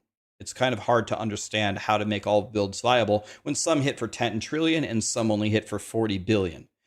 They both seem like ridiculous numbers, but the damage levels are completely different. Basic skill buffs, I mean, this has been a problem since the dawn of time, at least in the early game. The basic skills were only there to generate resource to cast something else, rendering them completely useless. I'd much rather they do something in the beginning. So I think this is good. Max resistances, some item have too many, and I think they said the cap can go to 75, if I was hearing that right, like from 70 to 75. That's fine. It's just a puzzle you have to solve in your build. It's fine. The key passives, the ones that scale infinitely, will be capped. That makes sense. The class changes. Earthquakes nerfed. I mean, they've been way too strong. They simplified the legendary Paragon. Basic skills can now cleave with a unique. Didn't actually look that exciting, if I'm being completely honest. Cataclysm's nerf for druids. Grievous Rage is getting some buffs. The splashing poison puddles. So Pulverize creates a poison puddle, and then it puts like little poison projectiles everywhere. But the entire point in Diablo 4 usually is to be very mobile, be mobile. So I put a poison puddle, and then you want me to hit the poison puddle again. Okay, that's like good for bosses. but I would have much rather like you hit the poison puddle and now your claws are imbued with poison for however many seconds and the projectiles just continue with you or something. I don't think that's how it works from how they described it, but that's what I would have preferred, something that moves with you. And I also think if I saw that right, I don't know if this is possible to lower, that it has a 10-second ICD. Very hard to get excited about that. Soul Rift removed barrier. So that's like one of the main things that I think Soul Rift was used for. Gonna have to ask Macro, but I'm pretty sure that was the main thing. Blood Wave nerfed. I think they already tried to nerf it once. They're trying to nerf it again. Now, this is something that I'm really looking for the Blizzard and the Diablo team to do. So they have a unique where now your mages, if you sacrifice your skeletal warriors and your golem, you get that many more mages. And after the mages kill, I think, a certain number of people, they level up into archmages. They teleport away from attacks, and they do more damage. This is kind of like an absolutely game-changing unique, where your minions, instead of tanking for you, now they just stay back and you're the tank. And there's a component where, you have to sacrifice your whole army to get way more mages than you ever could before. And now there's a mechanic where you have to make sure that they're leveled up. Like, this is actually very different from a normal summoning build. This is the kind of stuff, this is the kind of transformative stuff that I'm looking for to be interested in theory crafting in the game. We started off with 10% damage, 10% attack speed. This is much more something like I'm looking for them to implement. For rogues, they nerfed Death Trap. They buffed some of the things to help Poison Trap. Eagle Horn, so Pen Shot, could be buffed. They have a Flurry unique that spends life instead of resource to do more damage and attack at the speed of light. Pretty cool. Look like Wolverine attacking 10,000 miles an hour. See if you can get enough like life on hit or life regen, something or other to sustain this. But yeah, probably not for casuals and not for hardcore players, but at least it's somewhat interesting. Lightning Spear nerfed, rebalancing, burning. This is probably the thing I'd be most interested to try, is the different Hydras. I want to see how powerful they are. Now they always have 3 heads, but they gain extra damage for the number of heads that they would have had, and they shoot explosive shots. Maybe you can combine this with the what's it called? The Catalyst that has the summons as well. You can get Hydras everywhere with the ads. Might be good. Spiritborn's behind. They're buffing Razor Rings. The Hunter resets nerfed. I was really wondering if they were understanding why the Hunter was so overpowered, and they did understand. It's because of the cast on ultimate effects in the game. So I'm glad that they understand why 90+% of people, as they said, take the Hunter. Then they're implementing a Poison Thorns unique. Then for the systems, they said the elites and bosses give seasonal rep. This is good. We don't want to just do the seasonal activity all the time to get our seasonal rep. So the lair hordes give the currency as well. You can port straight to a nightmare dungeon from a nightmare dungeon. Reduces loading screens. Increasing the quality of items per tier. So I think in the game, the way that the game currently works, if I remember correctly, is you can always get the best items at Torment 1, but the quantity of items goes up. So if I'm understanding what they said, now they're also giving a buff to quality of items. So I think initially they said that they didn't want to add this because the casuals would be mad because they just wanted to farm T1 all day to get all the best gear. But this seems like adding quality with quantity, if I have it correct, is kind of saying, no, like, you need to actually push into the game if you want the best stuff, which is how it usually works in like every single game, right? If you can get all the best stuff at a lower difficulty, why would you turn it up? It's like when I level up, everyone around me is doing the seasonal mechanic. I did the normal campaign because I just level faster. You know, why would I try if I don't have to try? This seems like I can't quite get a grasp from Blizzard where they're drawing the line here, because Diablo 4 is really catered to casuals very severely the whole time. A lot of people were saying, well, there's no incentive for me to grind or blast or try. This seems like maybe they're trying to give some of that back. Maybe they're like questioning that a little bit. So if I could have asked one of the questions, I would have asked them stuff like this, or I would have asked them, like, not in a shitty way, like in a genuine way. What gives you the confidence that this Herodric Strong Room is going to be exciting when the Gauntlet wasn't very well received by the community? Like, I'm just trying to understand where the hype is coming from here. They're giving you more of like legendary runes, the runes with the tributes of harmony. Undercity things will always drop a rune. Whisper cash resource increases. Jewelry cast resource cost reduce. I don't think anybody usually ever uses these. Maybe they will now. Increase gems from infernal hordes. So when I think about all of this in general, I mean, most of this, I think you could make the argument, is making the game better. This is the season of Nightmare Dungeons, and one of the questions that they asked I thought was brilliant, because we've been asking for this, is indicate on a sigil dynamically when one actually counts for a whisper, because that actually matters. But they said they didn't add it for this season, but this is the season of Nightmare Dungeons. So if we don't get it now, when are we ever going to get it? But I think these Nightmare Dungeon updates are, this is good, I guess. I hope this is good. I'll take this for sure. I'll take the porting between Nightmare Dungeons, but I think the general sentiment of people is this is going to be kind of a nothing burger. I don't think people are going to be super excited to be doing these. I think it's going to be mostly just, again, killing Torment for Belial, and yeah, I think that I'm not sure that the meta is going to shift here at all, especially since you can get the season rep without doing the seasonal activity. I'll try the PTR. I hope it's really fun. Anything that I don't have confidence in, I hope I'm wrong, but yeah, I mean, I don't know. I guess we'll see.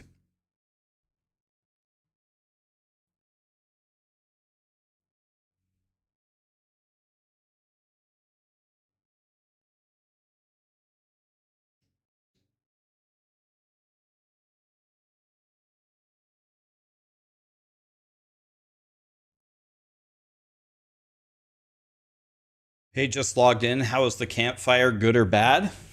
Well, why don't we do a poll instead of asking me?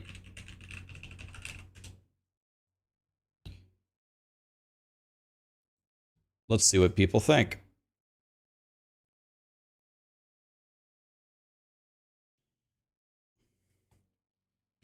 What did you think of the Season 9 PTR? 10. Godly. 7.5. Great. 5. Man. 2.5. Terrible. 0.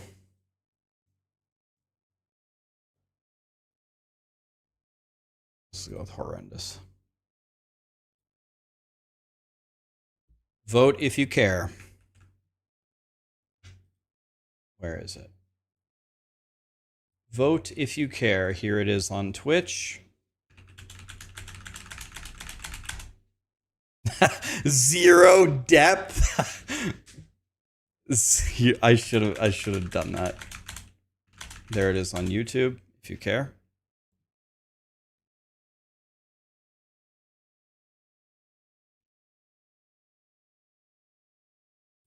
There was nothing bad about it. in the patch notes. I don't know how you can call it terrible. Let's see what people think. I think if people vote terrible or worse in it, I think it's because they expect more from a season. I don't think that they're saying that the changes themselves are terrible. I think they're saying that their expectations are not met.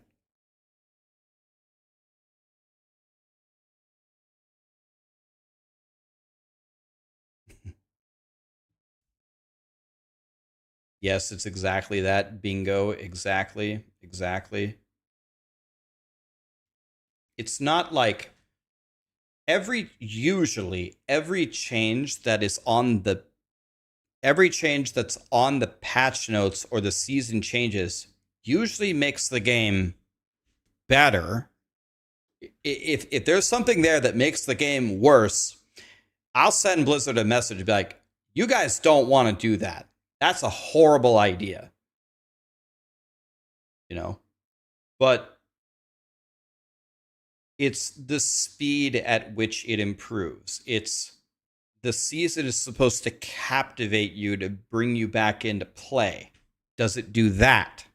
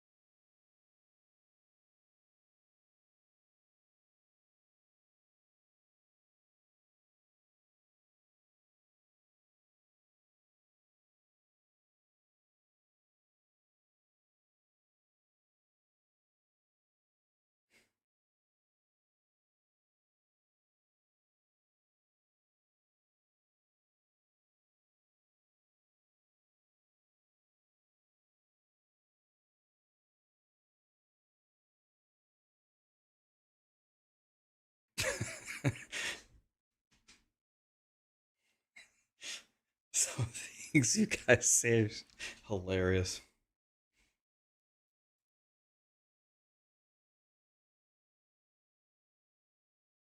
Here's the thing, guys. Here's one of the biggest problems for me with Season 9. There's nothing in the end game. Like, Nightmare Dungeons are not considered end game at all, right? The end game is like the boss ladder, or I guess the pit. I don't like doing the pit, but that's what like the end game is considered. They just did some quality of life to Nightmare Dungeons. Like what are we gonna do? Like, what are we gonna do next season?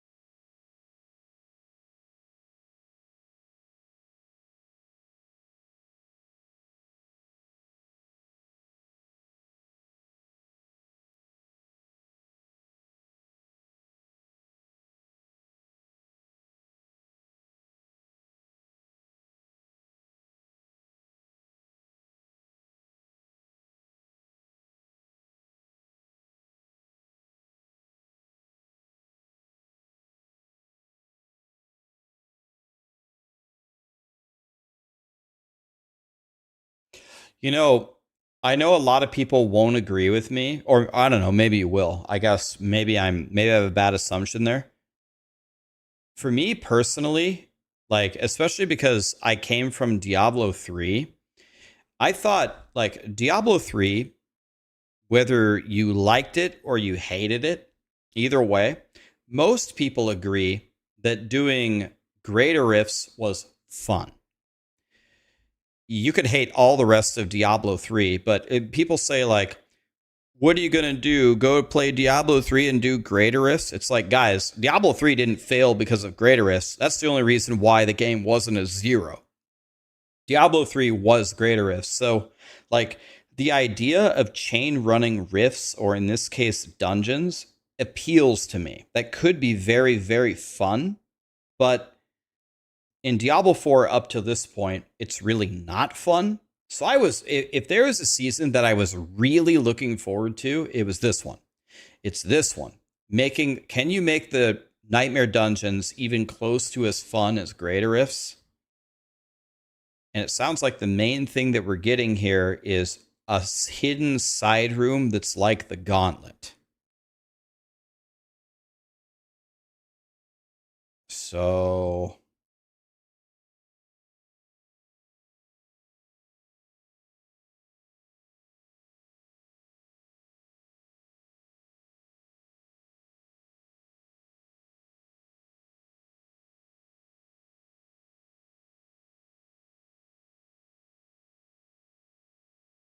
Rob filled you with copium that the dungeon escalation system is going to be the new endgame. I can't see the rest of the message. It scrolled away too fast. Akin to a tower system where players delve deeper and deeper, accepting banes and getting better rewards. I mean, you do chain a couple of nightmare dungeons together, but is that what that system actually is? Is it that in depth? That's not. Is that what it actually is? You can read about it right here. Here it is, right here.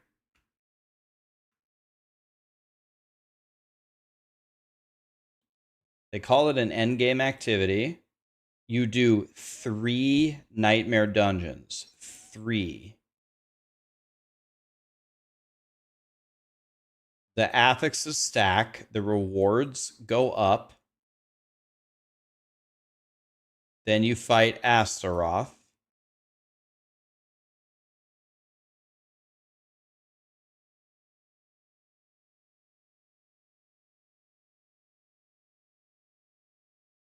So it's not. I guess it's kind of what you said. It's 3 in a row. The affixes stack and the rewards go up, and then you fight Astaroth. I mean, it's kind of what you said.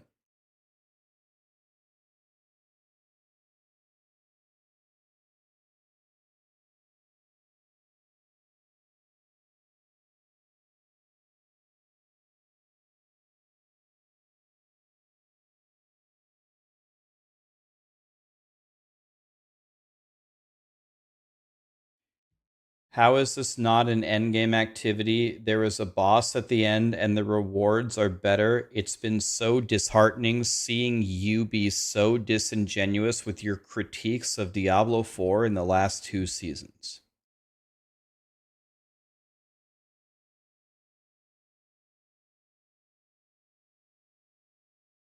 Okay.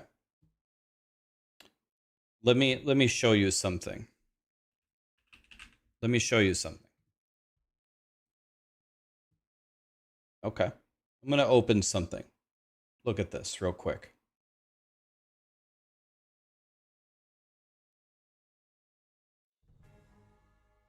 This is a $20 game that just released, okay? I want to show you something in this game.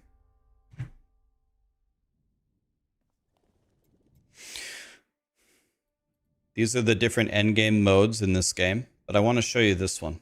Look at this. My controller doesn't work. Open. Oh, I have to open it over here. This is an entire mapping system that gets more difficult as you move into it, okay? And then you fight the ultimate final boss in the middle. When you beat the final pinnacle boss, you want to know what it does? It unlocks an even more Super Saiyan primordial map with an entirely new set of items to beat and a new super boss. This is a $20 pixel game that just launched on Steam. So when you ask me, why is taking one of our activities and putting 3 together with a recycled boss at the end, why does that not count as an endgame activity? It's because I see other games add things like this. This is an endgame activity. And 2 people made this game. Two.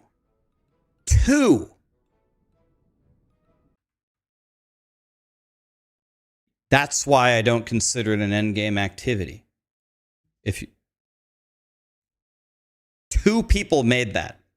And guess what? Out of the 2 people on the team, only one codes. Only one of them. One guy coded that.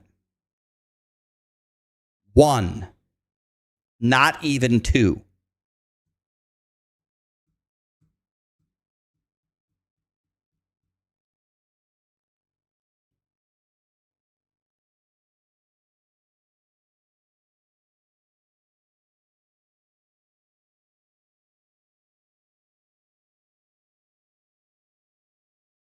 That's why.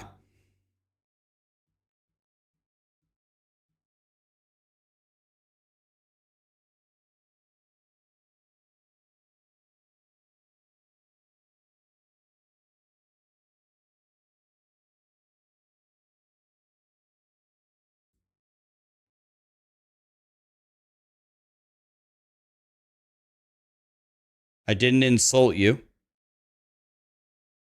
You said that my critiques have been disingenuous.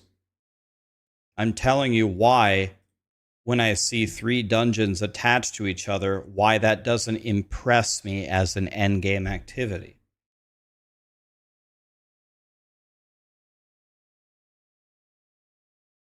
That's the answer. It's not just Slormancer. Last Epoch made the completely new everything. They added like 38 new woven echoes, and you can craft an entire monolith of endgame stuff.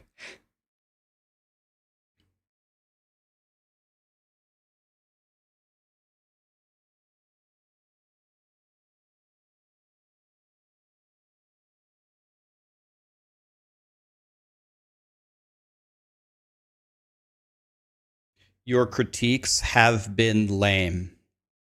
All right, I've got thousands of you here. A lot of people just popped in for Diablo. Guys, I want you to listen to me very, very carefully. I mean this from the bottom of my heart. I'm delivering this from the soul. We don't need to ban them. If you don't like my opinion, me giving my honest opinions, I couldn't care less. Leave forever. Don't ever watch my stream ever again. That's straight from the bottom of my heart. I will issue no apologies. I will never change my mind. I'm giving you my opinion. You tuned into my stream for my opinion. I delivered it to you. If you want to debate with me, I'm happy to do that. That's the end of it. There you go. Brutal. It's very brutal. I couldn't care less. I couldn't care less if you don't like my opinion. Go watch someone else. I've never played Hero Siege. I heard the game is godly, but I've never played it. I pressed the like button for this comment. Thank you, my friend. I couldn't care less if you don't like my opinion.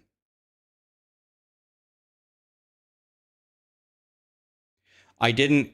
How many people will watch? How many people are going to watch that campfire? Take no notes, say D4 bad, laugh, and close the stream. How many people even watch the D4 campfire? I watched it. I took notes. I played it more hours than maybe like 5 people on planet Earth. And I would love the game to succeed. And I'm giving my honest feedback. If you have a problem with that, I've been working on my French. Go fuck yourself. I couldn't possibly care less what you think. Go fuck yourself. Owned.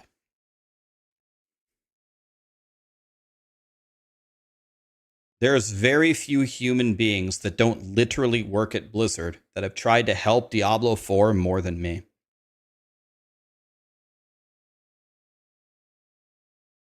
That's just an objective fact. Even if you hate me, you couldn't possibly argue against it. That's the way it goes. That was perfect French. Thank you. I just played the Claire game. I got to practice.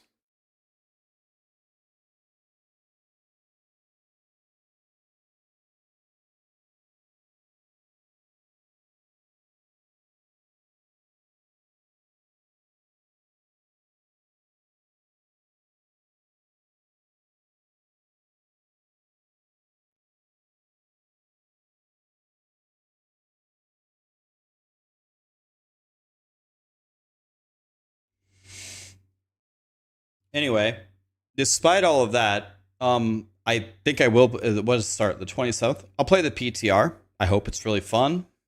I'll play probably Hydra Sorcerer, or maybe I'll play the. I got to play one of the new things. I can't, for the love of God, play one of the old builds. I haven't played Hydra Sorcerer in a million years. Maybe I'll play that.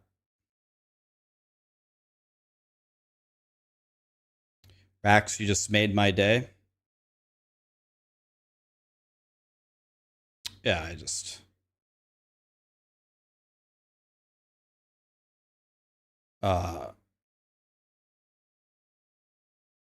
I'm here streaming because I love streaming and I love hanging out with most of you.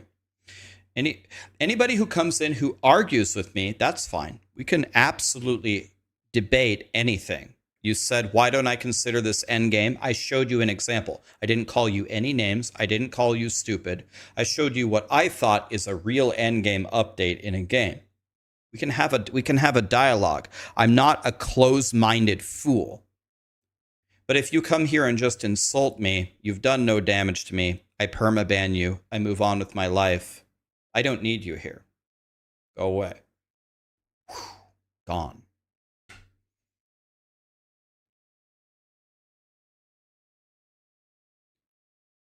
Some time ago, you said to trade runes in your chat.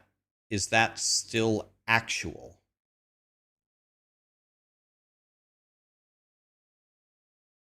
I'm not sure I understand the question. Barricade is here. The French checks out.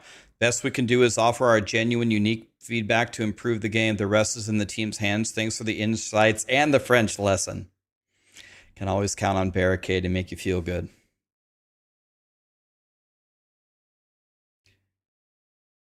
My community has changed. Static, how has my community changed? I bet you there's a lot of people here who have been here for years and years and years and years and years and years and years. Is there anybody here who's been here longer than a year? Anybody?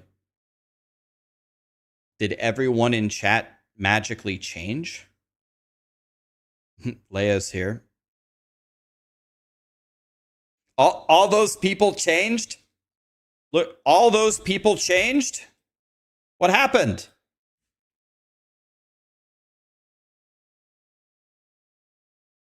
All of them changed? What happened? We got more depth.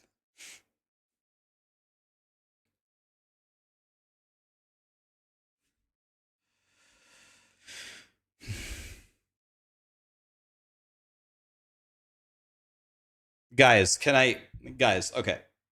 No anger. Can I tell you something else? Can I tell you something else? Listen.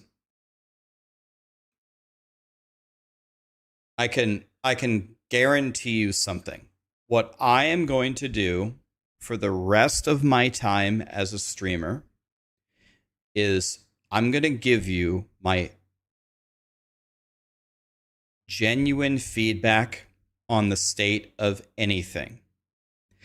I just made a video about the Claire game. I said it was one of the best games ever. I have a video coming out tomorrow on Slormancer.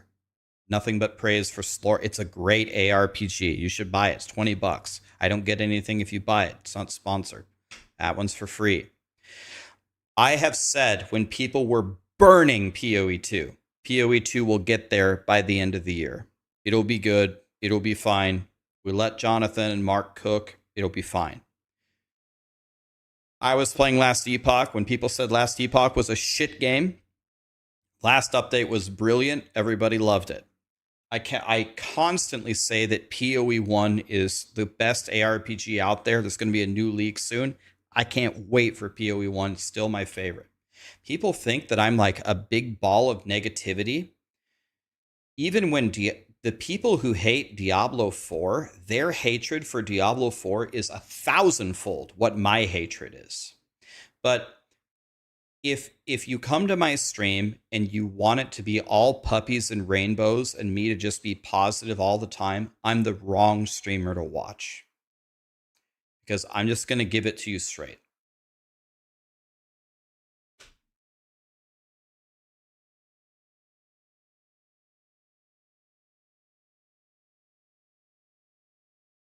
To be fair, you care way less and you're more angry. You never did this in the D3 days. You're right, Ronan. You are correct. But there's a little bit of a phenomenon change, right? When I was playing D3, the only one in my community were the D3 people, and the only people left in the D3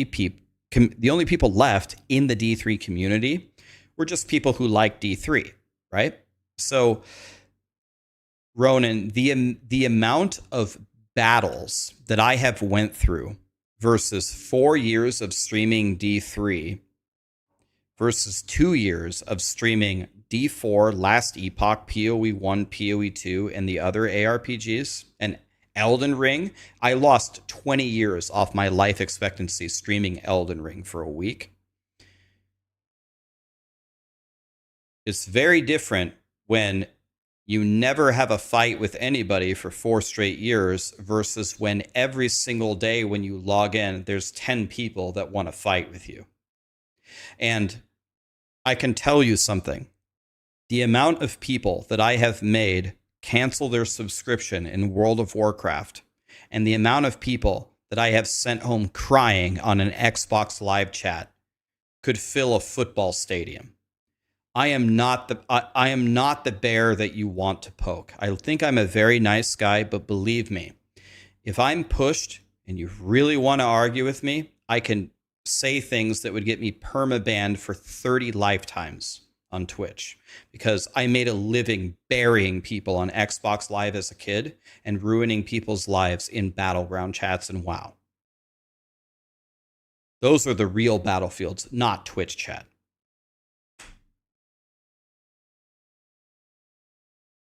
So when everybody started arguing with me the last 2 years,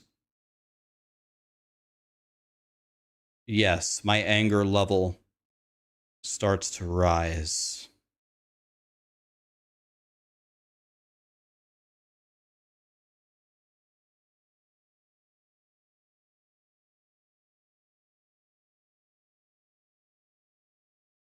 You sound pretty immature talking like that. Don't watch me. Couldn't care less. Unfollow. Don't ever come back. Later. Couldn't care less.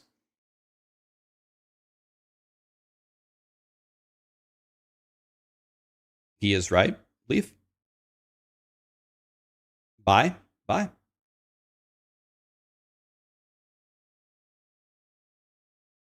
Couldn't care less.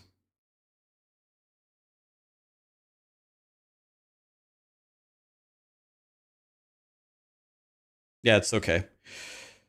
We don't need to fight with the trolls. We'll get rid of them. We've been cleaning the weeds for 2 years. We'll keep cleaning them out.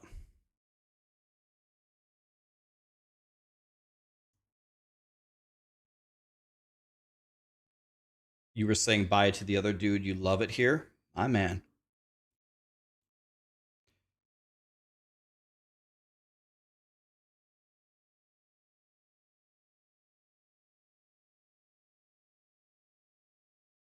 Elden Ring is a goated game. I think Elden Ring might be the second best video game I've ever played.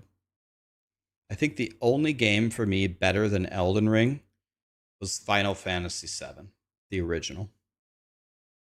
I don't know if there's ever been, like, Super Metroid is up there. A Link to the Past is up there.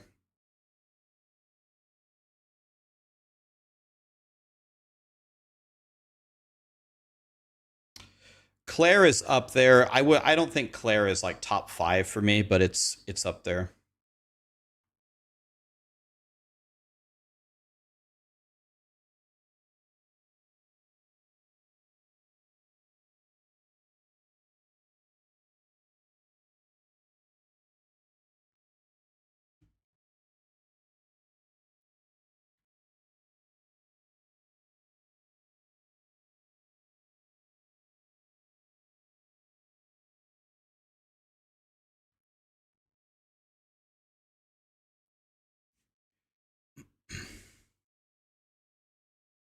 I have to play Sekiro. I've heard that game's godly. Love Star Fox 64. I'm surprised they haven't remade that game. You like that I'm variety streaming? I don't view myself like I've been variety streaming like this month. I don't know if I'm going to be a variety streamer. I don't even know if I want to be. I'm just waiting for POE1, man. That's the next ARPG update.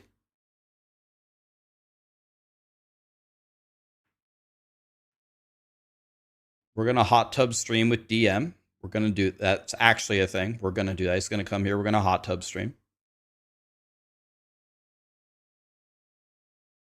Dat Mods is starting Sekiro on Saturday. I'm going to watch him play. I'm really excited to see what he thinks.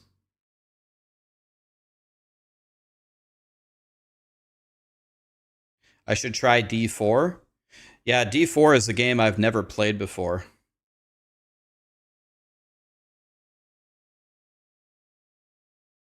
I saw the POE2 update. It looked very good, actually. It looked good.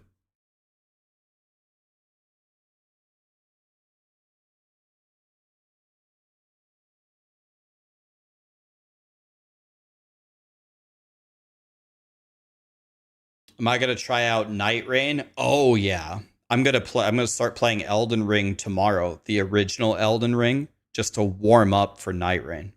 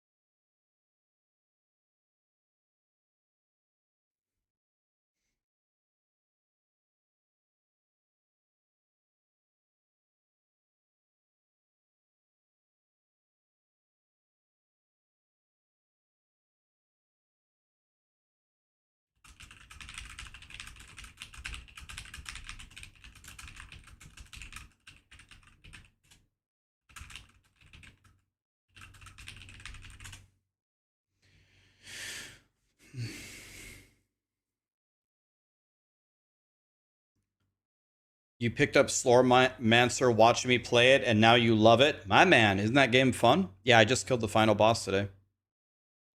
Rax, please unban me on Twitch. I was just joking around. I'm sorry. What's your Twitch name, Aaron? I will review the infraction. What's your Twitch name?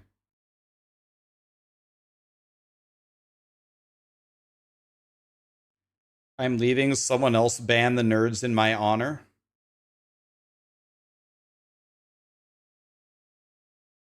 Scale of 1 to 10, how satisfied was I with the campfire?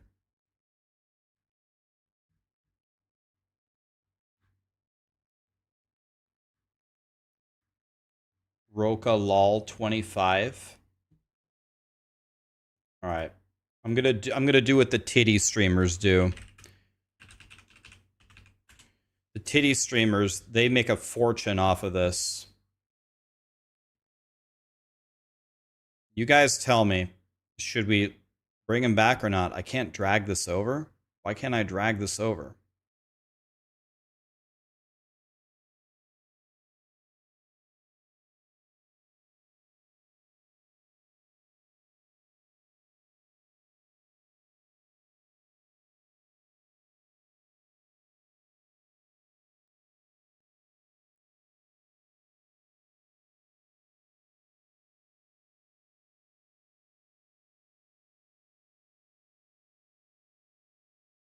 Okay. I'm going to pretend to be a titty streamer here for a second. And what we're going... Can I pop this out? Oh, here we go. Oh, here we go. I figured it out. All right. So, should we unban Roka? Let's see what he said today. Well, first of all, he started off by saying, I'm high as fuck. I watched the whole thing. It's a really good thing for the game. Based. The details and the graphics are night and day. Wow, that's too far. You are building a cult. You know what happened with your negative influence. You helped form the Diablo 4 bad meme. You're so brave. He is right. By we, do you mean your cult? Banned. What do you guys think? Should we bring him back or not? Ezonk says no. No. No. No, no, no, no, no, no. This is actually kind of fun. All right. Aaron, it's not looking good for you. I'm going to give you a chance to come back anyway. I'm going to give you a chance. So this is how we're going to do it. In Paint, I'm going to draw a number. It's going to be a 1, a 2, or a 3. You're going to have to hit a 1 and 3 because chat does not want you back. If you can get it right, I'm going to unban you. Aaron, what's your guess? 1, 2, or 3? I've drawn the number. If you get this right, I'll unban you. It's a 1, a 2, or a 3. And I'll be fair about it. I've already drawn the number. What's your guess?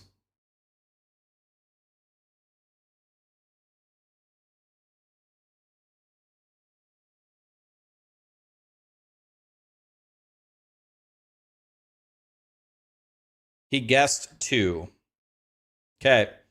The mouse cursor's right here. We're just going to drag it over. He's back, boys. Unbelievable. All right. Well. Rokalol 25. Wait, what was his name?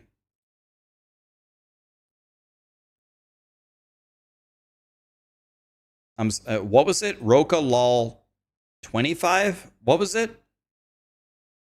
I closed it. What was your name again? I accidentally closed it. He's going to have to change his name to Rokalol 2 now.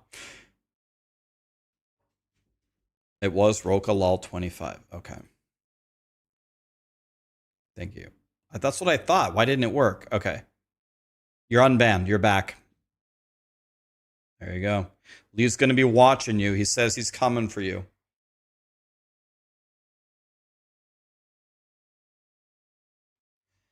Chat, should I buy a Starforge PC?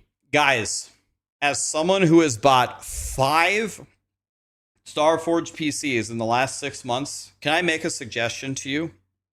For the love of God, if you're buying a PC, buy AMD processor, AMD graphics card.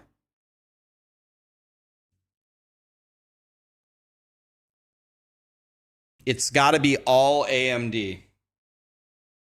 Right there, in the corner of my room, I have, this is a weird flex, I have a $5,000 PC sitting there collecting dust, brand new.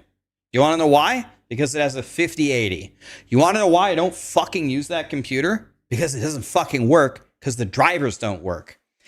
I have my cheapo $2,000 AMD full rig, and it works perfectly.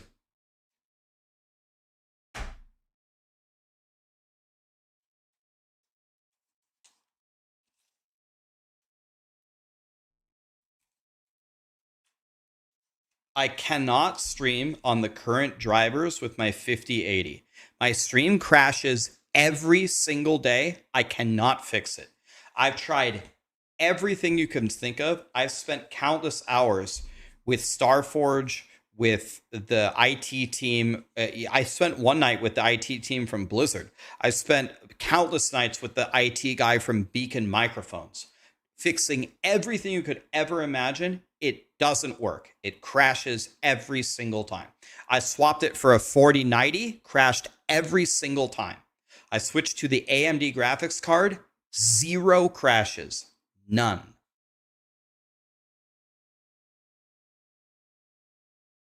If I could go back in time in December, if I would have just bought AMD, I would have had no problems.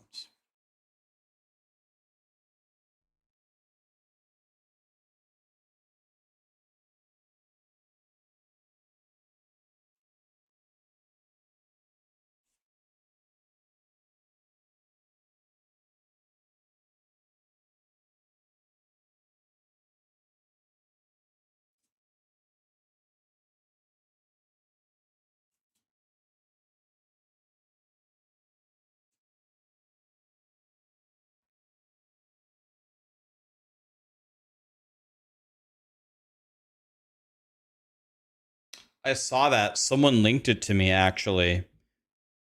I just got it linked to me.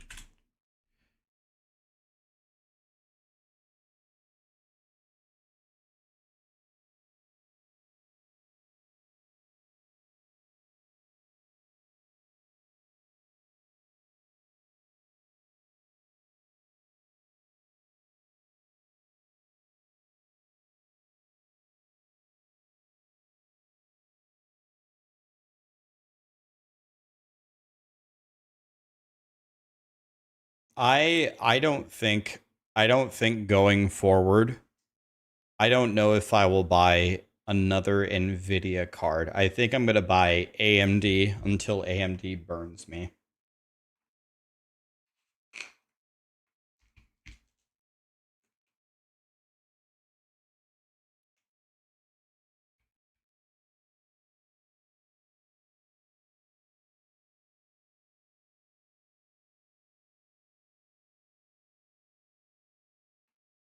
Yeah, that's what it is, Jonas. It is that.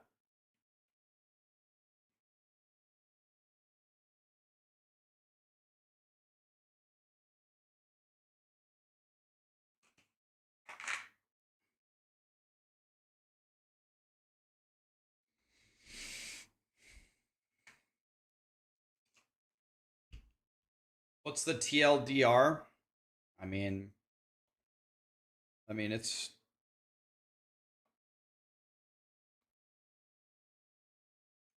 seasonal powers actually look pretty cool. It's just seasonal powers again. The changes that they made to the game, I think, are making the game better. Doesn't move the needle much. I mean, no, not really.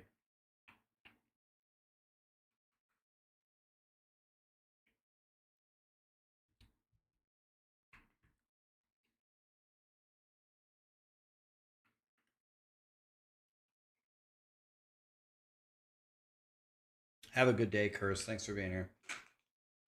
GG's.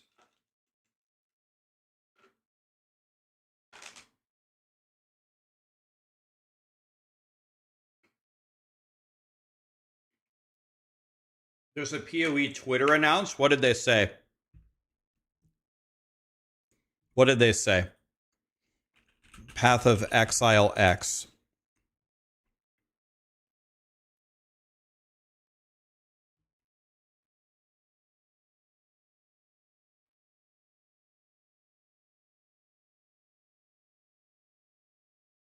I don't see anything new.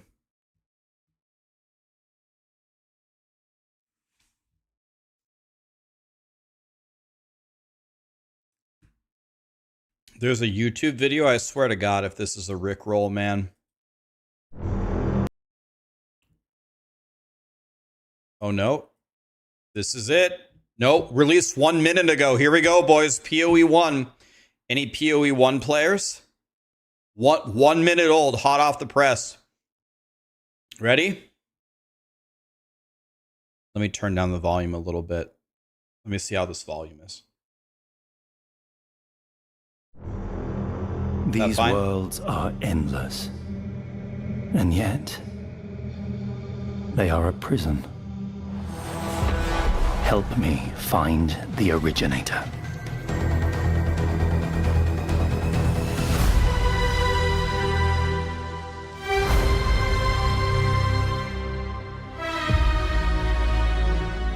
Oh my God. Oh my God, I love Path of Exile.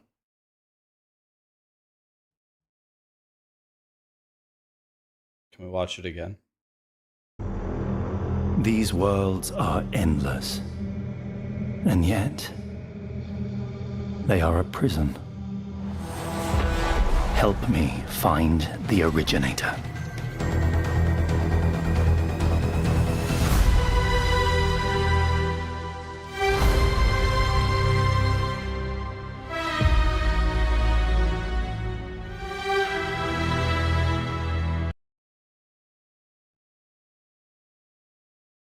Dude. June 13th, POE1.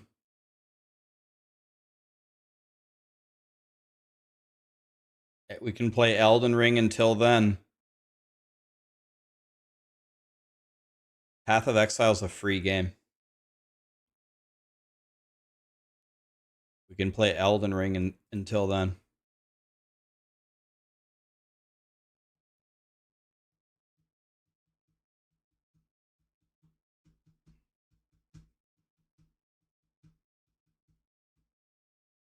Okay, so I actually don't mean to ask this like to be predatory toward Diablo 4, but I have an honest question. How many of you, maybe you really liked Diablo 4, but lately you've been trying some other ARPGs and you're really liking the other ones? Like maybe you're liking Last Epoch or Slormancer, or you're liking POE2. How many of you really like D4, then you tried some of the other ones, then you really like the other ones? Anybody?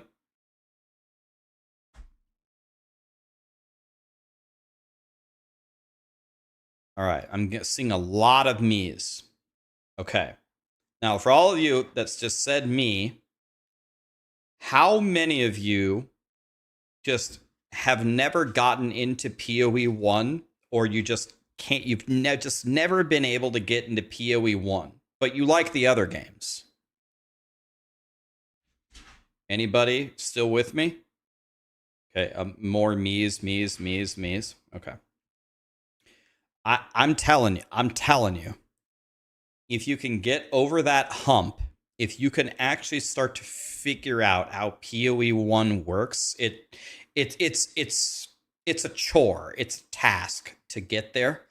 I'm telling you, POE1 for me is the best ARPG. It's incredible if you can just get over the hump. If you can just figure it out. You need a PhD to play POE1. They're making it easier. Every season, they're cutting out some of the bloat. They're adding quality of life. They're making it easier, but it's still difficult. It takes a while to get it. Like, you just don't get it. Everything is too difficult. There's too many systems. There's too much. But if you can just get far enough to start to understand, it's so great.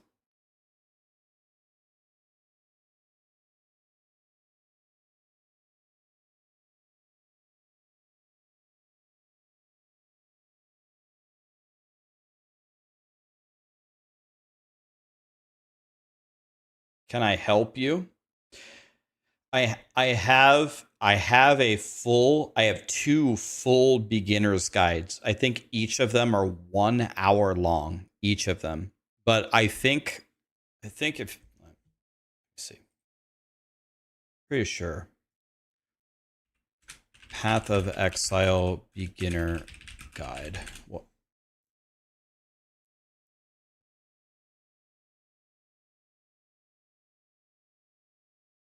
Yes. So I have two beginner's guides. I don't know. I'm just making. So I have this one. I have the step-by-step build guide for beginners, if you want to watch that one. And I have another one. Do I can find it here? Yep. Hi, everyone. It's Rax. Here's the other one. This one. Path of Exile Beginner's Guide. This one follows a build. This takes the Ice Nova of Frostbolt's build and step by step shows you how to build it. This one is just a beginner's guide to the actual game. If you don't have any idea what the hell is going on, this will teach you, you install the game and you hit log in and you're sitting there on the beach and you have no idea what to do, this is what you should watch. So this is probably the better one. I'll spam it if you want to watch that one. It's 1 hour long, but I think that 1 hour video will save you so many hours playing the game and suffering.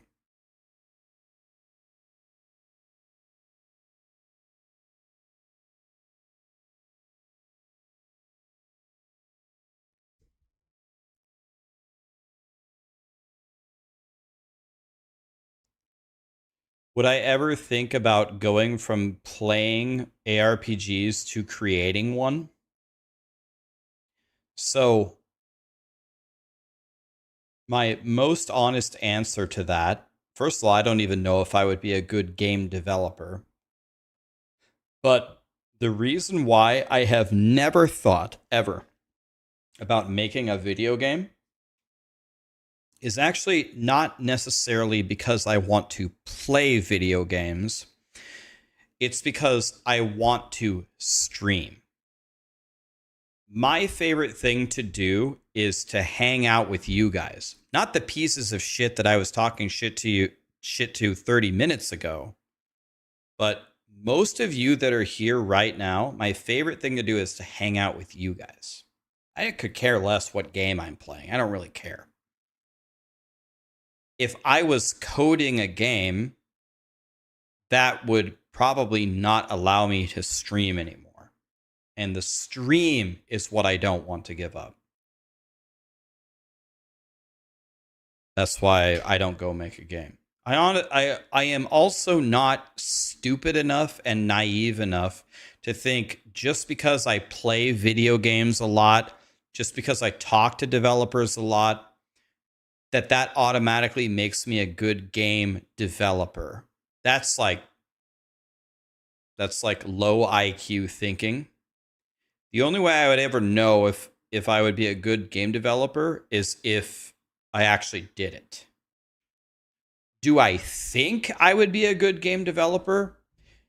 Yes, but it's not a guarantee at all. Maybe not. Just because you're really good at eating food doesn't mean you're good at cooking it.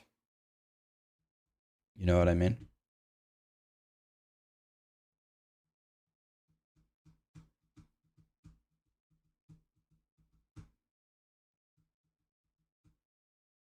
One thing that I would be very good at, though, the thing that players are very good at, the thing that I am would be very good at is identifying problems. Like, if someone presented to me a system that I could, especially one that I could try, I could tell you instantly, like way faster than someone who isn't a real player of games, if there's a problem with the system. Because literally my job is to sit here and exploit the systems that they make. Because since I make guides, I have to teach you how to dominate and be efficient. The way to dominate and be efficient is to exploit the systems that game developers make. So if I can sit here and crack the code in 5 minutes, your system sucks.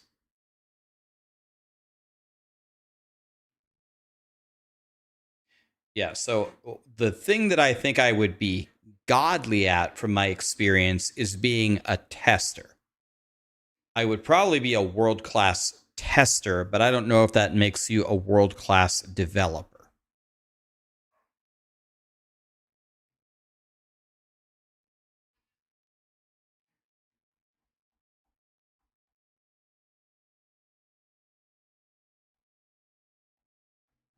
Am I fluent in any programming languages? No.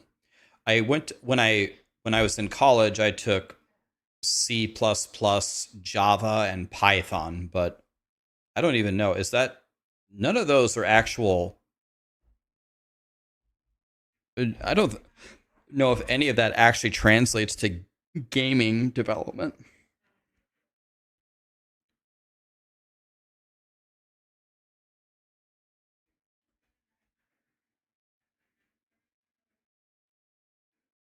C++ is in a lot of gaming.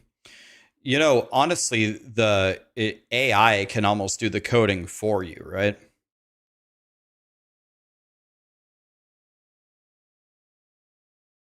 Like, I don't think AI is too far away from being able to just do the coding for you.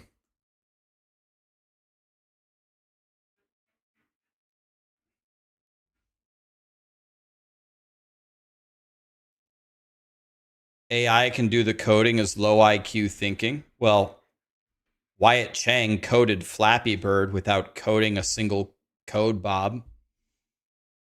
AI made Flappy Bird the entire game. Google it. AI codes Flappy Bird. Made the entire thing. Yeah, guys, I don't literally mean that. I don't literally mean that AI can make Diablo 5 for me. But what I'm saying is even if I suck at coding, I can probably spit out a bunch of code into AI and say, hey, this thing isn't making the building right. Do you know why? And it might give me an answer and say, yes, I know why. This is wrong. You define this object incorrectly. You define it like this. Oh, okay.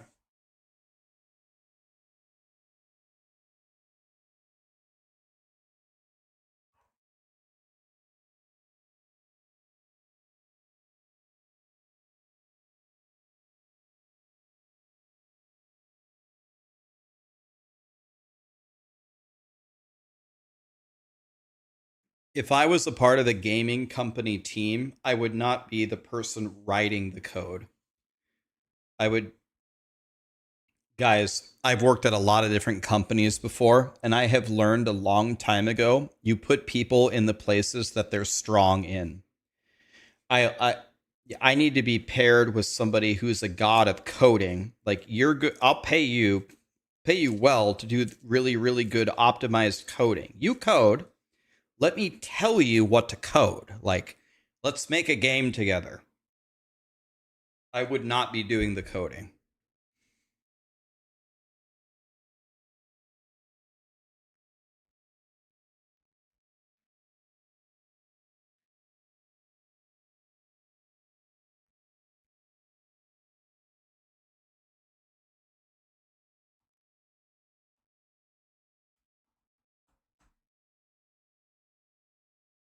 Another thing is, guys, remember, AI sucks at things right now, but in 5 years, 5 or 10 years, AI is going to shit on all of us at everything.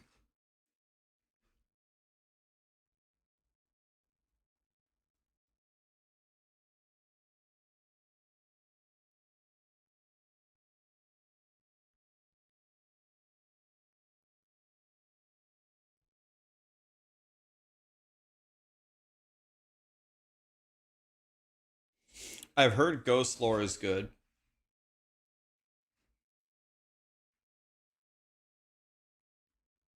Even chess? Well, AI is already at 3,700 ELO or something.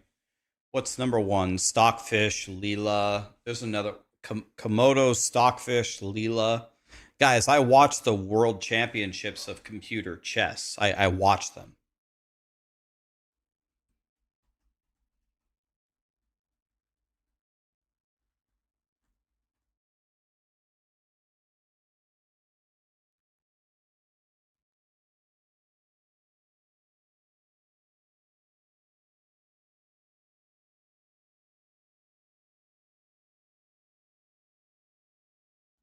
As a dev, you're not worried because you have to tell the AI exactly what you want, and 99% of customers don't know what they want. That's probably spoken like an industry professional. That's probably true.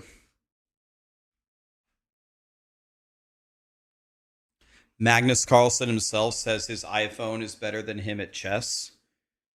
I don't think any player has a prayer of, like, maybe Magnus Carlsen can have a draw with Stockfish if he plays like the Berlin. Maybe Magnus Carlsen can draw Stockfish in a Berlin. But humans in general can't even draw against the computer.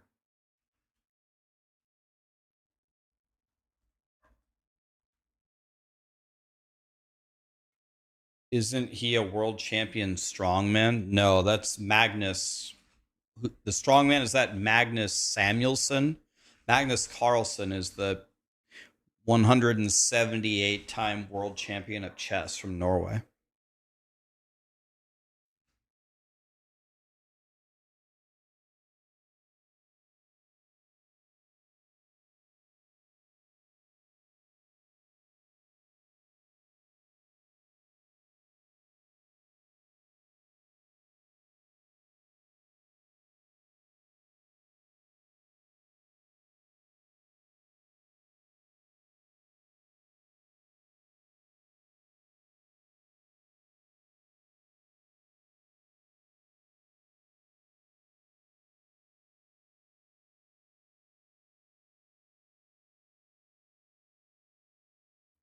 That's not how it seemed to go, Chimery, because they had to do it like step by step. Like it made Flappy Bird, it made like a really shitty version, and then they had to iterate on it like 20 times to make it. I don't think they just copied the code. I thought the POE2 patch looked good. I don't plan to play POE2, but I thought the patch looked good though. Like I'm going to play POE2 in the future, of course, just not right now. You think I'd be a good game designer because my ideas are pretty good? Oh, man.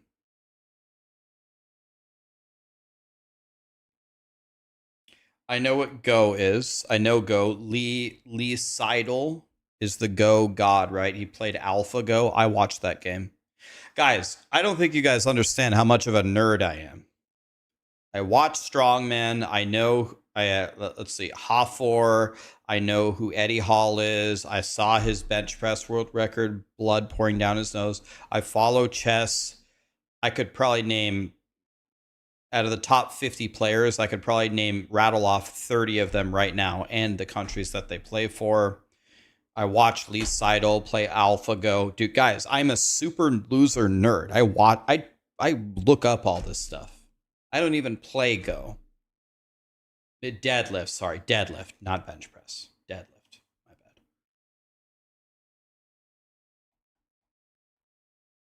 Yeah, sorry. It was definitely deadlift, not bench press. I just said the wrong thing.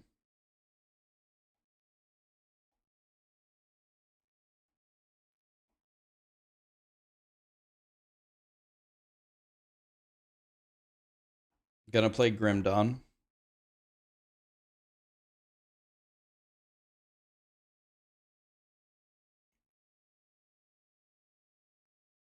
I also watch arm wrestling. Like, I don't understand, how is Michael Todd still invited to like anything?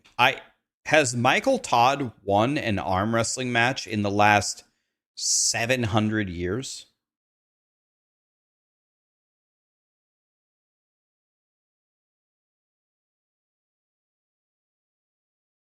You love watching arm wrestling, Barricade? Yeah. Yeah, under the table Michael Todd King's move, exactly. Like Michael Todd just got to pull Vitaly. How did he get to pull Vitaly? And Vitaly is one of the best arm wrestlers ever. And Vitaly beat him 3 or 4-0.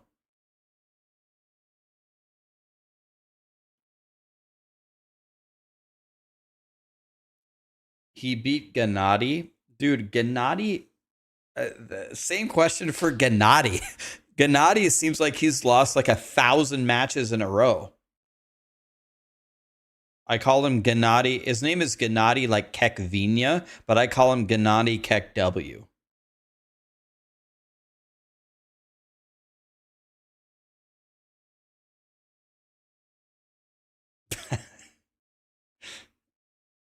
Do I think RTS will ever make a return? That's a good question. God, when was the last good RTS? Like the RTS that I play is, well, actually chess isn't even RTS, right? Chess is turn-based. I call him Gennady Kek W. Yeah.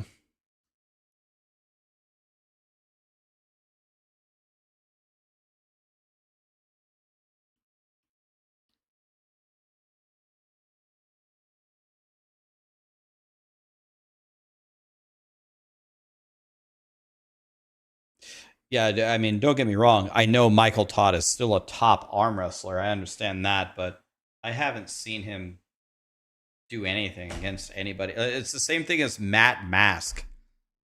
Matt Mask, how is that guy still invited to anything? Yeah, the Wild Horse, the Canadian Wild Horse.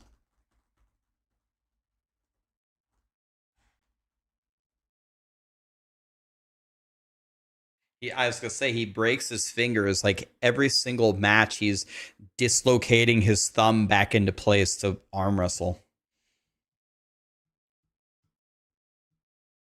People watch arm wrestling. Oh, I like Matt Mask. I like him. You want to know who I think is like the unsung goat? You know who's actually a goat? Is Todd Hutchings. Dude, that guy beats everybody. He is a god. Todd Hutchings. Dude, if there's one person I don't want to arm wrestle, it's Todd Hutchings.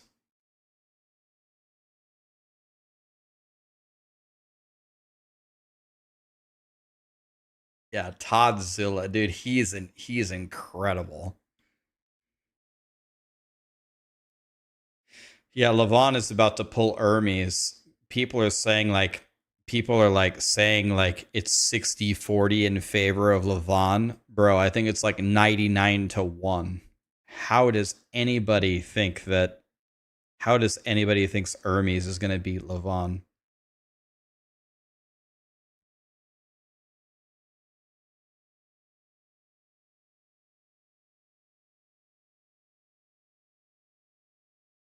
I think he does kind of arm wrestle. He does YouTube videos with the arm wrestlers, but I don't think he's even close to the top. Did I see Levon's curl? I mean, I'm not saying that it isn't impressive, but does anyone in the world count that as a curl?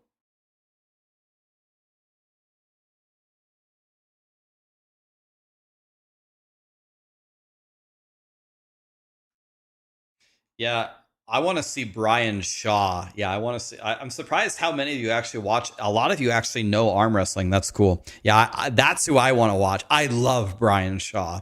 I want to see Brian Shaw. Did you see his new thumb exercises? He presses down on his thumb with like a huge weight. So I think Brian is going to start cooking people. Yeah. A belly curl. Yeah, that's a good name for it. All right. That is enough fun for me, I think.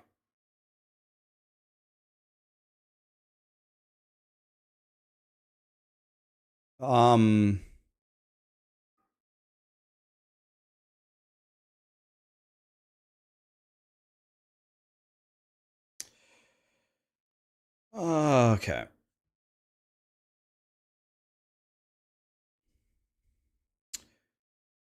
Why don't we raid?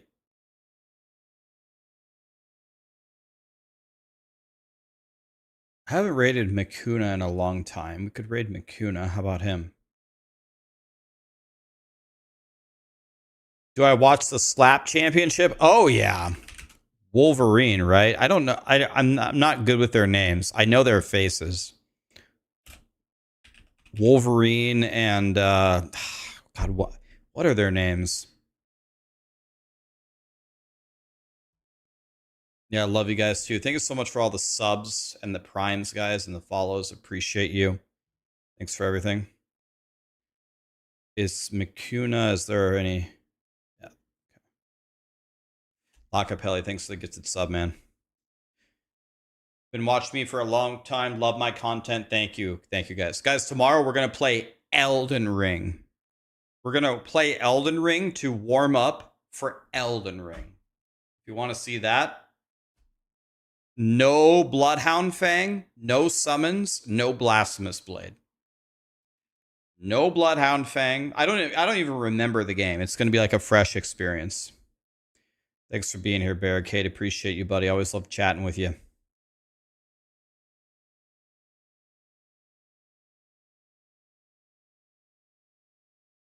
Thanks for being here, guys. Let's say hi to Mikuna. He's the sorcerer god, and I'll see you guys tomorrow, okay? Thanks for being here.